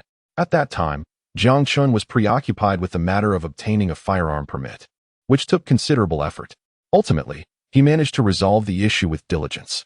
It can be said that from the moment Hui Yangrong began to create a commotion at the entrance, a bodyguard discreetly placed a miniature camera in the pocket of his jacket, providing Jiang Chun with a live feed. Jiang Chun has indeed seen the footage of Bai Bingning. Truly, as the female protagonist, she plays her part so well that by the next day, she can resume her activities like any ordinary person. He also witnessed Hui Yangrong's turmoil and malice. Furthermore, the female lead has found herself in a precarious situation. The reason the female protagonist could maintain her pristine reputation in the original narrative was that these men harbored mutual animosity and would never open their hearts to one another. The female lead adeptly navigated their conflicts, reaping the benefits. However, now they realize that Bai Bingning deviates from their expectations, even treating them as fools. These noble young masters will certainly not allow Bai Bingning to gain any advantage. Hui Yangrong is conflicted. He still harbors feelings for Bai Bingning, but will no longer pursue her. Some, like Jiang Hu, are more obsessive. Illegal confinement and abuse have been ordered by Jiang Chun, who has instructed the bodyguards to gather more evidence. In the future, these materials shall be used to ensure Jiang Hu finds himself without an avenue for escape. Thus, the events involving the male and female protagonists and Jiang Hu have reached this conclusion. Bai Bingning was imprisoned by Edo, and Hui Yangrong was secretly distressed. At that moment, someone concerned about Xiao Lingqin sent a message. The psychologist who had been accompanying Xiao Lingqin had been persuaded. You haven't revealed your identity to him, have you? Rest assured, Feng Xiao, he hasn't even seen my face. The individual referred to Jiang Chun as Feng Xiao because that was how Jiang Chun had introduced himself. In fact, they had never met in reality. Even their conversations were conducted using voice changers. The fewer people who know about these matters, the better. All right, I'll send you a message shortly, instructing that psychologist to act according to the information provided. Understood, Feng Xiao. Regarding the remuneration you mentioned, I'll send you an address soon, where a kilogram of unmarked gold bars is hidden. You can figure out how to retrieve it. However, I expect you to execute your task flawlessly. Otherwise, for the remaining 4 kilograms, I will buy your life. Rest assured, Feng Xiao, I will ensure everything is executed flawlessly. Chapter 78. Xiao Lingqin's last letter. Jiang Chun had also settled into silence, refraining from any action, merely observing the developments from behind. Meanwhile, Jiang Feng was eagerly anticipating his time at school. Even though, aside from Han Yizhu, no one would engage him in conversation. And even his deskmate and roommate continually plotted against him. A mere accidental brush of fingers with Han Yizhu would bring him joy for half a day. Though a hint of reluctance lingered, Jiang Ruoshi was genuinely relishing her current life. No longer must she toil over the affairs of the company, nor live in constant dread of her father's matchmaking intentions. She now possesses ample time to indulge in the youth she had previously never savored. At times, Jiang Ruoshi even muses that had she embraced this path sooner, marrying someone she cherished, who reciprocated her feelings, she could have distanced herself from the sordid matters of the Jiang family. However, the novelette of first love renders Jiang Ruoshi oblivious to the truth that mutual affection is often an illusion. As for Jiang Hu, he now spends his days in the villa, playing games with Bai Bingning. She has contemplated escape, yet finds it impossible. She clings to the hope that Hui Yangrong might come to her rescue. That is until Jiang Hu showed her the video of Hui Yangrong from that day. Witnessing Hui Yangrong's reaction plunged Bai Bingning into despair. She realized he had undoubtedly given up on her. Moreover, the police had already visited. Even if she managed to flee, would she dare report her situation? How could she prove she was being kept against her will? Bai Bingning recalled the initial stages of her acquaintance with Jiang Hu when he expressed his desire for this arrangement, to which she had consented. If Jiang Hu were to turn against her, claiming she had extorted him over a breakup fee before resorting to the authorities, how could she defend herself? For the first time, Bai Bingning felt lost regarding her future. She had assumed that leveraging her beauty to align herself with a wealthy heir would be effortless. Yet this was the dire outcome she faced. She merely sought a better life. What wrong had she committed? As for Hui Yangrong, emerging from Jiang Hu's villa, he has been adrift, scarcely attending to matters of the company. Every day, he indulged in a hedonistic lifestyle, seeking solace in alcohol and pursuing various women. Yet none could remain by his side for longer than a day. Jiang Chun commanded Tianqin Feng Investment, utilizing minimal resources to bring Hui Yangrong's company to the brink of bankruptcy, while Hui Yangrong remained oblivious to the peril. It was only when President Hua inquired about the Jiang family's circumstances that Hui Yangrong, still inebriated and rambling, was met with a barrage of harsh words. Under pressure from President Hua, Hui Yangrong reluctantly returned to the company, though his demeanor revealed that his thoughts lingered on the wounds inflicted by Bai Bingning. Zhang Ling had been residing in a mental institution, but recently, the doctors reported a concerning decline in her memory. She occasionally forgot events that had transpired just days prior. Moreover, her mental state was deteriorating, often found lost in thought for extended periods. Despite being administered medication and undergoing electrotherapy, her condition showed no signs of improvement. Presently, even though Jiang Ling managed to eat her meals, her physique visibly weakened, particularly after the release of Jiang Qiuyu's film, Jiang Ling. Having watched it and seen the media interviews regarding Jiang Qiuyu, became increasingly despondent, often remaining silent throughout the day. During the interview, Jiang Qiuyu expressed profound gratitude for the support of her family. Jiang Ling was well aware that within the entire Jiang family, no one truly cared for Jiang Qiuyu, nor did anyone wish for her to pursue a career in stardom. Such sentiments were previously unuttered by Jiang Qiuyu. Now, the only person she could possibly thank was Jiang Chun. Jiang Chun must have significantly aided Jiang Qiuyu, but the question remained, why? Why must I endure such treatment? Confined in a room devoid of light, stripped of even the semblance of freedom? Jiang Ling found herself perplexed, yet dared not voice her thoughts. At times, the mere contemplation of Jiang Chun would send tremors of fear coursing through her. Since the film's release, Jiang Qiuyu had immersed herself once more in the production crew. With an abundance of superhero films in circulation, she diligently sought wisdom from her seniors in the industry, occasionally taking on minor roles herself. Among those observing her, one individual stood out, Jiang Chun. Jiang Hu's mother, Xiao Lingqin, recently discovered that during her conversations with the psychologist, subtle hints regarding Jiang Hu's circumstances were often revealed. Previously, Xiao Lingqin had been oblivious to the nature of Jiang Hu's life in the Jiang household, as he had consistently reported only the positive aspects. However, from the psychologist's words, she learned that Jiang Hu was not faring well. She contemplated reaching out to him, yet, under the psychologist's counsel, she relinquished the notion. What resolution could a phone call offer? The challenges confronting Jiang Hu would remain unchanged. Such an action would yield but one outcome. Jiang Hu would become acutely aware of her concern for him, thereby intensifying his emotional burden. All she could do was feign ignorance and strive to live well, ensuring that Jiang Hu had no worries to encumber him. Nevertheless, despite the simplicity of this notion, how could Xiao Lingqin remain indifferent to the suffering endured by her son? Yet, feeling powerless to assist, she could only weep in silence. It is all my fault for loving one who should not have been loved, for yielding to my own desires and bringing you into this world, subjecting you to such torment. Hooer, if possible, live for yourself. Your mother seeks no vengeance, only wishes for your happiness. You are a considerate child, always aware of your mother's feelings from a young age. Had you not been born into a family like mine, you would have undoubtedly grown up in joy. With your intelligence, a bright future awaits you. Yet now, it is I who have brought you ruin. My dear child, I am sorry. I have become a burden to you. Live for yourself, seek what you desire, and relish your own life. You should not bear the consequences of my mistakes. Chapter 79.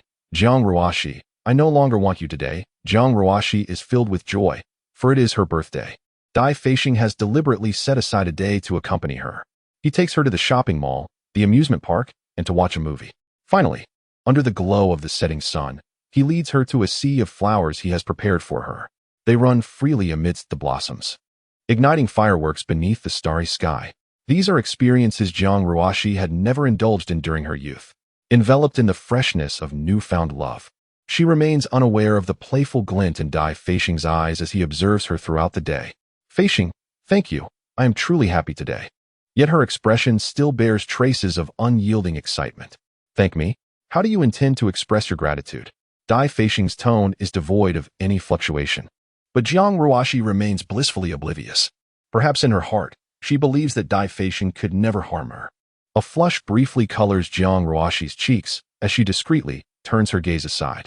Tonight, please don't leave, she whispers, her voice barely audible. Almost imperceptible if not for Dai Feishing's keen hearing. Dai Feishing approached Jiang Ruoxi, enveloping her in his embrace. For a fleeting moment, Jiang Ruoxi's body tensed, but she soon melted into him, surrendering like water. What you imply is that tonight you wish to yield yourself to me. Dai Feishing's voice bore an enchanting quality, his breath brushing against Jiang Ruoxi's earlobe, causing her legs to weaken slightly. Jiang Ruoxi greedily inhaled the scent emanating from Dai Feishing. Whenever she caught a whiff of that familiar aroma, a profound sense of comfort enveloped her, much like the present moment. Especially as Dai Feishing's fingers caressed her hair, the silky strands slipping through his grasp, an intimate atmosphere enveloped the two. Dai Feishing leaned closer to Jiang Ruoxi's ear. No, I find you repulsive. At those words, a chill raced from the soles of her feet to the crown of her head, as if her very blood had frozen in that instant. What did you say? Jiang Ruoxi's face contorted in disbelief, questioning whether she had misheard. How could Dai Feishing utter such a statement? I mean it. Someone who disregards their own family. Why would you think I would ever be attracted to you? Miss Jiang, do you truly believe you are worthy? How could that be? Jiang Ruoxi took a step back, tears cascading down her cheeks uncontrollably. Feishing Gij, you're deceiving me, aren't you?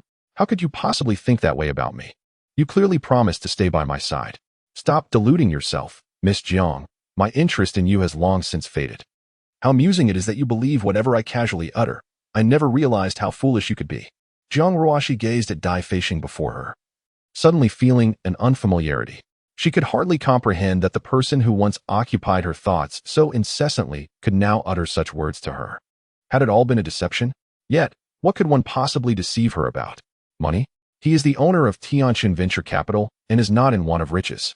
Desire? She had even offered to accompany him that night, yet he declined. At that moment, the door swung open from the outside, and a figure strode in. Jiang Ruoxi's eyes widened in astonishment upon recognizing the newcomer. Jiang Chun, what brings you here? But no one acknowledged her. Instead, Dai Feishing respectfully approached Jiang Chun and greeted him. Boss. Boss. Feishing, are you not with Tianqin? Jiang Ruoxi's words faltered, unable to complete the thought. Tianqin Venture Capital, Jiang Chun. They share the same Chun. Dai Feishing addressed Jiang Chun as his superior. Thus, Tianqin Venture Capital belongs to Jiang Chun. This means Dai Feishing's initial interactions with her were orchestrated by Jiang Chun's instructions. Did he ever harbor feelings for her? In an instant, a multitude of thoughts flooded Jiang Ruoxi's mind. All the clues converged into a reality she could not fathom. Why? Dai Feishing, I forsook the Jiang family for you. Why do you treat me this way? At that moment, Jiang Ruoxi was in tears, her delicate features marred by sorrow. Yet her defiant phoenix eyes remained fixed on Dai Feishing. You still question why? The truth lies before your very eyes, and yet you refuse to accept it. I have always been at the service of Chun Xiao.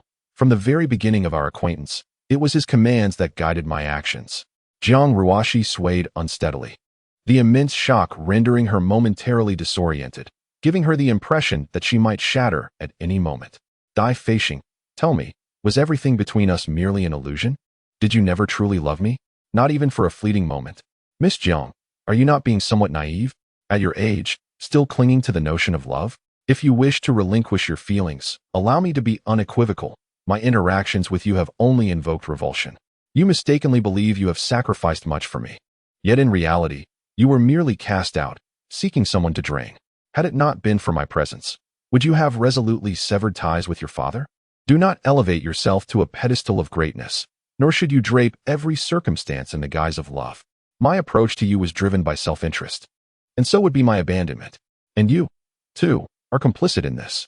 Tears streamed down Jiang Ruoxi's face as she yearned to counter his assertions, but her lips parted without a sound.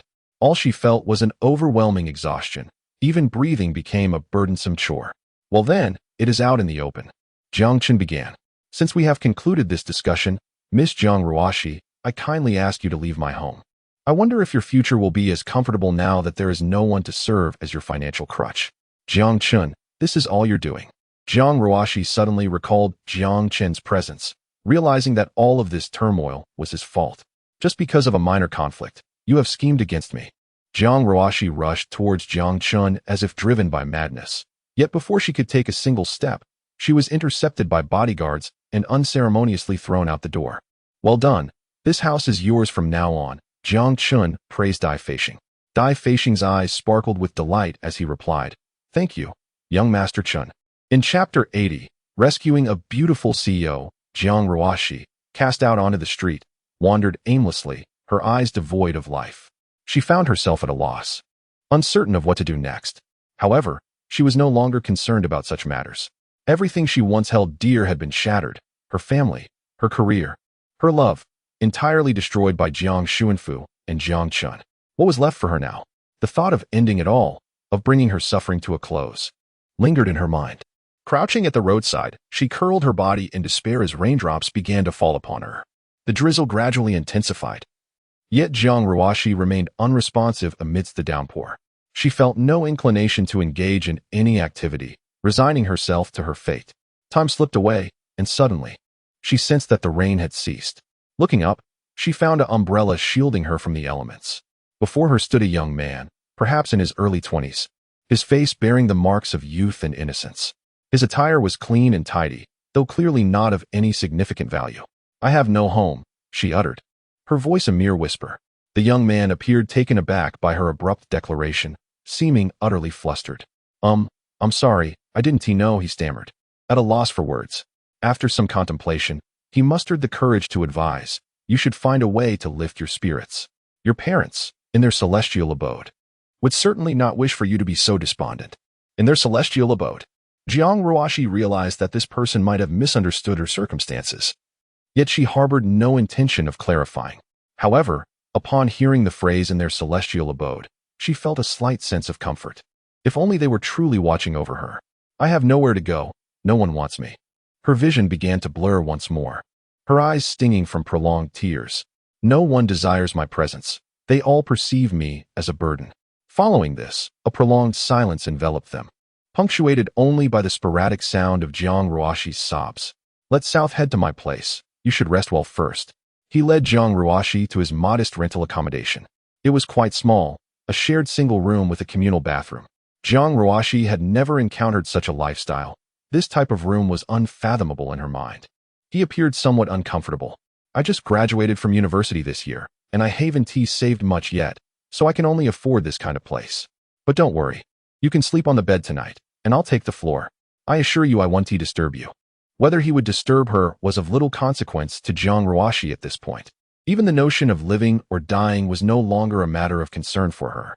Once settled, despite her physical exhaustion, sleep eluded her. Gazing out the window, the raindrops pattered softly against the glass, cascading down in delicate trails. Jiang Ruoxi found herself in a contemplative haze, pondering the curious phenomenon of rain falling, yet the streetlights illuminating the adjacent road. A vehicle passed by, its hazard lights blinking in the dreary weather. She recalled an elderly woman selling roasted sweet potatoes at the entrance of her elementary school. The scent was always enticing, yet she had never tasted them. What, she wondered, is the flavor of roasted sweet potatoes? How peculiar it felt to be lying here now. The sound of a boy shifting in bed stirred her from her reverie. Was he unable to sleep, perhaps unsettled by her presence? Jiang Ruoxi's thoughts spiraled until they were interrupted by a voice. "Sister, are you asleep?" "In truth, I understand the profound sensation of losing a loved one, yet I believe that all things shall pass. We, who remain, must continue to look forward. By the way, my name is Xiao Zimo. I have just graduated from Heisher University of Finance. Do not be deceived by my current circumstances. I am certain that one day I shall achieve great success. I hail from the mountains. As a child, I would often venture into the hills. Once, I lost my way at night, and a villager came to search for me. Upon finding me, my father gave him quite the scolding. Nevertheless, the mushrooms there are delectable, albeit many are poisonous." As she listened to his words, Jiang Ruoxi drifted into slumber. When she finally opened her eyes again, the sun had risen high in the sky, and Xiao Zimo was nowhere to be seen on the floor beside her. On a nearby table lay a box of food, accompanied by what seemed to be a note. Yet Jiang Ruoxi had no interest in glancing at it. She lay there, dazed, staring at the ceiling, oblivious to the passage of time until the sound of the door opening jolted her from her reverie. It was only then that she realized it had grown dark. The entire day had slipped by without her feeling the slightest pang of hunger. Xiao Zimo entered the room and immediately noticed Jiang Ruoxi still on the bed, and the untouched meal on the table. He sighed softly and quietly took the food away. You should eat something. I will go fetch you some porridge. Chapter 81. The downfall of Zhao. When Jiang Chen set aside his concerns regarding Jiang Ruoxi for the moment, his focus shifted to another pressing matter. The Wang family and Zhang Huai were preparing to take action against Zhao Wen. However, whenever Zhao Wen found himself devoid of funds, he would invariably turn to Zhang Huai. According to Zhao Wen's own words, "You are my flesh and blood. Everything you possess should rightfully belong to me." Each time he received money, Zhao Wen would assure that it would be the last instance. Yet, how could one trust the words of a gambler? Within 3 days, he would undoubtedly reappear before Zhang Huai. Consequently, Zhang Huai and the Wang family had devised a plan to eliminate Zhao Wen, even contemplating the fate of his wife and children. The stakes were manageable for now, but what if Zhao Wen escalated his gambling? What if he leveraged the affairs of Zhang Huai and Zhang Huan to coerce the Wang family? Given Zhao Wen's recent conduct, such a scenario was not merely possible. It was highly probable. Thus, to avert any future complications, the Wang family resolved to assist Zhang Huai by directly removing Zhao Wen from the equation. Zhao Wen's wife and child may also be privy to this information. Thus, these two individuals cannot be spared. Their planning was executed with remarkable swiftness. A decision was made on the first day, and by the second, they had already found their accomplices. That evening, Zhao Wen emerged from the casino, cursing under his breath. His luck had faltered, and the 500,000 he had procured from Zhang Huai had been entirely squandered. Tomorrow, he would inquire once more for a little assistance from Zhang Huai. After all, within the Zhang family, money was never a scarcity. What harm would it be to part with a small sum? I am her biological father, and without me, would she truly benefit from the Zhang family's resources? Their reluctance to part with a mere pittance is absurd, should I find myself in dire straits. Neither Zhang Huai nor Jiang Huan shall fare well. And not to forget the Wang family. As Zhao Wen continued forward, still enveloped in his grievances, he remained oblivious to the two figures that had appeared at the entrance of the dim alley he was traversing. The two approached as if merely passing by, and Zhao Wen paid them no mind. However, as they drew level with him, they suddenly produced a handkerchief, swiftly covering Zhao Wen's mouth and nose. A fragrant gas infiltrated his system, and despite his instinct to resist, his strength began to wane. The last thought that crossed his mind before losing consciousness was a question: who was behind this? Had the Zhang family uncovered his activities? Or was it the Wang family seeking to silence him? At the end of the alley, a van emerged, and the two individuals hastily bundled Zhao Wen inside before speeding away. The entire operation was executed with precision, taking no longer than a minute. Subsequently, the van headed toward a desolate, unfinished building on the outskirts. Upon arrival, it became evident that one of the rooms within the dilapidated structure had been repurposed. The walls were shrouded in plastic sheeting, and several surgical tables were arranged in the center. At that moment, a physician, donned in gloves and a mask, stood beside one of the tables. A person had been brought in. The physician nodded, and another individual proceeded to retrieve Zhao Wen's phone. After using Zhao Wen's fingerprint to unlock it, they tapped the screen and dialed the number of Zhao Wen's wife and child. Beep. Once the call connected, there was silence on the other end until Zhao Wen's anxious voice filled the line. Is Xiaoqing next to you? There is no time to explain much. The Zhang family has discovered what we've done. We need to leave immediately. Go to the underground garage at home. There's a van waiting for you. It's the person I arranged to pick you up. Hurry and take Xiaoqing with you, or it will be too late. Zhao Wen's voice was urgent and laced with palpable agitation. Zhao's mother was instantly struck dumb with fear. She was aware of the implications involving the Jiang family. If Zhang Huai had indeed been exposed, what would the Jiang family do to them? In a state of panic, she could only follow Zhao Wen's instructions. All right, I'll take Xiaoqing over right away. She did not even verify whether it was truly Zhao Wen on the line. To avoid detection, she opted for the stairs instead of the elevator, stealthily making her way to the underground garage, where she indeed found a van. By the time they were ushered into the vehicle, it was already too late. When Zhao Wen and the others regained consciousness, they found themselves bound to the surgical table. Who are you? What do you want? Zhao Wen struggled frantically, but his body was tightly restrained on the operating table. He glanced around, noticing that his wife and son lay unconscious on 2 other beds. Why had he awakened so early? Was the dosage of the sedative insufficient? The doctor's voice carried a hint of dissatisfaction. Don't move around. What if you damage an organ while I am operating? What do you want from me? Please, do not kill me. I will give you anything you desire. Anything. The Wang family has decreed your death. Do you truly believe you can survive this? The final act of your existence will serve the greater good for all. What? The Wang family. Zhao Wen suddenly comprehended. The Wang family had collaborated with the Jiang family to eliminate all potential threats. You scoundrels.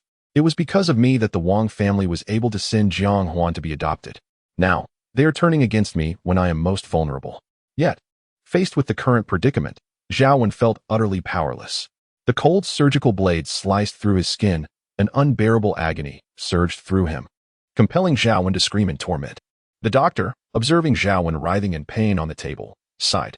Administer the anesthetic. It will prevent further movement. Ensure the other two receive their doses as well. Zhao Wen understood that he might not survive this ordeal.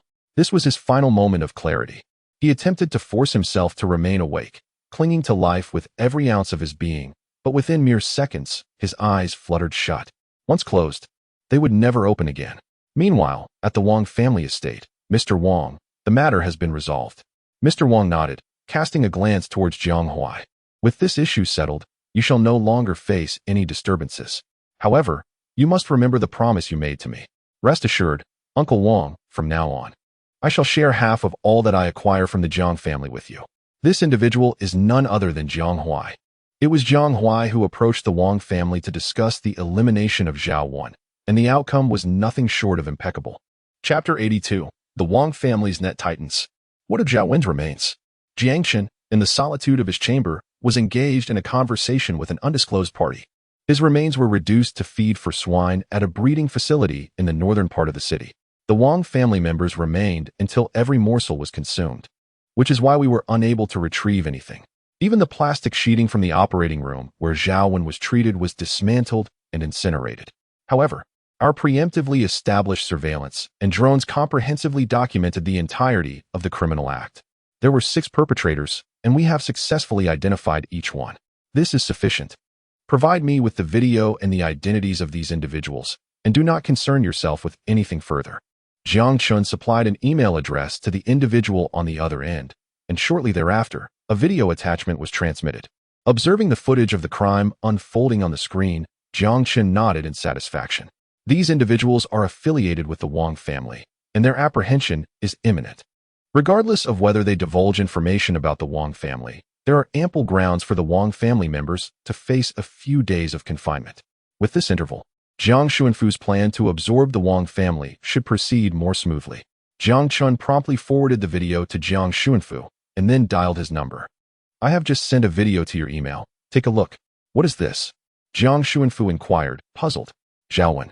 Indeed. It is orchestrated by the Wang family. When will you ensnare them? To prevent the Wang family from striking back in their final moments. Let us allow them to linger for a few days first. Haha, it will be soon. They truly believe that I am bestowing benefits upon them. Their group's liquidity is now entirely invested in the project. Next, we shall induce them to breach the contract, and we will subsequently nullify it. This is easily resolved, as I have my people within Wang's company. With the project stagnating and liquidity evaporating, the bank will commence debt collection, leading the chairman to a rather uncomfortable predicament. Within 3 days, I can compel the remaining shareholders to liquidate all of the group's prime assets. I have already identified those shareholders, and the funds for acquiring these advantageous assets will merely suffice to repay the bank loan. When they emerge 3 days later, they will be left with nothing but a hollow shell of a company. Very well, when shall we take action? Jiang Xuanfu paused momentarily on the other end of the line. As you wish, make it clean. Nothing to worry about. I was merely inquiring. I do not engage in unlawful activities. I understand. After hanging up the phone, Jiang Chun remained silent for a long while. Jiang Xuanfu must have realized the nature of his character. He harbored no familial affection for these people. Jiang Xuanfu's final remark was also a reflection upon himself. However, family? I do not consider these individuals my family. My only family are the children who emerged from the orphanage. As for Jiang Xuanfu's words, there is no need for concern. Soon enough, Jiang Xuanfu will be unable to manage anything extraneous. As for Jiang Xuanfu's mention of taking Jiang Huai and Jiang Huan out, he also informed Jiang Chen about the matter. They are to inspect the Qinghong company in Kyoto, with particular attention directed towards an individual named Du Feihong. Qinghong Company is a newly established small enterprise that Jiang Xuanfu intends to venture into the internet industry. Du Feihong serves as the president of this Kyoto-based Qinghong Company. However, despite being established for 3 years, Qinghong requires annual financial support from the parent company, with its generated revenue falling short of even 1/10 of the funds provided. Even if it fails, it is of little consequence. The worst-case scenario would be to dissolve the company and create a new one. If this endeavor can serve to train Jiangchen, then the company has fulfilled its purpose. A private jet has already been arranged by Jiang Xuanfu, and they will depart tomorrow. Jiang Chun briefly reviewed the materials on Qinghong, gathering just enough information. Subsequently, he began to check the recent updates concerning Jiang Ling and Jiang Feng, as he wished to avoid any unforeseen complications during his 4 to 5 day absence. Jiang Ling's condition had worsened. Upon arriving at Jiang Ling's hospital room, Jiang Chun noted her lack of significant response. Previously, every time she saw him, she would almost leap into his arms with fervor, yet today, she exhibited no reaction whatsoever to his presence. Instead, she lay quietly, staring at the ceiling. When it was time for her meal and treatment, she appeared like a marionette, devoid of any vitality. Jiang Chen's brow furrowed. It seemed she had resigned herself to her fate, or perhaps, having recognized her inability to change her circumstances, she had adopted a more indifferent outlook. Whether she lived or died seemed inconsequential to her. This, however, was unacceptable. Without self-awareness, how can one truly be tormented? It appears that we should not hastily confine those individuals. Rather, they must first experience the struggles of life outside. Excluding Jiang Xuanfu, for he poses too great a danger. Once everything is resolved, we shall release Jiang Ling. Jiang Chun gestured to the doctor beside him, requesting the presence of a cosmetic surgeon to alter her visage. Additionally, during the procedure, a locator should be implanted within her body. Once we have completely gained control over the Jiang family, Jiang Ling will be set free. There is no immediate rush to apprehend Jiang Ruoxi, Jiang Huai, and Jiang Huan. By the way, I wonder how Jiang Ruoxi is faring with Xiao Zimo. There is no urgency in bringing Jiang Ruoxi in. Let her spend a few more days in close contact with Xiao Zimo.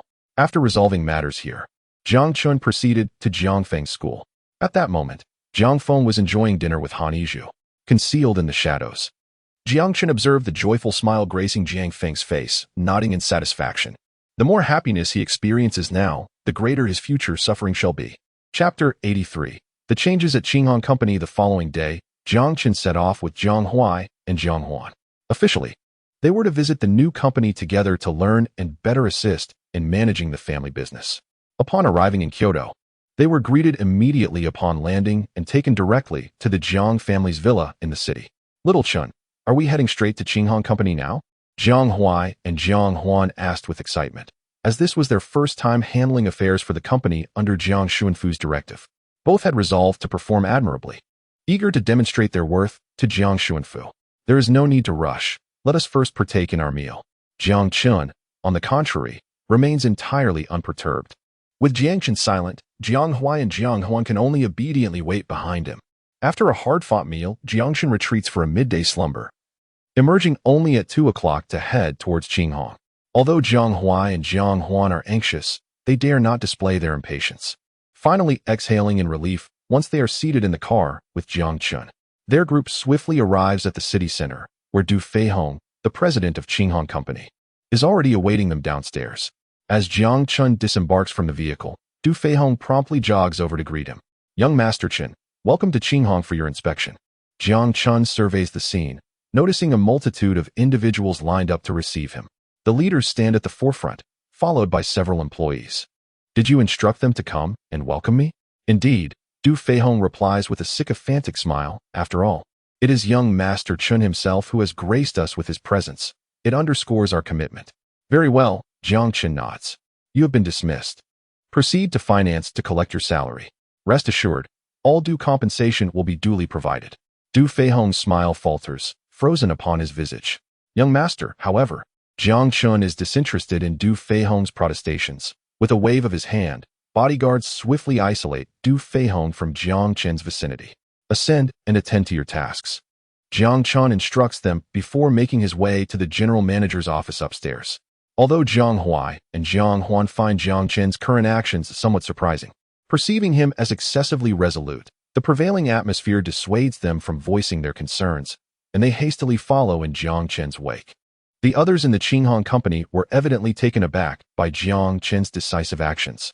Firstly, the abrupt dismissal of the president without regard for protocol left them apprehensive about their own positions. They held their breath, watching Jiang Chen disappear from the office. Following him were his bodyguards, along with a team dispatched by Jiang Xuanfu, who also entered the office. Go to the finance department and check the accounts. Notify me if there are any discrepancies. As for you, proceed to the human resources department and terminate the employment of all personnel associated with Du Feihong. Jiang Chen casually settled into the executive chair, even picking up his phone to amuse himself, as if he were entirely indifferent to the fate of the company. Once most had departed, Jiang Huai could no longer suppress his curiosity. Xiaoqing, is it really appropriate to dismiss Du Feihong right upon your arrival, along with such a large number of employees? What is inappropriate about it? Jiang Chen replied dismissively, by dismissing so many individuals at once. The atmosphere within the company is fraught with anxiety. They may lack the motivation to work. Work? Jiang Chen scoffed lightly. They have labored for 3 years without any noteworthy achievements. As for the dismissal of Du Feihong, it serves 2 purposes.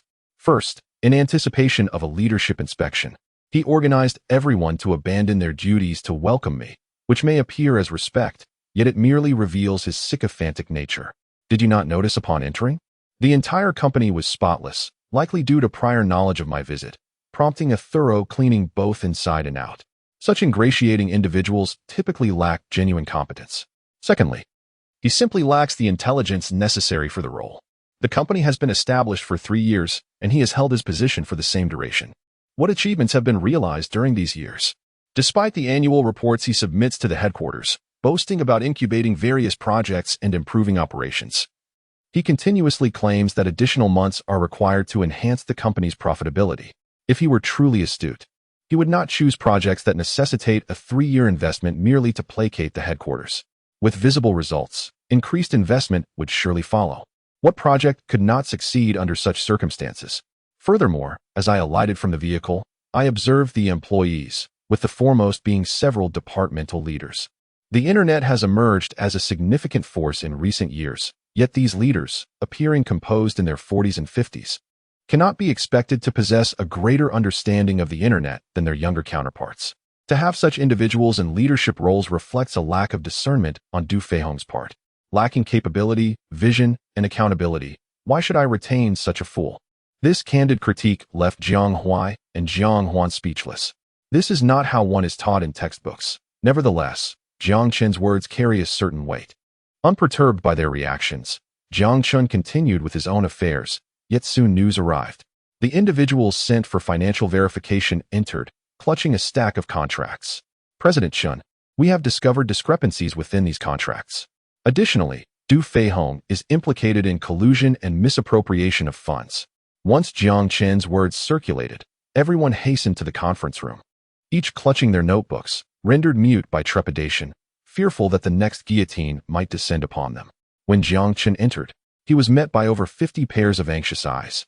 I have come here with little to express. Firstly, the current leadership has transformed into regular employees, receiving salaries and benefits equivalent to those of the staff, with all dissenters dismissed. The positions of leadership are to be assumed by the youngest employees from each department. Furthermore, who is the youngest individual in the company? All eyes converge on one among them. Jiang Chen's approach is indeed pragmatic. After all, Qinghong Company is firmly rooted in the Jiang family, and all who secure employment here are graduates of esteemed universities.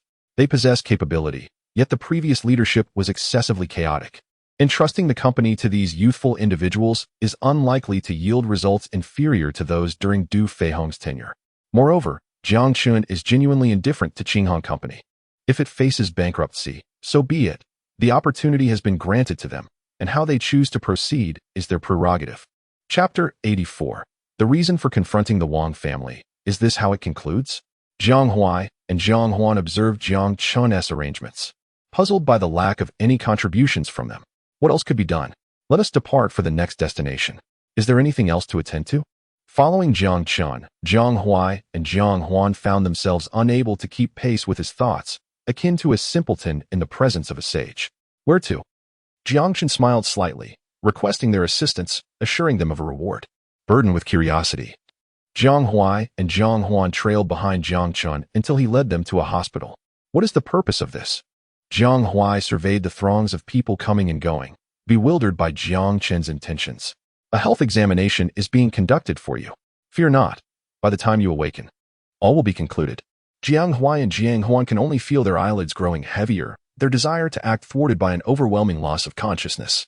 The two of them collapsed to the ground, and shortly thereafter, doctors and nurses enter the room, transporting them to the hospital beds.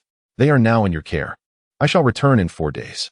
During this time, ensure they do not awaken. Understood, young Master Chun.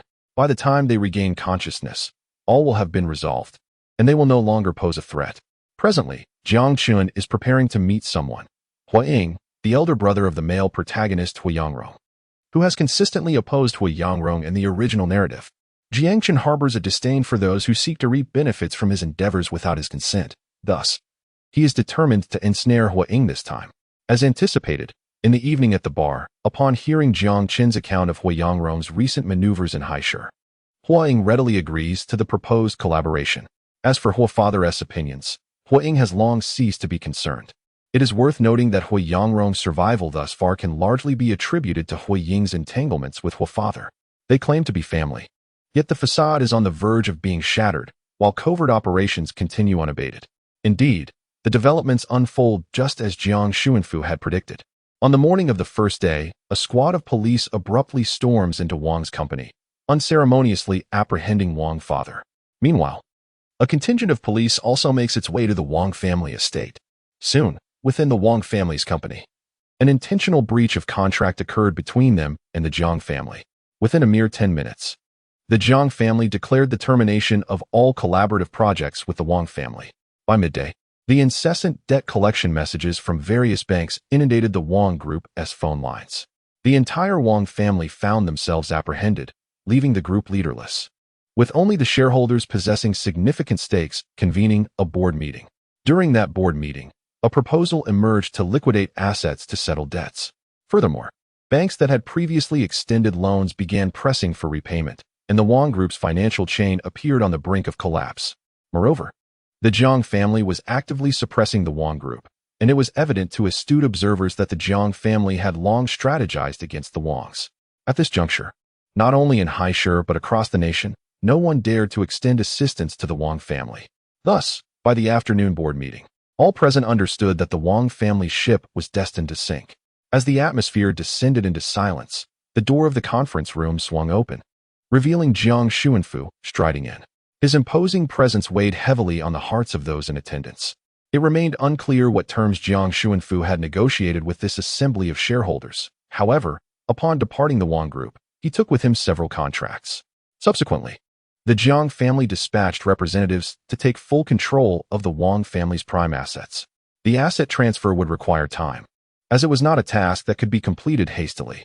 Thus, Jiang Xuanfu remarked that 3 days would be necessary. Should Wang's father be present during the transfer, he could easily sabotage Jiang Xuanfu's efforts from the shadows. For now, with no disruptions, progress remained swift. As for the Jiang family, their recent declaration of strengthening cooperation with the Wang family, only to swiftly absorb them, indeed incited a wave of panic throughout Haisher. Both sides of the coin. Every merchant is well versed in this art, yet none have displayed such audacity as Jiang Xuanfu. The public trembled at the thought of him employing such tactics even against his own kin. In the bustling city of Haisher, who could withstand such pressure? However, once Jiang Xuanfu revealed the reasoning behind his actions, their apprehensions began to dissipate. The Wang family had conspired with the Zhao family, deceitfully claiming their daughter had gone missing, only to place her in the Jiang household as an adopted daughter, with the ulterior motive of scheming for the Jiang family's wealth. Fearing that his words would lack persuasive power, Jiang Xuanfu took the additional step of exposing the paternity test results linking Jiang Huai and Jiang Huan to the Zhao and Wang families. After all, it was intolerable to have nurtured children for over a decade, only to discover that they were part of a calculated plot against him. Who would not seek retribution in such circumstances, especially for a family as powerful and influential as the Jiang family? Esteemed aristocrats place great importance on such matters, and they express their understanding, but ultimately, their thoughts turned to fear of the Jiang family. The Wang family, one of the 4 prominent families of Haishur, found themselves utterly powerless against the Jiang family. Just how formidable was the strength of the Jiang clan? Chapter 85, My Revenge. No interference allowed while Jiang Chun was still engrossed in the unfolding drama. He suddenly received distressing news. Jiang, whose mother, Xiaolingqin, had taken her own life. What? How did this happen? Jiang Chun felt a surge of anxiety, while Xiaolingqin's suicide had been within the realm of his expectations. He had not anticipated it would occur so swiftly. Indeed, a psychologist can also become a harbinger of death. In regards to Xiaolingqin, whose mental state is already frail, her thoughts of the world are solely consumed by her connection to Edo.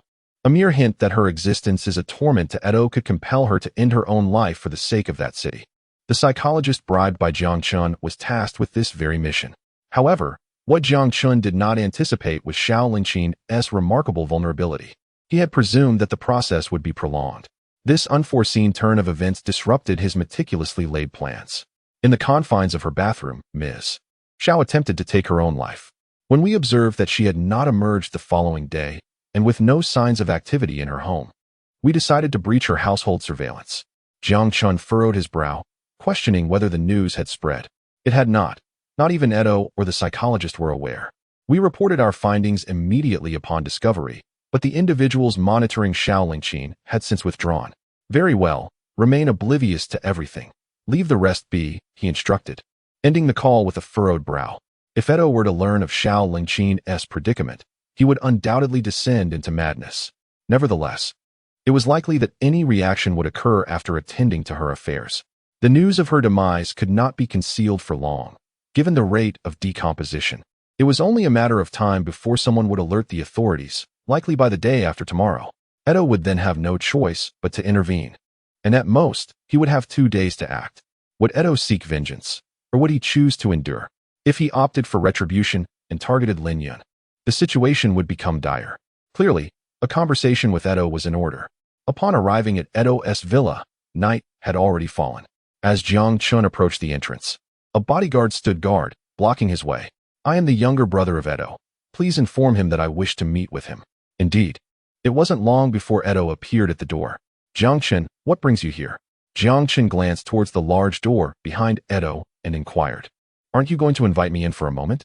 Edo took a deep breath, feeling somewhat reluctant to confront Jiang Chun, a man whose cunning surpassed his own and whose intellect outshone him. Whenever faced with Jiang Chun, he always felt a sense of pressure. Nevertheless, with Jiang Chun seeking him out, there was no escaping the encounter. Come in, he finally said. As Jiang Chun stepped through the threshold, his pace faltered. In the living room, a naked girl knelt upon the floor, diligently scrubbing it with a cloth. Her once pristine skin was now marred by an array of whip marks. Edo observed Jiang Chun's every movement, and now, following his gaze, he instinctively positioned himself to shield Jiang Chun's view. The girl in question was none other than Bai Bingning. Upon hearing Edo's voice, she visibly trembled, then placed the cloth in her mouth and crawled away. Jiang Chun was taken aback. Edo, are you truly playing with real flowers? Edo, dismissive, replied, it's merely a small pastime. Do not concern yourself with it. Now, let us address the reason for your visit. He poured a cup of tea and set it before Jiang Chun. Without hesitation, Jiang Chun produced a document. Do you know whose child Jiang Feng is? He asked. Have you discovered the identities of his biological parents? Edo, unfazed and disinterested, thought to himself, what significance does the appearance or absence of these biological parents hold for him? No, Jiang Feng is the son of Lin Yun. Edo's hand, poised to sip tea, froze in disbelief. How could this be? Were you mistaken in your findings? The news was so astonishing that Edo struggled to maintain his composure. Look, the documents contain first-hand accounts from Lin Yun and Jiang Feng. You may examine them yourself. Edo, unable to contain his impatience, snatched the documents and perused them rapidly. His expression transformed from shock to unrestrained elation. Lin Yun had indeed been unfaithful, concealing a child from Jiang Xuanfu. No wonder she was distraught when Jiang Chun went missing, and no amount of fostering could ease her distress until Jiang Feng arrived. It was clear now why Lin Yun had been so attentive to Jiang Feng. With this knowledge, he had seized the very leverage over Lin Yun. Her fate, along with Jiang Feng's, rested in his hands. Yet, why had Jiang Chun confided this information to him? After a prolonged moment, Edo compelled himself to regain his composure. He yearned for retribution against Lin Yun, for it was her actions that had led to his mother's current plight. Now armed with this incriminating evidence, how could he not revel in his triumph? Why did you reveal this to me? He demanded. Moreover, do you know who was responsible for your accident and the downfall of your company? Are you suggesting it was Lin Yun? Edo's eyes blazed with a profound hatred. If there were two individuals he loathed most, they were Jiang Xuanfu and Lin Yun. It is Lin Yun, he concluded, and I fear that should you uncover these truths, you may be tempted to take drastic action against her. I have come today to dissuade you from such thoughts. Impossible, Edo retorted, his agitation apparent. Yet the true reason for his turmoil remained unspoken. She is so antagonistic towards me, and you still expect me to let her go? I assure you it is impossible. You have misunderstood. Jiangchen, sitting calmly to the side, conveyed my intent. Lin Yun is mine. My vengeance is not to be interfered with by anyone. Chapter 86. The terminus of Jiang Feng's love. My point is clear. Lin Yun belongs to me, and my retribution shall not be impeded by others. Not even you. Should you obstruct my path, I will ensure your discomfort. Do you understand? Jiangchen, are you truly planning to take action against Lin Yun? Jiang, who momentarily failed to grasp the situation. Jiangchen, why would you do this? Perhaps sensing Jiang Hu's confusion, Jiang Chun retrieved his phone and played the recording from the day of the quarrel between Jiang Hu and Lin Yun. After Jiang Hu departed, the argument between Lin Yun and Jiang Chun, along with Lin Yun's revelations, penetrated Jiang Hu's ears without omission. So, you were cast aside by Lin Yun? Jiang Hu found this outcome hard to believe. How could a biological mother abandon her own child? Could it be? Only after adopting a new identity and relocating did these matters conclude. It was precisely due to this ordeal that Shaolin Qin gradually descended into extremity. Thus, it was Lin Yun who discovered Jiang Xuanfu's infidelity, and in a bid for revenge, she abandoned Jiang Chun. Furthermore, she sought a man of dubious character. After discarding Jiang Chun, Lin Yun feigned a mental breakdown, fleeing for 2 years, and in order to conceal Jiang Feng's lineage, she adopted numerous children. The clues gradually coalesced in Jiang Hu's mind, weaving together a complete narrative. Thus, you were already aware of this news beforehand. And your persistent focus on Jiang Feng is partly due to Lin Yun, isn't it? Perhaps there are other reasons as well, but who can truly say? Jiang Hu pondered for a considerable time before ultimately acquiescing to Jiang Chen's proposal. His sole objective was to ensure that both Jiang Xuanfu and Lin Yun lived in discontent. The identity of the instigator was of little consequence. However, I do have one stipulation. I require notification of all your actions against Lin Yun, as well as her reactions. That is quite acceptable. It is hardly a significant matter. If you wish, I can take you to witness a performance right now. What kind of performance? Jiang Chun smiled faintly. After all, Lin Yun treasures her son dearly, and the leading actor in this drama is none other than Jiang Feng. Very well. I shall accompany you. Jiang Hu was curious to see what scheme Jiang Chen had devised to target Jiang Feng. The two drove to the school where Jiang Feng was enrolled, arriving just as the evening study session was in full swing, the premises aglow with lights. They chose to wait until the study session concluded before making their entrance. As the bell rang, Jiang Feng promptly approached Han Yizhu's classroom with his exercises in hand. At that moment, most of the students had already vacated the room, leaving only Han Yizhu, who sat quietly at his desk, diligently working on his problems. Or rather, aside from Han Yizhu, there was nothing else that captured his attention. Yizhu, I have arrived. Jiang Feng naturally settled beside Han Yizhu and spread out his exercise book. Xiao Feng, you are here. I've heard that your studies have significantly improved. It is all thanks to your excellent guidance. Jiang Feng smiled shyly, transforming into an innocent youth in the presence of Han Yizhu. Previously, he had been the one embracing a group of girls in a bar. Yet now he felt bashful even at the thought of approaching Han Yizhu. Yet, was it not due to your diligent efforts? Jiang Feng settled down, turning his head to quietly observe Han Yizhu as she worked on her problems, a faint smile occasionally gracing his lips. Simply being by her side filled him with warmth. However, footsteps echoed in the corridor, halting at the doorway. Who dares to intrude? Do they wish for death? Jiang Feng turned with dissatisfaction, only to feel his blood run cold as his expression shifted from discontent to sheer terror. Brother. His words caught Han Yizhu's attention, prompting her to look up at Jiang Chun, who stood in the doorway. Ah, so Jiang Chun had come here to confront Jiang Feng. Han Yizhu couldn't help but exhale in relief. Finally, it would come to an end. Jiang Chun waved at Han Yizhu, and for a moment, Jiang Feng hesitated, thinking Jiang Chun was beckoning him. Yet, in that fleeting hesitation, Han Yizhu had already risen and walked toward Jiang Chun. What was she doing? Could it be that she had learned about my family and intended to confront Jiang Chun? No, I cannot allow Han Yizhu to be hurt. Brother, if you have something to say, direct it at me. Before Jiang Feng could finish his sentence, he was rendered speechless by the scene before him. Han Yizhu had thrown herself directly into Jiang Chen's embrace. In that moment, Jiang Feng was bewildered. Why did his goddess choose to seek comfort in Jiang Chen's arms? Han Yizhu, what is going on, my nominal brother? Jiang Chen lifted his head to gaze at Jiang Feng. I've been busy introducing you. Han Yizhu is my paramour. We were together when I attended this school, although I shall not marry her. Do remember to address her as sister-in-law whenever you encounter her in the future. What? I refuse to believe it. Han Yizhu, speak up. This is not how it is, right? Jiang Feng questioned Han Yizhu with a hint of desperation. Indeed, it is as he says. I have liked Brother Chen for quite some time, and now I willingly embrace the role of his mistress, Han Yizhu stated, appearing entirely unperturbed. This scene, however, left Jiang Feng in a state of despair. How could this be? You are not that kind of person. What happened to your principles, Han Yizhu? You, who possess such integrity. How could you possibly become someone's mistress? Why is it impossible? Do you have any idea how much easier Brother Chen makes my life? Do you know how much pocket money he provides me each month? What is wrong with being a mistress? I love him, and I shall do whatever he asks of me. No, that is not right. So, you approach me with ulterior motives? Not at all. I simply could not stand seeing them bully others. Who would have thought you would come so eagerly? Jiang Feng, I have never harbored any feelings for you. Let us maintain our distance in the future. I fear Brother Chen might misunderstand. Chapter 87. I shall no longer attend school. Jiang Feng was left utterly speechless. Perhaps overwhelmed by the shock, he felt lightheaded, as if all the blood in his body had rushed to his face. The heart raced, and everything around became somewhat hazy, leaving only the sound of one's own heartbeat resonating in the silence.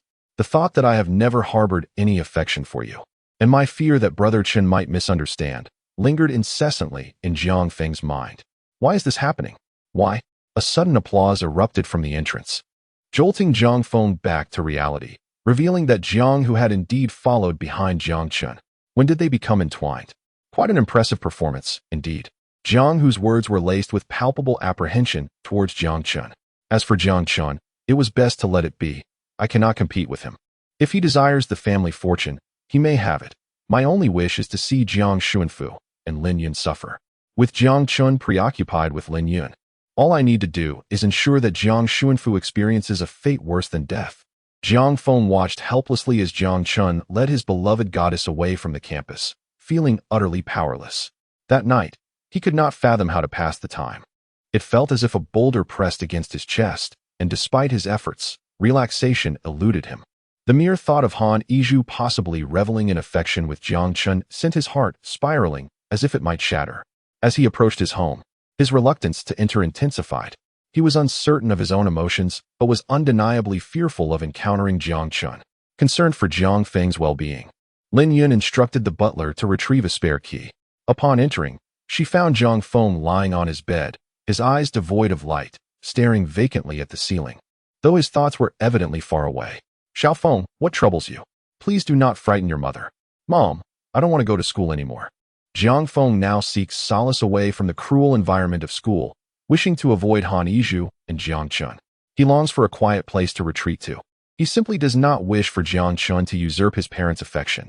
Why must he be subjected to such treatment? All right. No tears, no tears. If we do not attend school, then so be it. Faced with Jiang Feng's heart-wrenching sobs, Lin Yun could not ascertain the nature of his distress. It was only when he cried himself to sleep that she quietly left the room. Exiting Jiang Feng's chamber, Lin Yun's expression bore the weight of concern. The tribulations Jiang Feng had endured over the past fortnight at school were undoubtedly tied to Jiang Chun. Jiang Chun, are you intent on driving Jiang Feng to despair?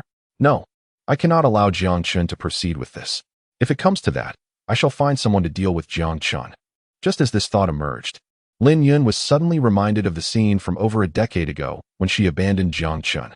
In that moment, she had left him at the doorstep of the orphanage and turned away. The echoes of his cries still linger in her memory. What am I to do now? As Lin Yun, burdened with heavy thoughts, descended the stairs, she indeed found Jiang Chun seated below. Before him stood Jiang Xuanfu. Now we await the conclusion of the handover.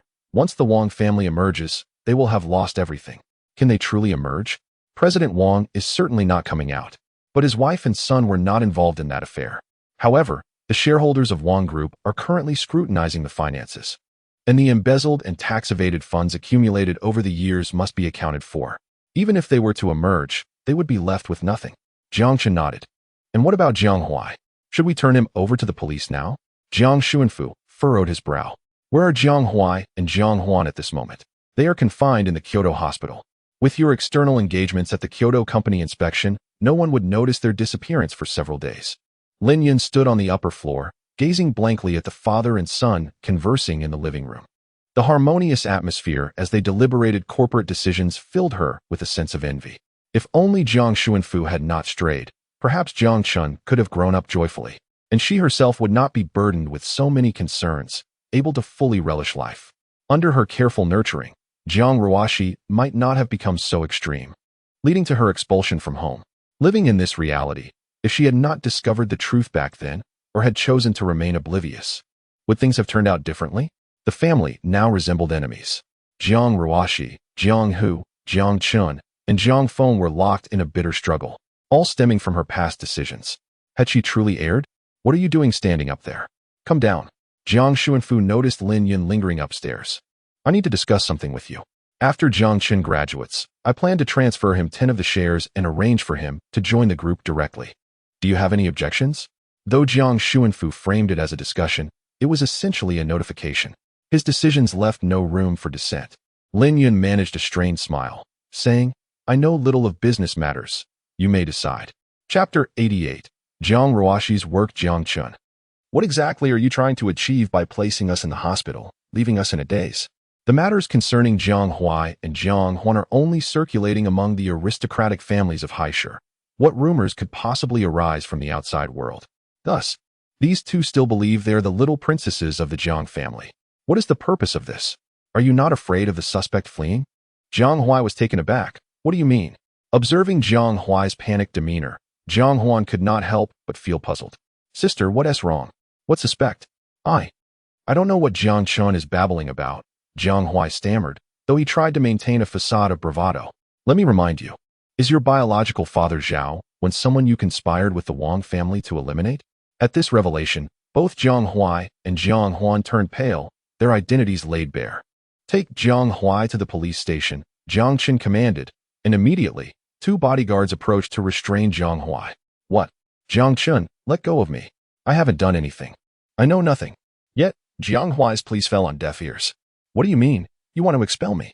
Do Mom and Dad approve of this? I refuse to leave. What can you do to me? Jiang Huai protested desperately. You see, if Jiang Xuanfu disagrees, how could I treat you two in this manner? By the way, I forgot to mention, your parents and brother are currently detained with Jiang Huai at the police station. All the prime assets of your Wang Group are undergoing a transfer process. Can you guess who orchestrated all this? One of the bodyguards approached and proceeded to search Jiang Huan, confiscating her phone, wallet, and bank cards. No, I want to see my parents. They would never allow me to leave. Please, do not stop me. Let them come and see me. What's all this commotion? A stern reprimand echoed from above. Jiang Huan looked up to see Jiang Xuanfu, standing on the upper floor, gazing down at her with disdain. What purpose do I have for you all? There are outsiders causing a scene in the Jiang household, and you do not swiftly send them away? These words from Jiang Xuanfu shattered the last glimmer of hope within Jiang Huan. This is impossible. I am a member of the Jiang family. You cannot expel me. Tears streamed down her face, yet Jiang Xuanfu remained unmoved. How could a man who unhesitatingly cast his own daughter out for the sake of his reputation be swayed by the tears of those who plotted against him? Jiang Huan was forcefully dragged out once more. At this moment, she found herself at a loss for what to do next, aimlessly wandering along the roadside. She resembled Jiang Ruashi when she was cast out by Dai Feishing. Jiang Ruashi had suffered immense trauma, leading her to contemplate life as end. Thus, Jiang Chun arranged for someone to ensure her survival. However, Jiang Huan was different. Her inherent selfishness prevented her from contemplating such drastic measures. All that was needed was to have someone follow her, reporting her every move. As for Jiang Huai, he would likely spend several years behind bars, while Jiang Chun would meticulously orchestrate Jiang Huai's prison life. Amused by the situation, Jiang Chun turned his attention back to Jiang Ruoxi's recent developments. Upon entering Xiao Zimo's home, Jiang Ruoxi exhibited no emotions, resembling a lifeless being. During mealtimes, it was only through Xiao Zimo's persistent feeding that she managed to consume a few bites. Xiao Zimo, undeterred by her demeanor, devoted himself to her care, employing various methods daily to elicit a smile from her. At long last, under Xiao Zimo's unwavering support, Jiang Ruoxi began to show some signs of change. Although she often gazed vacantly out of the window, she now attempted to assist Xiao Zimo in tidying the room. Perhaps feeling guilty for the burden she placed on him, Jiang Ruoxi also contemplated ways to earn money. Though she preferred solitude, Jiang Ruoxi, raised in a prestigious family, possessed interests and skills that surpassed those of the average person. Drawing upon her previous artistic training, she was able to create visually appealing artworks that captivated onlookers. Presently, she relied on her artistic talents to attract clients, offering to produce various commissioned pieces such as avatars, illustrations, and custom designs. Her first commission involved creating a cartoon avatar from a photograph, for which she received 50 yuan. Upon receiving this payment, she wept for a considerable time. According to Xiao Zimo, Jiang Ruoxi's drawing tablet was a well-used relic, and the computer she utilized was the one Xiao Zimo had once employed for gaming during his university days, making it somewhat sluggish and challenging to work with. Her current aspiration was to earn enough money to upgrade her equipment and eventually secure a rental apartment that did not require sharing. Although she had not fully opened her heart, she shared some aspects of her life. A drowning person will grasp even a straw and refuse to let go. What Jiang Ruoxi is currently experiencing is a mere reflection of the trials faced by Jiang Feng and Han Yizhu. Perhaps due to the profound wounds she has endured in the past, Jiang Ruoxi finds it exceedingly difficult to trust others. Although she is grateful for all that Xiao Zimo has done, complete trust remains elusive. Nevertheless, her perception of Xiao Zimo is distinctly different from that of others. In Chapter 89, Your Misfortunes Are All Because of Me, Jiang Hu finally learns of Xiao Lingqin's passing. Following Jiang Chen's instructions, during the next visit from the psychologist, there was no response to the persistent knocking, nor could they be reached by phone. The psychologist, filled with urgency, forcefully broke down the door. Xiao Lingqin was found lying in the bathroom, blood staining the floor, now dried. This scene was undeniably horrifying. Subsequently, the psychologist contacted Jiang Hu directly. At that moment, Jiang Hu was with Jiang Chun, who had been contemplating how to torment Lin Yun and decided to inform Jiang Hu, suggesting they visit together. Currently, Jiang Feng lies in bed day after day, refusing to eat or drink. It is Lin Yun who brings meals to his bedside. Yet he only takes a few bites before feeling full. Lin Yun is now utterly exhausted due to the situation with Jiang Feng. Meanwhile, Jiang Chun is discussing with Jiang Hu a plan to target Lin Yun's family and Jiang Feng's biological father. Lin Yun's brother, Lin Hui, has a considerable amount of incriminating evidence provided by Shen's father, and should this information be reported, Lin Hui would surely be unable to evade the consequences. As for Jiang Feng's biological father, Lin Yun harbors little emotional connection. Her intentions in seeking him out are primarily driven by the desire for revenge against Jiang Xuanfu. Regardless, the father she dotes on is inherently different from others. What Jiang Chun intended was to eliminate all those closely connected to Lin Yun. Jiang Hu, too, found this intriguing. Previously, Jiang Hu's notions of vengeance culminated in the gravest of outcomes, death. However, under Jiang Chen's influence, he preferred to inflict psychological torment upon his adversaries. According to Jiang Chun, physical wounds heal with time, yet the anguish of the mind is a far more arduous ordeal to overcome. Moreover, physical torment can be administered at any time. It is never in short supply. Witnessing Lin Yun suffer under Jiang Chen's machinations offered Jiang Hu a sense of relief from his long-suppressed emotions. Mother, do you see? Lin Yun is now enduring a far more profound suffering. This shall serve as retribution for you. As Jiang Hu pondered over Xiao Lingqin, a call from the psychologist interrupted him. Upon answering, he froze, the phone slipping from his grasp, oblivious to its fall. How could this be? It's impossible. How could she have taken her own life? Jiang Hu muttered in disbelief, hastily rising to leave. What has happened? And your phone? Jiang Chen called out. But Jiang Hu paid no heed. He rushed outside, intent on driving himself away. It was only when Jiang Chun instructed the bodyguard to restrain him, citing that Jiang Hu was unfit to drive in his current state, that Jiang Hu acquiesced and allowed his bodyguard to escort him. Jiang Chun, knowing the gravity of the situation, chose not to follow. However, As soon as Jiang Hu departed, another individual grew restless, Bai Bingning. At that moment, Jiang Chun was in Jiang Hu's villa, and as soon as Jiang Hu left, Bai Bingning descended from the upper floor. Upon seeing Jiang Chun, she immediately knelt before him. Chen Xiao, I implore you, rescue me from this place. Rescue you? Why should I? Chen Xiao, if I remain here, I shall perish. I beseech you to let me out. I am willing to do anything you ask. Bai Bingning knelt on the ground, her eyes rimmed with red, tears cascading down her cheeks. Faced with the naivete of the young boy, one might feel an instinctive sympathy upon witnessing such a scene. Yet, regrettably, Jiang Chun was not one to succumb to such emotions. In the original narrative, Bai Bingning had deceived Jiang Chen's affections. He had poured out his heart for her, only to be cast aside as if he were worthless. Since the original text so disdainfully portrayed her, there was no reason for her to plead now. The debts she owed him remained unsettled. Perish? What concern is that of mine? Jiang Chun rose and approached Bai Bingning, his gaze descending upon her from above. Have you not yet realized? It seems you are not as astute as you believe. Allow me to be frank. The tribulations you face today are all orchestrated by me. By you? Bai Bingning was taken aback, bewildered as to how her plight could possibly be linked to Jiang Chun. The Wanfu restaurant belongs to me. It was I who arranged for you to attend my recognition banquet. It was also I who summoned Jiang Hu's fiancé while you were on a date with him. Furthermore, I facilitated your acquaintance with Hui Yangrong, and I was the one who disclosed your affair to Jiang Hu. Do you truly think I would undertake such elaborate machinations solely to extricate you from Jiang Hu's torment? How could this be? Bai Bingning appeared utterly disheartened, having never realized that her experiences were all part of Jiang Chen's design. Why, Chen Xiao, I have never wronged you. Why do you orchestrate my downfall in this manner? Why? Who knows? Think it over. Perhaps you might recall. Jiang Chun was reluctant to elaborate further and stood to leave, yet was halted by Bai Bingning grasping at his pant leg. Young Master Chun, regardless of your past actions, if you help me escape, I shall be your loyal servant.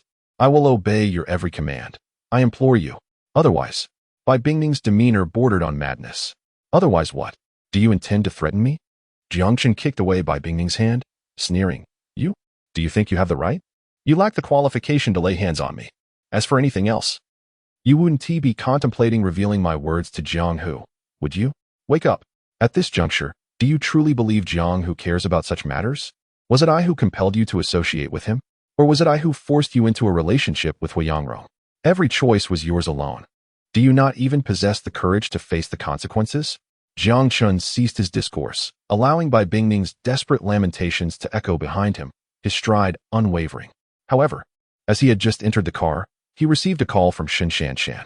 Am I experiencing an unexpected stroke of fortune today? Jiang Chun thought. He was not particularly keen on engaging with Shen Shanshan, yet his curiosity was piqued regarding her intentions. Hello, Brother Chun. I told my friends we could dine at the Wanfu restaurant, but they are refusing me entry. Could you assist me? Her tone was laden with grievance. All right. Wait for me at the Wanfu restaurant. I will be there shortly. A girl of pleasing appearance seeks to draw closer to a man, and the most effective method to do so is to request a small favor from him. This not only satisfies his vanity, but also paves the way for a subsequent invitation under the guise of gratitude. If he is unwilling to assist even with a trivial task, then one should promptly move on to the next prospect. Presently, Shen Shanshan employs this very strategy. Soon, Jiang Chun arrived at the Wanfu restaurant, where Shen Shanshan awaited him at the entrance. Brother Chun, over here, she exclaimed, waving enthusiastically, while behind her stood another girl. This girl possessed a doll-like visage, with large, expressive eyes reminiscent of porcelain, exuding an aura of innocent charm. This is my classmate. Since it's a holiday today, I brought her along. Hello, Brother Chun.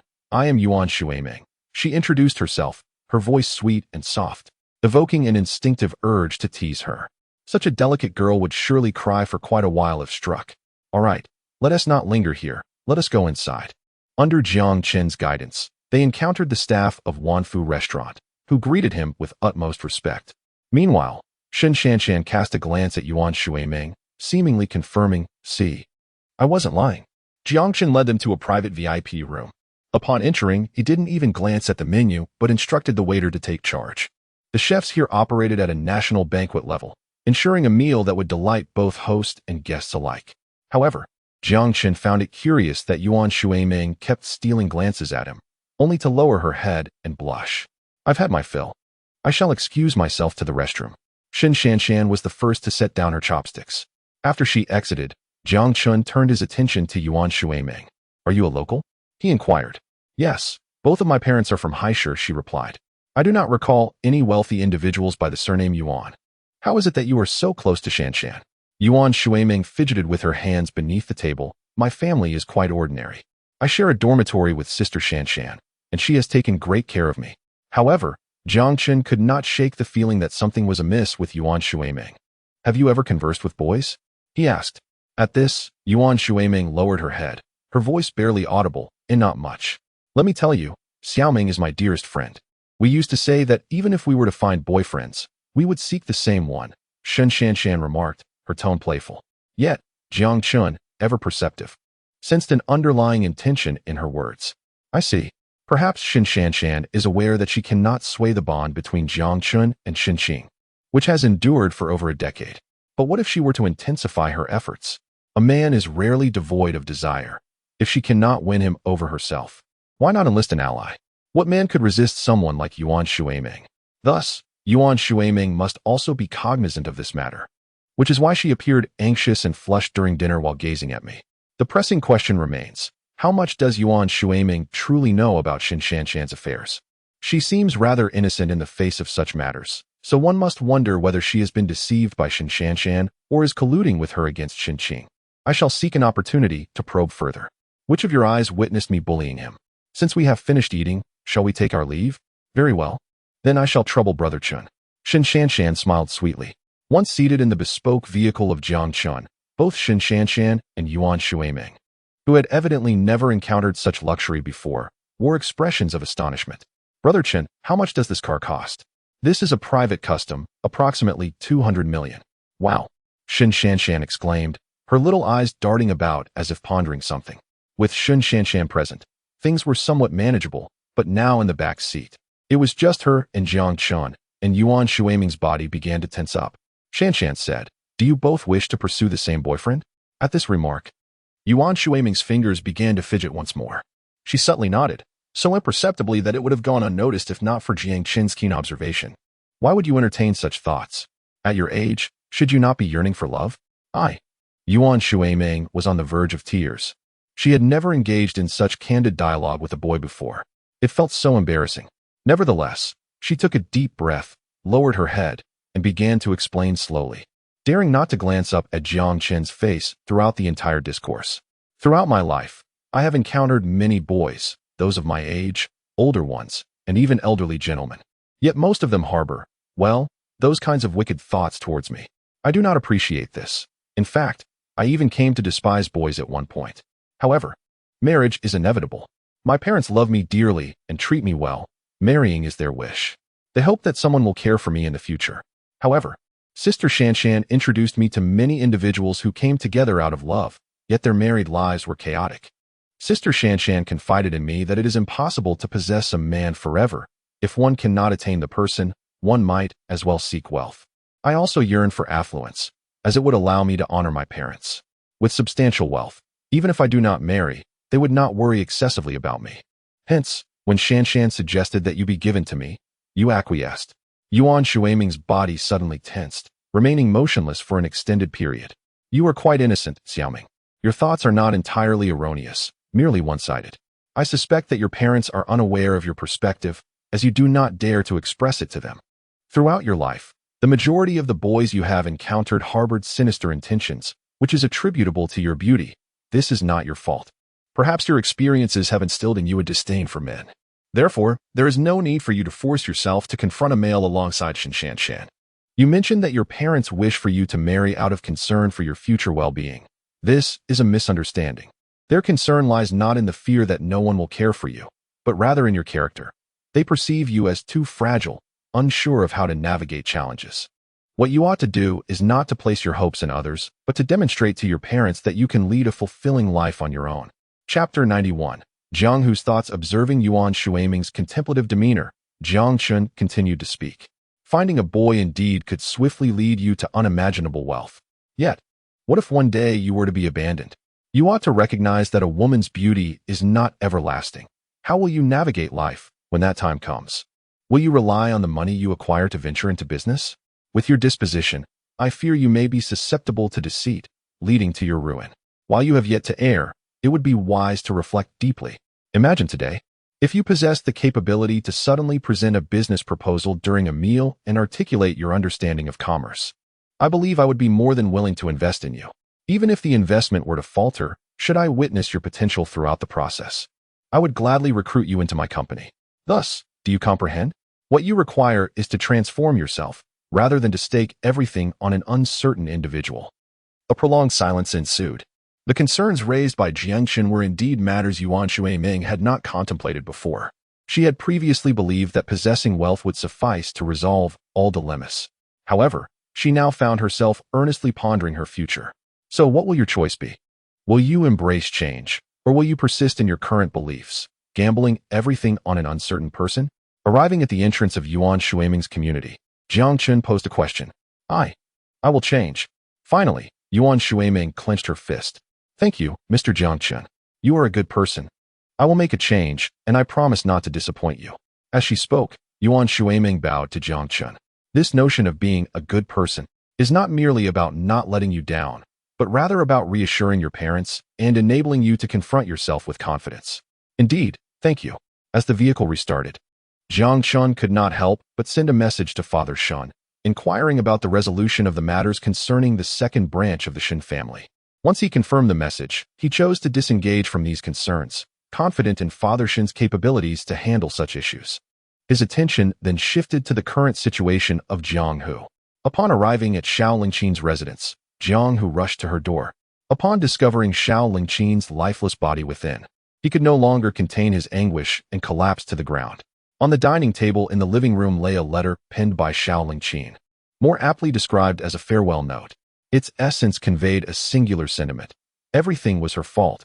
Her unrequited longing had led her to desire too much, resulting not only in her own suffering, but also in the entanglement of Jiang Hu.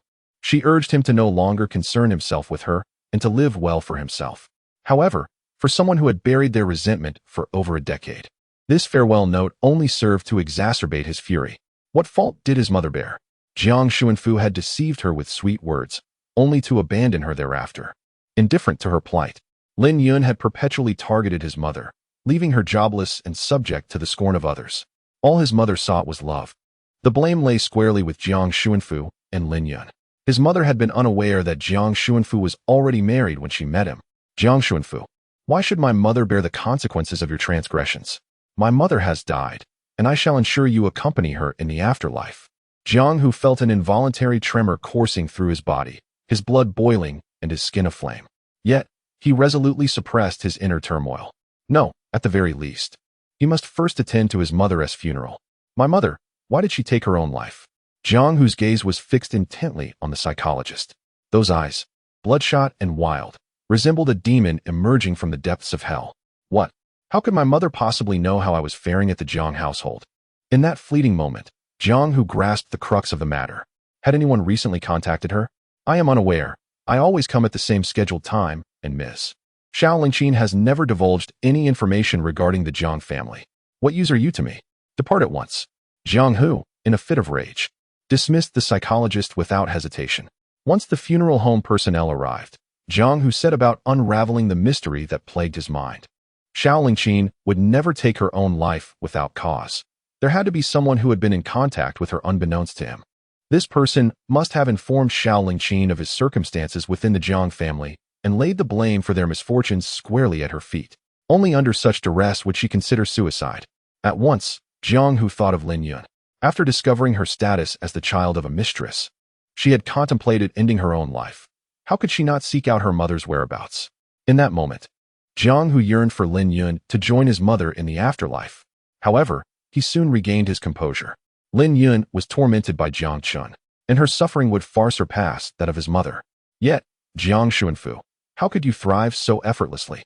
Especially upon unlocking Xiao Lingqin's phone and discovering her search history dominated by inquiries into the Jiang group, Jiang Hu's hatred for Jiang Xuanfu reached a fever pitch.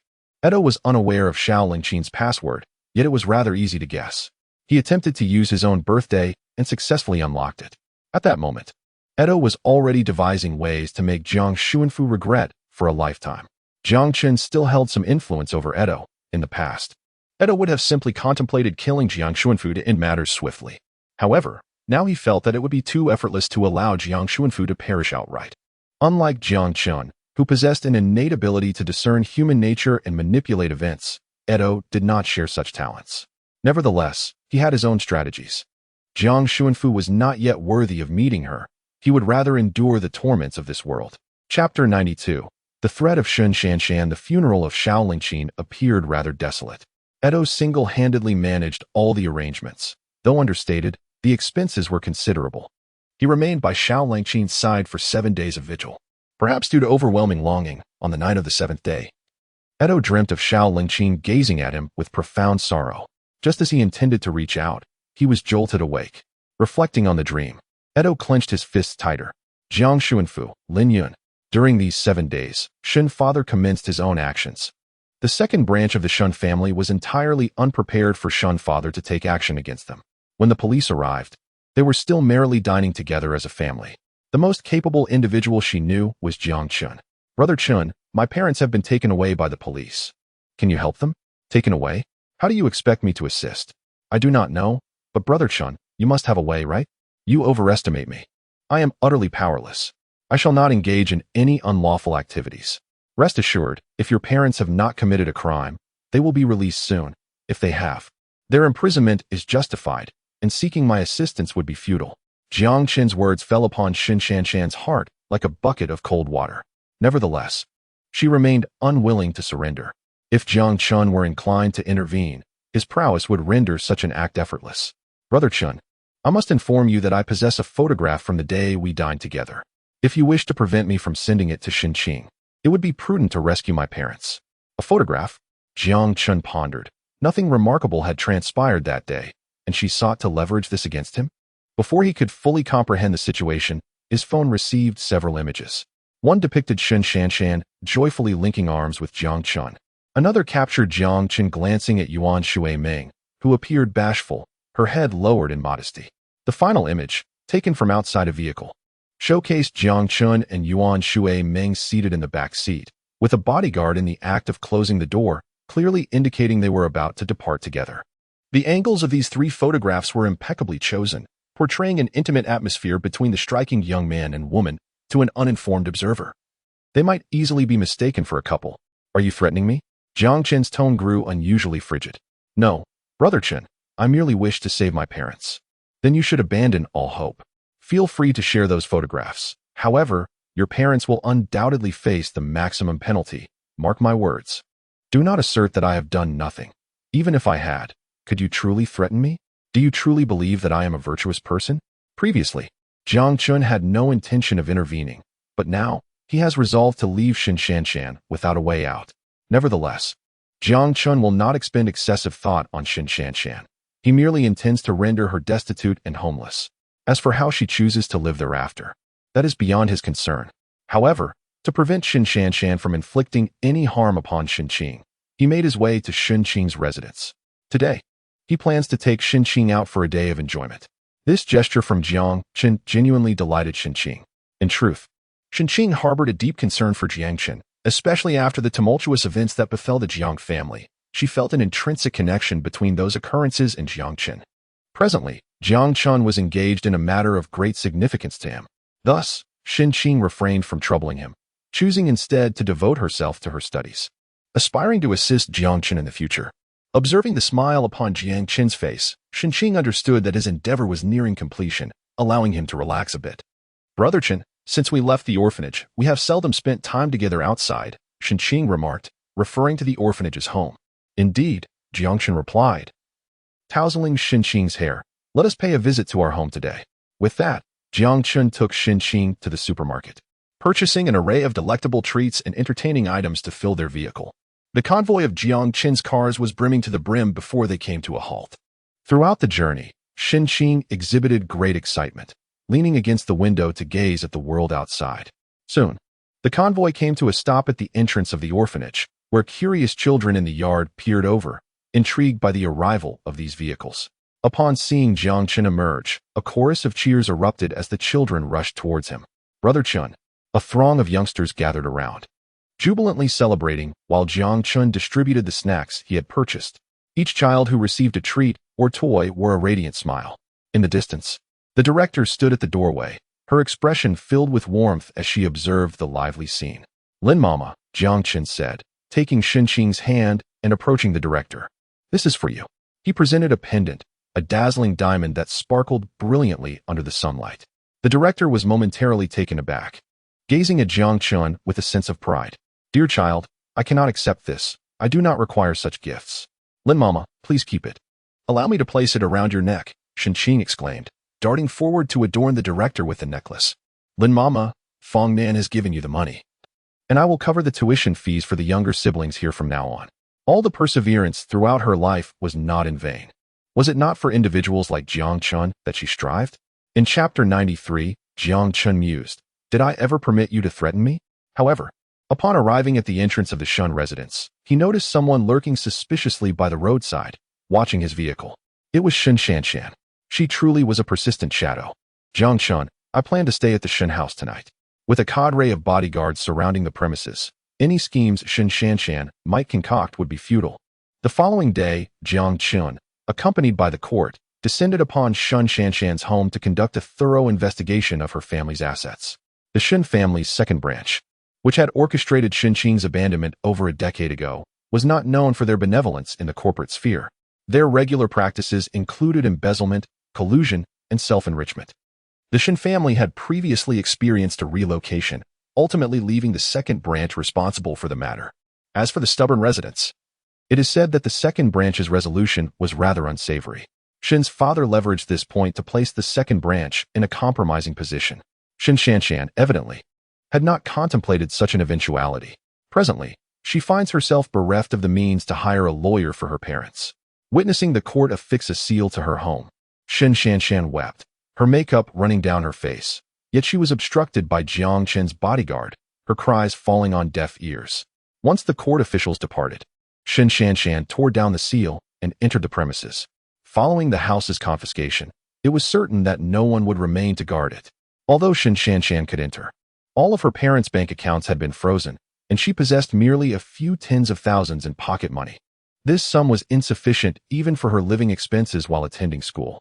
Henceforth, it seemed that Shun Shanshan would be perpetually occupied with the struggle for survival. Jiang Chun, however, was indifferent to these matters. Ensuring that Xinqing's affairs concluded without further complications was already a significant achievement. His current concern lay with Jiang Hu's decision, whether to endure and seek an opportunity or succumb to the urge to take immediate action. Jiang Chun remained vigilant, awaiting the outcome, which could only be discerned after Jiang Hu concluded the funeral for Shaolin Qing. For now, Jiang Chun proceeded to Tianxin Venture Capital. Recently, Tianxin Venture Capital had begun to turn a profit. The companies in which they had invested were expanding and strengthening, and combined dividends for this quarter amounted to several billion. Jiang Chun was not in want of funds and had chosen to invest in additional companies, while the laboratory continued to recruit and pursue research endeavors. From the inception until now, the investment in the laboratory has surpassed 5 billion. Some achievements have been made, and patents are in the process of being applied for. However, this level of investment pales in comparison to that of the leading technology companies.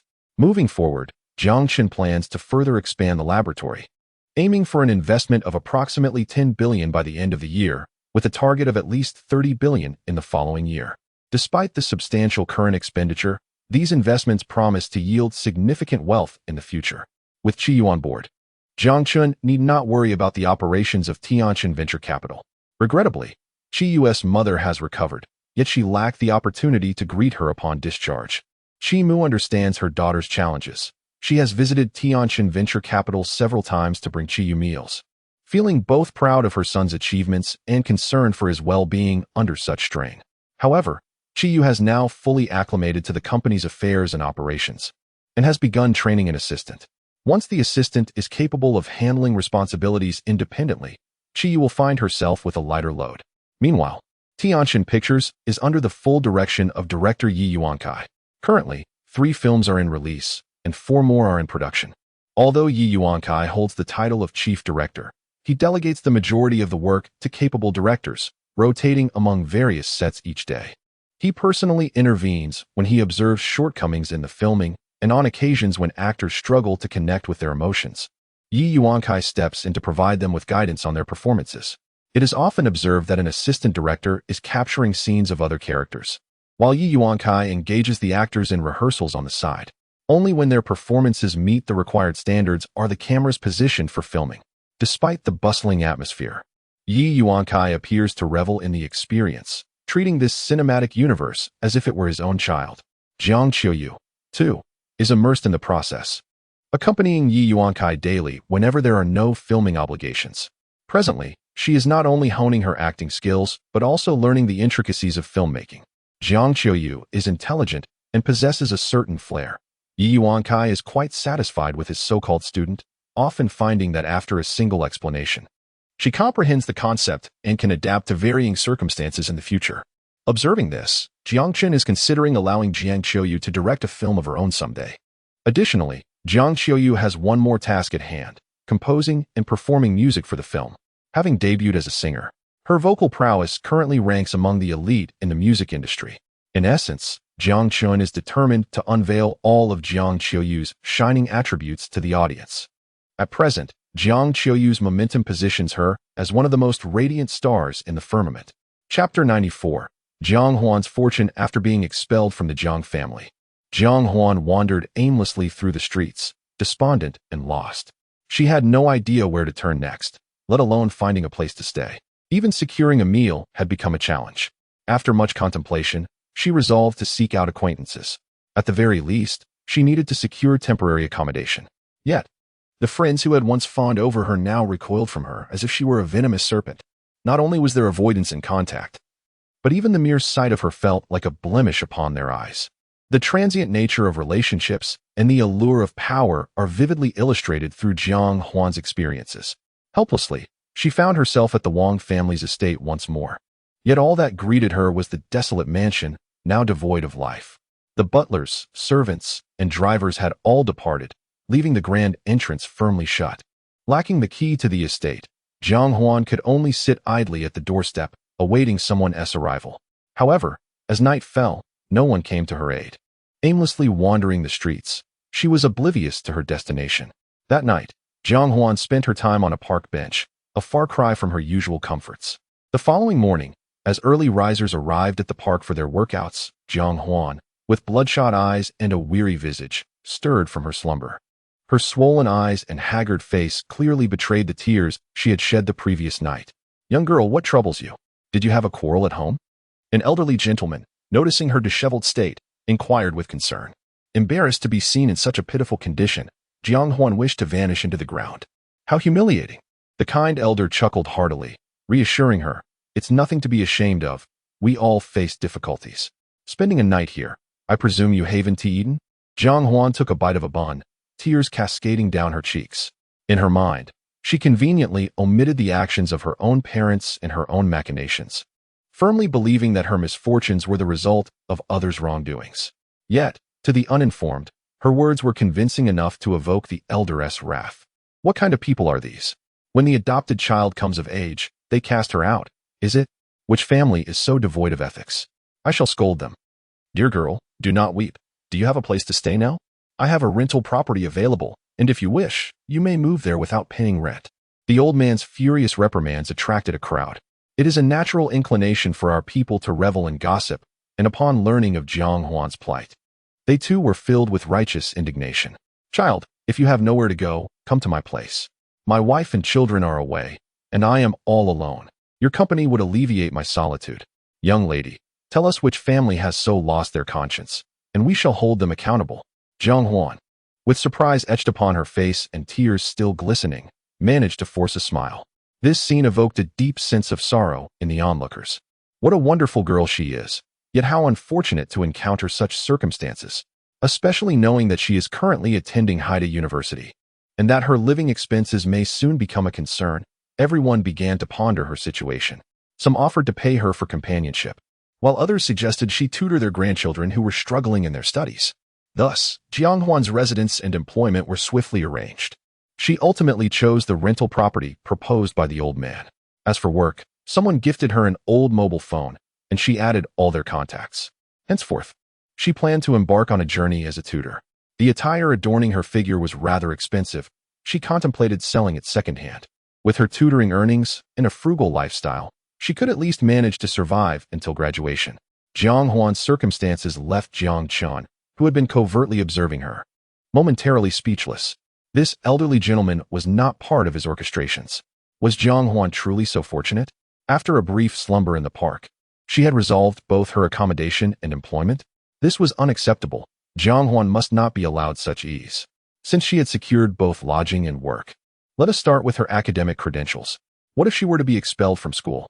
I recall that Jiang Huan never seemed particularly diligent in her studies. Yet her grades consistently yielded perfect scores, and her performance ratings remained commendably high. It appeared that some instructor was looking after her. Her actual academic standing could not possibly align with her present accolades. If I could locate this teacher and offer a mild reprimand, it would suffice to leverage this point to persuade Jiang Huan to withdraw. How would one without a diploma manage life thereafter? Jiang Chun devised his plan and promptly issued instructions. Subsequently, he reviewed the recent state of Huiyangrong. Huiyangrong had been leading a rather aimless existence. After being chastised by his father, he begrudgingly returned to the company, yet it seemed he merely occupied his office, showing no concern for the company as current plight. Any semblance of ambition was entirely absent. Furthermore, he left early each day, indulging in revelry at bars, frequently swapping out the women by his side. The business associates once familiar to him were now aggressively targeting Huiyangrong's enterprise. Though Jiang, who had faced bankruptcy, the Jiang family, which he was associated with, remained an entity that many sought to curry favor with. If Huiyangrong were still as resolute and ambitious as he once was, this group of partners might contemplate whether it would be worthwhile to undermine his company at the cost of their own. However, at present, Huiyangrong shows no inclination to retaliate. They resemble wolves drawn by the scent of blood, eager to prey upon him. One cannot help but wonder how much longer Huiyangrong's company can endure. Chapter 95. Jiang Xuanfu. Are you aware of what Lin Yun has done? As for the Wang family, Jiang Xuanfu has already communicated his intentions. Aside from Jiang Huai and Wang's father, the masterminds, Wang's mother and Wang Shanfei, may be released. Come, Jiang Chun, let us have a thorough discussion. Jiang Xuanfu's joy necessitates a confidant, and Jiang Chun, who conspires alongside him regarding the Wang family, is evidently the most suitable companion. It is precisely because of Jiang Chun that the Jiang family has managed to thwart the schemes of others. Conversely, they now stand with a legitimate cause, and even if they were to completely devour the Wang family, leaving not a morsel for others, no one would dare to protest. All of this is attributed to Jiang Chen's efforts. The more Jiang Xuanfu observes Jiang Chen, the more he appreciates him. I am aware of your endeavors in the capital. Let us proceed with this company as you suggested. If it proves unfeasible, we shall withdraw in 3 months and invest in another company that has already achieved success. The Jiang family is not in need of such trifles. After all, the internet is a domain for the youth. A cadre of elderly individuals managing this enterprise cannot possibly yield remarkable results. Indeed, times have changed. The marketplace of the past is no longer the marketplace of the future. Henceforth, it shall belong to the younger generation. Jiang Chun has consistently offered strategic advice to Jiang Xuanfu. Initially, Jiang Xuanfu comprehended Jiang Chen's explanations, but as time passed, he found himself bewildered by Jiang Chen's methods. Perhaps out of faith in his son, Jiang Xuanfu executed all of Jiang Chen's recommendations, even when he did not fully grasp their significance. After all, if things went awry, he could simply start anew. He possessed ample resources to experiment. However, he never anticipated that such straightforward marketing and genuine resonance with ordinary employees could unleash such tremendous potential. To his astonishment, the quarterly revenue surged by 50%. Jiang Xuanfu's once great ambitions gradually diminished. He had believed himself to be a prodigy, only to realize that he was merely one among the masses. The true genius lay in his son. Jiang Chen's insights, foresight, and methods were beyond the reach of ordinary individuals. He envisioned that after his retirement, the Jiang family would ascend to new heights under Jiang Chen's stewardship. Contemplating retirement, Jiang Xuanfu also thought of his father, Jiang Ligua. I hear you often visit your grandfather, he remarked. Indeed, given his advanced age, it's not suitable for him to be constantly on the move. He shouldn't be left alone in the nursing home, so I make it a point to spend time with him whenever I can. Jiang Xuanfu's eyes reflected approval. Jiang Chun valued familial bonds. Yet, he pondered why his son's relationship with Lin Yun was so strained. As for your mother, don't hold it against her. She genuinely failed to protect you back then, allowing you to fall into the hands of traffickers. However, you remain unaware of her state after your loss. She weeps daily. Her spirit diminished, taking years to recover. While it is permissible to harbor grievances against her, one should also extend compassion, for her struggles are not insignificant. Jiang Xuanfu is acutely aware of the discord between Jiang Chun and Lin Yun, and he intends to mediate, aiming to dispel the misunderstandings that have arisen between them. After all, they are family, and there is no need for a fierce rivalry. However, he remains oblivious to the underlying circumstances. He sits quietly, brow furrowed, portraying an air of concern. This demeanor is, of course, fade, crafted solely for Jiang Xuanfu's observation. What troubles you? Jiang Xuanfu inquired. Unable to contain his curiosity upon witnessing Jiang Chen's expression, Jiang Chun lifted his gaze, contemplated for a moment, and ultimately resolved to speak his truth. I was abandoned by Lin Yun. His words were delivered with an unsettling calmness, as if he were recounting the plight of another rather than his own. On the night of my first birthday, she left me at the orphanage. Impossible. Lin Yun would never do such a thing. Jiang Xuanfu retorted emphatically, his conviction unwavering. He could not fathom Lin Yun being so heartless towards her own child. Jiang Chun offered a sorrowful smile. Father, do you remember Xiaolingqin? At the mention of this name, Jiang Xuanfu's body tensed. His memories of Xiaolingqin were scant. He only recalled that she had borne him a son, whom Jiang Xuanfu had subsequently adopted after Jiang Chen's abandonment. Years ago, Lin Yun had discovered the affair between him and Xiaolingqin. She harbors affection for you, reluctant to let go, yet also harbors resentment, for it was your betrayal that wounded her. The decision against divorce stems not only from a desire to deny Xiaolingqin an advantage, but also from the Lin family's refusal to permit such a separation. She is aware, fully cognizant of the circumstances, and thus, she has devised an alternative means to exact her revenge upon you. Jiang Xuanfu remained silent. Yet the grip on his teacup tightened, revealing the tension in his veins. Otherwise, why was I untraceable in the welfare institution in Haisher, despite the uproar surrounding my search? It was none other than Lin Yun who obstructed the efforts. She has always known my whereabouts. That is merely your conjecture. Lin Yun is not that kind of person. Jiang Xuanfu reiterated, though he himself did not realize the hesitation creeping into his words. Jiang Chun refrained from further elaboration, producing his phone to play the recording of the argument with Lin Yun from that fateful night. Indeed, upon hearing Lin Yun's own admission of, I was the one who abandoned you, Jiang Xuanfu's grip on the teacup shattered it. Chapter 96. Jiang Xuanfu's decision. Having navigated the business world for so long, Jiang Xuanfu was adept at maintaining his composure. Were it not for the explosive nature of Jiang Chen's revelation, he would not have lost his poise. I will provide you with an explanation regarding this matter. Jiang Xuanfu's voice was hoarse yet resolute. Jiang Chen harbored no doubts about the execution of Jiang Xuanfu's words. The decisions made by him were immutable. Nevertheless, Jiang Chen shook his head. This is my affair. I shall resolve it myself. However, what I wish to address now pertains to you. My affair?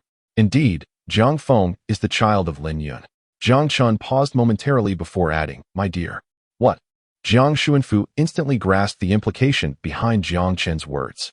He was suggesting that Lin Yun had been unfaithful. Impossible. This time, Jiang Xuanfu could no longer maintain his facade of calm. He rose to his feet. Lin Yun would never do such a thing, wouldn't she? Jiang Chen scoffed. Human emotions inevitably seek an outlet. After infidelity, one must ponder how Lin Yun would express her turmoil. Losing me would not provide her with any relief. It would only lead her to further torment. Thus, her mental state deteriorated, prompting her to seek refuge outside, for within the confines of her home, thoughts of me were inescapable. She endured for an entire year, and eventually, clarity dawned upon her. If you had strayed, she would too. Alas, she chose the wrong man. Lin Yun's pregnancy was orchestrated by that man. By the time Lin Yun realized it, it was too late. Perhaps out of guilt towards me, Lin Yun chose to carry the child to term. He is Jiang Feng. From that moment on, Lin Yun bestowed all her affection upon Jiang Feng, slowly finding her way back to herself. I refused to believe it. Jiang Xuanfu, now resembling an enraged lion, fixed his gaze on Jiang Chun, as if poised to tear him apart. They are both at home. Why not conduct a paternity test? If I present the report, would you still suspect it to be forged? Surely you wouldn't doubt an independent verification. Yet, Jiang Chun exhibited no fear of Jiang Xuanfu's wrath. The candid scene involving Jiang Chen stirred a sense of unease within Jiang Xuanfu, prompting him to contemplate the veracity of the claims made. Indeed, who would jest about such matters? Yet, if they were true, what course of action should one take? Such a humiliating predicament, should it be brazenly paraded about through divorce? Forgiveness seemed an impossibility. Jiang Xuanfu was merely apprehensive of the potential damage to his reputation should this scandal become public knowledge. After all, despite his elevated status for so long, it appeared he had merely been fostering another's offspring, his own child lost and another cast out from the family. Thus, you are aware that Jiang, who is my son? Jiang Chun had thoroughly investigated Lin Yun's affairs. He could not possibly be oblivious to Jiang Hu's lineage. However, it would be prudent for you to engage him in conversation, should he choose to align himself with a life of affluence, indulging without worry. Yet if he secretly opposes me, I can only allow him to endure some hardship first. Jiang Chun spoke with an unsettling calmness, his words seemingly devoid of any pretense. Yet it was this very candor that convinced Jiang Xuanfu. Therefore, Jiang Chen's opposition to Jiang Hu and Jiang Huan stemmed from their affiliation with the Zhao and Wang families, who harbored ulterior motives against the Jiang clan.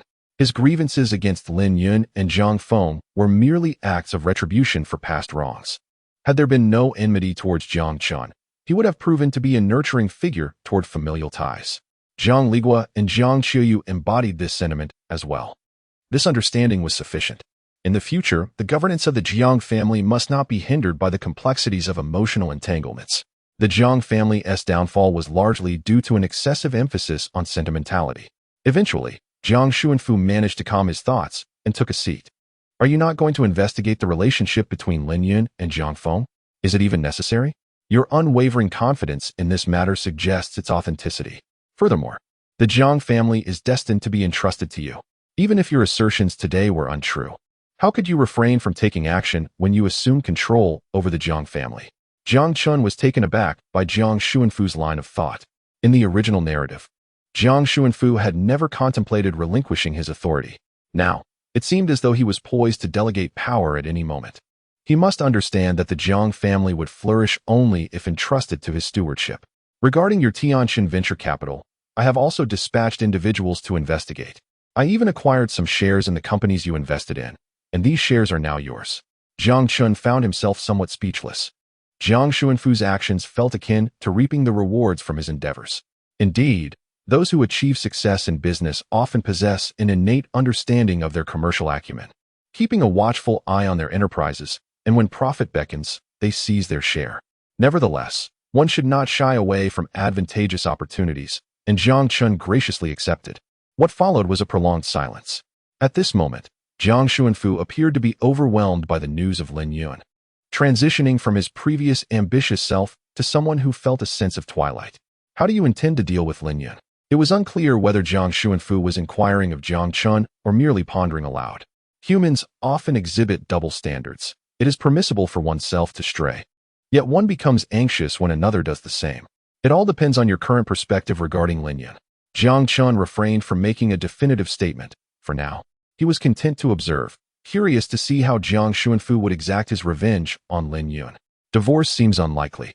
Jiang Xuanfu and Lin Yun have been married for quite some time, and there have been no rumors of discord between them. A sudden separation would undoubtedly provoke much speculation from the outside world. If news of Jiang Xuanfu and Lin Yun's situation were to leak, it would be unacceptable to Jiang Xuanfu, whose primary concern is his reputation. Chapter 97. Lin Yun's fate. Lin Yun's bank card has been frozen, leaving her confined within the estate, unable to venture outside. As for Jiang Feng, he was cast out of the house after Jiang Xuanfu froze his bank account. This experience is meant to let them understand the feeling of being expelled from home, a consequence of Jiang Chen's insistence. The death of Jiang Chun was partly a result of such actions, and now he wishes for them to experience a similar fate. Jiang Ruoshi has been ousted, as have Jiang Huai and Jiang Huan. Now it is Jiang Feng's turn. This time, Lin Yun lacks the means to assist Jiang Feng once more. At this moment, Lin Yun is under the strict supervision of two elderly women assigned by Jiang Xuanfu, ensuring that she remains under their watchful gaze at all times. All her living provisions have been revoked. She can only eat by cleaning the estate daily. Even her meals are shared with the servants, and she has been relocated to the servants' quarters for sleeping. It can be said that Jiang Xuanfu now treats Lin Yun as if she were a servant, one without personal freedom. Within the household, there is no longer any dissent. After all, the only residents now are Jiang Xuanfu, Jiang Hu, and Jiang Chun. One might argue that Jiang Qiuyu is also a part of this household, but recent events have left her uninformed. She remains under the impression that the family dynamics are unchanged, merely altered by the presence of Jiang Chun. At this moment, Jiang Feng, rushing out the door, seems to have succumbed to despair. He no longer attends school and has reconnected with the local delinquents he once knew, now serving as their subordinate. He remains oblivious to the identity of his biological father. Even if he were to uncover the truth, fear would prevent him from seeking him out. Lin Yun, who has been married to Jiang Xuanfu for over 20 years, was easily discarded at his behest, and now she endures daily torment. What fate awaits the one who has wronged Jiang Xuanfu? He would undoubtedly face a far graver existence. For now, this state of affairs is bearable, fortunately. Jiang Feng had previously experienced the sting of isolation at school, which equips him to navigate the bullying from these ruffians with relative ease. Nevertheless, the stark contrast from being a wealthy heir to a petty thug proves disconcerting for him. Everything unfolding now feels like a dream. He clings to the hope that upon awakening, he will revert to being the young master of the Jiang family.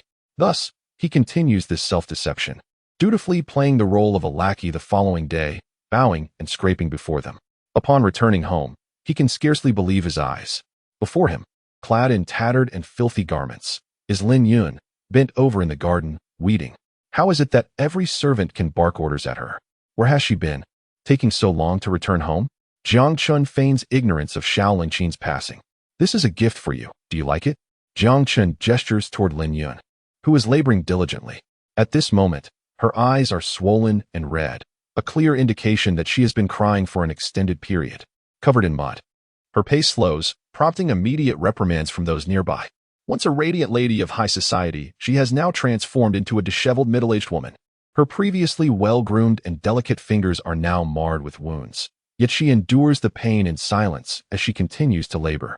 She understands that once Jiang Xuanfu discovers her predicament, no amount of pleading will suffice. All she can do now is to suffer in silence. This scene leaves Jiang Hu somewhat at a loss, his heart aching as his eyes begin to glisten with unshed tears. He is reminded of his mother. Mother, behold the tormentor of your days, now facing their reckoning. How did you manage it? His mindset has shifted. He no longer considers the affairs of the Jiang family. His sole desire is to see Jiang Xuanfu and Lin Yun endure hardship. This is not my doing. It is Jiang Xuanfu's. Meanwhile, Jiang Xuanfu is preoccupied with devising a scheme to bring down the Lin family, careful to conceal their involvement. Jiang Chen's words are devoid of subterfuge, and Lin Yun naturally hears them. She halts her actions in sheer disbelief, looking up at Jiang Chun with astonishment. Against the Lin family? Yet, as she pauses, a swift kick sends her sprawling to the ground. No stopping. The work is unfinished. Witnessing Lin Yun writhe in agony on the floor, yet ultimately persevering through the pain, a portion of Jiang Hu's pent-up frustration dissipates. Now, only Jiang Xuanfu remains. Jiang Hu clenches his fists. Lin Yun will continuously face punishment. But why should Jiang Xuanfu remain so unscathed? To bring down the Lin family, is it? Very well, let you take the lead. Lin Yun cares so deeply for the Lin family. First, eliminate them, and then she can deal with Jiang Xuanfu herself. With Jiang Chen around, Lin Yun's future will not be so effortless. Thus, Jiang Xuanfu should also be made to struggle in the days to come. Jiang Xuanfu, I have already devised a plan to deal with you. It seems that thoughts of the future have finally brought a faint smile to Jiang Hu's face after a long time. Observing this scene, Jiang Chun felt a sense of relief. Finally, it has come to fruition. Jiang Chun was apprehensive that Jiang Hu might strike at Lin Yun first, which is why he openly confronted Jiang Xuanfu about Lin Yun's infidelity. Only by allowing Jiang Hu to witness Lin Yun's suffering would the likelihood of him taking the initiative against Jiang Xuanfu increase. Otherwise, if Jiang Hu acted against Lin Yun first, and the cunning old fox Jiang Xuanfu discovered it, Jiang Hu would lose any chance to retaliate against him. Now with me, an adversary of Lin Yun, present, Jiang Hu should abandon his torment of her and instead focus on plotting against Jiang Xuanfu. Only in this manner can I assist when Jiang Hu takes action, seizing Jiang Xuanfu's shares and thereby gaining control over the entire Jiang family. How many years would it take for Jiang Xuanfu to willingly relinquish all his shares to me? I do not wish to wait that long. Chapter 98. Jiang Ruoxi's decision. Jiang Ruoxi's condition has improved significantly. During the day, she appears almost indistinguishable from a normal person. Although she is somewhat reluctant to venture outside her room and typically spends her time seated at her computer, it seems she has begun to recover from the trauma inflicted by die-fashing. At least now, when facing Xiao Zimo, she occasionally manages to smile. However, Xiao Zimo was aware that every night, Jiang Ruoxi would still hide under her blankets and weep alone. Life had compelled Jiang Ruoxi to adopt a facade of strength. Indeed, the two of them still resided together. Xiao Zimo had purchased a second-hand sofa bed, which he slept on each night. They occupied a whole rented apartment. Even now, Jiang Ruoxi found it somewhat challenging to adjust to the shared living arrangement. Should they consider renting an apartment together, with each having their own bedroom? After all, in Haisher, renting alone would be a considerable financial burden for her at this time. So Jiang Ruoxi had no choice but to involve Xiao Zimo. Having lived together for quite some time now, she had grown accustomed to his presence. Yes, accustomed. Jiang Ruoxi had become familiar with Xiao Zimo, perhaps even feeling a slight affection, though it certainly did not verge on love. Xiao Zimo observed the glimmer of hope in Jiang Ruoxi's eyes as she gazed at him, filled with anticipation, and could not help but acquiesce to her request. All right, have you found a suitable place? We can share the rent, and I will take the smaller bedroom. Since you are home every day, a larger space would be beneficial for you. I am currently looking. What do you think of this one? Jiang Ruoxi replied, showing him her phone. It was a small two-bedroom apartment, albeit without an elevator, yet the rent was quite affordable. Jiang Ruoxi now had to consider cost-effectiveness in her expenses, a notion that would have been inconceivable in the past. Xiao Zimo merely smiled at her, saying, "As long as it is your choice, I am agreeable." This unexpected declaration of affection left Jiang Ruoxi somewhat flustered. The emotions of youth are often so candid and fervent. Yet she chose to feign ignorance and shifted the conversation. "I must return to work. I have an illustration that remains unfinished." This callous behavior left Jiang Ruoxi feeling a twinge of self-loathing. Unlike Bai Bingning, who viewed men merely as stepping stones, Jiang Ruoxi was a person of earnest conviction. When she committed to a relationship, her affection was unwavering. Even now, she found herself haunted by dreams of die-fashing, particularly the haunting gaze he cast upon her in their final moments together. Each time she awoke, her pillow bore the evidence of her tears.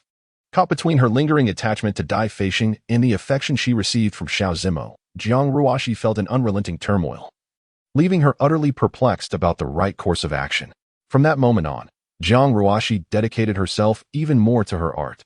The demands of her clients were often ludicrous. A piece she had poured her heart into would frequently be dismissed as worthless. Each time, she swallowed her frustration, driven by the meager compensation she received.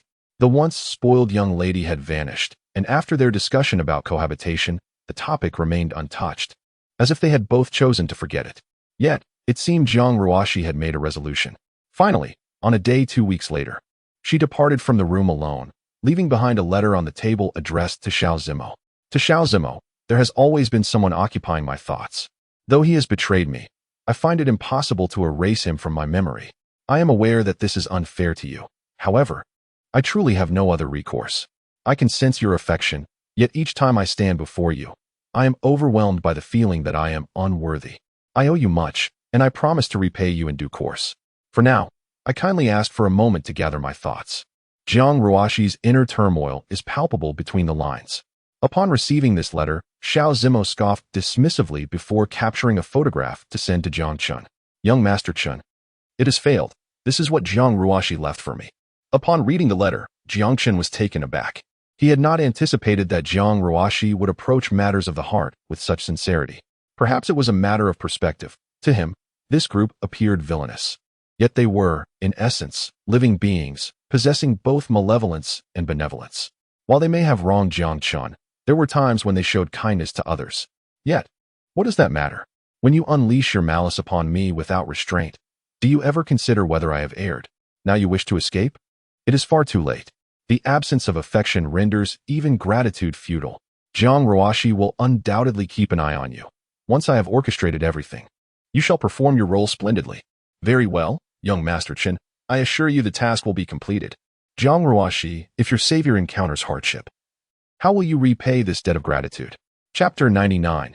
Jiang Xuanfu is kidnapped. A turn of events unfolds here at Jiang's household. Lin Yun is facing retribution. Yet why do you still enjoy comfort outside? After dinner, Jiang Xuanfu entered the study, and Jiang Chen followed him inside. Father, I wish to discuss Jiang Chen's affairs. Jiang Xuanfu set down the documents in his hand and inquired, Jiang Chen, what is it you wish to convey? Are you preparing to hand over the Jiang family to Jiang Chen? Do you have any objections? Upon hearing Jiang Hu's words, Jiang Xuanfu's expression relaxed. His greatest fear was the conflict between Jiang Hu and Jiang Chen, a feud that could escalate beyond resolution. Jiang Chen could simply expel his adopted son from the household. But Jiang Hu was also his own flesh and blood. You need not worry about that, Jiang Xuanfu said, lifting his teacup to take a sip. Jiang Chen and I have discussed this matter. He will ensure that you live as a wealthy gentleman, free from the anxieties of sustenance for the rest of your days.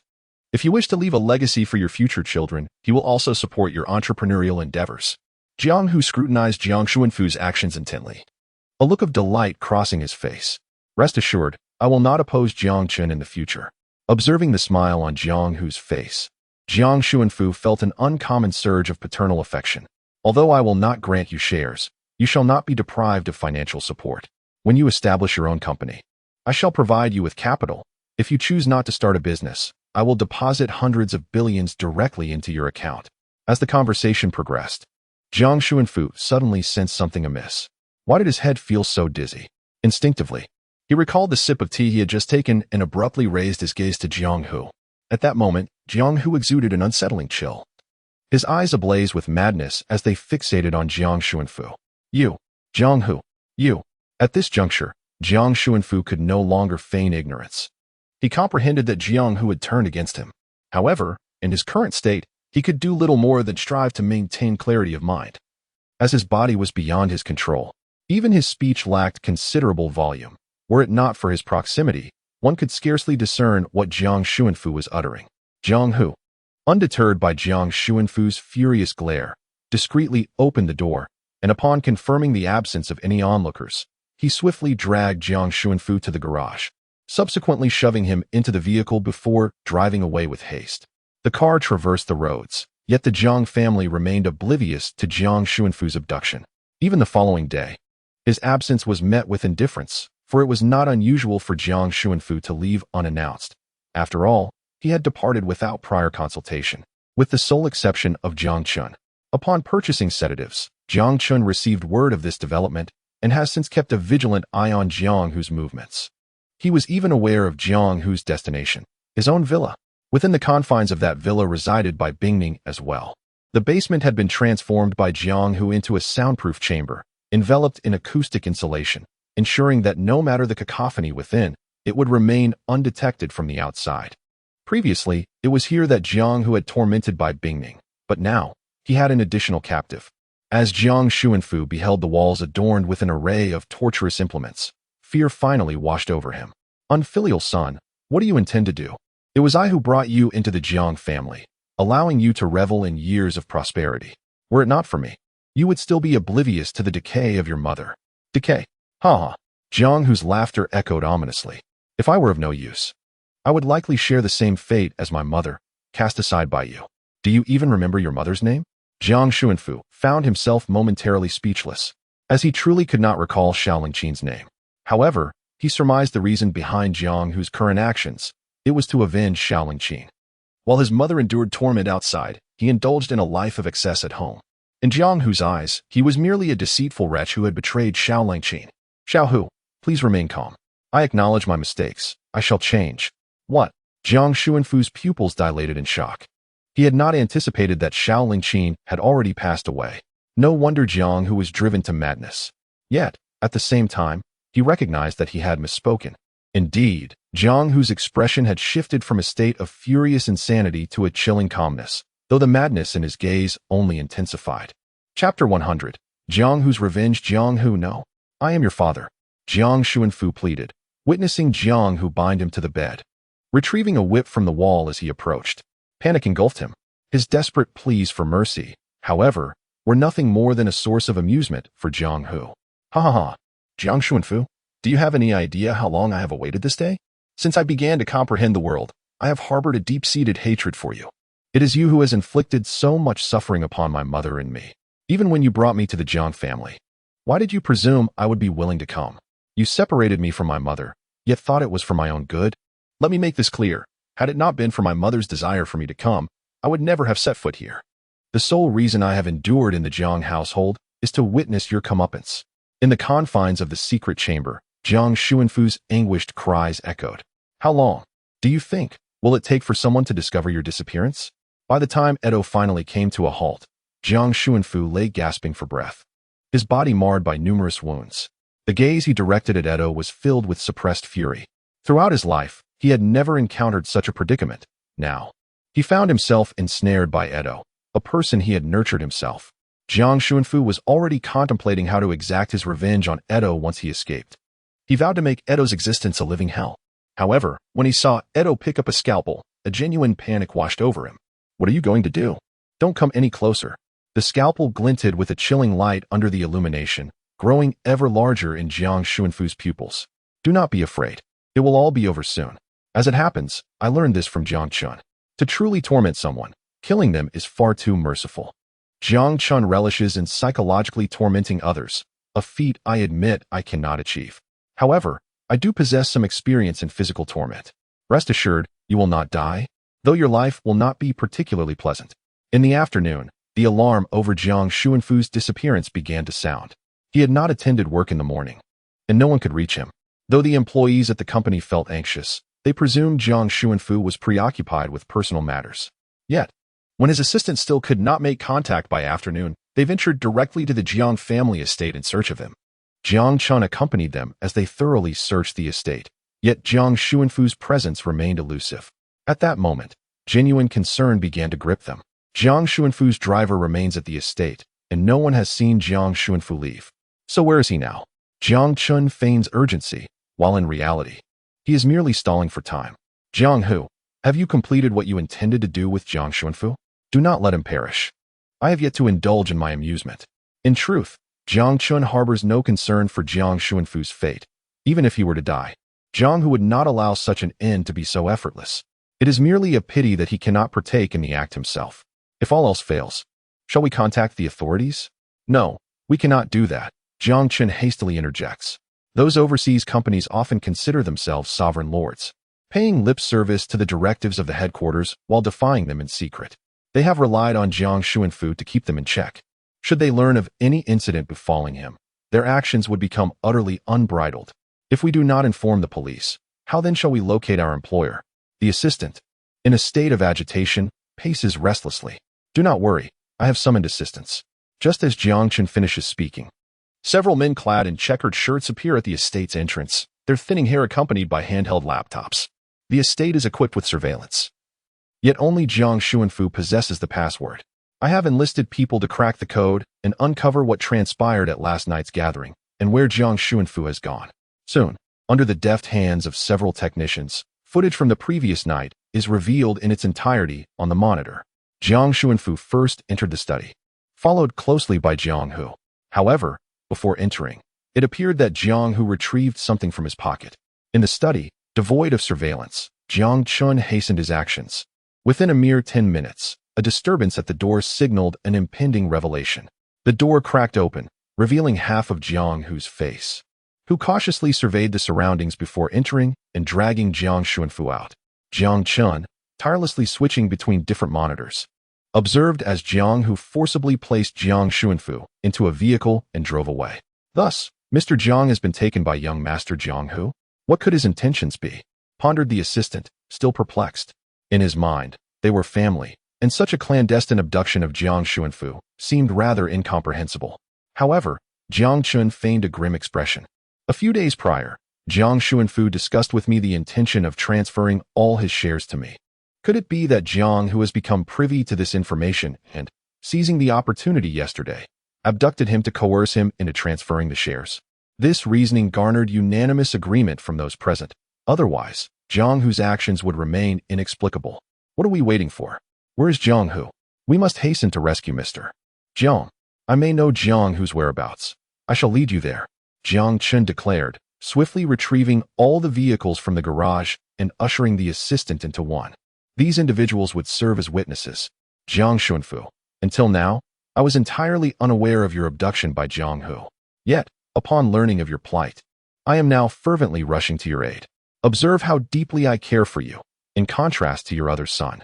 As they entered the vehicle, a faint smile crept upon Jiang Chen's lips. Soon, very soon, the entire Jiang family shall be mine. Afterward, I shall indulge in whatever pleases me. Jiang Xuanfu, you once held dominion over my life and death, yet now the tables have turned, and you find yourself in my grasp. Chapter 101. The arrival of shares. The vehicle raced along the road, transforming a journey that previously took over half an hour into a mere 20 minutes. Upon reaching the gates of the Jiang residence, all cars came to an abrupt halt, and one by one, the bodyguards disembarked. A cursory glance revealed no less than 50 in number. Although Jiang, who had also employed bodyguards for this villa, they were all members of Jiang Chen's company. With a mere glance, Jiang Chen signaled them to feign resistance, only to be swiftly subdued by Jiang Chen's entourage. Jiang, who had been residing here recently, searched the premises. Jiang Chen, accompanied by Jiang Xuanfu's assistant, commenced a thorough inspection of each room. In the upstairs quarters, aside from a caged Bai Bingning, there was no one else to be found. The assistant was visibly taken aback upon seeing Bai Bingning. How depraved could Jiang Hu be? Eventually, Jiang Chun and the assistant arrived at the basement. The basement was secured with a password lock, which Jiang Chen effortlessly dismantled to gain entry. As the door swung open, the assistant was rendered speechless by the scene that unfolded before him. Jiang Xuanfu lay in bed, drenched in blood. His limbs, both hands and feet, had vanished, and the remnants were swathed in bandages. Meanwhile, Jiang Hu stood by a pot, preparing something sinister. Once ready, he proceeded to feed it to Jiang Xuanfu, his own severed hands and feet. At this moment, Jiang Xuanfu gazed at Jiang Hu with a visage filled with terror. Beneath Jiang Hu's calm gaze, he reluctantly parted his lips. The sound of the door being opened captured Jiang Hu's attention. Jiang Chun, I did not expect you to arrive so swiftly. Jiang Hu's tone was remarkably composed, devoid of any awareness of wrongdoing. Jiang Hu, what are you doing? This is a crime. Indeed, I am aware. And what of it? Jiang Hu's eyes swept over Jiang Xuanfu, his countenance brimming with vengeful satisfaction. The mere thought of this beast living carefree ignited his ire. How splendid it is now. He shall live the remainder of his days as a cripple, clinging to a wretched existence. Do you know? I did not administer anesthesia to Jiang Xuanfu. Each time he fainted from pain, I injected him with adrenaline. I trust today's agony will be etched in his memory for a lifetime. Jiang Chun fell into a contemplative silence. To an outsider, it appeared as mere quietude. Yet he recognized that he shared Jiang Hu's sentiments. Regrettably, your efforts are insufficient. Allow me to take over the subsequent matters, now that he is in such a state. Transforming his visage into that of a woman would indeed be quite delightful.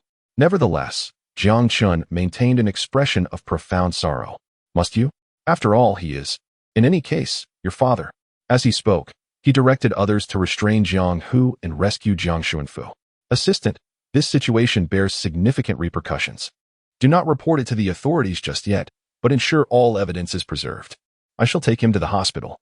I will accompany you. The assistant was acutely aware that mishandling this matter could lead to repercussions beyond their capacity to endure, thus they had no choice but to heed Jiang Chen's counsel. They swiftly escorted Jiang Xuanfu to the hospital established by the Jiang family, for it was the only place where the events concerning Jiang Xuanfu could remain confidential. Upon entering, they immediately grasped the grim reality. Jiang Xuanfu would henceforth be confined to a wheelchair. Presently, the specialists attending to him were left with no alternatives. They could only administer blood transfusions and ensure that no additional complications arose. The prospect of Jiang Xuanfu recovering was indeed a forlorn hope. Nevertheless, Jiang Xuanfu incessantly muttered, I want him dead. Jiang Hu, I want him dead. Father, while it may be simple to desire Jiang Hu's demise, he has subjected you to a life worse than death. Do you truly intend to let him escape unscathed? Upon hearing Jiang Chen's words, Jiang Xuanfu experienced a shift in perspective. Indeed, he must not die. I want him to suffer as I do. No, even more. That can be arranged. But the question is, will you report him to the authorities now? Should he face judicial punishment first, or will you take it upon yourself to torment him? Jiang Chun understood Jiang Hu's motivations, yet that did not equate to forgiveness.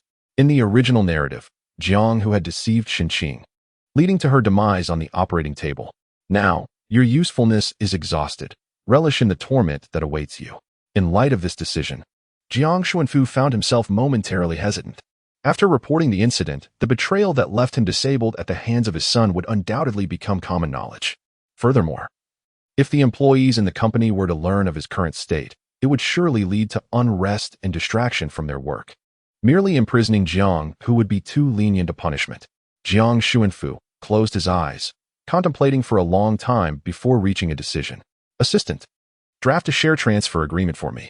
From now on, the Jiang family business shall be managed by Jiangchen. Additionally, arrange for an accident to occur. Once Jiangchen takes over the company, we shall claim that my injuries were a result of this accident. Given the current state of his body, it was no longer fit for work. It would be wiser to hand over the company to Jiangchen sooner rather than later, as he had complete trust in him. In that moment, Jiang Xuanfu appeared to age significantly. Jiangchen, keep a close watch on Jianghu. After I am discharged, I will personally ensure he suffers. Jiang Xuanfu's words were laden with resentment toward Jianghu. Understood. The share transfer agreement was promptly finalized, and now Jiangchen held 70% of the Jiang Group's shares. The remaining 30% was with their grandfather, Jiang Ligua, and a visit tomorrow would suffice. As for Jiang Xuanfu, Jiangchen planned to treat him well. Once he was discharged, his torment of Jiang Hu would be his own affair, and he would remain blissfully unaware of the details. Chapter 102. Decision-making the following day. Jiangchen arrived at the nursing home where Jiang Ligua resided. At this point, Jiang Ligua was still oblivious to the events that had transpired at home, and Jiangchen was uncertain whether he should disclose the matter to him. Elderly individuals can be quite sensitive to shocks, despite Jiang Xuanfu's lack of filial piety. He remained Jiang Ligua's son. Unlike Jiang Xuanfu, Jiang Ligua was not devoid of compassion. However, it was evident to Jiang Ligua that Jiangchen was troubled. Previously, when shares were offered to him, Jiangchen had declined. Now, he was eagerly seeking to acquire them. This shift undoubtedly indicated that something unforeseen had transpired with Jiang Xuanfu. With age comes wisdom, and although Jiang Ligua's health was waning, his perception of circumstances had sharpened. Once the share transfer was completed, he inquired about Jiangchen. Speak up. I can see you are not quite yourself today. Do not worry, I can manage. Jiangchen gazed at Jiang Ligua for a prolonged moment before slowly revealing the situation concerning Jiang Xuanfu. Upon hearing of Jiang Xuanfu's disability, the elder clutched his chest, struggling for breath, yet gradually composed himself. Such is fate. I had previously advised him to conduct himself with integrity, yet all that has unfolded is the result of his own actions. Jiang Ligua was not at all surprised to discover that Jiang Hu was indeed the son of Jiang Xuanfu. Perhaps he had already been privy to this information. Nevertheless, during their first meeting, Jiang Ligua had insisted on transferring all his shares to Jiangchen. It was clear that Jiang Ligua held Jiangchen in high regard. Yet now, he closed his eyes in anguish, knowing that his actions would inevitably lead to such a day. Little Chun, do not follow in your father's footsteps. Jiangchen wholeheartedly agreed with this sentiment. In the original narrative, after Jiang Hu eliminated Jiangchen to inherit the family business, he also tormented Jiang Xuanfu mercilessly. Rest assured. Grandfather, I shall do well. Time swiftly passed, and by afternoon, Jiangchen departed from the nursing home and arrived at the Jiang Group building. This marked Jiangchen's inaugural visit to this establishment. The Jiang Group building stands majestically in the heart of the city, a towering edifice entirely constructed by the Jiang Group. Once heralded as the tallest building in Haishu and a symbol of the city, it gradually receded from public attention as newer, taller skyscrapers emerged amidst Haishi's rapid development. Now, Jiangchen arrives at this iconic site, where his assistant, who accompanied him yesterday, is patiently waiting downstairs. President Jiang, the assistant, fully aware of Jiang Xuanfu's temperament, is on high alert in the presence of Jiangchen, having witnessed the signing of the share transfer agreement in his presence. Although he feels more at ease with Jiang Xuanfu, he remains uncertain about Jiangchen, who is a new variable in this equation. It is said that a new official brings 3 fires of enthusiasm. He certainly does not wish to be scorched by them. Jiangchen nods at his assistant. What is your name again? President Jiang, my name is Lin Peng. You may call me Xiao Lin, the assistant replies, maintaining a lowly demeanor despite being older than Jiangchen.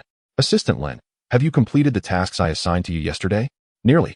But there are still a few individuals who have yet to arrive, Lin Peng admits, a hint of guilt on his face. Still not here? I allotted them an entire day. Even those from the other side of the globe could make it by now. Their absence suggests they wish to make a statement. Jiangchen remarks. Let us proceed inside and ascertain who carries such audacity. Swiftly, Lin Ping leads Jiangchen to the auditorium, repurposed as a meeting room due to the overwhelming number of attendees. Before they even step inside, the sounds of animated chatter and commotion can be heard echoing from within. This young man has yet to fully mature. How could General Jiang entrust the company to such an inexperienced lad? Indeed, I am currently negotiating a significant partnership and, for the sake of this meeting, have directly let others down. Could he not afford a moment's patience? His inflexibility leaves one to wonder how he might lead the company to ruin. Inside, the atmosphere was rife with chatter. Yet it fell silent as soon as the door swung open. They, too, only dared to whisper behind his back, for before Jiang Chun, they lacked the courage to act out. Jiang Chun did not deign to acknowledge them.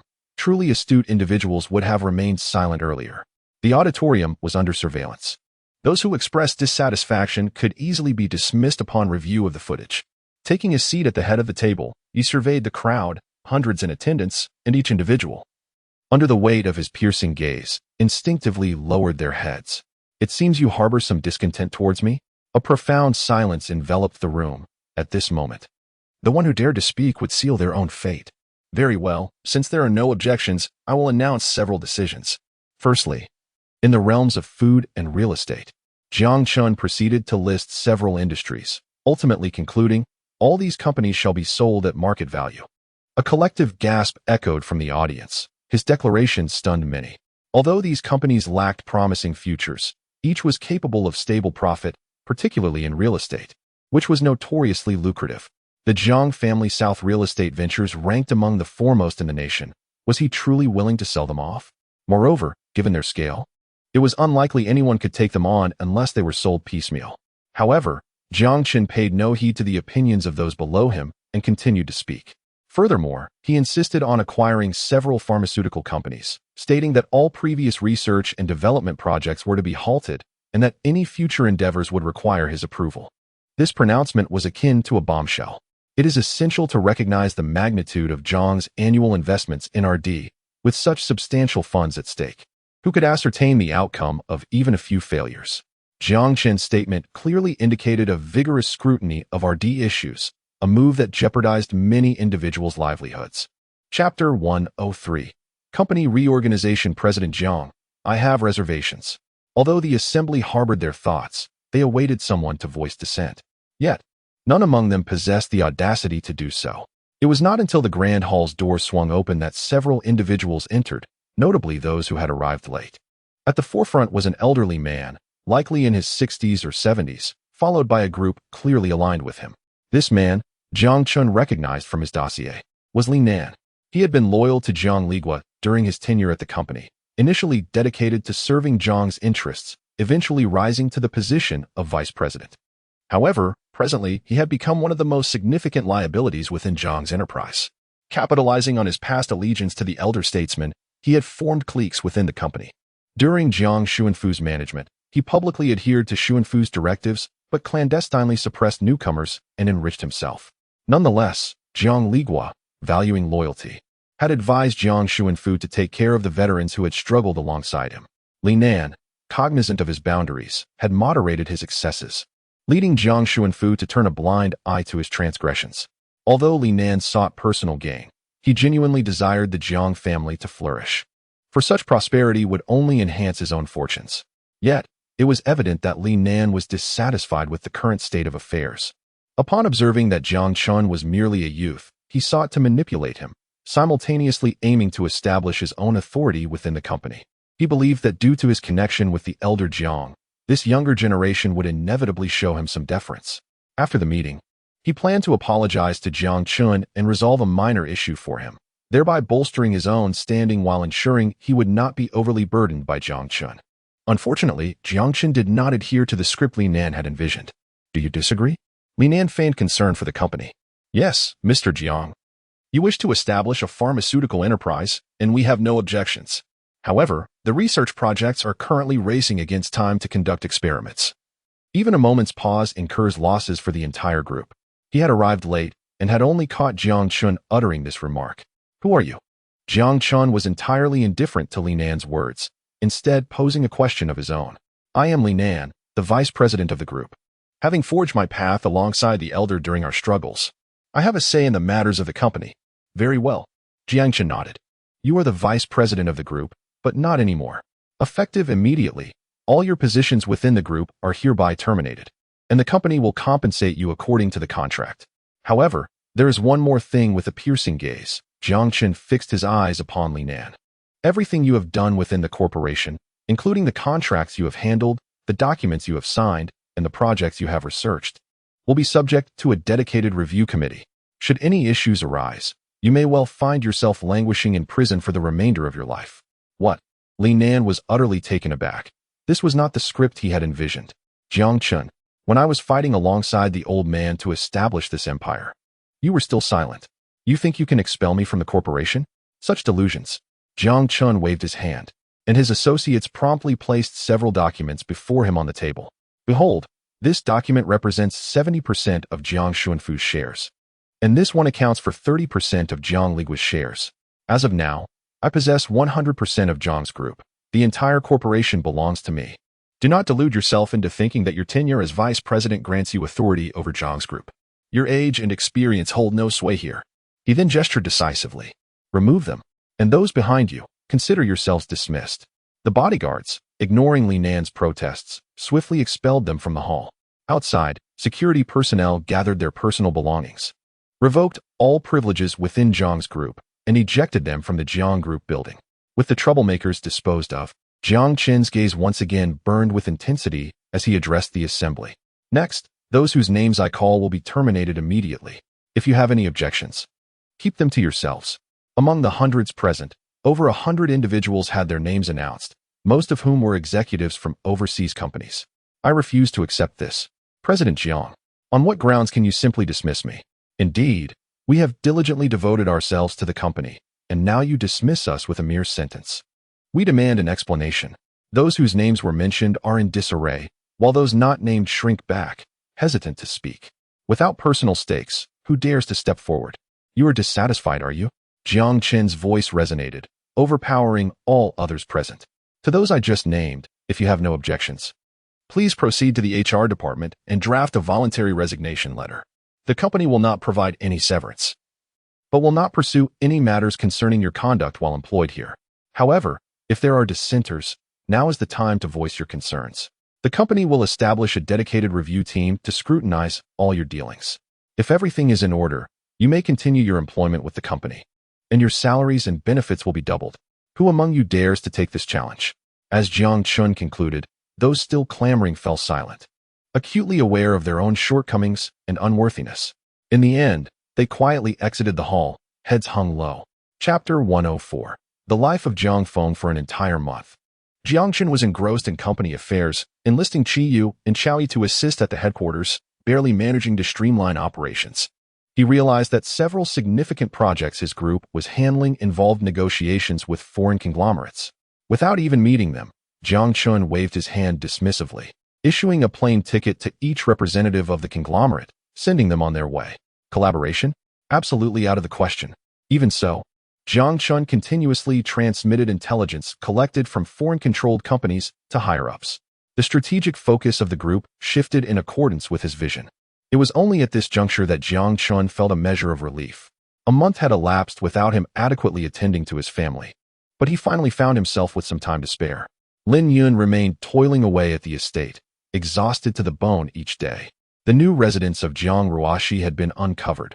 She now spent her days cocooned at home, venturing out only occasionally for groceries, and otherwise immersed in her artwork, reminiscent of her previous life with Xiao Lingqin.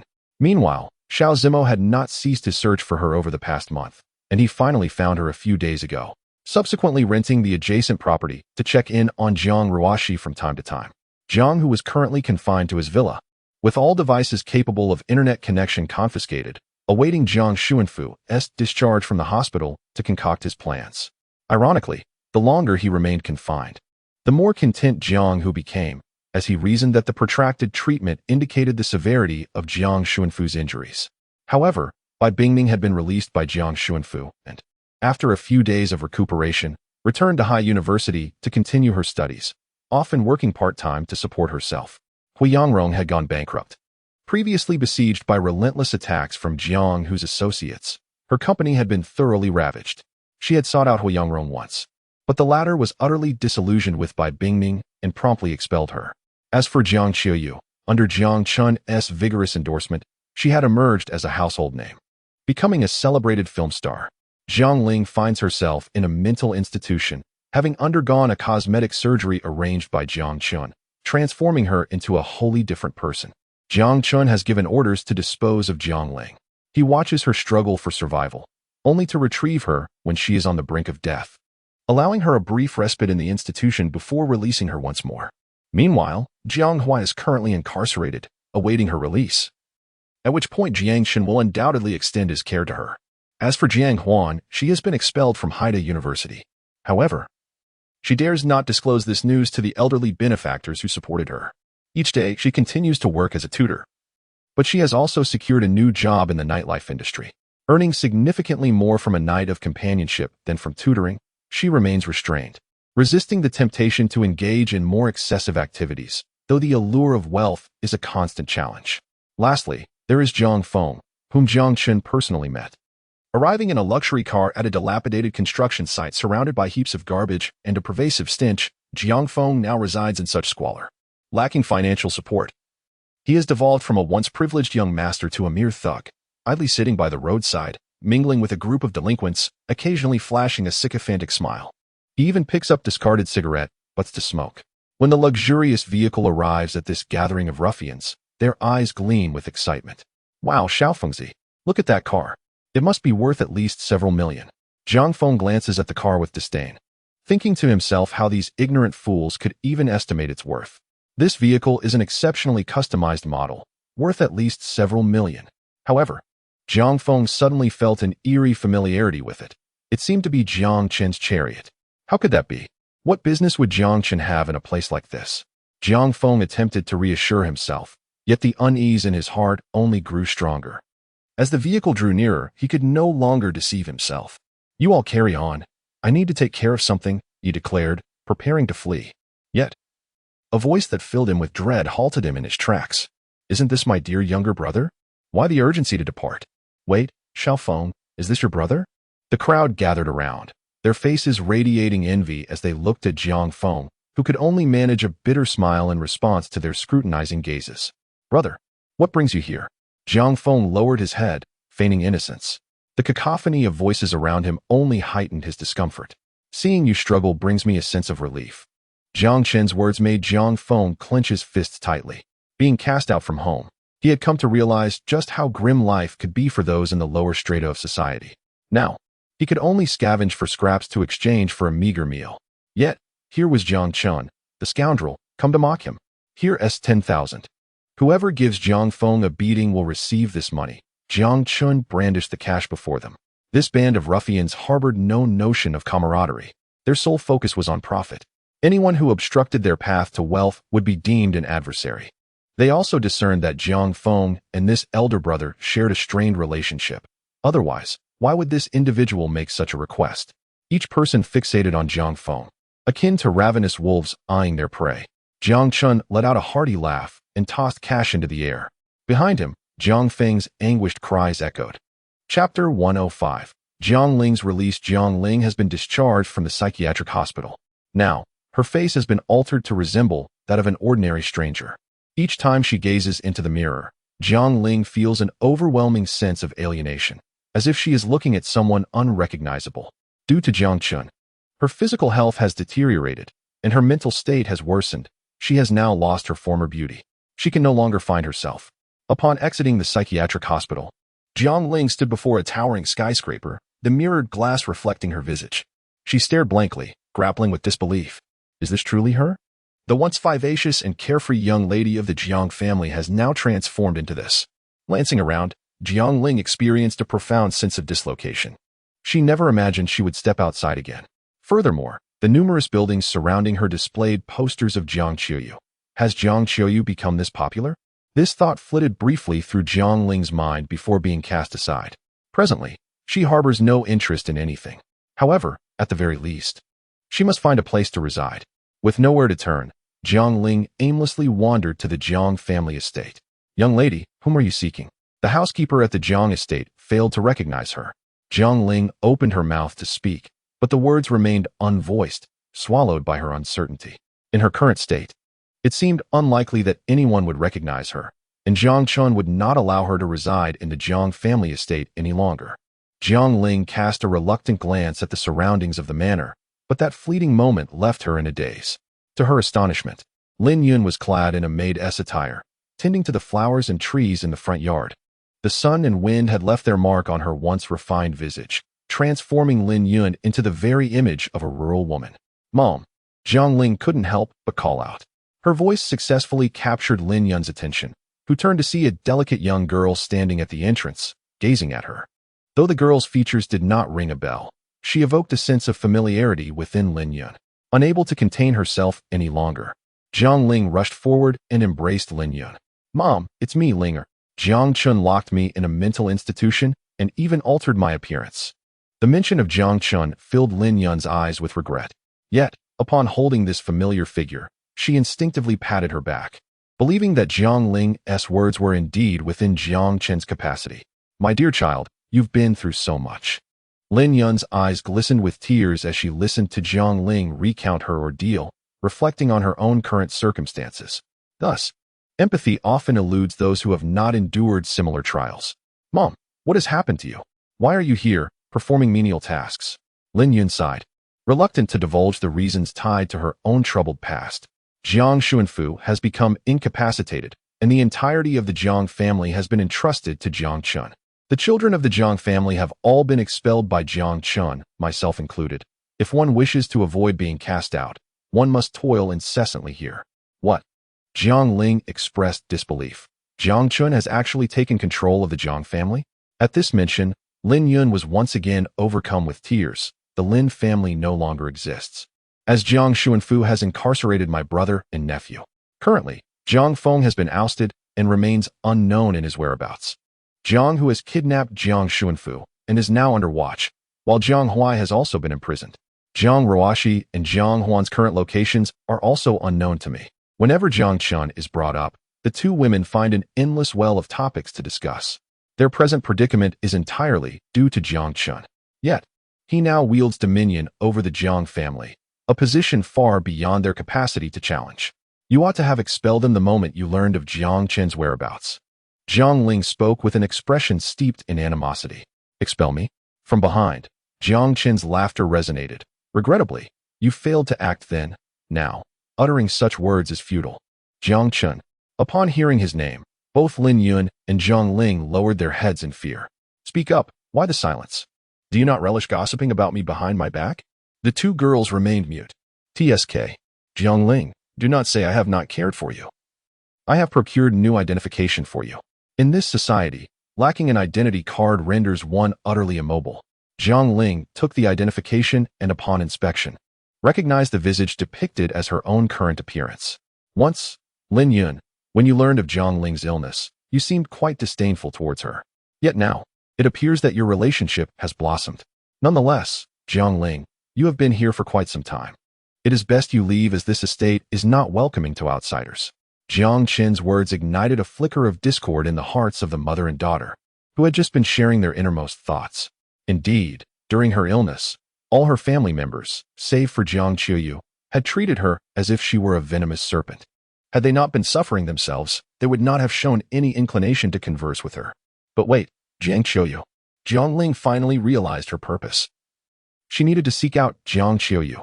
Knowing what had transpired, she would undoubtedly feel a pang of sympathy for her. "Very well, I shall go." With those words, Jiang Ling strode out through the grand doors under Lin Yun's watchful gaze. Upon exiting, Jiang Ling immediately reached out to Jiang Qiuyu. Chapter 106. Jiang Chen's explanation in a private room of a CAF in Haisher. Jiang Ling sat in anticipation of Jiang Qiuyu's arrival. Earlier, she had recounted her experiences to Jiang Qiuyu, who was en route at that very moment. Now a prominent star, Jiang Qiuyu must navigate public spaces with discretion, and this CAF was one she had recommended to Jiang Ling. Soon, the door to the room swung open, and a figure clad in sunglasses and a hat stepped inside. Jiang Qiuyu had arrived. However, upon entering and seeing an unfamiliar face seated there, she was momentarily taken aback. Is that truly you, Jiangling? It is I, third sister. Jiang Chun had me undergo cosmetic surgery. If you doubt my identity, feel free to inquire about any events from my past. I can recount them all. Jiang Ling appeared remarkably self-assured. When his mom and dad's wedding anniversary, Jiang Ling's expression froze. I don't know. Unexpectedly, upon hearing Jiang Ling's response, Jiang Qiuyu felt a sense of relief. I also don't know. Haha. I have never seen them celebrate an anniversary. If you were sent to approach me, you would surely have clarified such matters. So, everything you said over the phone is true? At the mention of this, Jiang Ling glanced around nervously. Even in the private room, she feared that Jiang Chun might suddenly appear behind her. Yes, at home. Only Jiang Chun remains now. Everyone else has been driven out. Impossible. Jiang Chen, he is not that kind of person. Jiang Qiuyu reflected on Jiang Chen, who had always treated her well, even supporting her film company wholeheartedly. The achievements she enjoyed were, without a doubt, due to Jiang Chen's efforts. As for me, I have been tormented by Jiang Chun in the psychiatric hospital. It is only you he is yet to harm. Do you truly believe Jiang Chen assists you out of concern for family? Jiang Qiuyu still found it hard to believe. Yet after a moment of silence, she made a decision. I will go find them and inquire whether the situation is as you described. I do not know where they are, but Lin Yun is currently at home. If you intend to see Lin Yun, I will not accompany you. I cannot face Jiang Chun. Indeed, upon entering, they found Lin Yun mopping the floor. At that moment, Jiang Qiuyu felt increasingly inclined to believe Jiang Ling's words. Where is Jiang Chun? How dare he make you do these things? The recent conversation I had with Jiang Ling has come to Jiang Chen's attention, resulting in my being denied dinner this evening. If Jiang Qiuyu were to provoke me further, Jiang Chen's retribution would undoubtedly be even more severe. Observing Lin Yun's silence, Jiang Qiuyu felt a surge of urgency. Mother, please speak. Was it Jiang Chen who coerced you? Do you share his sentiments? A voice emanated from the sofa in the living room, revealing that Jiang Chun had been seated there all along. Jiang Chun, why must you compel mother to undertake such tasks? Are we not family? Family? He retorted. She does not regard me as family. Before questioning my actions, perhaps you should first consider what she has done. Following Jiang Chen's gesture, Jiang Qiuyu noticed Lin Yun lowering her head in apparent guilt. What could possibly justify such treatment of your own mother? I was abandoned by her. Jiang Chen's words silenced Jiang Qiuyu. On my first birthday, it was Lin Yun who left me at the doorstep of an orphanage. What? Jiang Qiuyu could hardly fathom the revelation. Although she had been away from home for an extended period, she never envisioned her family in such disarray. The day's revelations had been overwhelming. The family she once knew now felt utterly foreign. There's more, Jiang Chun continued, disregarding Lin Yun's pleading expression. She even arranged for a dump truck to attempt to run Jiang Hu down. Jiang Feng is merely an illegitimate child born from Lin Yun's affair with a man outside our family. It is not my desire to make her work. It was Jiang Xuanfu's directive. Jiang Feng. Jiang Qiuyu felt an overwhelming sense of confusion, as though she had never truly understood her family. Surely, her elder sister Jiang Ruoxi had not erred, nor had Jiang Ling, Jiang Huai, and Jiang Huan. Jiang Ruoxi had refused the marriage alliance with the Wang family and had quarreled with Jiang Xuanfu, ultimately fleeing the household. Such actions could hardly be attributed to her. Jiang Huai and Jiang Huan, being daughters of the Zhao and Wang families, had been sent to the Jiang household with intentions aimed at seizing the family's wealth, so expelling them seemed justifiable.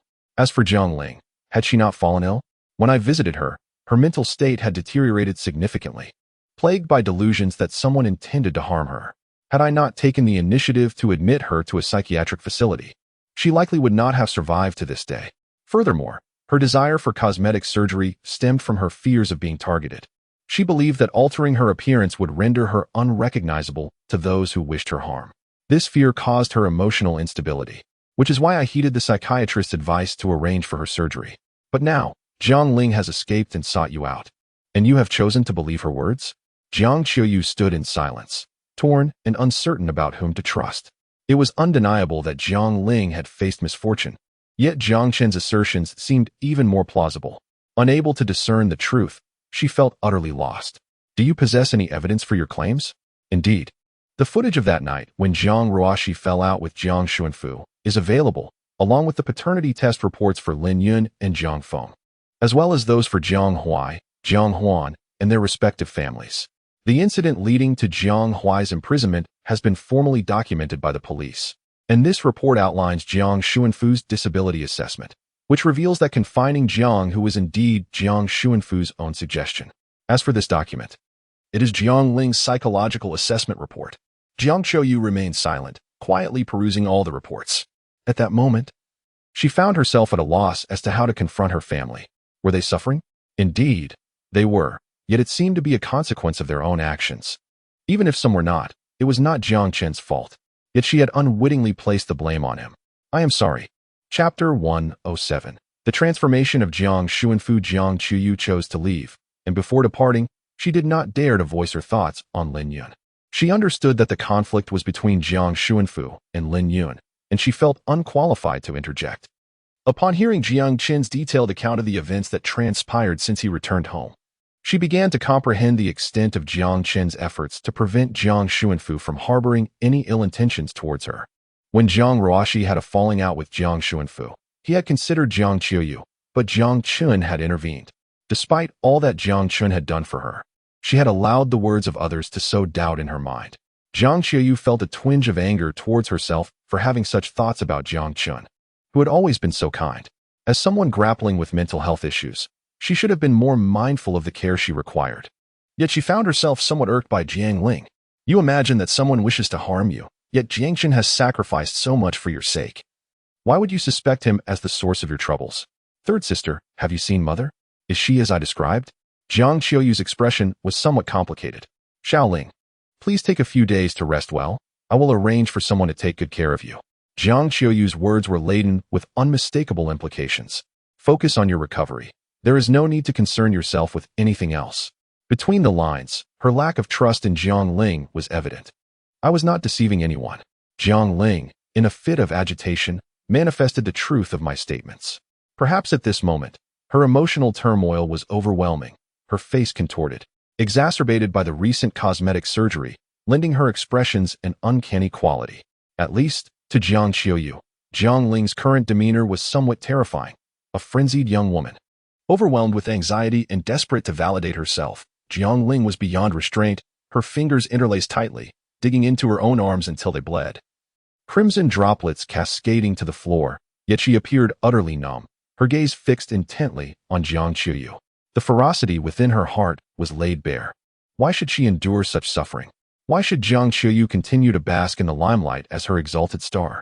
Jiang Ling believed she ought to share in the same plight, rather than be met with disbelief and condescension.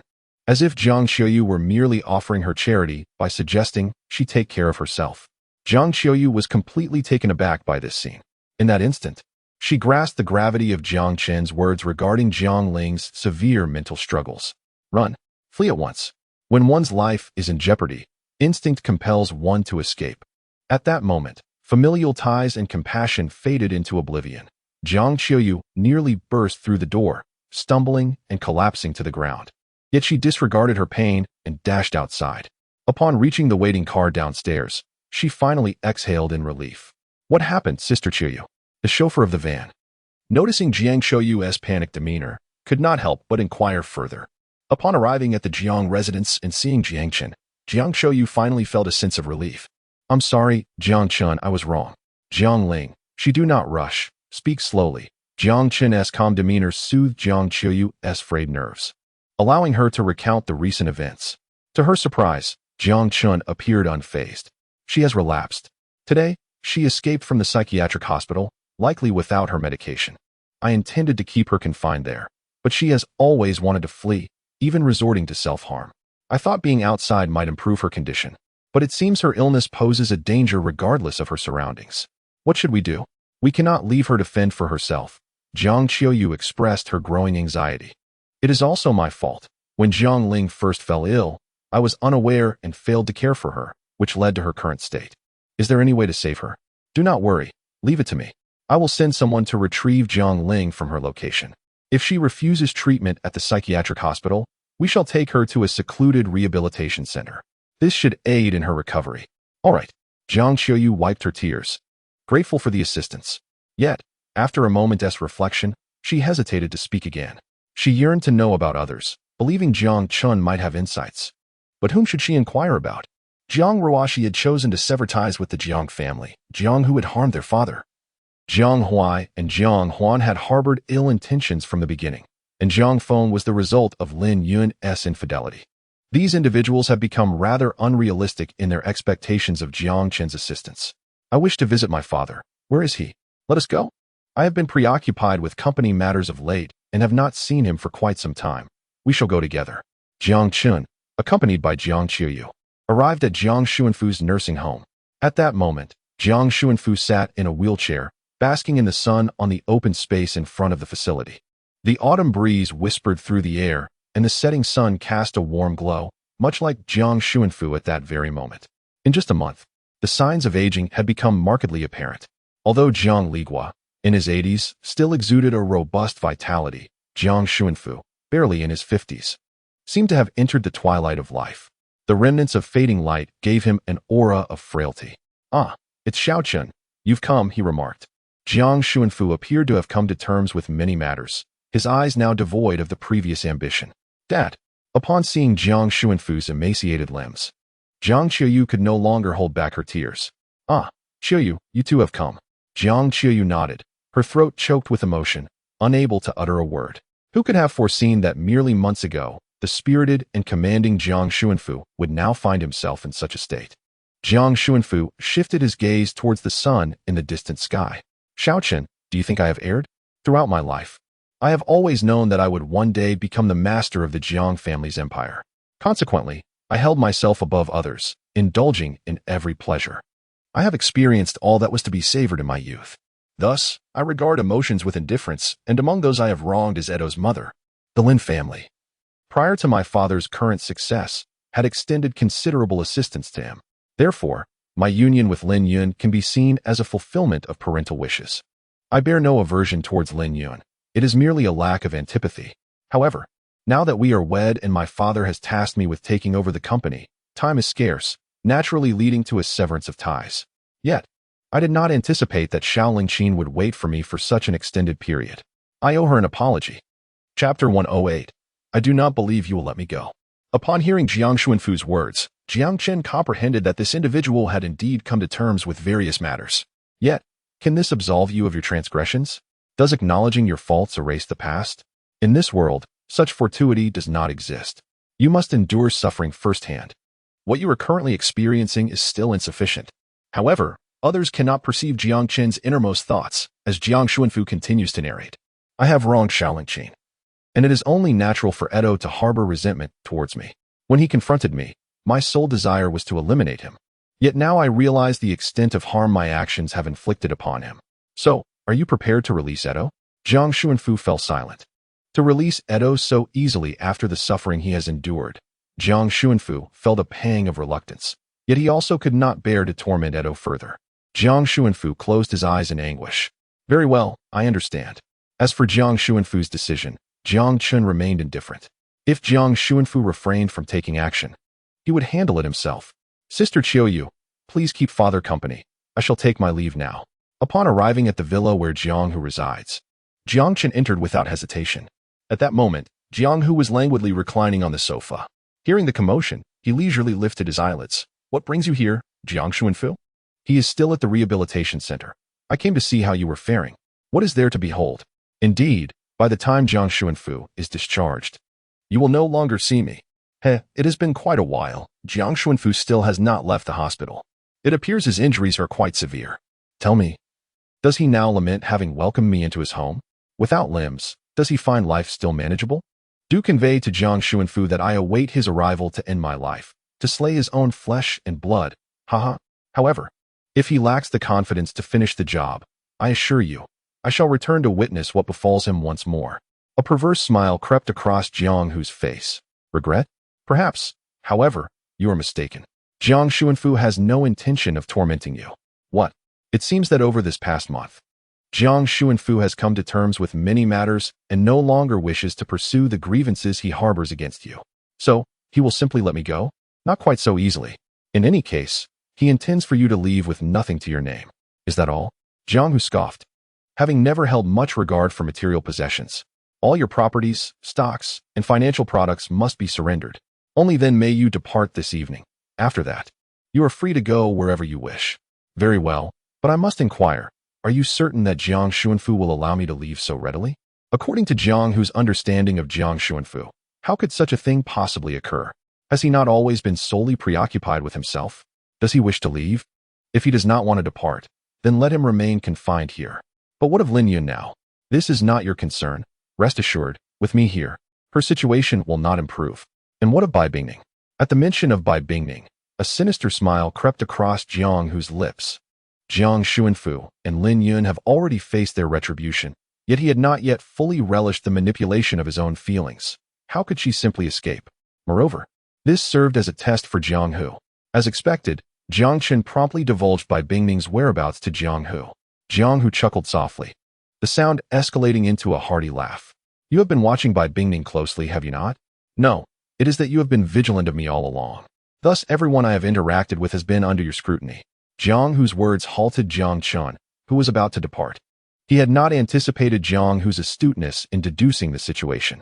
However, the die has been cast. Now that he has realized it, what purpose does it serve? So, what is it that you wish to convey? As for Jiang Huai, Jiang Huan, and Jiang Feng, I shall not dwell on them. They never belonged in the Jiang family, and casting them out was merely a formality. Yet, you have not spared Jiang Ruoxi and Jiang Ling either. I do not believe you will show me leniency. Therefore, Jiang Chen, what exactly is it that you desire? Jiang Hu's gaze bored down on Jiang Chen, seeking to unveil something from his countenance.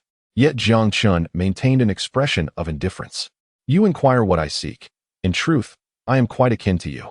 The distinction lies in the fact that your adversaries are merely Jiang Xuanfu and Lin Yun, whereas my foes encompass everyone except Jiang Ligua and Jiang Qiuyu. Of course, this includes you as well. Jiang Hu let out a bitter laugh, for he already knew the car accident, the bankruptcy of the company, and the matter concerning Bai Bingning. All were orchestrated by you from the shadows.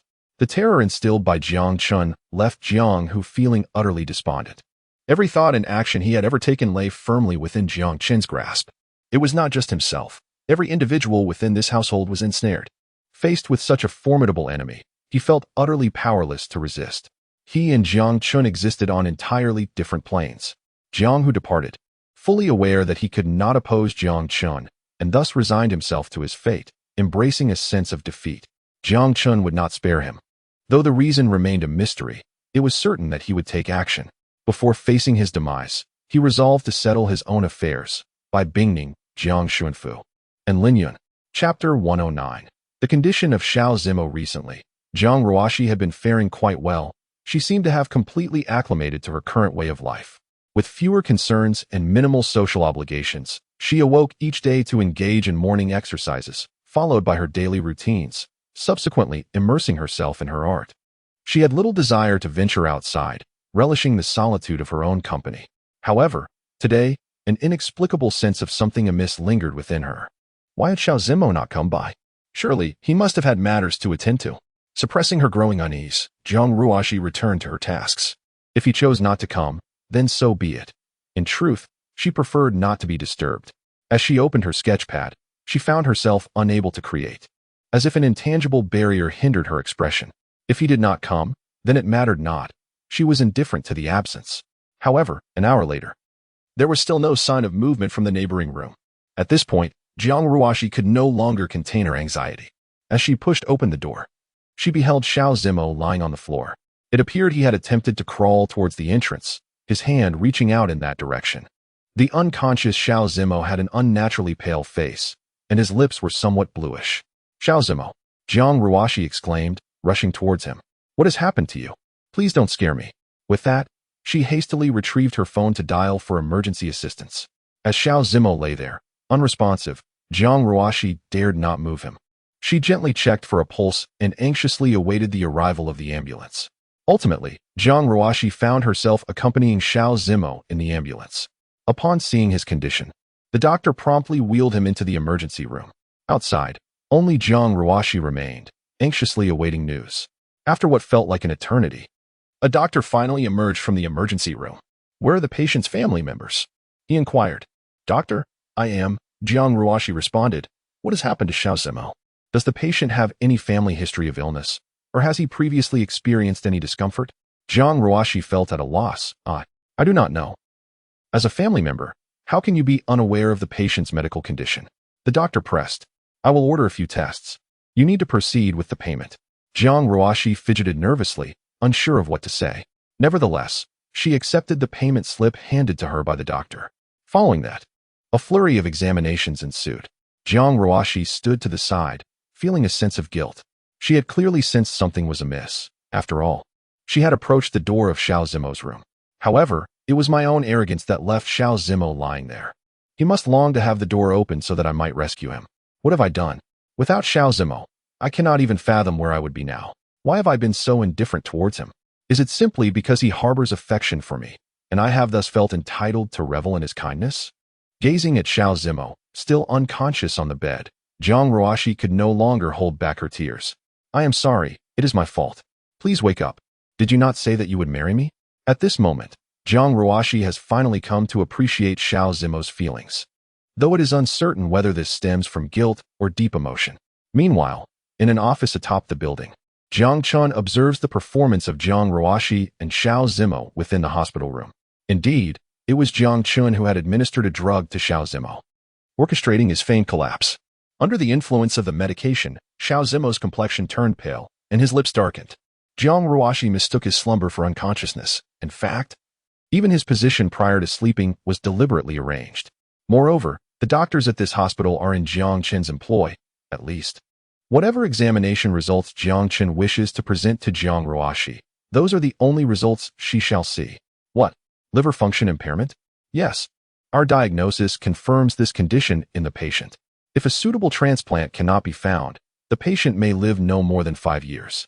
It is advised that you allow the patient to rest quietly and be cautious of any emotional upheavals, as well as to pay attention to dietary requirements. Jiang Ruoshi was uncertain how she had exited the office. She gazed at the unconscious Xiao Zimo, who lay in the hospital bed, feeling lost about what the future held. Just moments ago, she had resolved to accept Xiao Zimo, yet now his body seemed unable to endure much longer. Why was it that happiness was so close, yet so elusive? Jiang Ruoshi buried her head in her hands, weeping bitterly, but when she noticed Xiao Zimo appear to twitch his finger, she hastily wiped her tears and feigned composure. Where am I? Xiao Zimo, do you feel all right? Slowly opening his eyes, Xiao Zimo met Jiang Ruoshi's concerned gaze and smiled, asking, what happened? Why am I in the hospital? The doctor had informed Jiang Ruoshi that Xiao Zimo's situation at the hospital was no different from that at home. He merely needed to rest and maintain a proper diet. No worries, I shall take care of everything. Faced with Jiang Ruoshi's enthusiastic demeanor, Xiao Zimo felt a tinge of embarrassment. However, upon hearing his words, Jiang Ruoshi turned to him and asserted, you should focus on resting. I will handle everything from now on. From now on, all. Ruoshi, are you suggesting that you agree? That you will be my partner? Yes. Chapter 110. By Bingning's fear, Jiang Ruoshi had arrived at Jiang Xuanfu's sanatorium.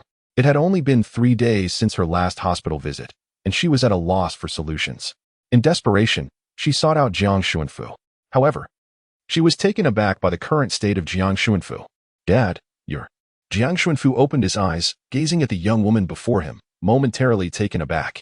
Ruoshi? Dad, it's me.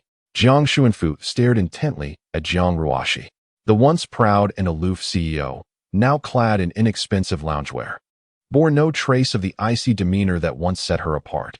Instead, she radiated a gentle and intelligent warmth. Ruoshi, you have changed. Yes, everyone changes. Dad, how have you transformed into this? Let us not dwell on that. You came to see me. Is there something troubling you? Upon hearing Jiang Xuanfu's words, Jiang Ruoshi knelt down. Dad, I'm sorry. It was all my fault before, but please help me this time. What is the matter? Get up. Jiang Ruoshi swiftly recounted her predicament. It was undeniable that Jiang Xuanfu had changed considerably. In the past, had she sought his assistance, he would have dismissed her without a second thought. Yet now, he understood his daughter's feelings. There is still 100 million in this card. Take it. Spend it wisely. The Jiang family now relies on Jiang Chun, so in the future, if you need help, you must turn to him. Jiang Chun. Jiang Ruoshi recalled the mocking expressions of Dai, Feixing, and Jiang Chun as they stood together, laughing at her. Can he truly help? Only after Jiang Ruoshi departed did Jiang Xuanfu slowly close his eyes. The Jiang family. It is no longer the Jiang family. It is Jiang Chun. Jiang Xuanfu was astute. Otherwise, he would not have managed the Jiang group for so long without encountering turmoil. In the course of the past month, he has reflected deeply on many matters concerning his family, ultimately realizing that the sole beneficiary of it all is Jiang Chun.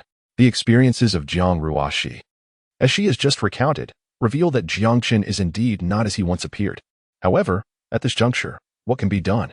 Jiang Chun has already acquired 100% of the Jiang family shares. To sever ties with him would merely invite unnecessary turmoil upon oneself.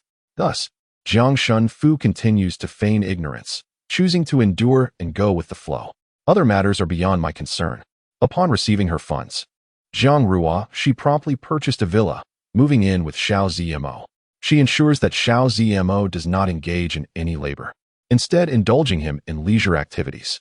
Meanwhile, the hospital has enlisted individuals for tissue matching, yet thus far, none have proven suitable. Observing Xiao Zmo's deteriorating health, Jiang Rua, she grows increasingly anxious. In desperation, she even undertakes a matching test herself. However, when the results arrive, she is left in silence. The compatibility between herself and Xiao Zmo is remarkably high. The dilemma of whether to save Xiao Zmo lingers incessantly in Jiang Ruashi's mind. Ultimately, she resolves firmly, "Doctor, please arrange the surgery."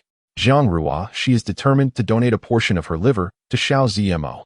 Meanwhile, the Jiang household successfully locates Bai Bingning. Under Jiang Chen's direction, Bai Bingning and Jiang Huan have both withdrawn from High University.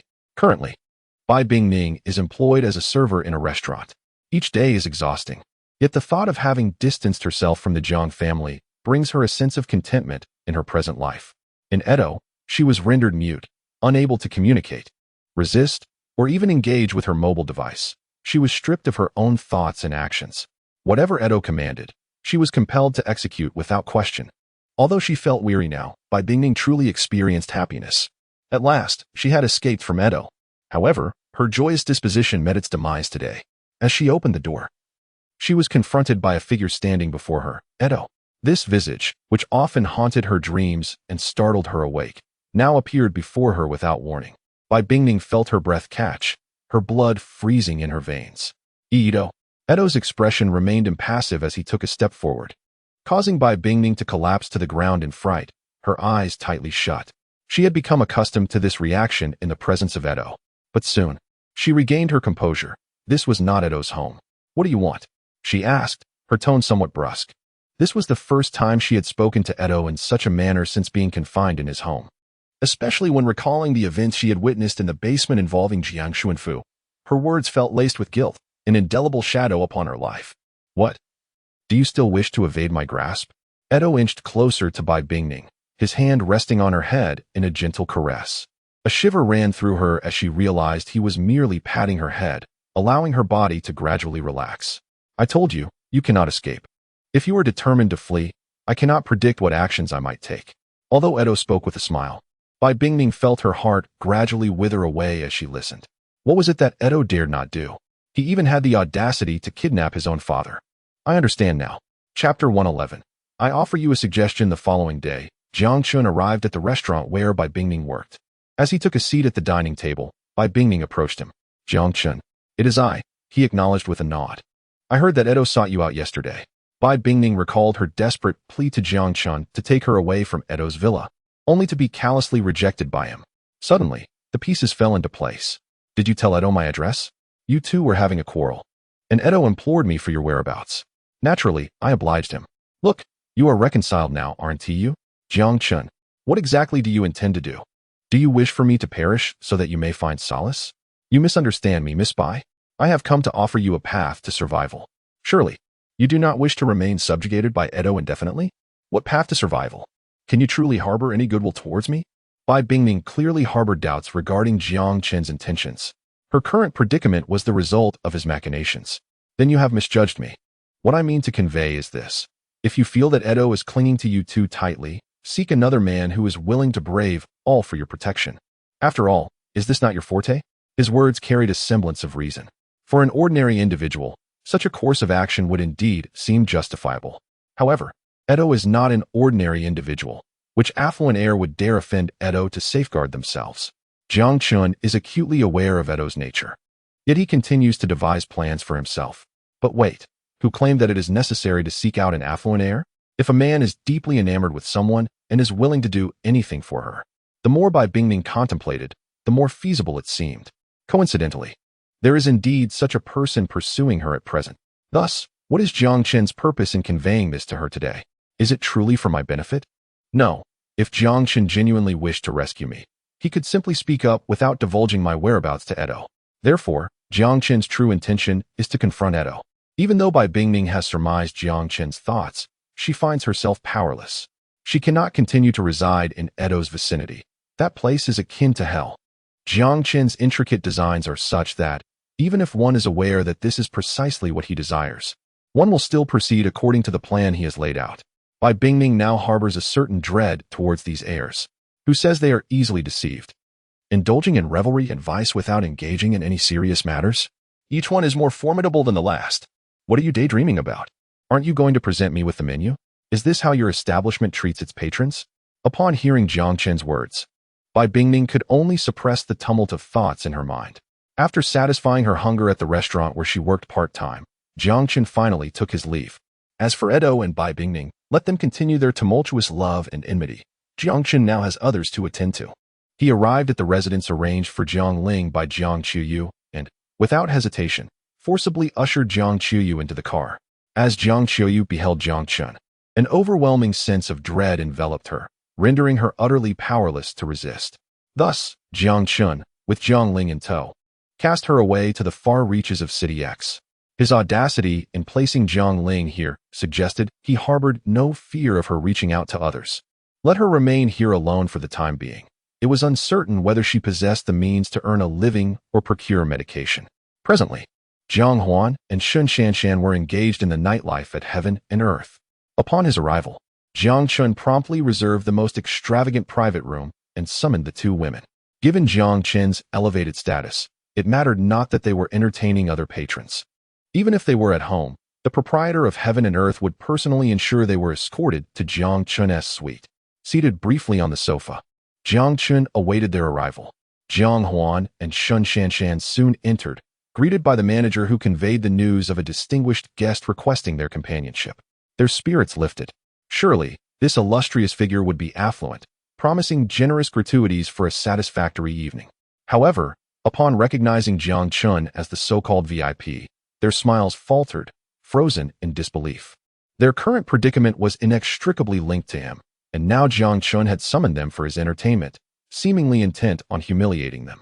Nevertheless, under the manager's predatory gaze, Jiang Huan and Shun Shanshan approached Jiang Chen, bowing respectfully. "Good evening, Mr. Jiang."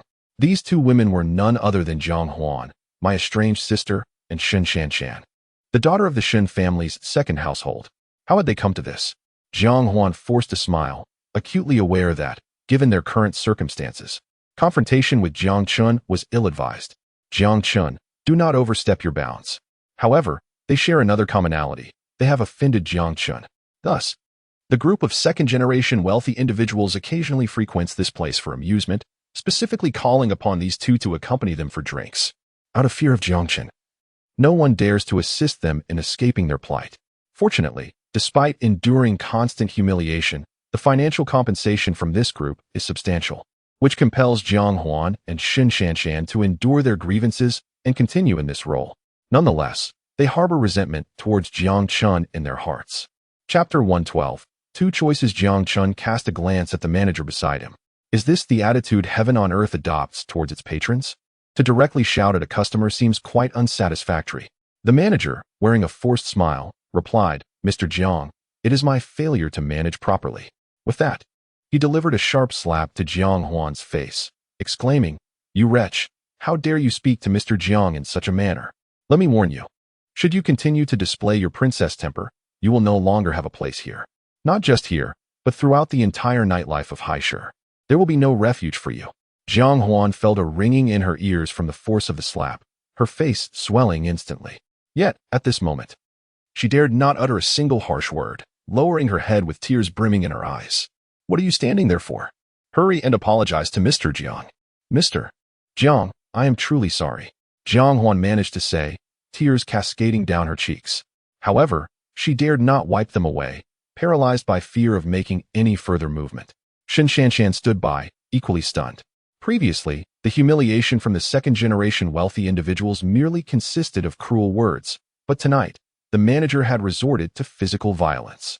I must emphasize to both of you that Mr. Jiang is our most esteemed client. Should you allow him to feel even the slightest discomfort, I assure you, your existence will be untenable. Do you understand? Yes.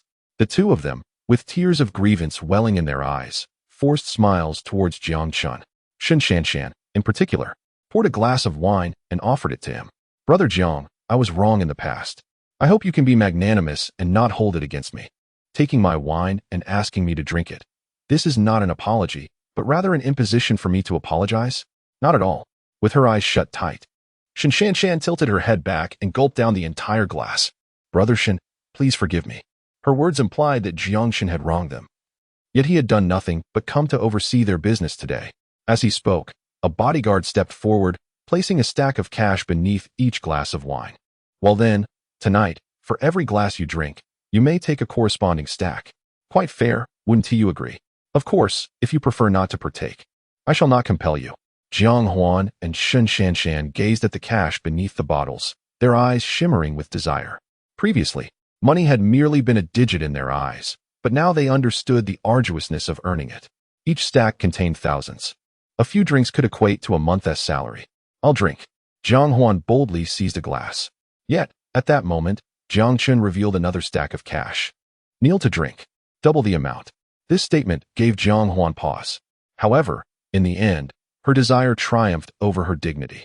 After enduring this situation for so long, her sense of honor had diminished significantly. Jiang Huan knelt directly on the ground, fortunate that the private rooms were carpeted, making the act less painful. However, kneeling before Jiang Shen filled her with a sense of humiliation. What about you? What will you choose? Jiang Shen shifted his gaze towards Shen Shanshan, observing Jiang Huan kneeling. Shen Shanshan gritted her teeth and followed suit. 1 cup, 2 cups, 1 bottle, 2 bottles. The eyes of Jiang Huan and Shen Shanshan gradually became hazy. They lost track of how much they had consumed, feeling as though the world around them was spinning. Yet, they still clung tightly to the money they had managed to acquire. Jiang Chen looked at the two women who had collapsed, unconcerned, and simply left them lying on the floor. Upon seeing Jiang Chen, Lin Yun's eyes brightened, and she wished to approach, but hesitated. What are you doing here? Xiao Chen. I want to know how Jiang Feng is doing. Despite her own struggles, Lin Yun still cared for Jiang Feng.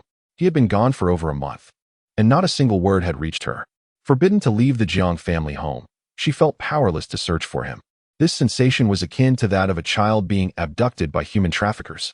Jiang Chen suddenly smiled. You wish to find Jiang Feng?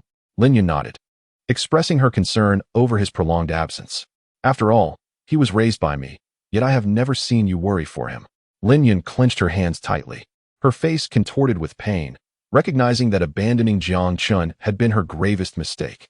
Consequently, everything she faced now was a reckoning for her errors. If you wish to find him, I can offer you 2 choices.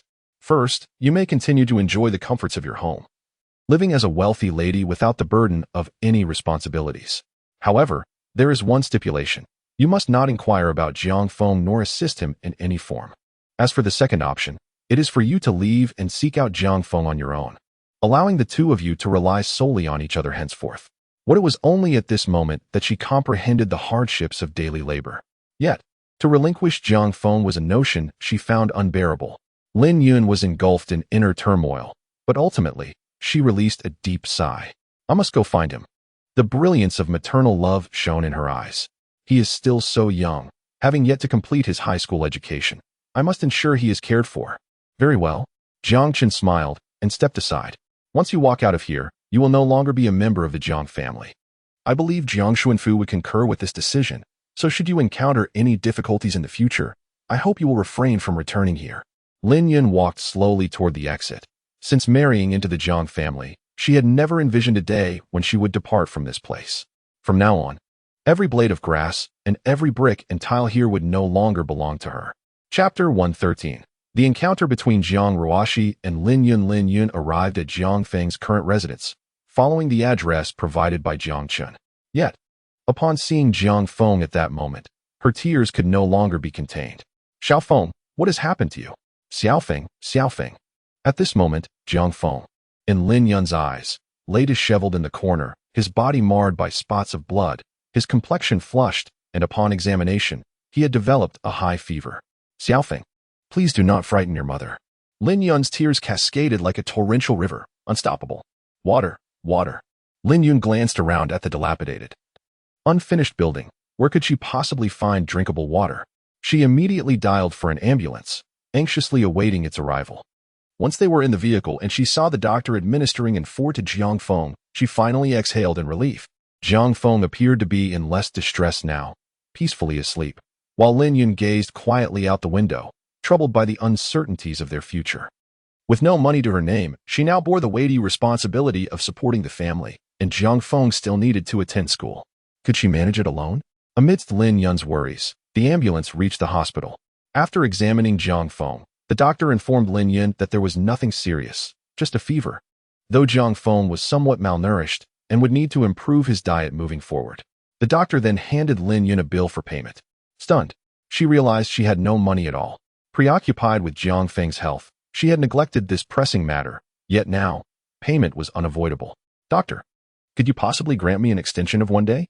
I assure you I will have the money by tomorrow. How humiliating it was to be an adult unable to muster a few hundred yuan. The doctor's words left Lin Yun feeling utterly ashamed.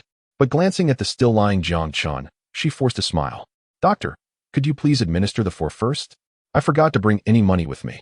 But I assure you I will settle the payment by tomorrow. What do you think? Mom, what are you doing here? From a distance, a familiar voice suddenly echoed. Lin Yun turned around to find Jiang Ruoshi. So much has happened, I don't know how to explain. Ruoshi, before anything else, do you have any money on you? Jiang Feng has a high fever that won't subside, and I wish to get him treated. Jiang Ruoshi. Observing Lin Yun's haggard expression and glancing at Jiang Feng lying on the hospital bed, began to comprehend the gravity of the situation. It's all right. I'll handle it. Jiang Ruoshi accompanied Lin Yun to pay for the hospitalization and even upgraded Jiang Feng to a private room. Only then did they both sit beside the bed in peace. Ruoshi, how did you end up in the hospital? I thought you were with the president of Tianjin Venture Capital. Are you expecting? Upon hearing Lin Yun mention Dai Feishing, Jiang Ruoshi, who had been maintaining her composure, suddenly found it hard to contain her emotions. Dai Feishing. He is not the president of Tianjin Venture Capital.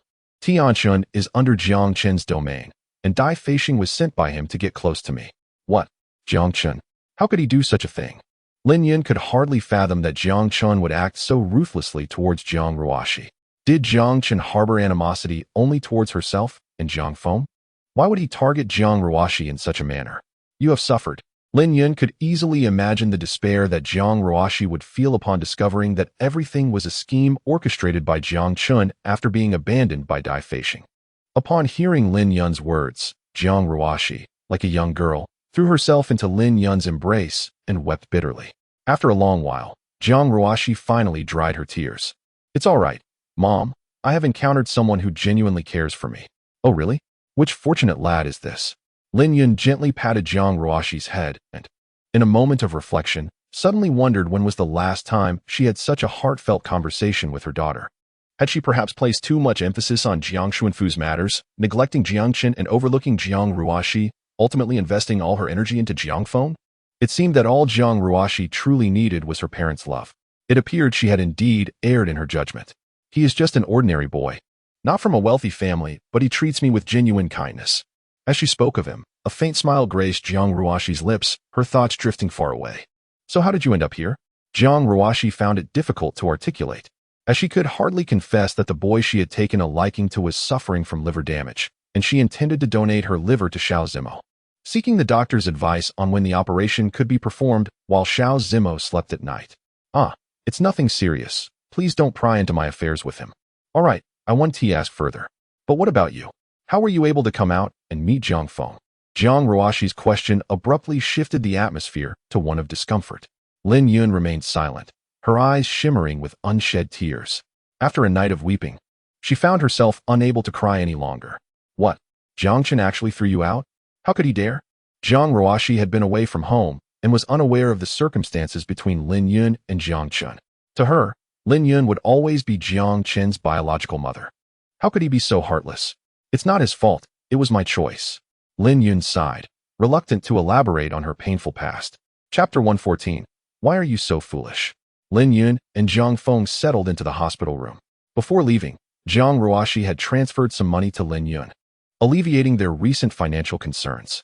Xiao Zimo was still asleep, and Lin Yun wished to keep him oblivious to his health issues.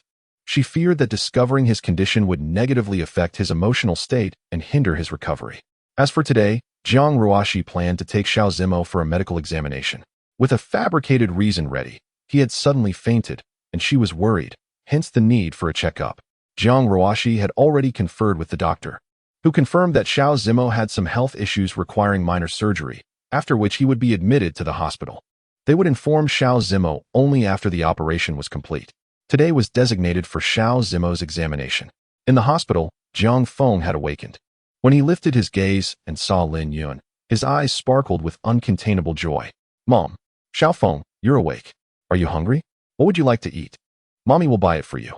Lin Yun reached out to touch Jiang Feng's forehead, which had cooled considerably. Mom, why are you here? Am I dreaming? No. No, mother will never leave again. She will stay with you from now on. Jiang Feng's fever has subsided, and he is no longer in distress. However, Lin Yun remains unconvinced and insists he recuperate in the hospital. It was not until the afternoon that Lin Yun left the hospital to purchase several outfits for Jiang Feng. His previous garments had become unwearable, and lacking the means to acquire new ones, Jiang Feng was fortunate to have Lin Yun arrive, unwilling to allow him to endure such hardships any longer. In the afternoon, Jiang Ruoshi also facilitated Xiao Zimo's admission. The date for the surgery was set for the day after tomorrow. Jiang Hu, on the other hand, was residing at Bai Bingning's home, where he subjected her to harsh treatment at the slightest provocation. Bai Bingning often returned from work bearing the marks of his abuse. Jiang Hu possesses capability, yet he has succumbed to a state of neglect. He realizes that no matter how successful he becomes, he would remain vulnerable before Jiang Chun. Moreover, Jiang Chun would certainly not let him off the hook. Thus, Jiang Hu spends his days in a drunken stupor, accomplishing nothing. Meanwhile, Bai Bingning can no longer endure this existence. One day, Bai Bingning deliberately revealed her scars in front of her admirer. Despite her anguish, she ultimately collapsed into his arms, pouring out her heart. What? How dare he? Upon learning of Bai Bingning's ongoing domestic abuse, her admirer was consumed with rage and sought to confront Jiang Hu. But Bai Bingning intervened. She looked up suddenly, her face alight with surprise as she gazed at her admirer. Really? You were so kind that night. Jiang Hu went hungry in his rented room. The following day, Jiang Hu could no longer contain himself and ventured to the restaurant where Bai Bingning was employed. However, he discovered that another young man was constantly by her side. Bai Bingning. Jiang Hu felt a surge of anger. It had only been a short while, and she had already entangled herself with another male. Was her previous flirtation with Hui Yangrong not sufficient? In an instant, fury coursed through him, and he could not resist charging at Bai Bingning, delivering a punch. Who are you? The suitor, witnessing his beloved being struck before his very eyes, could hardly restrain himself. A brawl ensued between him and Jiang Hu. Amidst the chaos, the suitor seized a knife from a nearby table and plunged it into Jiang Hu's abdomen. A piercing pain radiated through him, momentarily bringing clarity, yet he felt as though the strength had been drained from him by the wound. Blood gushed forth, visibly alarming the suitor, who trembled and discarded the knife, his face laden with terror. Is he going to die? Onlookers swiftly dialed for the authorities and an ambulance. Before long, Jiang Hu was transported to the hospital for treatment. Fortunately, the knife was not particularly sharp, and the wound was not deep, sparing his intestines from injury. The doctor administered anesthesia, stitched him up, and allowed him to rest on the hospital bed. It was there that Jiang Hu encountered Lin Yun, Jiang Feng, and Jiang Ruoshi. What are you doing here? Upon seeing Lin Yun, Jiang Hu could scarcely believe his eyes. Wasn't she suffering at the Jiang household? In contrast, Lin Yun now bore significantly less animosity towards Jiang Hu. Perhaps due to the multitude of events that have transpired, Lin Yun has become uncertain of whom to blame, attributing all her misfortunes to herself. Meanwhile, Jiang Hu is enduring a wretched existence. As for Jiang Ruoshi, she was ushered into the operating room the following day. Upon awakening from anesthesia, she was startled to find Xiao Zimo seated by her bedside, appearing entirely unscathed from any surgical ordeal. Isn't my liver damaged? She questioned. With a smile, Xiao Zimo gazed at Jiang Ruoshi, devoid of any compassion. This emotion evoked memories of that fateful night when Dai Feishing revealed the truth to her. No. Xiao Zimo, please don't say it. Tears streamed down Jiang Ruoxi's face. Xiao Zimo's current demeanor spoke volumes, yet she clung to disbelief. What a pity. Jiang Ruoxi, you are quite intelligent, yet having grown up in the Jiang family, no one dared to engage in deceitful schemes against you, leaving you unprepared for such treachery. This ignorance led to the downfall of your company and allowed Dai Feishing to manipulate you effortlessly. The most troubling part is that you remain unrepentant after suffering twice. You still place your faith in love. Well, young Master Jiang Chun has sent me to convey his gratitude for your selfless dedication, which has granted a bettered impatient a second chance at life. As for us, we shall never cross paths again. Jiang Ruoxi found herself at a loss for words. Her heart heavy with despair, she was in a state of utter desolation. Why, despite her relentless efforts, had she ended up in such a predicament? Why had he pulled her from the depths of hell only to cast her back into its clutches? Chapter 115. The conclusion. The rehabilitation center established by Jiang Chun is now complete. Today marks the day of acquisition, with the targets being Jiang Ruoxi, Jiang Hu, Jiang Ling, and Jiang Xuanfu. Since the last candid conversation with Xiao Zimo, Jiang Ruoxi has lost her smile, spending her days staring blankly at the ceiling. She has developed an aversion to interacting with strangers. With such a lack of attachment to life, Jiang Chun resolved to place Jiang Ruoxi directly into the rehabilitation center. As for Jiang Hu, having been betrayed by Bai Bingning twice, he has descended into a state of madness. He now yearns for the disappearance of treacherous men and women from this world. Lin Yun and Zhang Feng can remain outside for the time being. In City X, Lin Yun, lacking funds, resorts to day labor. However, her frequent episodes during work are accompanied by violent tendencies and self-harming behavior, rendering her undesirable to employers. Currently, Jiang Ling finds herself without a refuge. After enduring hunger for several days, she resorted to stealing food from passers-by, only to be apprehended and confined in a police station. If Jiang Ling were to remain outside, one could only speculate when she might succumb to starvation. The rehabilitation center, akin to a mental institution, offers a variety of programs designed for their enjoyment and recovery. The most significant among them, Jiang Xuanfu, is now deemed ready for discharge. Yet Jiang Chun has chosen to place him in the rehabilitation center. It is unlikely that Jiang Xuanfu will have the opportunity to leave, as he presently lacks the capacity for self-care. The only ones still roaming freely are Lin Yun, Jiang Huan, and Jiang Feng. Since Jiang Chen's visit to the night establishment, Jiang Huan has been dismissed, and all the earnings from their night of revelry were seized by the establishment. According to the discourse of the nightlife scene, the sum of money was a gratuity from Jiang Chen to the manager, who, recognizing the earnestness and dedication with which they accompanied him, rewarded them with 100 yuan. Subsequently, Jiang Huan and Xin Shanshan found themselves unceremoniously dismissed. Deprived of a source of livelihood, the two were engulfed in despair, ultimately compelled to venture into a more illicit profession.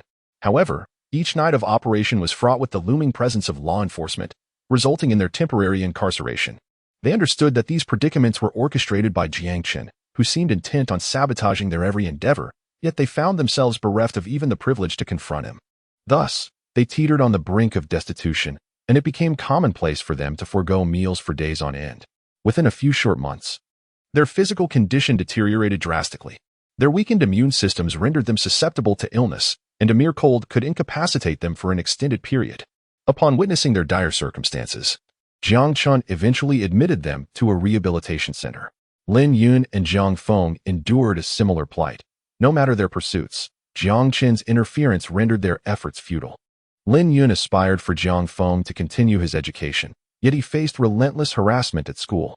Consequently, Jiang Feng's demeanor grew increasingly self-deprecating, enveloped in silence, occasionally erupting in anger. During these tumultuous moments, Lin Yun would embrace him tightly from behind, tears streaming silently down her face. Over the course of several months, Lin Yun became a shadow of her former self, while Jiang Feng withdrew further into seclusion, shunning even the sunlight. Eventually, he too was drawn into the rehabilitation center. Curiously, despite being in a conducive environment for recovery, all assessments ultimately indicated underlying psychological issues. Jiang Huai was sentenced to 10 years and remains incarcerated to this day. When she eventually emerges, she is likely to struggle to adapt to this new society. Consequently, Jiang Chen has numerous methods to facilitate her entry into a rehabilitation center. Bai Bingning, since the incident with her pursuer who attacked Jiang Hu, has found herself ensnared by this very suitor. Due to the circumstances being deemed justifiable self-defense, the pursuer was not held accountable. However, this individual has since leveraged this perceived favor to coerce by Bingning. Unable to endure such pressure, she chose a moment to confront the situation, only to find herself on the receiving end of an assault. Although the pursuer was swiftly apprehended, the ordeal left by Bingning with a profound fear of men. From that moment on, she never sought companionship with males again, living a solitary life filled with menial jobs. As for Hui Yangrong, his circumstances were equally bleak. Following this, matters concerning Hua Ying unfolded. It was rumored that both Hua's father and Hui Yangrong suffered greatly due to Hui Ying's machinations. Later, at a social gathering, Jiang Chun encountered Hui Ying, and they collaborated on a project. Meanwhile, Jiang Chun, after Shen Qing's graduation, celebrated his wedding. With the support of Qi Yu and Yuan Shuiming, his career flourished. Yuan Shuiming, brought into the fold by Shen Shanshan, was inspired to strive for excellence following Jiang Qin's admonitions, eventually making her way into the Jiang family business and gradually coming into Jiang Qin's line of sight. Being well acquainted with her background, Jiang Chun felt confident in entrusting her with significant responsibilities. The investments made in Fong Nan bore fruit, yielding substantial annual dividends. With this portion of funds, Jiang Chun and Shen Qing resolved to establish a charitable organization dedicated to caring for the homeless children. After accomplishing this noble endeavor, Jiang Chun seemed to hear a voice in a dream, expressing gratitude to him with a simple thank you. The end.